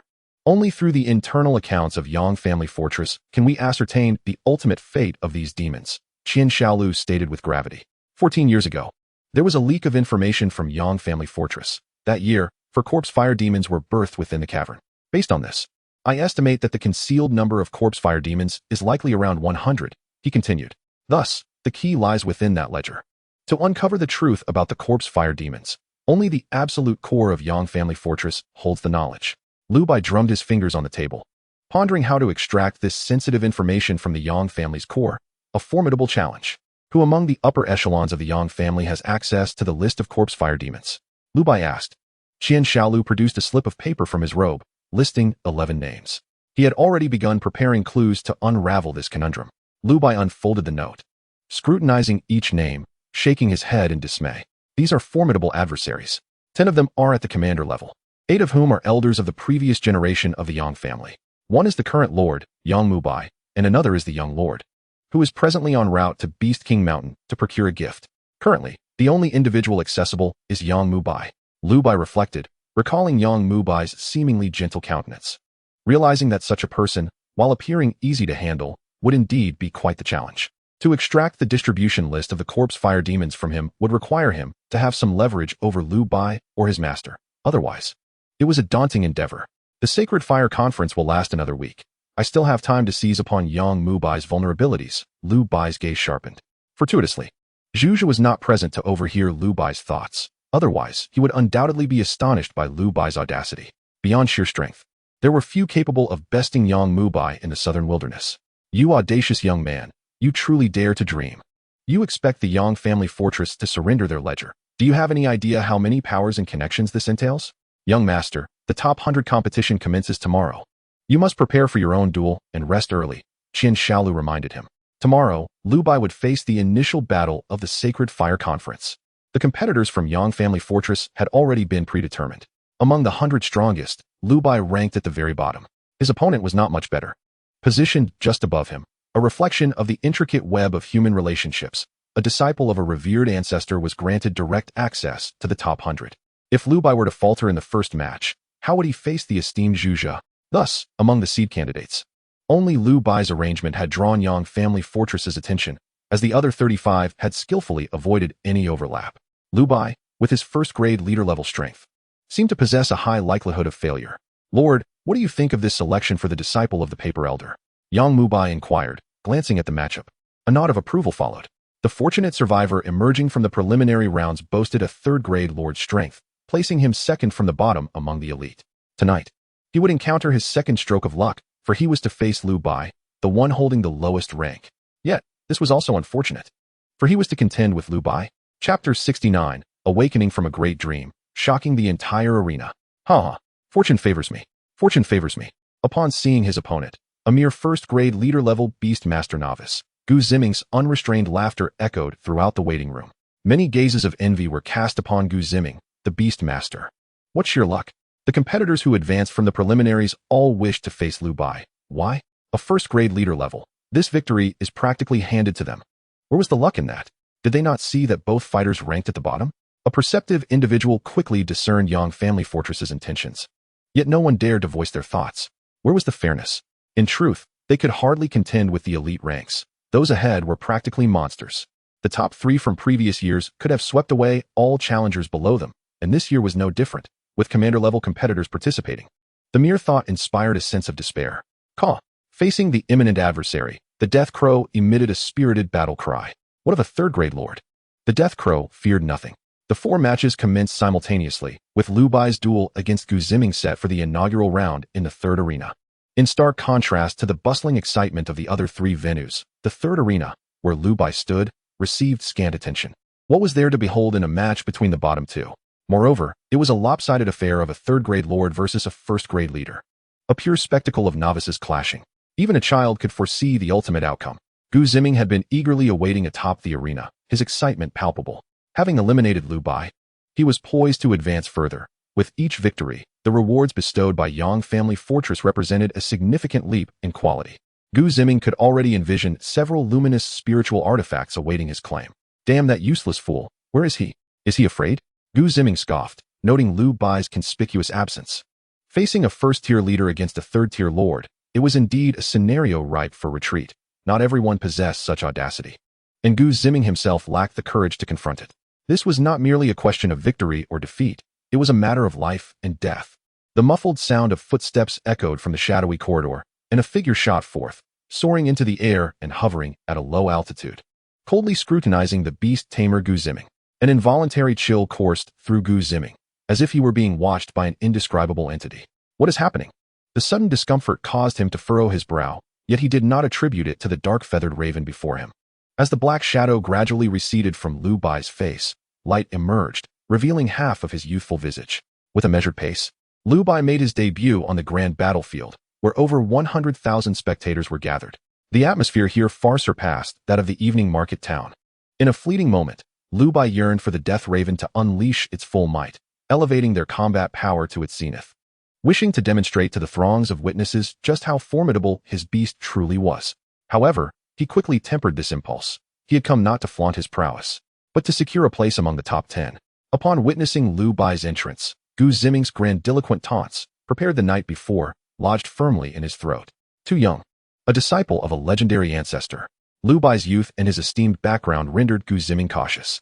The Yang Family Fortress's decision to designate him as Lu Bai's first opponent was, in fact, a form of disdain. Did they truly believe he could not defeat him? Let us go, rock-armored pangolin, and show them our might, Gu Ziming bellowed. For his adversary was not merely Lu Bai, but also those from Yang Family Fortress who looked down upon him. A colossal rock-armored pangolin, heavy-set and formidable, materialized upon the arena, its back adorned with thick rock armor, showcasing formidable defensive capabilities. Grasping a natural conical hammer forged from indestructible rock, each strike could shatter boulders. Its appearance sent tremors throughout the arena. This was a beast of exceptional defense. Alas, it possessed a tragically frail soul. Lu Bai, with a mere glance, discerned the pangolin's vulnerabilities. The outcome of this contest had already been determined the moment both contenders appeared. Before the bell for the duel had even sounded, the pangolin struck the ground with a resounding thud, creating rippling waves intended not to disrupt the Death Raven, but to unsettle its master, Beast Tamer Lu Bai. Attacking the Beast Tamer was not deemed shameful in the southern frontier. It was the most efficient means to secure victory. Just as the starting bell rang, the rock-armored pangolin charged forth with unstoppable momentum, its feet pounding the arena and causing violent tremors. The ground trembled, a signature move of the pangolin. Clouds of dust and sand cascaded from its armored back, conjuring a yellow sandstorm upon the arena. Amidst this dusky tempest, a pair of crimson bird eyes glimmered with intensity. Lu Bai waved casually to the Yang Family Fortress referee, while the Death Raven elegantly soared away. Throughout the entire spectacle, Lu Bai had never stepped onto the arena. Instead, he leaned against the entrance, savoring the performance of his opponent and their beast. In the midst of the swirling sands, the rock-armored pangolin trampled the arena, its hammer swinging wildly as if engaged in a life-or-death struggle against a formidable foe. Behind it, Gu Ziming displayed a myriad of emotions: nervousness, elation, sorrow, his face a canvas reflecting the complexities of human experience in just a few minutes. Wow! The unique combat style of the third arena drew many spectators. And as they witnessed a conflict devoid of bloodshed, silence enveloped the crowd, awestruck gasps emanating from their hearts. This was the aura befitting a disciple of a legendary ancestor. Astonishing! This was no mere first-tier leader. He could influence the mental state of a lord-tier beast, plunging it into an illusion. A chorus of astonished exclamations and faces frozen in disbelief marked Liu Bai's inaugural battle, leaving them profoundly shaken. Liu Bai's departure alongside the Death Raven did not prompt the referee to declare any violations. When had the illusion been constructed? For Gu Ziming and the rock-armored pangolin to be ensnared in such a ruse was a testament to Liu Bai's restraint. Now, neither the man nor beast on the arena stood any chance against Liu Bai's Death Raven. Rock-armored pangolin, hold on. We are on the verge of victory. The Death Raven is faltering. Gu Ziming's voice rang out, piercingly grating to the referee's ears. Slap. A resounding slap echoed as 5 crimson fingerprints appeared on Gu Ziming's cheek. Awakened from his dream, he stood utterly humiliated. Chapter 70. A peculiar proposal. I shall marry in your stead. Liu Bai had decisively triumphed over Gu Ziming in a breathtaking display, a first-tier leader defeating a third-tier lord with such composure. This news rippled through the crowd like a stone cast into a tranquil lake, sending shockwaves in all directions. Did number 35, Liu Bai, lose? Sun Sheng inquired as he descended from the arena. Yet he was met with expressions of hesitation. It ended swiftly, and he won, without a doubt. TCH. How pathetic to be ranked as a seed player at number 35. The Yang family fortress has truly regressed. Sun Sheng chuckled derisively, mistakenly believing Liu Bai's opponent had prevailed. Brother, it was Liu Bai who won, and he did so thoroughly. They were not even on the same level. The disparity between geniuses was glaring. A chasm even wider than that between man and dog. If one were to place oneself in Gu Ziming's shoes, would it make a difference? Not at all. They were merely playthings in Liu Bai's eyes. Upon hearing this, Sun Sheng fell silent, perplexed. What is happening? As those around him recounted the details of Liu Bai's confrontation with Gu Ziming, Sun Sheng's expression became a tapestry of emotions. Spiritual illusions rendering even lord-tier beasts defenseless. Utterly incapable of resistance. Sun Sheng murmured, recalling his encounters with formidable beasts adept in illusions. He had faced opponents before, but their abilities were often hampered by lengthy casting times or ineffective results, merely inducing fleeting confusion that could be mitigated by carrying treasures. However, Liu Bai's overwhelming, astonishing approach was unprecedented for him. The insight of a legendary ancestor was indeed sharp. After a long pause, Sun Sheng sighed. Indeed, what does it matter if he lost? His opponent is the chosen successor of a legendary ancestor. How could he possibly be weak? In the first round, seed player number 36 saw no dark horse emerge. With all competitors victorious, yet the spotlight remained firmly on 4 individuals: Gu Shan, Zhou Zhou, Xian Yi, and the most surprising contender, Liu Bai. What do you make of Liu Bai's match against Gu Ziming? This question became a trending topic of discussion, even among fellow seed players. Conversations revolved around how to guard against such illusory assaults. Looks like a turtle emerged from shallow waters, Gu Shan remarked, picking at the remnants of meat stuck between his teeth while critiquing Liu Bai. He came to participate in the Sacred Fire tournament purely for amusement, seeking to engage in a contest with Xian Yi and Zhou Zhou, each probing the other's true capabilities. The trio hailed from disparate factions, representing various national dynasties. Aside from Zhou and Xian, Gu Shan regarded no other competitors with any esteem, a manifestation of his arrogance, as he bore the blood of a commander-level beastmaster. The emergence of Liu Bai took Gu Shan by surprise. In this minuscule territory of the south, a true genius had indeed appeared. At merely 15 years of age, Liu Bai had already attained the rank of a chief-level practitioner, a feat that Gu Shan had surpassed at the same age while seeking breakthroughs into the lord level. It was the enigmatic illusions that compelled Gu Shan to regard Liu Bai with a modicum of respect. Yet, that was where it ended. The fragile phantasms could be shattered with a single hand. With a rugged smirk, he stuffed a large piece of roasted meat into his mouth. Behind Gu Shan, a fierce and imposing beast feasted voraciously, consuming the equivalent of a lord-level beast in a single sitting. A pair of willow-like, bright eyes scanned the surroundings. The disciple of a titled paper master. Go, make contact with him, recruit him under your banner. A cold voice resonated. In the shadows, a fleeting silhouette vanished. Xian Yi, a 21-year-old quasi-commander-level beastmaster, seemed to regard Zhu Zhe with little regard. The fact that a venerable ancestor was so casually dismissed illustrates the depth of Xian Yi's background. With formidable illusionary skills, he could instantaneously construct a domain, Lu Bai was an exceptional auxiliary control-type beastmaster, and Xin Yi intended for him to join his ranks as an aide. Meanwhile, the other commander-level beastmaster, Zhou Zhou, languidly wandered through the Yang family fortress, eventually finding herself in the ancestral hall of the backyard. She held little interest in Lu Bai. Indulging in food and leisure was far more entertaining than engaging in combat. Oh, someone is getting married in the fortress? How intriguing. A smile danced upon Zhou Zhou's lips. With a swift and precise strike, she incapacitated a passerby from the Yang family fortress, her wrist adorned with a shimmering bracelet that transformed her into the very likeness of the fallen individual. Clutching a festive red gift box as she trailed behind the procession. Don't just stand there. Can I not marry? Qin Yuan exclaimed. Exasperated by the company of a dozen individuals in the room, all of whom were incessantly hovering around him, akin to vigilant hawks. What do you mean, marry? It's about marrying off. Yes, marrying off. I shall marry. Qin Yuan nodded vigorously in response to his wife's correction. This second young lady is undoubtedly a frightful sight. I've never encountered someone so eager to wed. Qin Yuan's subsequent muttering elicited a pointed glare. Young master, it's time to change your attire. Outside, a retinue of attendants awaited entry to the room to dress the new groom in festive garments. Even the attendants within the fortress had to undergo meticulous scrutiny before entering Qin Yuan's chamber, and it was only upon inspecting the last individual that a curious question arose. Is there something on my face? A peculiar sensation invaded his mind, and with a dazed expression, he uttered, Please, proceed. There's nothing unusual. Zhou Zhou had heard the earlier commotion at the door. TSK, a husband being seized? My, I must see what a handsome figure he is.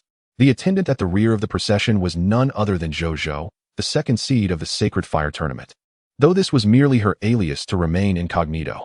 Upon entering, she beheld Qin Yuan bound and helpless. It was hardly a surprising sight. Release him, and let the groom be unburdened. Under the gaze of more than 10 onlookers, Qin Yuan once again endured the humiliation of being exposed in public. His backside is remarkably fair, Zhou Zhou mused with a mischievous grin. Let us adorn the groom.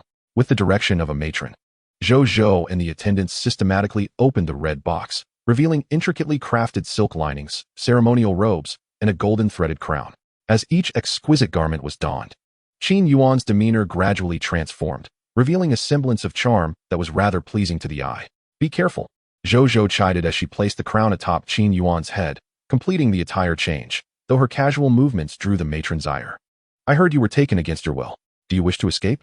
The voice, audible only to Zhou Zhou and Qin Yuan, resonated between them. Are you going to help me? Indeed. Qin Yuan hesitated, eyeing Zhou Zhou, now disguised as a servant. Was she reliable? After all, he had failed to escape twice already. And could she truly aid him? What if I take your place at the altar? Zhou Zhou proposed boldly. Yes. Qin Yuan responded decisively, seizing the opportunity. Finally, I can rid myself of that absurdity. I might enjoy a brief respite. In a distant realm, an elder reclined languidly in a bamboo chair, gently fanning himself. Utterly at ease. Chapter 71, The Scheme of Yang Mu Bai.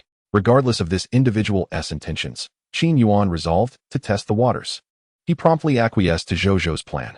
The ensuing scene made it abundantly clear that this person before him was no mere servant of the Yang family fortress. The artifact they wielded was extraordinary, even by the standards of a royal scion like Qin Yuan. A bracelet, astonishingly imbued with an illusionary spell, could be activated almost instantaneously without any prior setup. Given its strength, even typical commander-level practitioners would be impacted. Who is he? Friend or foe? I shall make my escape with decorum. Upon witnessing Zhou Zhou's formidable prowess, Qin Yuan felt confident that this time, his escape plan would indeed come to fruition. In an instant, Zhou Zhou and Qin Yuan had altered their appearances, while none of the dozen or so attendants and guards within the room perceived the transformation. In the waiting room, Bai Qi, Zhong Shiling, and Qian Xiao Lu gaped in astonishment at the unfolding duel. Is this truly a chief-level practitioner? Remarkably strong. Victory! Victory! I knew I would win. Zhong Shiling clenched his fists, displaying a triumphant gleam. Bai Qi fixated on Lu Bai's figure, trailing closely behind him. Revenge was within reach. Qian Xiao Lu's eyes widened in surprise.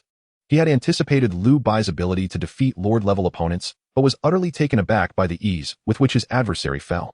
Our young master is incredibly powerful. Father truly possesses an astute eye. As Lu Bai stepped into the waiting room, all eyes converged upon him. The pillar of their hopes had returned.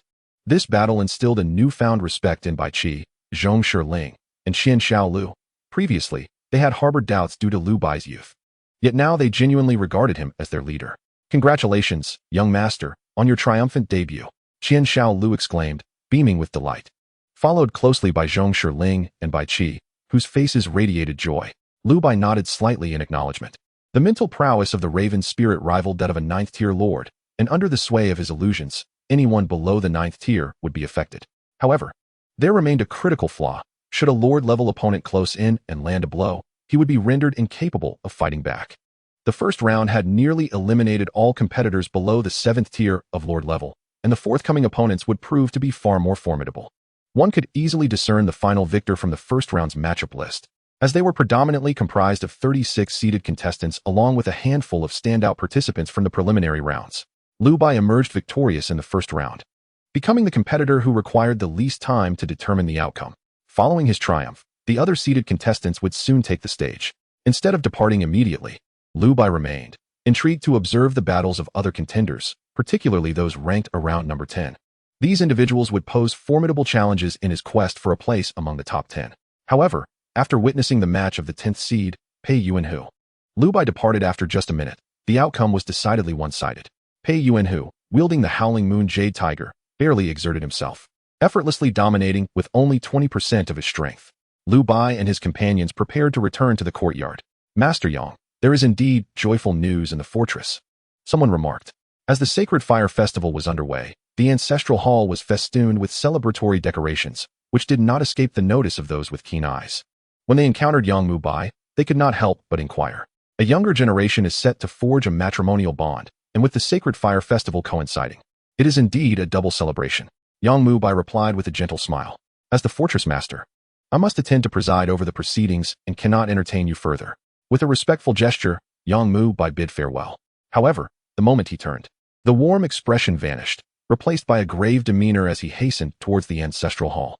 The century-long ambitions of the Yang family were on the cusp of realization, igniting a fervor within Yang Mu Bai. There are people in the courtyard.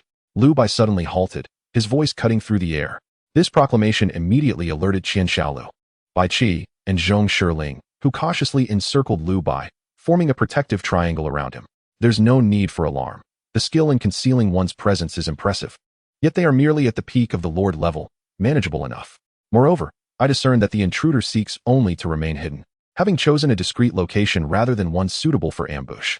Lu Bai subtly indicated the intruder's concealed position to his companions. The four of them ambled nonchalantly closer while maintaining their vigilance. Come out, Lu Bai called, his voice steady. Do you think I am attempting to deceive you? If you do not reveal yourself soon, I shall cease to be merely verbal in my warnings. The atmosphere rippled as a figure suddenly materialized, leaving Bai Qi and the others astonished at the display of such stealth. Who are you? Qian Xiaolu demanded coldly. Who are you? Echoed the same question from within the Yang family ancestral hall. Yang Mu Bai glared at Qin Yuan, his voice dripping with icy resentment. The man who had just wed his daughter had been an impostor all along, and even he, the peak master of the fortress, had been kept in the dark. Truly, this was a death sentence in its own right. Yang Xinxin, incredulous, lifted her red veil. What is happening? After all my mental preparation to marry someone with an unknown background, how has it changed again? Who is the one I just wed?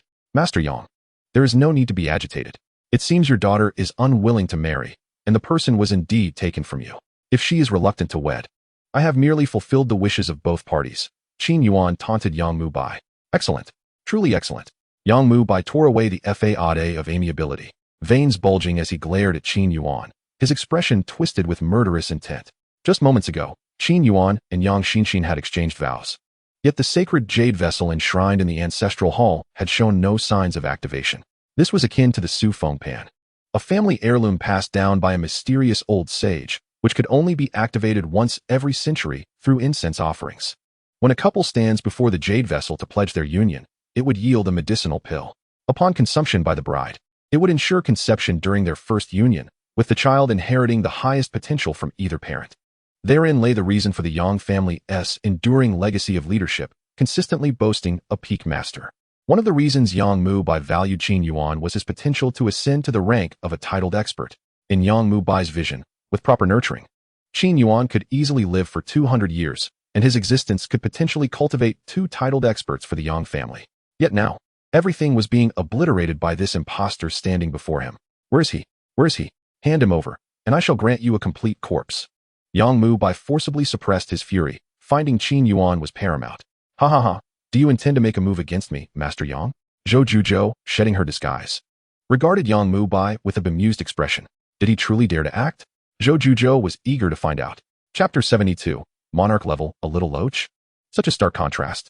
Upon seeing the imposter Qin Yuan, Zhou Juzhou's true form extinguished the flames of Yang Mubai's rage, as if dousing him with a bucket of cold water. The art of changing expressions was vividly illustrated on Yang Mubai's face. The anger and bulging veins receded, leaving behind the facade of spring-like warmth. Why, Lady Zhou? Do you make such remarks? Why toy with an old man? Neither Zhou Juzhou nor Yang Mubai was someone to be trifled with. Provoking them could lead to the annihilation of one's family. She possessed numerous life-preserving techniques at the monarch level, and several powerful allies stood behind her. To the eyes of her opponents, the small Yang family fortress was but a stout grasshopper that required only a slight exertion to crush. Seeing Yang Mubai's countenance, Zhou Juzhou scoffed. If he truly dared to strike at her, she might have to reevaluate her opinion of him. Yet, at present, he appeared to be nothing more than a cowardly bully. How tiresome. Master Yang, this Qin Yuan and my daughter share mutual affection and are to be wed. I hope you can assist in locating his whereabouts so that the ceremony may proceed. Otherwise, my daughter's reputation shall be tarnished, Yang Mubai tentatively suggested to Zhou Juzhou. Yang Xinshin, standing beside him, wore a sorrowful expression, her doe-like eyes glistening as if tears might spill at any moment. Pathetic, such theatrics, Zhou Juzhou thought disdainfully. Just moments ago, he had been desperate, and now he professed mutual affection, truly absurd. Nevertheless, Zhou Juzhou did not refuse Yang Mubai's request. After playing with her toy for long enough, it was time to return it. Let me see. Oh. It seems he has wandered into the 6th courtyard to the left. Naturally, Qin Yuan was ensnared in the mechanisms set by Zhou Juzhou. She had not anticipated that he would still be there. Instead of escaping to the lair of the titled ancestor, where the paper master resided, the situation was urgent, and she was prepared to offend someone if necessary. Thank you, my lady. Your kindness is greatly appreciated. This was the allure of power and strength. Zhou Juzhou had thwarted Yang Mubai's plans, yet he dared not offend her, instead expressing gratitude. How dull. You are far more delightful when you wear that defiant expression. Master Yang. Zhou Juzhou shook her head, indifferent to Yang Mubai's embarrassed demeanor. Under the guidance of Zhou Zhou, Yang Mubai immediately led his forces to Courtyard 6, intent on forcibly capturing Qin Yuan to fulfill the unfinished matrimonial rites. Ah, the golden legend. Such fortune and potential are truly of the highest caliber. Lu Bai gazed at Qin Yuan, his end-of-days eye shimmering with a golden hue, more radiant than dew upon jade. The potential of a monarch. Who could he possibly be? Lu Bai pondered, harboring doubts. Possessing monarchical potential is no ordinary feat, and his identity must be remarkable. As for Qin Yuan, forcibly brought to this Yang family fortress to marry the second young lady, he found it utterly unacceptable. He had a fiancée back in the countryside, eagerly waiting for him. How could he possibly commit such an act? Qin Yuan depicted himself as a devoted, yet somewhat gifted beastmaster. Forcibly abducted by the second young lady of the fortress, unwilling to comply, he sought every conceivable method to escape this prison. As he spoke, tears streamed down his face, wiping them with his sleeve. What a masterful fabrication indeed. Observing Qin Yuan's remarkable performance, Lu Bai wished to commend him, yet, alas, such a shining monarchical potential could hardly belong to a mere country bumpkin. In the process of wiping away his tears, Qin Yuan surreptitiously observed Lu Bai, noting the latter's unperturbed expression, causing a jolt of anxiety within him. Where had he gone astray? It was truly perplexing. Throughout the martial dynasty, he had never shown a flaw. Yet, in the southern frontier, mere days into his arrival, he encountered Yang Mubai, and now this cold-faced youth. Was his fate at odds with the southern frontier? Qin Yuan couldn't help but lament. Since his arrival in the southern frontier, nothing had gone smoothly. Had he known, he would have chosen a different path. Why come here at all? In contrast to Bai Qi and Zhong Shiling, this individual's character was too cunning, full of schemes. Lu Bai genuinely wished to recruit him. After all, he was a monarch in the making. In the vast southern frontier, not a single monarch could be found, highlighting their rarity. For a century, countless inhabitants had yet to produce one. Yet now, a youth with the potential to ascend to monarchical status stood before him. Lu Bai summoned all his mental energy to unleash his end-of-days eye. A moment of piercing pain ensued, as attempting to pry into monarchical potential with his current strength was indeed an act of hubris. After the wave of pain subsided, Lu Bai gently rubbed his eyes, striving to restore his mental faculties and emerge from the fog of unconsciousness. It was not a complete failure. The full manifestation of his end-of-days eye was not entirely fruitless. For just a fleeting second, Lu Bai glimpsed a scene. In the pitch-black abyss, a slender, supple figure exhibited an almost eerie elegance, deep brown scales gleaming like polished, ancient ebony. Lacking a massive frame or vibrant colors, it glided through the darkness. Becoming part of the infinite void, its agile form seemingly savoring the ancient essence of this desolate abyss. Words failed Lu Bai to encapsulate such a vision. Was that creature within the boy truly a little loach? This was a monarch-level beast. A loach. What a stark contrast. Lu Bai furrowed his brow, scrutinizing Qin Yuan from head to toe.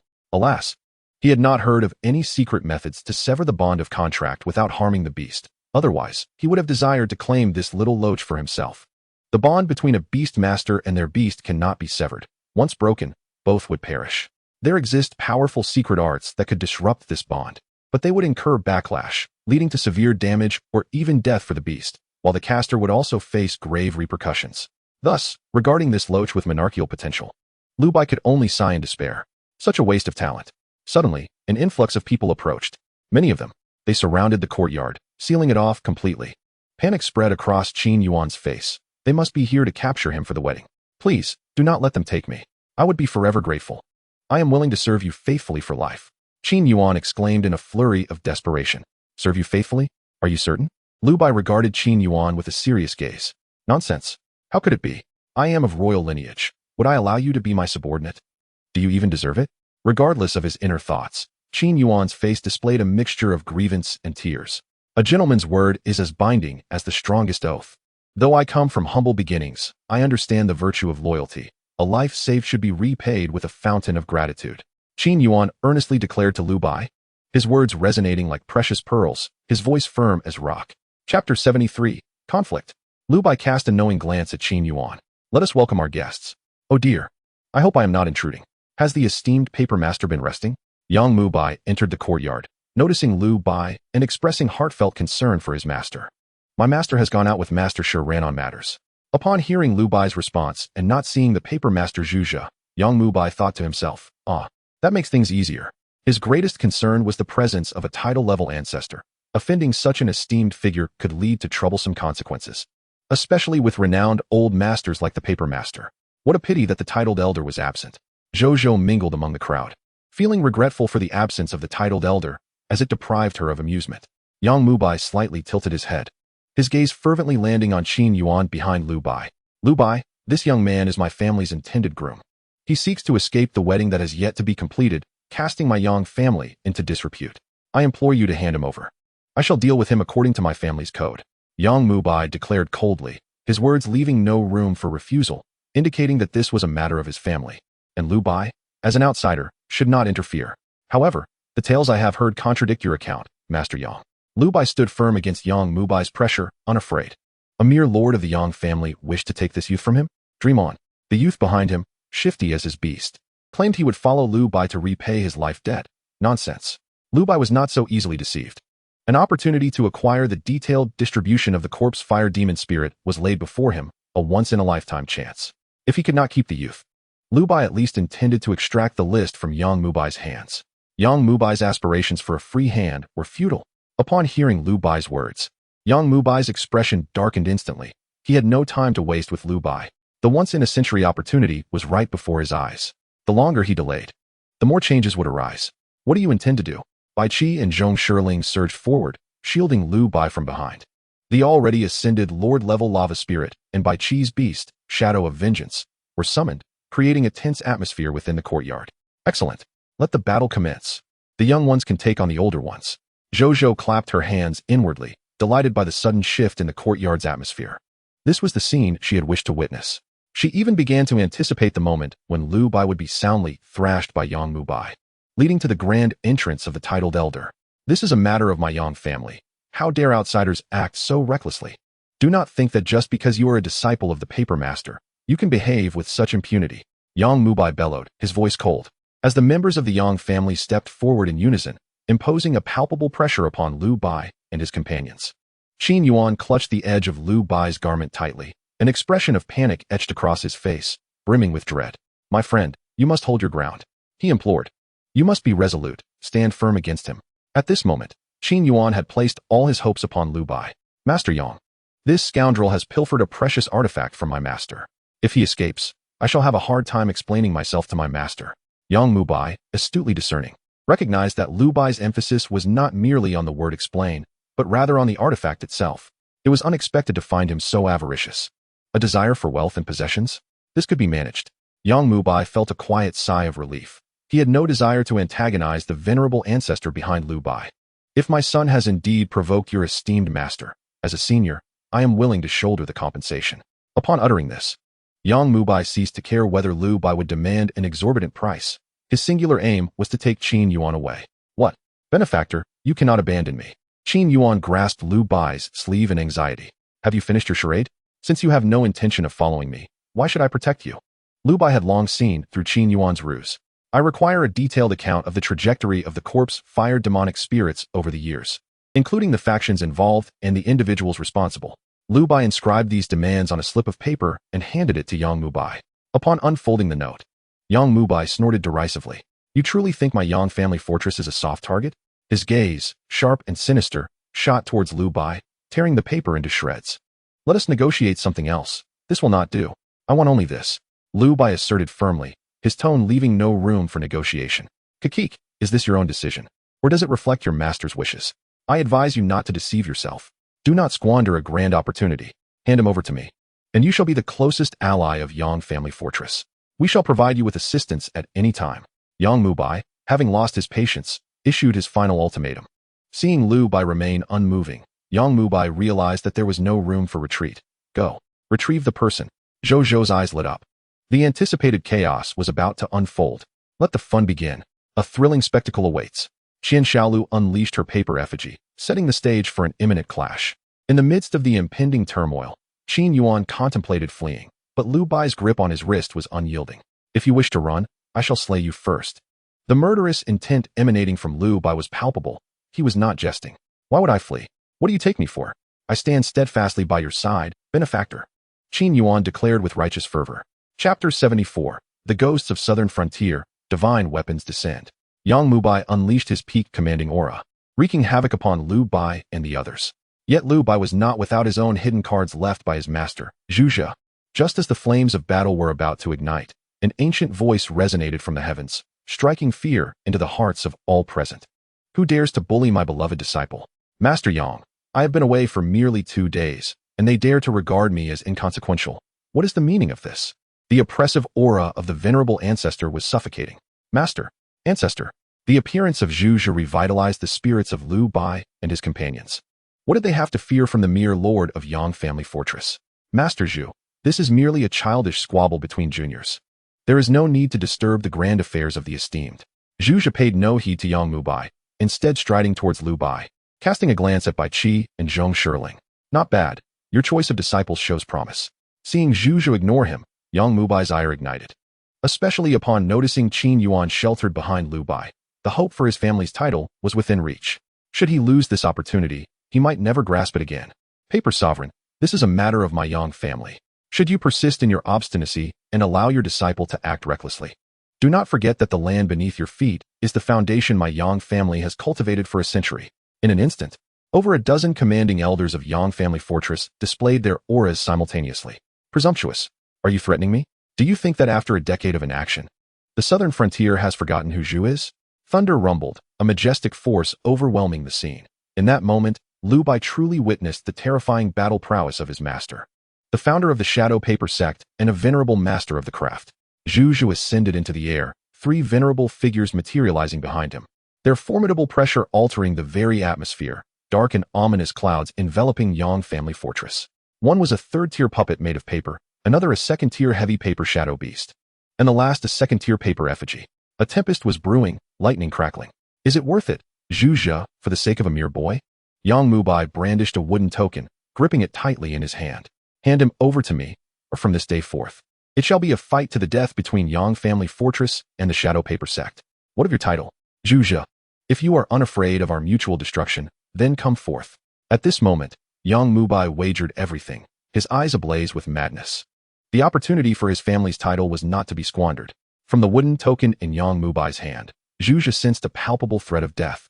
He had descended in his true form this time, without the use of paper puppets. Carelessness. Now he found himself in a predicament. The atmosphere between Zhu Zhe and Yang Mubai became charged, resembling a vacuum. All present felt their hearts constrict, yet none dared to breathe freely, cautiously observing the unfolding situation. Only one individual sat leisurely upon a branch, swinging their legs and enjoying the spectacle. Lu Bai, lost in thought, pondered Yang Mubai's current state. Possessing the eye of the end, he had discerned Qin Yuan's potential at the monarch level. What, then, was Yang Mubai truly after? Had he also seen through it? Ha ha. Zhu Zhe, what has stirred such fury? Please, enlighten me. I seek amusement. A sinister breeze swept through as two elders stood opposite Zhu Zhe. They were the venerable Yin Wind Old Ghost and Kuei Shan, who had clashed with Zhu Zhe during the opening of the Sacred Fire Conference. Their sudden appearance took Yang Mubai by surprise. The intervention of outside titles would undoubtedly alter the nature of this conflict. Fear not, old Zhu. I have come to aid you. A surge of fiery blood energy surged forth as the 7th-tier martial arts master, Shi Shan, arrived with unstoppable momentum. A mere tussle for a person had summoned 4 venerable figures into the fray. Caught in the eye of the storm, Yang Mubai found himself in disarray. Oh no, I seem to have become a mere tool. The direction of the situation was beyond his control. The transformations within the Great Xian would ultimately ripple through the southern frontier. Not far away, a delicate visage focused intently, he chose not to partake in the chaos, instead acting as an observer. Someone was deliberately inciting this turmoil. This realization dawned simultaneously upon Zhu Zhe and Yang Mubai. Yet even if they wished to reconcile, the Yin Wind Old Ghost, Kuei Shan, and even Shi Shan might not acquiesce. The phrase, riding a tiger, aptly described their predicament at this moment. What wind brings such commotion today? Could it be that the old poison master has returned to the southern frontier? Above, a colossal, colorful moth fluttered gracefully. The ghosts of southern frontier. Old poison master. You are not dead. Wu Fan's cold gaze surveyed the powder keg atmosphere of the courtyard. Intriguingly, an unintentional act has summoned 5 titled masters. Witnessing such a multitude of esteemed figures descend, Zhou's face lost its playful demeanor, and she ceased her restless fidgeting. The emergence of Wu Fanxiu alleviated the precarious situation, instilling a sense of caution in all present. The notorious reputation of the southern border's ghost-seeking fear was not unfounded. Any titled master or family that dared to offend Wu Fanxiu would be reminded of the dire consequences, as he was a true, relentless viper, known for his unforgiving vengeance. Little White. A graceful figure leaped from the colorful moth and landed beside Lu Bai. Wu Fanxiu had arrived to support the Zhu Zhe gang, with a 3-2 advantage, and the Zhu Zhe faction exhibiting greater strength. The ominous duo of Yin Feng the Old Ghost and Kuei Shan began to feel the urge to retreat. Does what you said still hold true? Yang Mubai inquired of Lu Bai, asserting that the one who had tied the knot must also be the one to untie it. Not enough. The 2 succinct words revealed Lu Bai's insatiable appetite. The price for the corpse fire demon spirit was based on previous terms, yet with 5 titled masters now present, the valuation was evidently no longer appropriate. I only require him for 1 night. With the wedding half finished and the groom fleeing, where shall I place my daughter S, my Yang family's dignity? With a decisive cut through the chaos, Yang Mubai refused to prolong matters any further. His true objective revealed itself. He needed Qin Yuan for merely 1 night. To be precise, for that 1 quiver of his, along with an additional corpse fire demon spirit. Lu Bai, not being overly greedy, had already secured what he desired. Amidst the brewing storm, he emerged as the greatest beneficiary. Very well. I want him returned in one piece, without any mishaps. Qin Yuan had become the centerpiece of the transaction between Lu Bai and Yang Mubai. Rest assured, it will not happen. As Yang Mubai extended his hand to take Qin Yuan, Lu Bai also reached out. Do you think I would carry him with me? With 3 titled masters backing you, do you truly believe I would default? Yang Mubai spoke in a low tone. Subsequently, Lu Bai withdrew his hand. The deal was struck, and Yang Mubai whisked away the lamb-like Qin Yuan, while Yin Feng the Old Ghost and Shan Kuei swiftly retreated. The focal figure, Qin Yuan, exhibited neither joy nor sorrow. What brings you here? Lu Bai was somewhat taken aback by the arrival of Yu Lu and his master, Wu Fanxiu. Truly a miraculous intervention. Arriving at the perfect moment. It was your master who sent us a message. Did you, as his disciple, not know? Yu Lu chimed with a playful tone. I have a gift for you. Chapter 75. The Courtesan and the Inept Husband. What an amusing tale. Suddenly, Yu Lu's face flushed with embarrassment as she placed a sheet of paper filled with intricate medicinal ingredients into Lu Bai's hands. Holy moly, what sort of potent concoction is this? Lu Bai took a glance, instantly folding the paper and stowing it away in his spatial ring, too afraid to look further. Yu Lu seemed to have mistaken him for someone with hidden ailments. Lu Bai's heart was filled with turmoil. He truly was not what she implied. Heaven and earth bear witness. The resolution of the chilling energy within him was pressing. A man must not be misjudged. Ha ha ha. Old poison, you are still alive. What a surprise. Shirshan bellowed at Wu Fanxiu.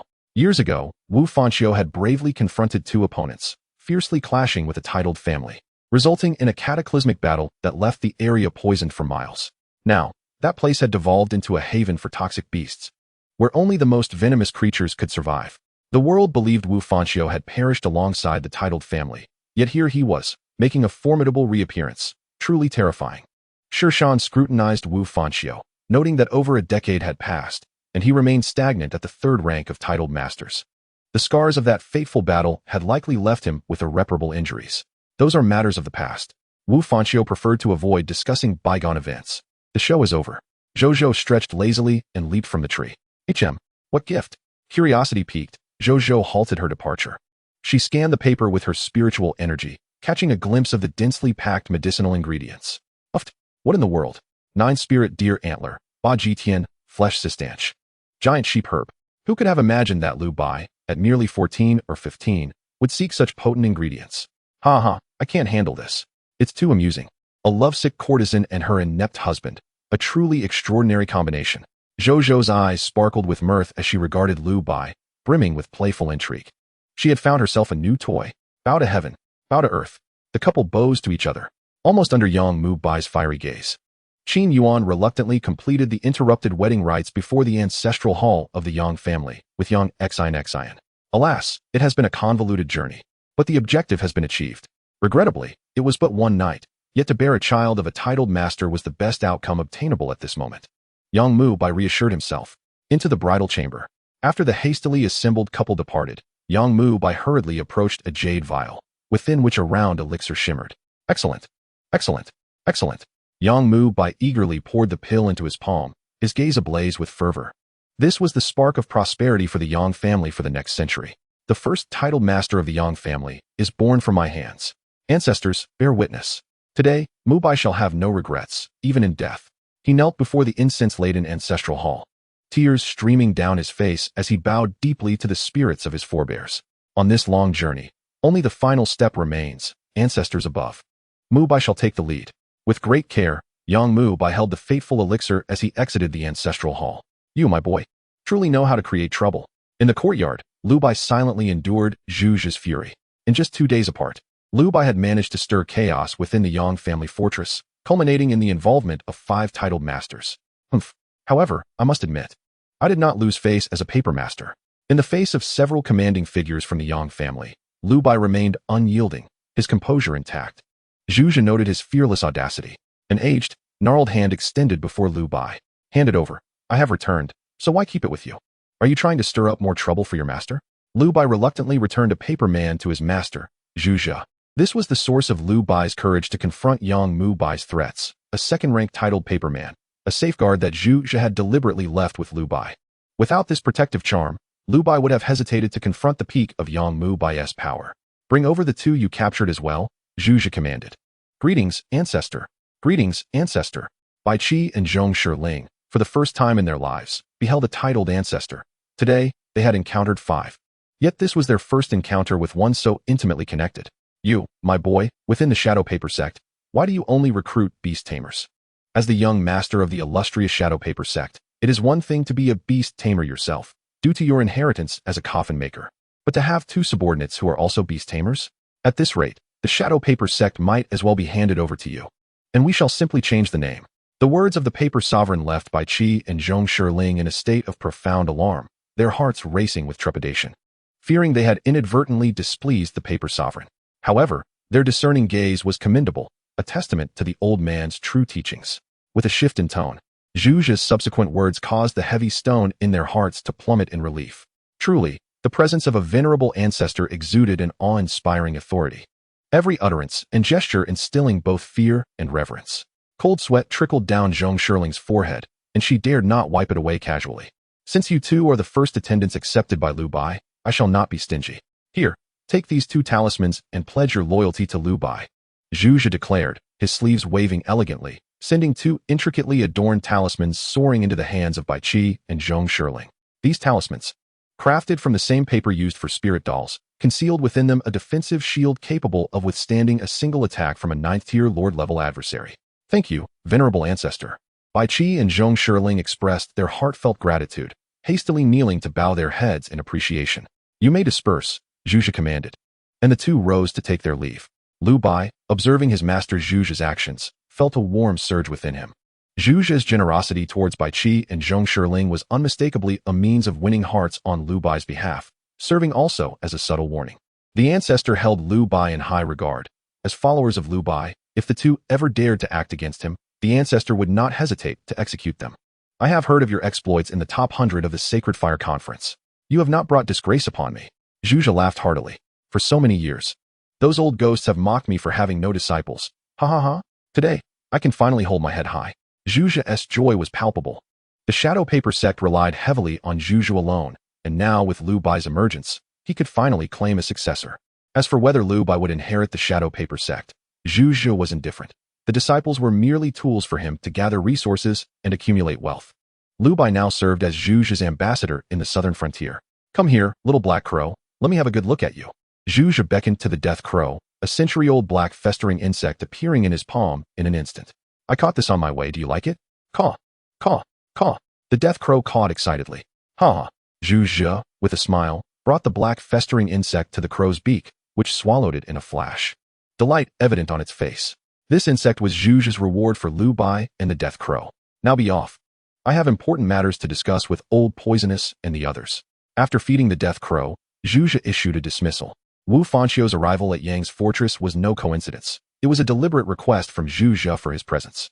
Yes, master, Lu Bai replied, gradually retreating with the death crow. Xian, swallow this pill, Yang Mu Bai instructed as he observed Yang Xian take out the elixir. Chapter 76, Leaving Sons for Fathers, Royal Methods.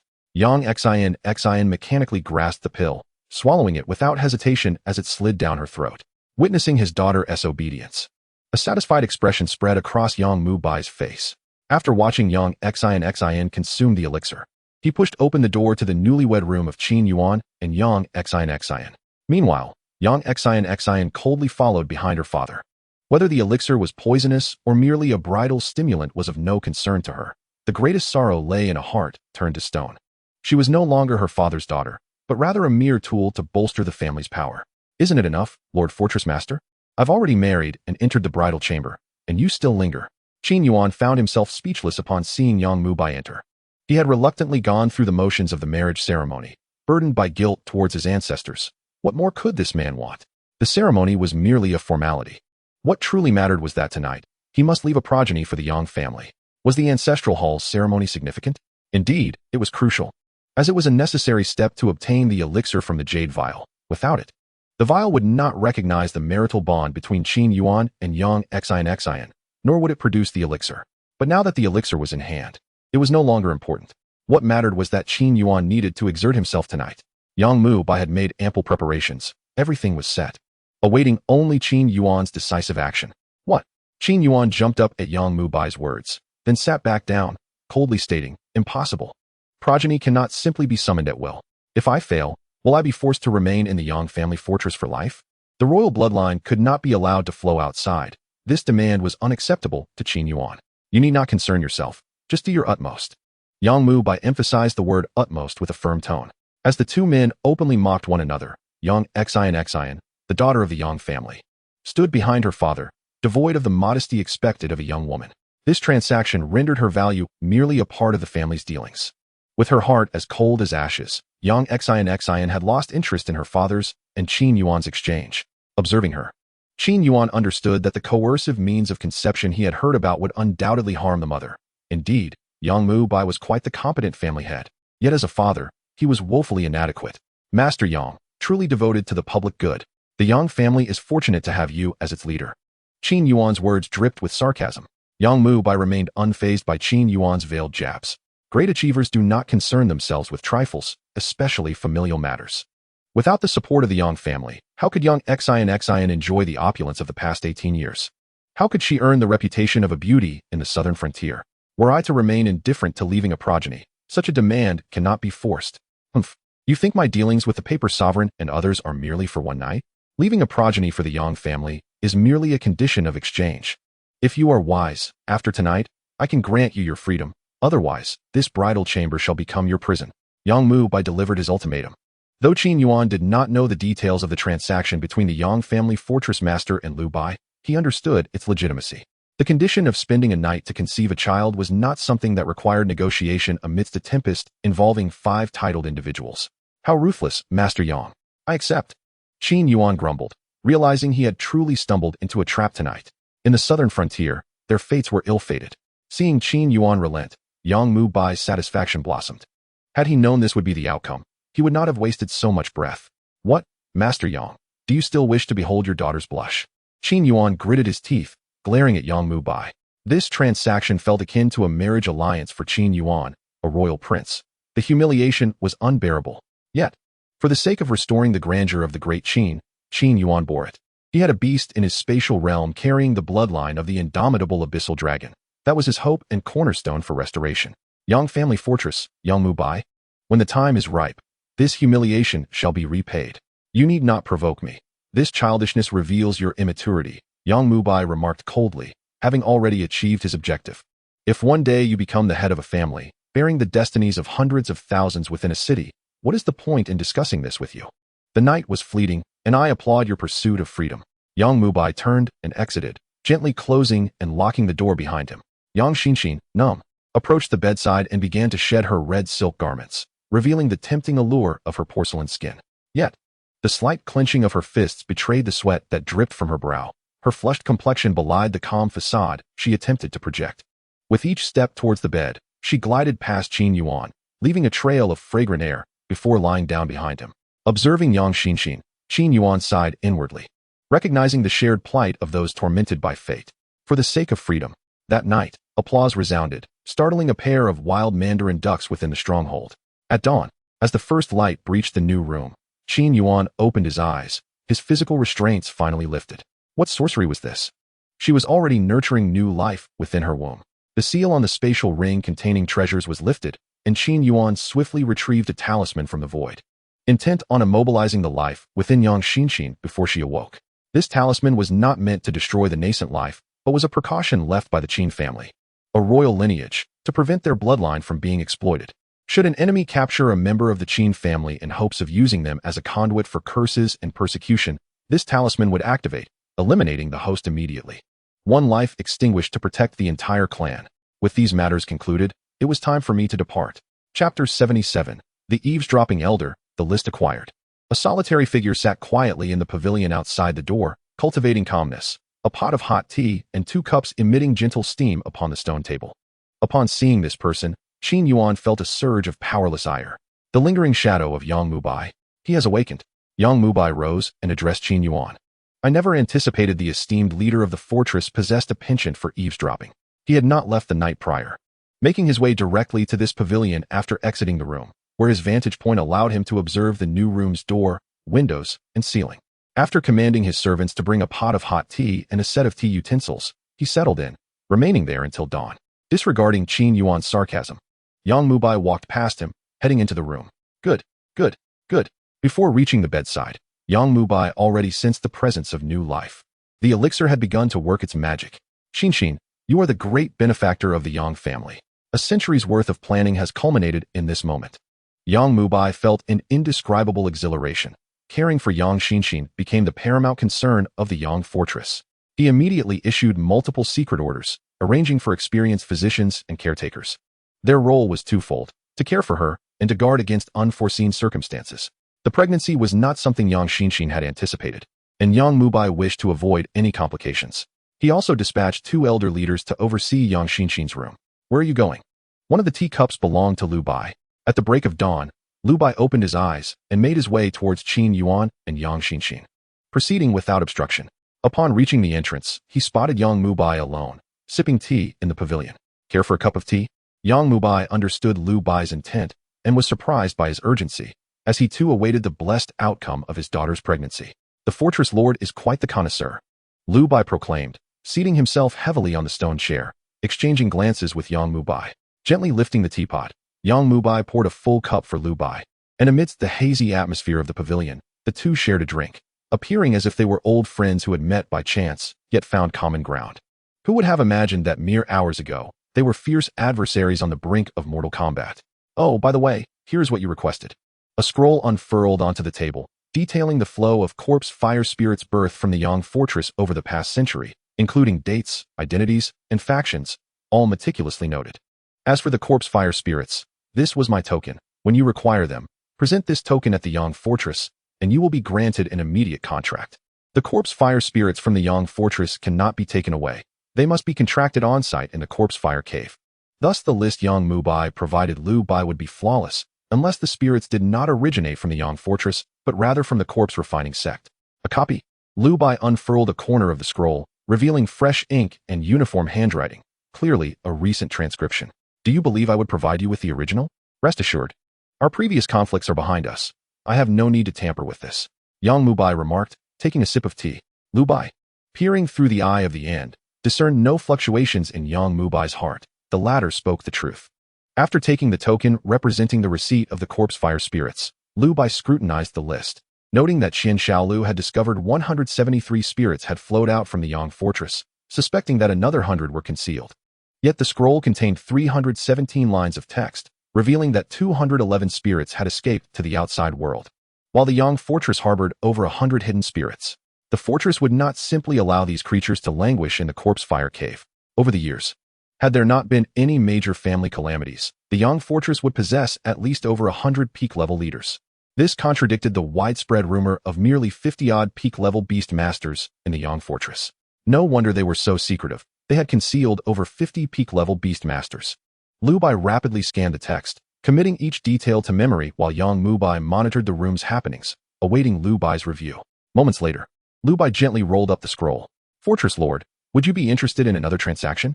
Speak freely, Yang Mubai replied with composure.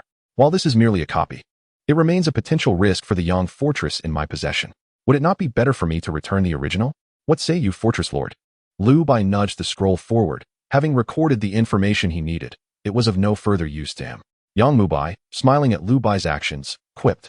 You wish to take and eat at the same time, but very well, name your price. Unperturbed by Lu Bai's avarice, Yang Mubai felt in high spirits today and allowed Lu Bai to make his proposal. 3 resources at the leader level or 3 century-old spiritual herbs. What do you think? Fortress Lord? Based on their previous dealings, Yang Mubai had assumed Lu Bai to be a greedy, money-driven individual. Yet the terms Lu Bai presented now offered a new perspective on his character. For a power that spans 1,000 miles and has been passed down for centuries, Lu Bai's conditions were disappointingly low, resembling a deliberate attempt to return this roster to Yang Mubai, with the transaction merely serving as a means for both parties to gracefully retreat. 3 Lord-level resources and 3 century-old spiritual herbs in exchange for this manuscript in your possession, declared Yang Mubai with resolute finality. He then raised his teacup, engaging in a toast with Lu Bai.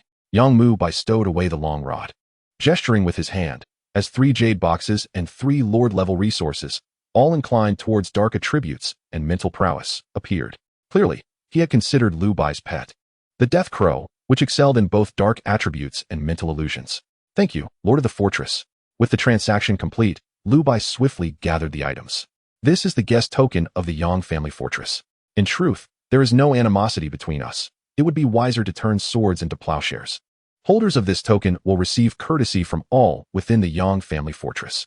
Should any difficulties arise, the Yang family fortress will offer assistance within its means. The resources and herbs were merely a fraction of Yang Mubai's offerings. This gesture of friendship from the Yang family fortress, though intangible, represented a sincere commitment. The phrase within its means was cleverly articulated, emphasizing the notion of enhancing a situation rather than providing succor in dire need. Lu Bai regarded Yang Mubai with a hint of astonishment, instantly comprehending why his master, Zhu Zhe, had praised the capabilities of the fortress's successive leaders prior to his departure. Indeed, they were remarkably astute. In contrast, Lu Bai recognized that he lacked such magnanimity. Just the night before, he had been locked in a deadly confrontation, and now he found himself engaging in amicable discourse, forging bonds of friendship. With such audacity and skill, it was no wonder that the Yang family fortress had thrived in the southern regions for a century, with countless talented individuals having partaken of the entrancing potion meticulously brewed by Yang Mubai in their youth. Your magnanimity is truly commendable, Lord of the Fortress, Lu Bai remarked, accepting the guest token offered by Yang Mubai. As their conversation unfolded, the skies began to lighten, and upon hearing a commotion from the gatekeeper, Yang Mubai swiftly rose. Indeed, Qin Yuan had emerged. Yang Mubai hastened to greet him, but his thoughts were not on Qin Yuan. Rather, his concern lay with his own descendants. Chapter 78. Maternal power comes at a price. In a distant desert, an old Taoist, appearing as though he were a desiccated corpse clad in tattered garments, suddenly pinched his fingers together. Strange, he muttered. Why have the two little tricks I set in motion turned against each other? One was a childbearing elixir of inherited merit, and the other, a talisman to counteract a bloodline curse. It was curious that they would someday collide. With a few deft movements of his fingers, the old Taoist had already deduced the outcome. It's that young scion of the Qin family again, having fled the martial dynasty to the southern regions. The bloodshed from a month prior had been resolved. How peculiar, indeed. The old Taoist murmured to himself, staggering forward, with a desolate, dead city looming behind him. The jade vial had been enshrined in the Yang family ancestral hall for 4 centuries, for 100 years, and that old Taoist was still alive back then. Leaning against the moon gate, Lu Bai crossed his legs, locking eyes with Qin Yuan's face. Come now, groom. It is time to fulfill your promise. The night prior, Lu Bai had stood firmly against Yang Mu Bai on behalf of Qin Yuan, with even his master, Wu Fanxiu, and the 3 title-level experts intervening to secure Qin Yuan's freedom. Qin Yuan had explicitly stated that if Lu Bai could save his life, he would follow Lu Bai. Although some unexpected complications had arisen, the outcome remained unchanged. Moreover, Qin Yuan had been granted a child, a legacy to carry forth. Lu Bai understood Qin Yuan's cunning nature. He would undoubtedly renege on his promise. Thus, he had positioned himself here early, awaiting Qin Yuan's emergence. Upon seeing Lu Bai's obstruction, Qin Yuan's heart sank. The southern regions. How absurd. Why is everyone fixated on me? A surge of impotent rage roared within Qin Yuan. For a fleeting moment, he contemplated incapacitating Lu Bai to escape. But Lu Bai was backed by 3 title-level experts, and they were merely a few breaths away. You may purchase my promise with wealth. Now that his spatial equipment had been unsealed, Qin Yuan possessed financial resources and attempted to negotiate a transaction with Lu Bai. However, Lu Bai merely smiled slightly, sidling up to him. For your sake, my master and the 3 title-level experts intervened. What could possibly rival the strength of 3 title-level masters? Surely not royal-level resources or rare treasures from heaven and earth. Qin Yuan regarded Lu Bai with astonishment. How audacious. Yet, he realized that Lu Bai intended to bind him. If he could not meet this price, he might as well remain docile. Lu Bai recognized Qin Yuan's worth, his potential at the royal level, and the lingering influence of noble blood within his fate. In need of anonymity, akin to a royal exile fleeing. Who else among the southern regions could it be but the 8th prince of the former Qin dynasty, Qin Yuan, wanted by the martial dynasty? Was it risky to keep Qin Yuan close? Yes. Yet, in the face of royal-level potential, all risks could be mitigated. The final step for Lu Bai was to win Qin Yuan's heart and ensure his unwavering allegiance. Inside the bridal chamber, as Qin Yuan rose, Yang Xinxin's eyelashes fluttered gently. Throughout the night, her mind had drifted uneasily in a void, leaving her restless and sleepless. She kept her eyes closed, appearing as though she were asleep. After Qin Yuan departed, Yang Xinxin instinctively placed a hand on her abdomen, acutely aware of her own body. Xinxin, you are the unparalleled benefactor of the Yang family. Pushing open the door, Yang Mu Bai entered to find Yang Xinxin gently caressing her abdomen, and his heart settled. He observed the faint light needle on the seeking disc pointing towards her belly, and with a beaming expression, he addressed his daughter, from this day forward. The child within you shall be the future lord of the Yang family fortress. After a century, the weight of the family will rest upon his shoulders. Yang Mu Bai's words, laden with conviction, stirred Yang Xinxin deeply. The unborn child had been bestowed with such high expectations by her father. She could discern that he was not merely speaking idly. He had truly resolved to commit. Is father attempting to make amends? The absurd notion of maternal power bestowing favor flickered through Yang Xinxin's mind. Strangely, she dismissed the earlier thought of abortion. She wished to bring this child into the world, to witness its growth. In truth, the effects of the elixir played a role, stirring within her a burgeoning maternal instinct, compelling her to nurture the life within her. Alas, Yang Xinxin was destined never to witness that day. The emergence of new life often comes at the expense of the maternal vitality. The act of inheriting title-level potential is an extraordinary feat that undeniably demands a price. This, too, remained unbeknownst to Yang Mu Bai over the years. The effects of the elixir had only yielded leaders of remarkable caliber. Under the adept care of the Yang family fortress's skilled physicians and midwives, pregnant women might sustain injuries. Yet they were rarely fatal. With subsequent herbal remedies, they could often recover. However, the burden of title-level potential was a different matter altogether. There was no hope of salvation. The die had been cast. This would become a lifelong scar of regret for Yang Mu Bai. He could sacrifice his daughter for the family. yet could not bear the notion of her demise resulting from his own machinations. He found it unacceptable. Accompanied by Qin Yuan, Lu Bai returned to courtyard number 6. Keeping Lu Bai's true identity unspoken, Qin Yuan was pleased to remain in the shadows under Lu Bai and the influence of the Shadow Paper sect, which was advantageous for his covert operations. Furthermore, the presence of 3 esteemed title holders offered Qin Yuan powerful allies for his future endeavors. Had he not come to the southern wilderness to assemble his own force to oppose the Empress Wu Zetian? Bai Qi, Qian Shaolu, Zhong Shirling. I have a list for each of you. Use the resources of the Shadow Paper sect to investigate these individuals, particularly their activities over the past 6 months. The intricate details regarding the flow of the corpse-fired demonic spirits were etched in Lu Bai's mind. Following his initial screening, upon returning to the courtyard, Lu Bai categorized the remaining 70-some suspicious targets into 3 volumes, distributing them to Bai Qi, Qian Shaolu, and Zhong Shirling. Given Lu Bai's individual capabilities, it would take an eternity to investigate these 70-odd individuals. The current advantage of the sect was apparent. With over 20,000 disciples of the Shadow Paper sect and countless imitators, covering every city in the southern wilderness. As the young sect master, Lu Bai possessed the authority to command and utilize the sect's resources. Yes, young master. This marked Lu Bai's first assignment to the trio, and both Bai Qi and Qian Shaolu regarded it with utmost seriousness, silently vowing to execute the task flawlessly and leave a reliable impression on Lu Bai. Who could it be? Regardless of who it was, I shall unearth the truth and exact retribution for blood debts. Lu Bai's gaze flickered with the shadows of a long list of names. Perhaps the mastermind behind Shishan village lay hidden among them. Chapter 79, the second round of the 100-strong, confrontation with contestant number 36. Young master. Today the opponents for the second round of the 100-strong competition have been announced. Seed contestant number 36, Sun Sheng. Without a doubt, this was yet another maneuver by the Yang family fortress, matching Lu Bai against a relatively weaker contestant to avoid a humiliating defeat that would dampen the spirits of the paper master. Not to mention, another formidable figure from the southern wilderness, Wu Fanxiu, had come to bolster the event. However, the Yang family fortress's capacity for manipulation reached its limit here. Beyond the second round, no opponent in the Sacred Flame Conference would be insignificant. The Yang family fortress would no longer be able to specially select an opponent for Lu Bai. It mattered little for a leader-level individual like Lu Bai. Sun Sheng, a dual-contracted beast tamer of the 5th rank among leaders, was on an entirely different level than Yen Yu, whom Lu Bai had faced in the first round. Furthermore, having showcased the prowess of his death crow in the previous round, it was well known that Lu Bai had profound skills in spiritual illusion, and his upcoming opponent would undoubtedly be prepared with various countermeasures against the death crow. The pressure on Lu Bai to secure a spot among the top 10 intensified.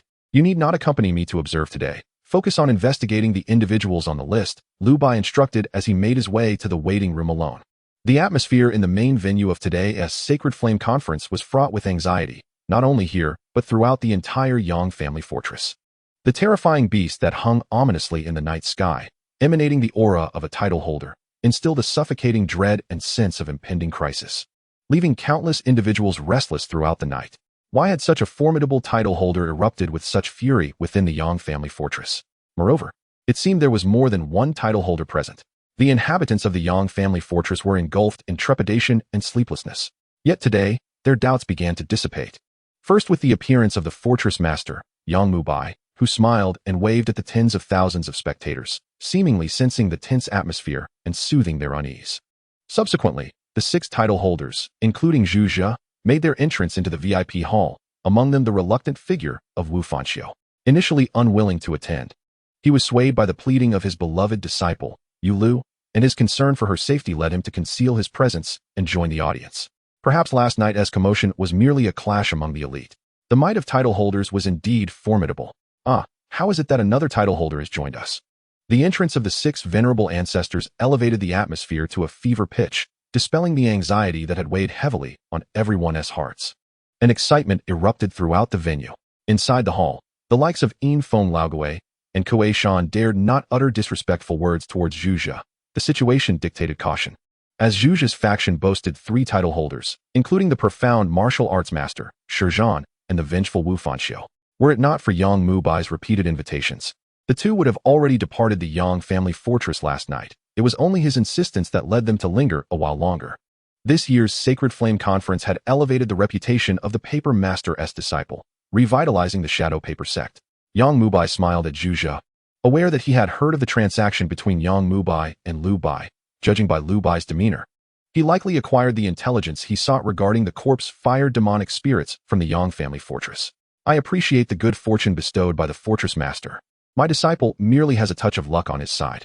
This year was simply intended for him to broaden his horizons. After all, he is only 15 years old, a leader-level individual, and cannot be compared with those prodigies. The fact that Lu Bai's opponents for 2 consecutive rounds were the weakest among all advancing contestants was evident to Zhu Jia, but that was as far as the Yang family fortress could go. Lu Bai's path to the final 10 would not be obstructed by Sun Sheng today. The next round would pose the true challenge Lu Bai needed to surmount. It was both luck and strength. The paper master is too humble. The shadow paper sect will continue to thrive for another century with such promising successors, Yang Mubai remarked, his words brimming with admiration for Lu Bai. Regardless of how much praise Zhu Jia heaped upon the paper master, it elicited no particular reaction from him. However, when others extolled Lu Bai, Zhu Jia's sentiments were entirely different. Here he comes. Sun Sheng approaches. Many spectators who had traveled from Liaobei City rose to their feet, cheering for the prodigy hailing from their city. A 5th-rank leader, a dual-contracted beast tamer.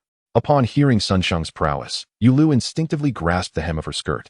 Her concern for Lu Bai palpable. The chasm between a 5th-rank leader and a 1st-rank chief was immense. Come on, Bai, Yu Lu silently urged. Her gaze fixed on the passage from which Lu Bai would emerge. Caw! A resounding crow echoed from the passage, plunging the venue into a moment of stunned silence as all eyes turned towards the shadowy exit. The young prodigy, at just 15, wielded the strength of a 1st-rank chief to subdue a 3rd-rank leader effortlessly. The narrative surrounding Lu Bai was rich with intrigue. In the previous round, he had only briefly revealed himself before the match concluded, and the significant disparity in their strengths meant that few had paid attention to that bout. This round, however, countless eyes were riveted on this pivotal confrontation, eagerly anticipating whether the 15-year-old dark horse could replicate the previous round's brilliance, crafting a legendary tale of a 1st-rank chief triumphing over a 5th-rank leader. The anticipation within the hearts of the crowd was palpable, each yearning to witness the birth of an impossibility. He has arrived. A swift black flash darted through the low air, sunlight refracting into a kaleidoscope of colors around the death crow, enchanting the souls of the thousands present. Am I already ensnared in an illusion? Some spectators gasped in awe at the resplendent figure of the death crow. Slap! A sharp clap echoed through the air. Fear not, not yet. A man, face aglow with frustration, glared at his companions. I was merely expressing my astonishment as he beheld the entrance of the grim raven, which stirred the audience into a frenzy. Sun Sheng's expression grew grave. Engaging in battles beyond one's rank was a common occurrence in the southern territories. Yet such feats were typically reserved for top-tier beastmasters of the 9th rank. His opponent, too, was merely a mediocre figure newly ascended to the lord level. However, standing against him, the grim raven, possessing the strength of a newly initiated leader, had overwhelmingly defeated the well-known Yan Yu, a 3rd-tier lord. The gravity of this situation left Sun Sheng in disbelief. The chasm between geniuses was indeed more pronounced than that between man and beast. Despite having prepared numerous countermeasures against illusions and mental manipulations, Sun Sheng felt an unsettling uncertainty within. Yan Yu's defeat had been swift and complete, leaving him no time to discern what other abilities Lu Bai's grim raven might possess. Chapter 80. Distorted Illusions, True Terror. In the vast, empty corridor, footsteps echoed softly. As the light refracted upon Lu Bai's visage, the venue erupted with excitement. He is far too young. This singular thought resonated within the hearts of many. How splendid it would be if it were I standing on that stage, at the tender age of 15, just beginning to reveal my brilliance. Gazing upon Lu Bai's youthful countenance, countless individuals found themselves daydreaming of becoming a second Lu Bai. Face him, dragon-patterned rhinoceros. A gigantic rhinoceros, measuring a staggering 7 meters in length, appeared atop the arena, resembling a small hillock, its form enveloped in a rich aura of earth elemental energy. The surface of its robust hide was adorned with delicate dragon patterns, harboring a faint trace of dragon beast bloodline. Similar to his previous opponent, Goose Ziming's rock-armored beast, this creature was also defensively formidable. However, the prowess of the dragon-patterned rhinoceros far surpassed that of the rock-armored beast. As soon as the dragon-patterned rhinoceros entered the fray, Sun Sheng hurled a round pill from his robe, urging the rhinoceros to consume it. This potion could temporarily enhance mental strength to counteract illusions. The Holy Fire Conference did not prohibit the use of pills, secret techniques, or equipment, provided they were presented and utilized before the commencement of battle, once the contest began. No external items could disrupt the fairness of combat. Arise, Black Curse Apostle. Sun Sheng was reluctant to unleash his second contracted beast. But the thought of losing to Lu Bai, losing to a mere 15-year-old, losing to a leader-level opponent was too much for him to bear. Faced with such a prodigy as Lu Bai, it was prudent to give his all. Veiled in dark mist, a mysterious figure materialized, its silhouette coalescing into a humanoid form. It wielded a black staff enveloped in curse energy, its presence chilling the very air. This was the Black Curse Apostle, a sight Lu Bai beheld for the first time. To dismantle the illusions cast by Lu Bai's grim raven, Sun Sheng had procured 3 beast crystals for the Black Curse Apostle to consume. Fortune smiled upon him. For upon devouring the first crystal, the Black Curse Apostle miraculously grasped the skill Sun Sheng sought: mental erosion. This peculiar beam of light would invade the target, imposing negative effects that gradually weakened their mental capacity, the consequences intensifying over time. Sun Sheng intended to first unleash the mental erosion through the Black Curse Apostle, allowing the dragon-patterned rhinoceros to withstand the grim raven's assault, even as the latter established its domain of illusion. Under the negative influence of mental erosion, as time progressed, the grim raven's mental strength would falter, rendering it incapable of sustaining the illusion, thus making it vulnerable to Sun Sheng's onslaught. To safeguard against any unforeseen circumstances, Sun Sheng equipped the Black Curse Apostle with a disposable treasure, the Spirit-Enhancing Pearl, which would significantly amplify the effects of the mental erosion. For the sake of victory, Sun Sheng had invested 3 treasures to counter Lu Bai's grim raven. This battle was one he was determined to win. Black Curse Apostle, mental erosion, dragon-patterned rhinoceros, charge forth. Sun Sheng took the initiative. Grim raven, ascend. Blood ring eye, wailing raven's call, terror illusion. Watching Sun Sheng's ostentatious maneuvers, Lu Bai calmly directed the grim raven to execute a swift 3-part combination, activating the illusionary domain. To the grim raven, the mental erosion unleashed by the Black Curse Apostle appeared as mere bubbles, easily shattered. The grim raven's mental potency, having consumed a legendary beast crystal, the Shadow of Malice, was equivalent to that of a 9th-tier lord. With a deep, thunderous roar, the dragon-patterned rhinoceros unleashed a growl, its dragon patterns shimmering with a faint glow. Elemental earth coalesced around its form, forming a colossal earthen shield, while countless sharp earth spikes erupted from the ground, aiming at the airborne grim raven. The Black Curse Apostle swung its staff, sending forth a dark beam toward the grim raven, intent on ensnaring it in a mental lock, disrupting its psychic realm, rendering it incapable of constructing illusions. Faced with this dual onslaught of brute strength and cunning, Lu Bai remained still, exuding an enigmatic calm. The moment the mental erosion struck, the grim raven's eyes ignited with a blood-red hue. Buzz! An invisible yet formidable mental force erupted, like a tsunami wreaking havoc. In an instant, the entire arena seemed to warp, transforming in the perception of the dragon-patterned rhinoceros from solid ground into a viscous quagmire, causing it to stagger as it struggled to escape the mire. The mental erosion failed to penetrate the grim raven. Instead, it was met with a far more potent and purer mental force that violently countered and repelled it.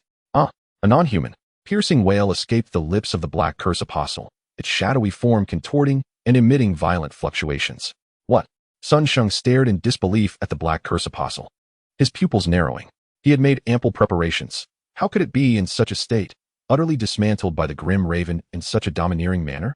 To Sun Sheng's solace, his 2 beasts had not been completely ensnared within the illusion. They had merely felt its effects on their perception. I just need one opportunity. Just one, and I can secure victory with a single blow. Sun Sheng was acutely aware of the grim raven's vulnerability in defense. However, the offensive from the grim raven was only just beginning. What had transpired was merely a counterattack. Blood-purple light coursed around the grim raven, and an ancient voice resonated in Sun Sheng's ears, imbued with a rhythm that seemed to strike at the very depths of the soul. Descend into despair. Let your soul be ensnared in fear. In an instant, the scene before Sun Sheng transformed completely. Under the convergence of the blood ring eye and wailing raven's call, the grim raven's terror illusion ascended to an unparalleled level of potency. The solid arena beneath his feet morphed into an endless expanse of despair, a barren plain of bones, saturated with hopelessness and dread. Before his eyes loomed a colossal, fearsome beast, eyeing him, along with the dragon-patterned rhinoceros and the Black Curse Apostle. The legendary figure, heavyweight, materialized within the illusionary domain constructed by the grim raven. What caused Sun Sheng's heart to shatter was the realization that, under the sway of this intangible force, the dragon-patterned rhinoceros's proud earthen shield and its indomitable dragon-patterned hide began to crack, revealing raw, crimson flesh and sinew. The creature emitted a deathly wail under the immense agony. No, The visceral realism of this illusion was unbearable for Sun Sheng. It felt as though his heart was being clenched, suffocating him. He exerted every ounce of his strength to summon the power of his contracts, desperate to withdraw the dragon-patterned rhinoceros and the black curse apostle. This is merely a contest in an arena. Why must my beasts be brought to the brink of death? Where is the referee? Where is the referee from the Yang family fortress? Sun Sheng screamed hoarsely.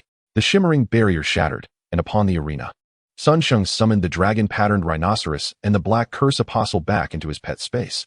Yet he continued to roar hysterically. It's over. Sun Sheng's back was drenched in sweat, and as he witnessed his pet's survival before his very eyes, a sudden tear welled up. He lowered his head and turned away. In this confrontation, he had lost, not differing from Yenyu, save for a few additional minutes of struggle. Such is the power of the Death Crow. After enduring the immense resources of Zhu Zhe and even employing a title-level treasure, the Death Crow required neither intricate skill prerequisites nor flamboyant techniques. With merely a gaze and a thought, it could wield its formidable mental prowess to directly distort its opponent, striking at the very depths of their soul's fears. Within the mental prison constructed by the Death Crow, the boundaries of reality and illusion were obliterated, leaving only a suffocating and palpable terror. Chapter 81. The Tenacious Woman. The Mysterious Number 2.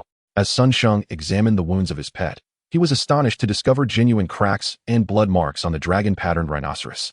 Could the ferocious beast from the illusion truly be real? A thunderclap resounded in Sun Sheng's mind. He immediately began to search for information regarding that beast. Title level. Heavy weight. The loss was justified, indeed. Sun Sheng let out a bitter smile. Did you discern something? The talent of the title-level evil shadow, a true illusion. Two competitors seated in the viewing area had seen through the core essence of the Death Crow's illusion at a glance. Huzzah! Victory! Yu Lu rejoiced inwardly upon witnessing Lu Bai's triumph, yet she refrained from expressing her excitement, as her master and several other title-level figures sat beside her. Congratulations to the Paper Sovereign's favored disciple for claiming yet another victory. Yang Mu Bai complimented Zhu Zhe as he rose. Zhu Zhe stroked his beard, his face brimming with pride. Title-level evil shadow beast crystal, Zhu Zhe truly spared no expense. Observing the damage inflicted upon the dragon-patterned rhinoceros by Lu Bai's pet's illusion, Yin Feng and the old ghost of Yin Feng recognized it immediately as the hallmark skill of the evil shadow. Once a ferocious beast that wreaked havoc in the southern frontier, the evil shadow had mysteriously vanished, only to unexpectedly reappear in Zhu Zhe's possession. As Lu Bai strolled through the corridor back to the waiting room, the sound of his footsteps echoed softly. Hey kid.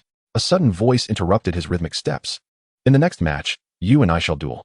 If you agree to one condition, I will allow you to win. How does that sound? The melodic voice reverberated in Lu Bai's ears. The upcoming round of the top 10, yet the voice's owner seemed utterly unconcerned. The number 2 seed, Zhou Zhou. In the dim light, Lu Bai discerned the speaker to be the enigmatic number 2 seed, a rank 1 beastmaster, Zhou Zhou. A look of wariness instantly crossed Lu Bai's face. The Death Crow possessed the ability to battle beyond its rank, yet it could never compete with a commander-level opponent. Moreover, Lu Bai was acutely aware that Zhou Zhou was not a typical commander-level beastmaster. However, in stark contrast to observing from afar during the match, Lu Bai noticed up close that Zhou Zhou's skin was remarkably smooth and radiant, with even the faintest pores nearly invisible. A pair of adorable little canine teeth lent her an air of playfulness. Were she not a commander-level beastmaster, she would resemble a charming neighbor girl. Yet, Lu Bai was not so naive as to believe he had such a lure as to attract Zhou Zhou's unsolicited attention. You and I may not necessarily be opponents in the next match. Why are you so certain? Zhou Zhou's tinkling laughter echoed in the corridor, tinged with mockery. How naive you are. Others have the right to speak, yet your words are utterly laughable. Lu Bai's previous 2 opponents were merely products of the Yang family fort selection. And now, he dares to question the fairness of the competition? Do you truly not know how your 2 previous opponents came to be? Zhou Zhou stepped closer to Lu Bai, her cunning gaze fixed intently upon his eyes as she spoke. Lu Bai was well aware that he had faced the weakest opponents in succession, a mere effort by the Yang family fort to avoid embarrassing his master. However, such matters could hardly be brought to light. They were not fit for public discourse. I am unaware of what you are implying. Zhou Zhou's finger traced circles on Lu Bai's chest, showcasing his obstinacy. It remains uncertain whether he is being obstinate with his words or with something else entirely. Zhou Zhou's tone shifted abruptly, and in an instant, her unabashed laughter resonated throughout the corridor. This laughter filled Lu Bai with revulsion. Zhou Zhou sidled closer to Lu Bai's ear, teasingly whispering, "Oh, are you angry? Sister will give you a small compensation. Just one tiny, minuscule condition will enable you to effortlessly secure a victory in the next round and enter the top 10. Her alluring whispers coiled around Lu Bai, tempting him to acquiesce. A chill surged from Lu Bai's heart, coursing through his veins and clearing his mind of confusion. How had he engaged in such idle chatter with her in the corridor? There is something amiss. Retreat is the best course. Lu Bai chose not to respond to Zhou, hastening forward, bypassing the waiting room entirely for safety's sake, and heading directly to Master Zhu to inquire about the mysterious Zhou's origins. Hey, how can you be so rude? I am speaking to you.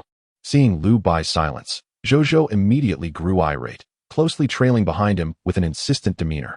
Just as Yang Mu Bai exited the VIP room, he encountered Lu Bai striding forward. He prepared to greet Lu Bai, but upon noticing Zhou behind him, quickly averted his gaze. I did not see him. I did not encounter him. I must leave quickly. Avoiding confrontation is wise. Lu Bai observed the Yang family fort's lord, Yang Mu Bai, hastily depart without acknowledgement, further solidifying his belief that the woman following him was undoubtedly troublesome. Master sure. Wu Zun. Lu Bai had just concluded his battle when he arrived at the VIP room, knowing that several title-level figures would be present to watch the matches. Zhou squeezed through the door behind him, displaying no fear of the imposing presence of the 3 title-level dignitaries. Instead, she boldly approached and clasped Lu Bai's arm, her face adorned with a radiant smile. Upon seeing Zhou enter, Shi Zhan's expression shifted, evidently recognizing her identity, while Wu Fanxiu furrowed his brow slightly. This boy isn't particularly remarkable. Why does he always attract such attention? Most importantly, Wu Fanxiu was aware of his disciple Yulu's feelings. The sudden intrusion of this girl, embracing Lu Bai's arm, clearly indicated a close relationship with him. Yulu initially froze at Zhou's actions, feeling a pang of jealousy, yet quickly composed herself, offering a gentle smile as she stepped forward to Lu Bai's side. Congratulations, Xiao Bai, on winning another round. Noticing Yulu's approach, Zhou tightened her grip on Lu Bai's arm, leaning toward him. Lu Bai quickly shifted aside, wishing to avoid entanglements with either woman. Hello, I am Yulu. My name is Zhou, a commander-level beastmaster. An unusual scent suddenly permeated the hall, causing several elderly gentlemen to cough and hastily depart, leaving the space for the younger generation. Chapter 82. Seeking the corpse fire demon spirit, the annihilation of the Ma family. Yulu's reaction was somewhat unexpected for Zhou. Xiao Bai, this is where I bid you farewell, she said, waving her hand as she took her leave. Adopting the way Yulu addressed Lu Bai, Zhou referred to him as Xiao Bai, and with a wave, she departed, having come merely to leave an impression on Lu Bai and Yulu, observing Yulu's response. The best part is yet to come. What an intriguing little plaything. As Zhou exited the hall, a smile unexpectedly graced her lips. Yulu obediently moved to Lu Bai's side, refraining from inquiring about Zhou. The ambiguous feelings between men and women, those yearning gazes, Yulu had encountered far too many. Understanding people's hearts was a professional skill for a courtesan. In Zhou, Yulu did not perceive any affection for Lu Bai. Her gaze was not on him, but occasionally fixated on Yulu instead. Was it a provocation? Or merely her nature? Reflecting on Zhou's feigned amiability, nestled against Lu Bai's arm, Yulu couldn't help but ponder. What is she thinking? Today is our first meeting, and I have no idea why she would act this way so suddenly. Lu Bai, noticing Yulu's momentary distraction, explained, I understand. It doesn't bother me. Yulu looked at Lu Bai, her eyes sparkling, while Lu Bai turned his head to avoid her gaze. I can't bear it. Who can withstand a courtesan's affectionate gaze? Lu Bai sighed deeply. After all, this body is merely 15 years old, yet a renowned courtesan dares to harbor impure thoughts toward a child of that age. More importantly, a strong sense of resentment coalesced behind Yulu, sending chills down Lu Bai's spine, as he felt the penetrating gaze of Wu Fan from a distance, seemingly warning him. You, my disciple, may have a longing for her, but you must not act upon it. In response, Lu Bai could only shake his head helplessly. Until the innate chill within him dissipates, he shall remain distant from feminine allure. The sect has issued an edict to investigate the complete intelligence regarding Ma family's magia, promising advancement for those who contribute, along with the bestowment of the technique for crafting paper effigies and an elevation in rank for outer disciples. In the southern frontier, within the city of Qixi, all disciples of the Shadow Paper sect, including peripheral affiliated forces and wanderers, received this decree from the sect. The rewards invigorated everyone, especially those yet to join the Shadow Paper sect. Upon witnessing this task, their breath quickened with anticipation. The Ma family? Magia? But the Ma family was annihilated 3 years prior. The Ma family was a significant power in Qixi, and their massacre had sent shockwaves through the city, becoming the most significant news in recent years. Any native of Qixi could recount tales of the Ma family's demise. It was evident that the intelligence sought by the sect was not superficial, but rather profound. The astute were already speculating. Could it be that they are seeking the reasons behind the Ma family's extermination? Could we uncover what the City Lord's office has failed to reveal for 3 years? Observing the commotion within the room, the overseer stationed in Chishi rapped on the table. Silence. What is this disorder? This afternoon, the sect's envoy will personally arrive in Chishi. If you wish to seize this opportunity, act swiftly. Bai Qi, upon receiving the list from Lu Bai, immediately dispatched tasks through the Shadow Paper sect to all individuals listed. After a night of preliminary inquiries, it was revealed that out of 34 individuals on Bai Qi's list, 31 had never traveled to Tongan Prefecture, and their whereabouts could be traced, effectively clearing them of suspicion. The remaining 3 included 2 missing individuals and 1 who had briefly visited Tongan. Bai Qi promptly designated these 3 as priority targets. Perhaps the person the young master seeks lies among them. He resolved to uncover leads before the other 2. Bai Qi set out for his first destination, Chishi City, determined to investigate the corpse fire demon spirit and the missing Ma family heir, Ma Jia. The disciples of the Shadow Paper sect in Chishi City had already received the sect's task and were diligently gathering intelligence concerning the Ma family. Amidst the throng of wanderers, an unremarkable old man clad in gray linen paused to contemplate the sect's announcement, tears welling in the corners of his eyes, yet refusing to fall. 3 years have passed, and someone has recalled the tragedy of the Ma family. Shortly after the incident, the Chishi City Lord's office had conducted a thorough investigation, even publicly seeking leads. That year, the old man had visited the City Lord's office, but witnessed an unbelievable scene.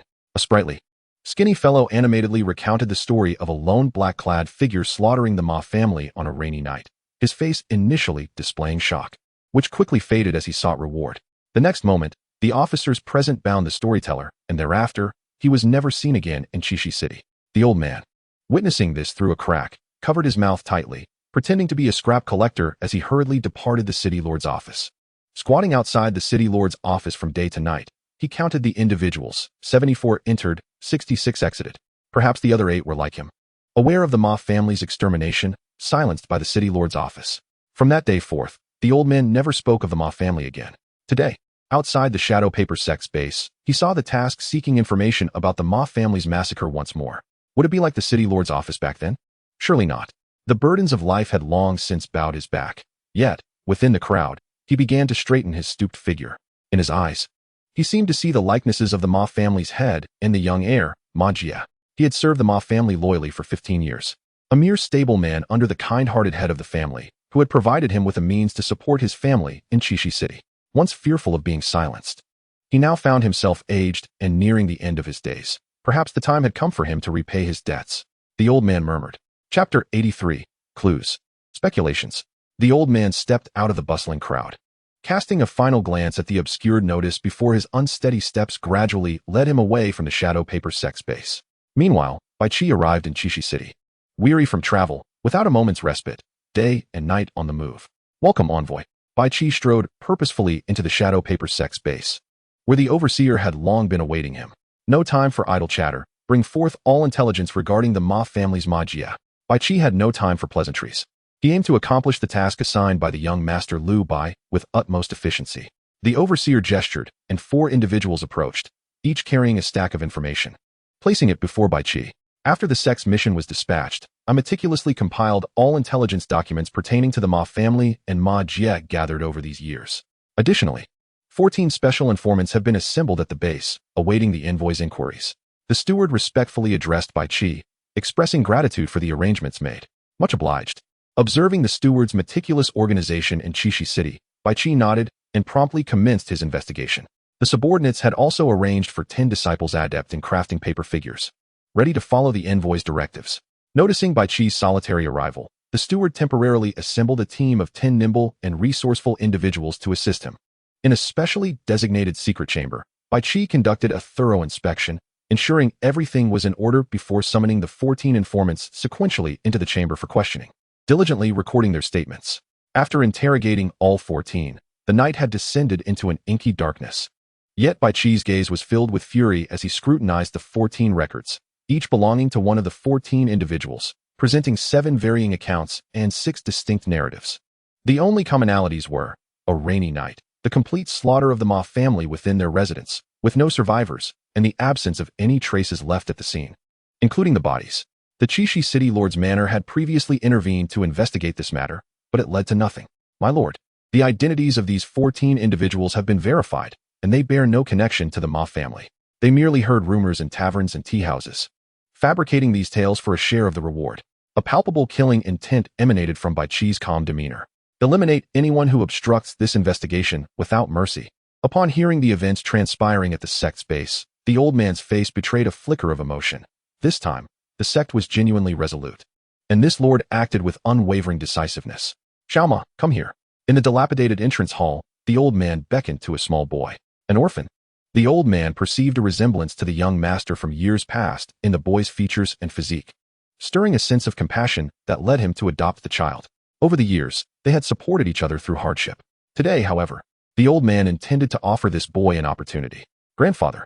The little boy obediently approached, his dark skin, a testament to his struggle for survival, contrasting with his bright, spirited eyes as they gazed up at the old man. Are you familiar with the Shadow Paper Gate?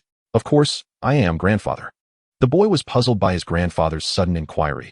The elder occasionally procured corpses of those who had met untimely ends, selling them to the Shadow Paper Gate, a path both were not unfamiliar with. Come, accompany grandfather on a visit. The old man grasped the boy's hand, embarking on the journey to the Shadow Paper Gate. Along the way, he sought the truth behind the Ma family's demise from 3 years ago, a measure of peace for himself and a future for the child, hoping to secure a means for him to survive and thrive. The case files were extensive, yet Bai Chi remained diligently bent over the table, scrutinizing every detail with unwavering focus, devoid of any hint of impatience. Within Shishi City, countless differing accounts had emerged over the past 3 years, all documented here. Since these narratives had circulated, there must be a reason behind them, and Bai Chi sought the common threads among these case files. He indeed unearthed a significant anomaly. In the year following the Ma family's extermination, their servants were gradually silenced, particularly on the day the city lord's manor offered rewards for informants. After that day, a substantial portion of the Ma family's servants vanished. At the Chishi city lord's manor, Bai Chi furrowed his brow, astonished to discover the involvement of the city lord's administration in this matter. Knock, knock, knock. Enter. The steward, observing the scattered case files and the water bottle that had been refilled thrice, recognized Bai Chi's urgency and promptly announced, "Good news. An informant has surfaced. My subordinates have verified his identity as the Ma family's coachman, who served them for 16 years. Bai Chi straightened his posture, his eyes alight with newfound vigor. Quickly, invite him in. The dimly lit secret chamber brightened as the old man entered, holding the hand of a child. Old man pays his respects to the envoy. The elder trembled as he knelt, supporting himself on his knees. I served as the coachman for the Ma family for 16 years. On the day of the massacre, I was out seeking medical assistance for the horses and narrowly escaped a calamity. Later, when the city lord's manor sought informants regarding the Ma family's slaughter, I witnessed things I should not have, and for years I have lived in hiding." As he spoke, the old man's body began to tremble, his voice rising with emotion. "The master was exceedingly kind to me, yet I continue to survive in this world." Bai Chi had no time for the elder's sentimental reflections on the bonds between master and servant. What transpired that night at the Ma residence? I heard that those with merit could enter the sect. May the envoy consider accepting this child? The old man urged, pushing the boy forward, his expression pleading. Certainly, as long as what you provide is of value, I will personally arrange for him to join the Shadow Paper Gate. Upon hearing this, the old man quickly pressed the boy's head down, bowing deeply 3 times. That stormy night, the old man drove his carriage back to the Ma residence. As they needed it for the following day, amidst the thunder and rain, the Ma residence was eerily silent. In the sound of the rain, the old man failed to notice anything amiss, astonished by the absence of guards at the gate. The moment he pushed the door open, lightning illuminated the night sky, freezing him in terror as he stumbled into a corner. A scene of carnage lay before him, bodies strewn across the ground, without wounds, without struggle, lying quietly in the rain-soaked earth. Without wounds. Bai Chi noted an inconsistency. Each record had vividly detailed the horrific fates of the Ma family, their members marked by fatal injuries. As the old man spoke, he rolled up his sleeve, revealing a multitude of festering sores, repulsive to behold. I merely touched the clothing of one of the corpses, and this is the state of my arm. It was merely a few minutes, and the entire yard of bodies dissolved into the rainwater. I was fortunate. Had I touched that body even a moment earlier, perhaps I would not stand here today. The old man lamented. Later, when the city lord's manor dispatched individuals to investigate informants, the elder bore witness to the city lord's officer committing murder to silence witnesses. Poisoned. The city lord's officer. The old man's account provided Bai Chi with 3 significant leads, illuminating the path ahead. Did you see the body of the young master, Ma Jia? That day? Bai Chi pressed further. The old man, gripped by fear, dared only to linger at the entrance, never entering the inner courtyard, thus never witnessing the young master's body. I did not see it. The elder replied truthfully. The absence of a corpse. The poison that dissolves bodies. Could it be that Ma Jie is still alive? A glimmer of possibility ignited within Bai Qi. Chapter 84. The most unlikely culprit. Bai Qi's resolute battle. Thank you for your information, old man. From now on, you may come to the Shadow Paper Gate each month to collect a silver coin. I will have the steward arrange for this child shortly. Bai Qi declared, recognizing the invaluable assistance provided by the elder's insights. Following this lead, the next step would be to seek out the officer from that fateful day. However, the following day, a thunderous shock reverberated in Bai Qi's mind. What? He is dead. The officer had perished suddenly shortly after relinquishing his post. And what chilled Bai Qi's heart and ignited his fury further was the news that the old man had died on his way home after leaving the base. A cold, penetrating gaze fixated on the steward of Qishi City and the 10 individuals accompanying him. The moment they departed, they met a gruesome fate on the road. Was there a ghost in the family, or was someone closely monitoring the base? After the clues fractured, Bai Qi did not succumb to despair. Rather, an impulsive eagerness surged within him. The young master wished to uncover the identity of the individual, who perhaps resided within the city of Qishi. His urgency was palpable. Where lies the corpse? Where did the death occur? Bai Qi inquired. It was just discovered. I have already dispatched personnel to secure the scene, came the reply. Upon hearing this, Bai Qi promptly rose and hastily proceeded to the site of the old man's demise. After slipping a few pieces of silver to the officers, the ownership of the old man's body was ceded to the disciples of the Shadow Paper sect. Make way! Make way! Bai Qi rushed in, and the surrounding disciples of the Shadow Paper sect quickly parted to create a narrow passage. He knelt beside the old man's corpse, scrutinizing every detail meticulously. Suddenly, Bai Qi grasped the old man's palm. As he traced along the arm, he seemed to uncover something. A glimmer of surprise crossing his face as he departed swiftly. Take good care of the child the old man brought. Allow him to enter the Shadow Paper sect to learn the craft. Bai Qi instructed the steward of Qishi City before hastily leaving the premises. Understood, my lord. Outside Qishi City, the night wind whipped like a blade. Without a steed or beast of burden, Bai Qi rode a swift horse raised within the inner circle of the Shadow Paper sect, galloping at breakneck speed. Whoa! He pulled the reins taut, abruptly halting the horse's rapid pace. Come forth, Shadow of Vengeance. The dark figure of vengeance materialized from the elongated shadows, merging seamlessly with the night. Wielding a black and crimson long knife, its murderous intent restrained. A flicker of scarlet fire gleamed in the darkness, illuminating the tumultuous mountains and forests under the evening breeze. A mere fourth-tier chief dares to meddle in the affairs of the Ma family. Why has the Shadow Paper sect dispatched you to investigate the annihilation of the Ma clan? Answer me, and I may leave you with a complete corpse. A chilling voice reverberated through the night wind. Bai Qi's lips curled into an enigmatic smile. He possessed no evidence to implicate the mastermind behind the scenes, yet he was acutely aware that someone was watching him in real time. Thus, the old man's death became a card in Bai Qi's hand, a strategic ploy to create a diversion. Ma Jie, what drives you? The answer was undoubtedly one that would astound all within Qishi City. The perpetrator behind the massacre of the Ma clan was none other than the next heir, Ma Jie, upon whom the clan had pinned their hopes. What could his motives be? A raging inferno erupted, surging toward Bai Qi. The sudden blaze illuminated the figure of the approaching foe, a mask adorned with the visage of a malevolent spirit and an energy beast enveloped in white flames. The corpse-fired demon spirit. It truly is you. Bai Qi suppressed his shock. Tonight, an inevitable battle loomed. Victory in this battle would see Bai Qi fully integrated into Lu Bai's ranks. Defeat would render the past meaningless. Bai family village, the slaughtering demon sheep, and Aztec would become mere empty talk. Shadow of Vengeance. In this battle, though death may come, victory is assured. A fierce determination flickered in Bai Qi's gaze. He sought not only to triumph, but also to capture this individual alive and present them before Lu Bai. A mantis attempting to stop a chariot, overestimating its own strength. The menacing aura of the corpse-fire demon spirit, a second-tier lord, erupted instantaneously, its frigid white flames clawing at the air like a white demon in the night. Bai Qi channeled all his vital energy into the Shadow of Vengeance. Initiating the second phase, Blood Scythe. The combat prowess of the fourth-tier chief rapidly escalated to the ninth tier, a mere step away from the lord level. Such talent. What a pity. My greatest delight is in the slaughter of prodigies. The corpse-fire demon spirit, soul-burning fire. Instantly, a multitude of white fireballs encircled the demon's form. Devoid of warmth, yet capable of unsettling the very soul. The blood-red scythe swung by the Shadow of Vengeance cleaved through the swiftly approaching white fireballs. The corpse fire erupting violently, countless white flames bursting forth upon the shadow of Vengeance's arm, resembling the wails of innumerable souls. Under the night sky, Bai Qi observed the shadow of Vengeance struggling to withstand the ferocious onslaught of the corpse fire demon spirit, his gaze aflame with madness. The infusion of vital energy could not be sustained for long. Bai Qi's opportunities were dwindling. In the next instant, a torrent of white flames, capable of engulfing the night and consuming souls, erupted from the cavernous chest of the corpse fire demon spirit. Bai Qi's eyes hardened with resolve. He did not retreat an inch, the silhouette of the shadow of Vengeance transforming into a dark red streak against the night. The scarlet scythe carved a piercing crimson arc across the night sky. Thud! Bai Qi suddenly collapsed to the ground, having exhausted the last vestiges of his vitality. His unwavering gaze fixed upon the corpse fire demon spirit, a testament to his madness and obsession. Ma Jie looked down, reveling in Bai Qi's struggle. The perfect accompaniment to his orchestration of slaughter.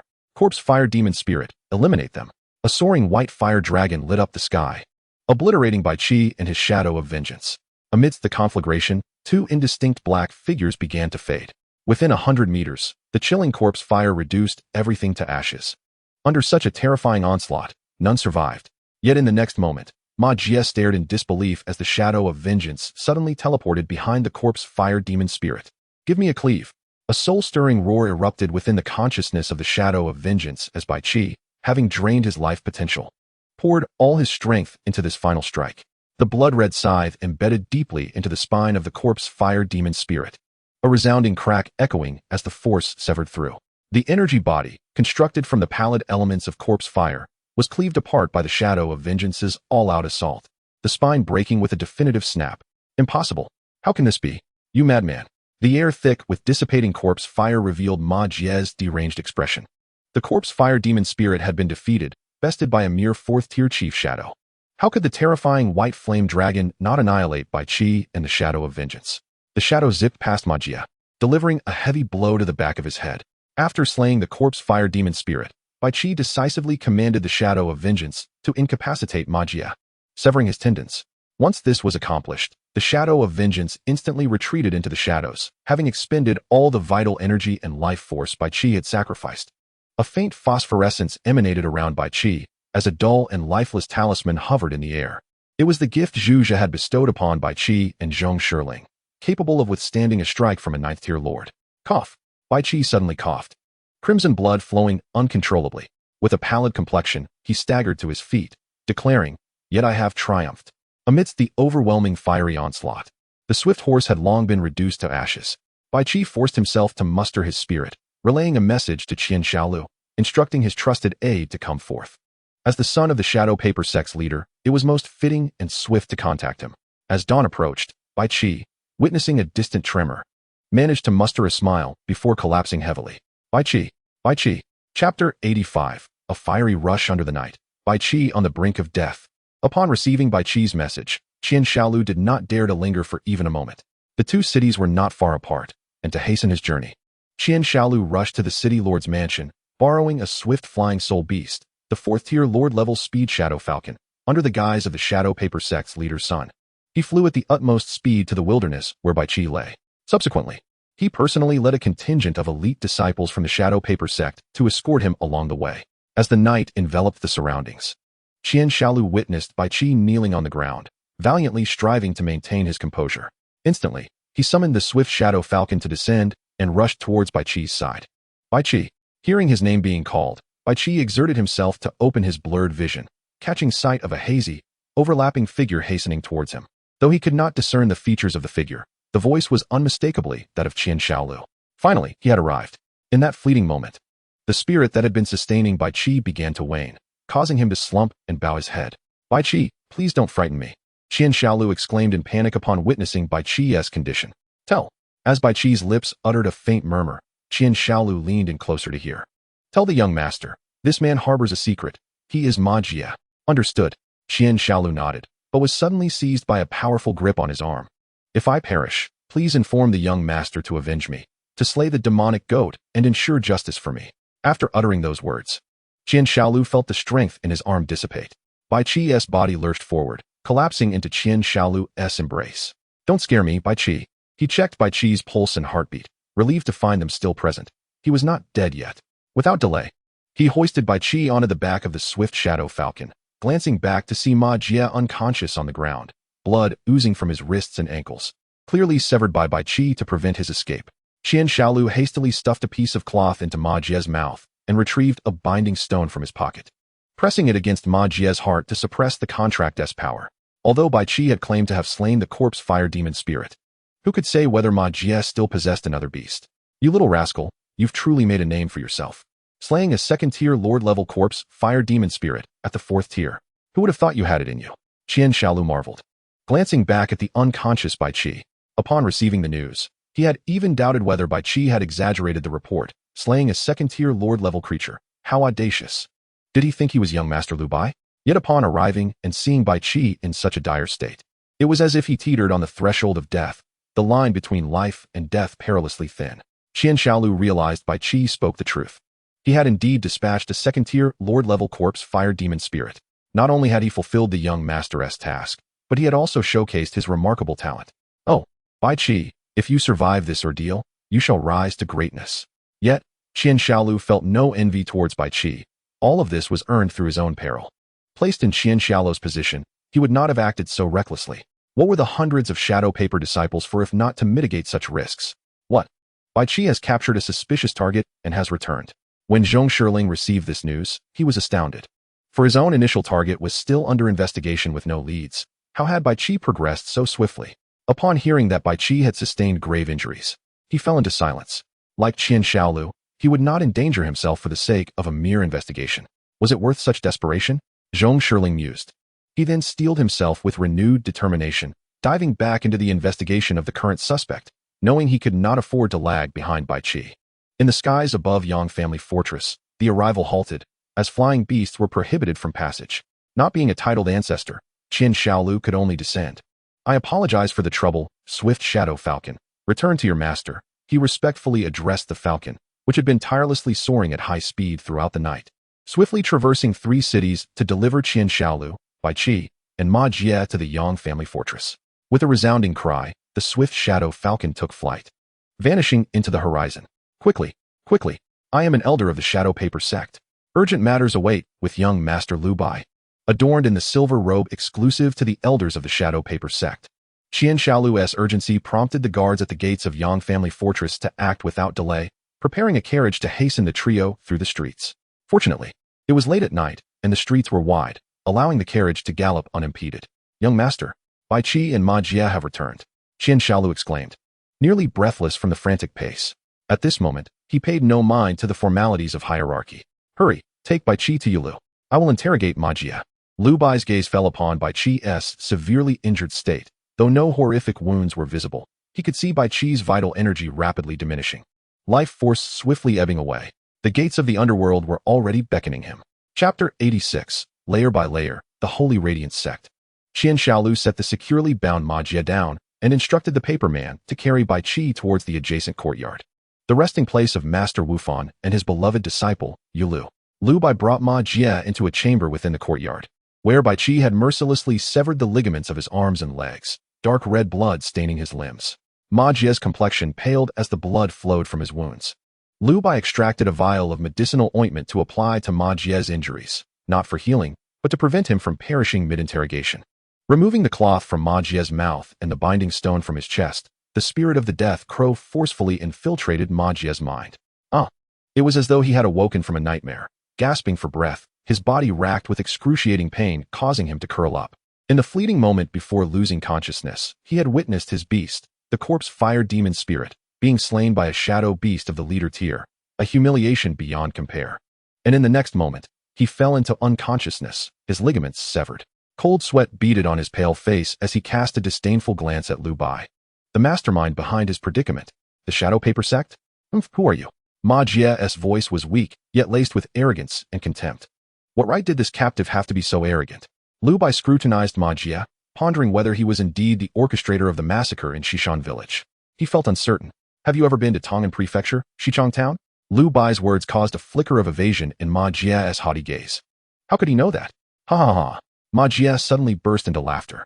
He had only done 2 things in Xichang Town, plotting the village's annihilation with the town head and eliminating the town head to cover his tracks.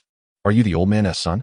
Ma Jie did not connect Lu Bai to the weak villagers of Shishan village, dismissing them as unworthy of concern.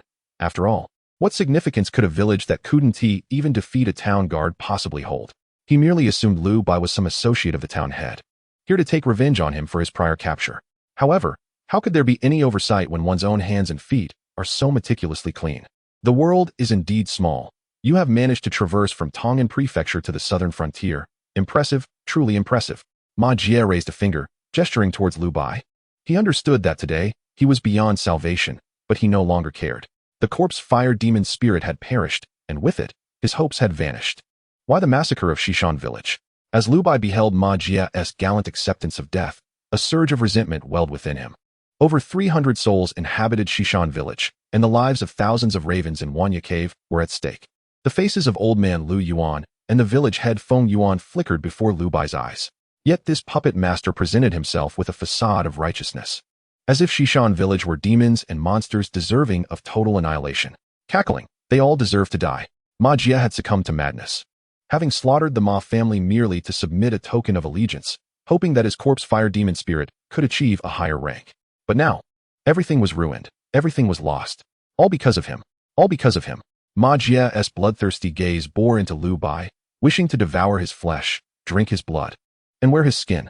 An endless torrent of murderous intent surged within Lu Bai's heart. He fixed his gaze upon Ma Jie, refraining from immediate execution. Like Dengbuching, he too was merely a pawn brought to the forefront, albeit with deeper concealment. Who is it? Reveal your origins, and I might let you go. I will overlook the past. Strictly speaking, you have even avenged me, as it was you who killed Dengbuching, was it not? Lu Bai forcibly suppressed the fury within him, feigning nonchalance as he spoke to Ma Jie.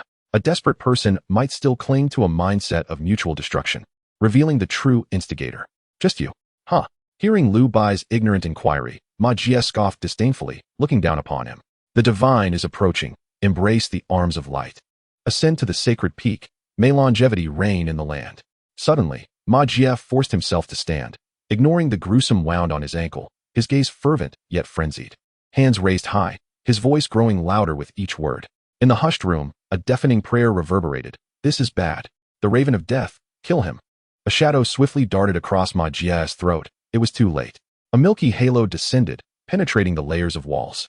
Ma Jie levitated, the madness and frenzy in his eyes dissipating, as if he had attained a tranquil release, a purification of the soul. Flesh and blood rapidly shriveled under the pure light. Yet a serene expression graced Ma Jie's face, revealing prominent cheekbones and the visible flow of blood vessels. A corpse, tightly wrapped in green skin, plummeted suddenly. Raven of Death, contract of the Underworld. Without a moment's hesitation, Lu Bai commanded the Raven of Death. He aimed to seize this body, or more precisely, the memories contained within it. Whom had Ma Jie encountered? Raven. Light and darkness clashed violently within the cramped room, the seemingly gentle white light fiercely suppressing the enveloping black shadows surrounding Ma Jie. Lu Bai clenched his fists. If he failed to glean any clues from Ma Jie, the hatred for Shishan village would be severed once more. All knowledgeable parties would be lost, and his vendetta would be left adrift. Raven of Death, with all your might. It must succeed. Raven, can you preserve his memories? Lu Bai observed the fierce struggle between black and white, as the Raven of Death was firmly subdued by the white halo. He spoke, desiring not Ma Jie's corpse but the knowledge within his mind. Raven. A dark mass suddenly surged into Ma Jie's brain. Bang. Bones and flesh shattered. Ma Jie's head exploded into countless fragments. The sacred light erupted in a blinding radiance, and Ma Jie vanished, leaving Lu Bai gritting his teeth as he gazed at the empty room. The divine is approaching. Embrace the arms of light. Ascend to the sacred peak. May longevity reign in the land. Lu Bai continually recalled Ma Jie's final invocation that summoned the white light. The divine is approaching. The embrace of light. Longevity reigns. Is it a deity? Lu Bai looked up at the darkened ceiling, pondering the lofty divine. Why would they slaughter a peaceful village, indulging in such mindless cruelty? Concealed and lurking in shadows, what kind of deity are you? Humph. Merely a rat in the sewers. Unworthy of the light. If you are for the light, then I shall be the night. Lu Bai's eyes glinted with malice. Raven. A feeble cry of a raven echoed behind Lu Bai, as gentle wings enveloped him. Lu Bai tenderly caressed the Raven of Death. Yes. There is still the grudge against Wanya Cave. We shall surely find it. We will slay it. A thin wisp of black mist slowly drifted into Lu Bai's nostrils, absorbed into his spiritual realm with each breath. 10 seconds of images. Blurred, endlessly replaying. Ma Jia humbly bowed before a mysterious figure clad in immaculate white, fervently kissing their feet. Abandoning the distractions of the heart, casting aside the 6 desires of humanity, one can enter the Holy Radiance sect. Yes, I am willing to join the Holy Radiance and forsake all. Cries of anguish, sounds of slaughter, despair, and disappointment surged in the rainy night. The hope of the clan transforming into a blade of obliteration. Chapter 87, Jade Du's Rescue, by Chi's Gratitude. The Holy Radiance sect. 10 seconds of imagery was sufficient. Lu Bai discerned the force behind Ma Jia. In the southern frontier, in Dashuan, a mysterious power he had never encountered. Help! Help! Young Lady Jade Du. Please save Bai Qi. Qian Xiaolu pounded on the door outside courtyard number 8, his words tinged with urgency. She's coming. She's coming. Qian Xiaolu's call of young Lady Jade Du filled her heart with joy, but upon hearing his frantic cries for help, Jade Du hurriedly opened the door to find Bai Qi unconscious and on the brink of death. Quickly, bring him in. Jade Du urgently instructed Qian Xiaolu to place Bai Qi in a makeshift pharmacy within the courtyard, hastily constructed after Master Wufan's arrival at Yang Family Fort. How could this happen? Just 2 days ago, he seemed perfectly fine. Jade Du had only met Bai Qi a few times, yet she remembered his youthful visage. He was one of the 3 who followed Lu Bai, surely a trusted aide of Lu Bai. In just 2 days apart, he had sustained such severe injuries, and they were grievously internal, his vitality waning, his life force slipping away. Jade Du carefully lifted Bai Qi's wrist, checking his heart source to diagnose the cause of his impending death. My heavens, he is only 18. How could this be? Jade Du gasped, covering her mouth in disbelief as she beheld the pallid countenance of the 18-year-old, his body decayed like that of an elderly man. The flicker of life was faint, merely a hair's breadth from death. It was Bai Qi's unwavering will and his fervent desire to personally slay the malevolent spirit of Baijia village that sustained him. This last breath, Bai Qi, must not be extinguished. I have only studied medicine for a little over a month. I can only keep this thread of life hanging, Jade Du said, her expression troubled. In her hands, the movements were remarkably swift and resolute. This was her inaugural attempt at rescue. It was impossible not to feel nervous. Yet, her skillful administration of the needle was exceedingly steady, precisely targeting the acupoints on Bai Qi. She extracted 2 slices of a century-old ginseng and gently pried open Bai Qi's jaw, placing them in his mouth for him to hold.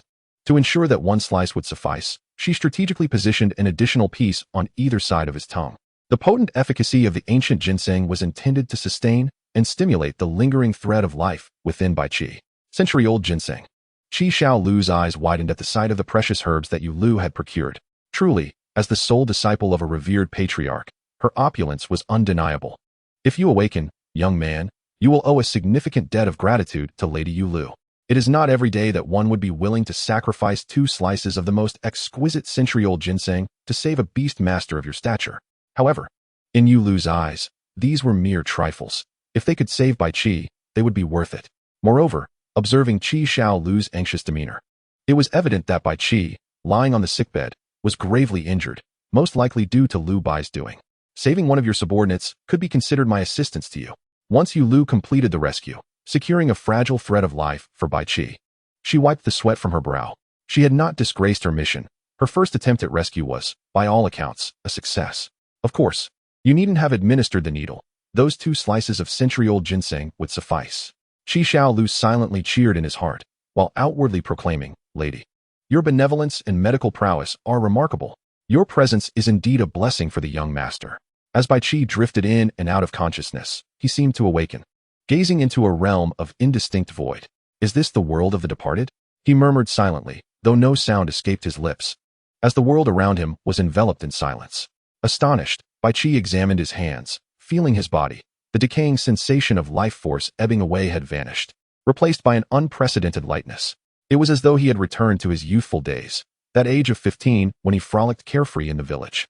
Gradually he rose, and as he straightened, the scene before him caused him to freeze in place. Before him stood a formation of dark shadows, arranged in a formidable array. As he descended, he noticed that each shadow mirrored the visage of his vengeful specter. His once proud beasts were now mere soldiers standing immobile within the ranks. Bai Qi instinctively extended his hand, yearning to touch these vengeful shadows, only to find his hand passing right through them. Indeed, I am now a dead man. If I could glimpse these vengeful shadows one last time before my demise, it would be worth it. Bai Qi continued to advance, his gaze fixated on each vengeful shadow, his heart brimming with affection wishing for time to stretch just a little longer so he could gaze upon them more. After traversing several hundred steps, he encountered something different at the end of the array, his beast's second stage transformation, the blood scythe. At the rear of the formation, he beheld the terrifying manifestation of his companion, now imbued with a more oppressive aura, exuding a palpable intent to kill, evident by the bloodstains that adorned their hands. Pressing onward, he found an endless expanse of dark crimson steps, as if drenched in blood, ascending toward a sky painted in ghastly scarlet, suggesting an unfathomable terror lay within. Bai Qi ascended the steps, eager to discover what lay at their pinnacle, capable of commanding such a colossal legion of vengeful shadows. However, at that moment, a warm surge coursed through his body, invigorating his organs and limbs. Suddenly, the boundless black-red sky was rent asunder by a radiant silver light, transporting Bai Qi away from this enigmatic realm. In a haze, he opened his eyes to see an elderly man with a white beard gazing at him, accompanied by a graceful silhouette that, despite its indistinctness, radiated unparalleled beauty. How familiar this seems. Bai Qi strained to clear his vision, attempting to lift his arm, but found himself unable to move. Master, he has awakened. You are truly remarkable. A melodious female voice reached his ears, and in an instant, Bai Qi recognized the identity of the silhouette. It was none other than Lady Yu Lu, the woman beside the young master. Thus, the identity of the elderly man was revealed, none other than the revered patriarch, the esteemed apothecary, Wu Fanxiu. Bai Qi's heart raced, and he struggled to rise, eager to express his gratitude to Wu Fanxiu and Yu Lu. Yet, a hand pressed down upon him. I had no intention of intervening. If you wish to express gratitude, direct it toward my disciple, Yu Lu. Upon witnessing Bai Qi's awakening, Wu Fanxiu rose to depart. Thank you, Lady Yu Lu, Bai Qi said earnestly, his gaze fixed upon her. Their connection was tenuous at best. He was merely Lu Bai's subordinate, and Lu Bai might very well be the object of Yu Lu's affections. Nevertheless, Lady Yu Lu had saved him and even persuaded her master, the esteemed patriarch Wu Fanxiu, to intervene. The vast southern wilderness, what a monumental cost it must entail to solicit the assistance of a revered patriarch. The thought alone was daunting. In Bai Qi's eyes, the world now contained only Yu Lu. This kindness I shall repay, Bai Qi vowed silently, etching this promise deeply within his heart. He knew he was still too weak, his existence insignificant in the eyes of a direct disciple of a revered patriarch. Yet, Bai Qi buried this vow deep within his soul.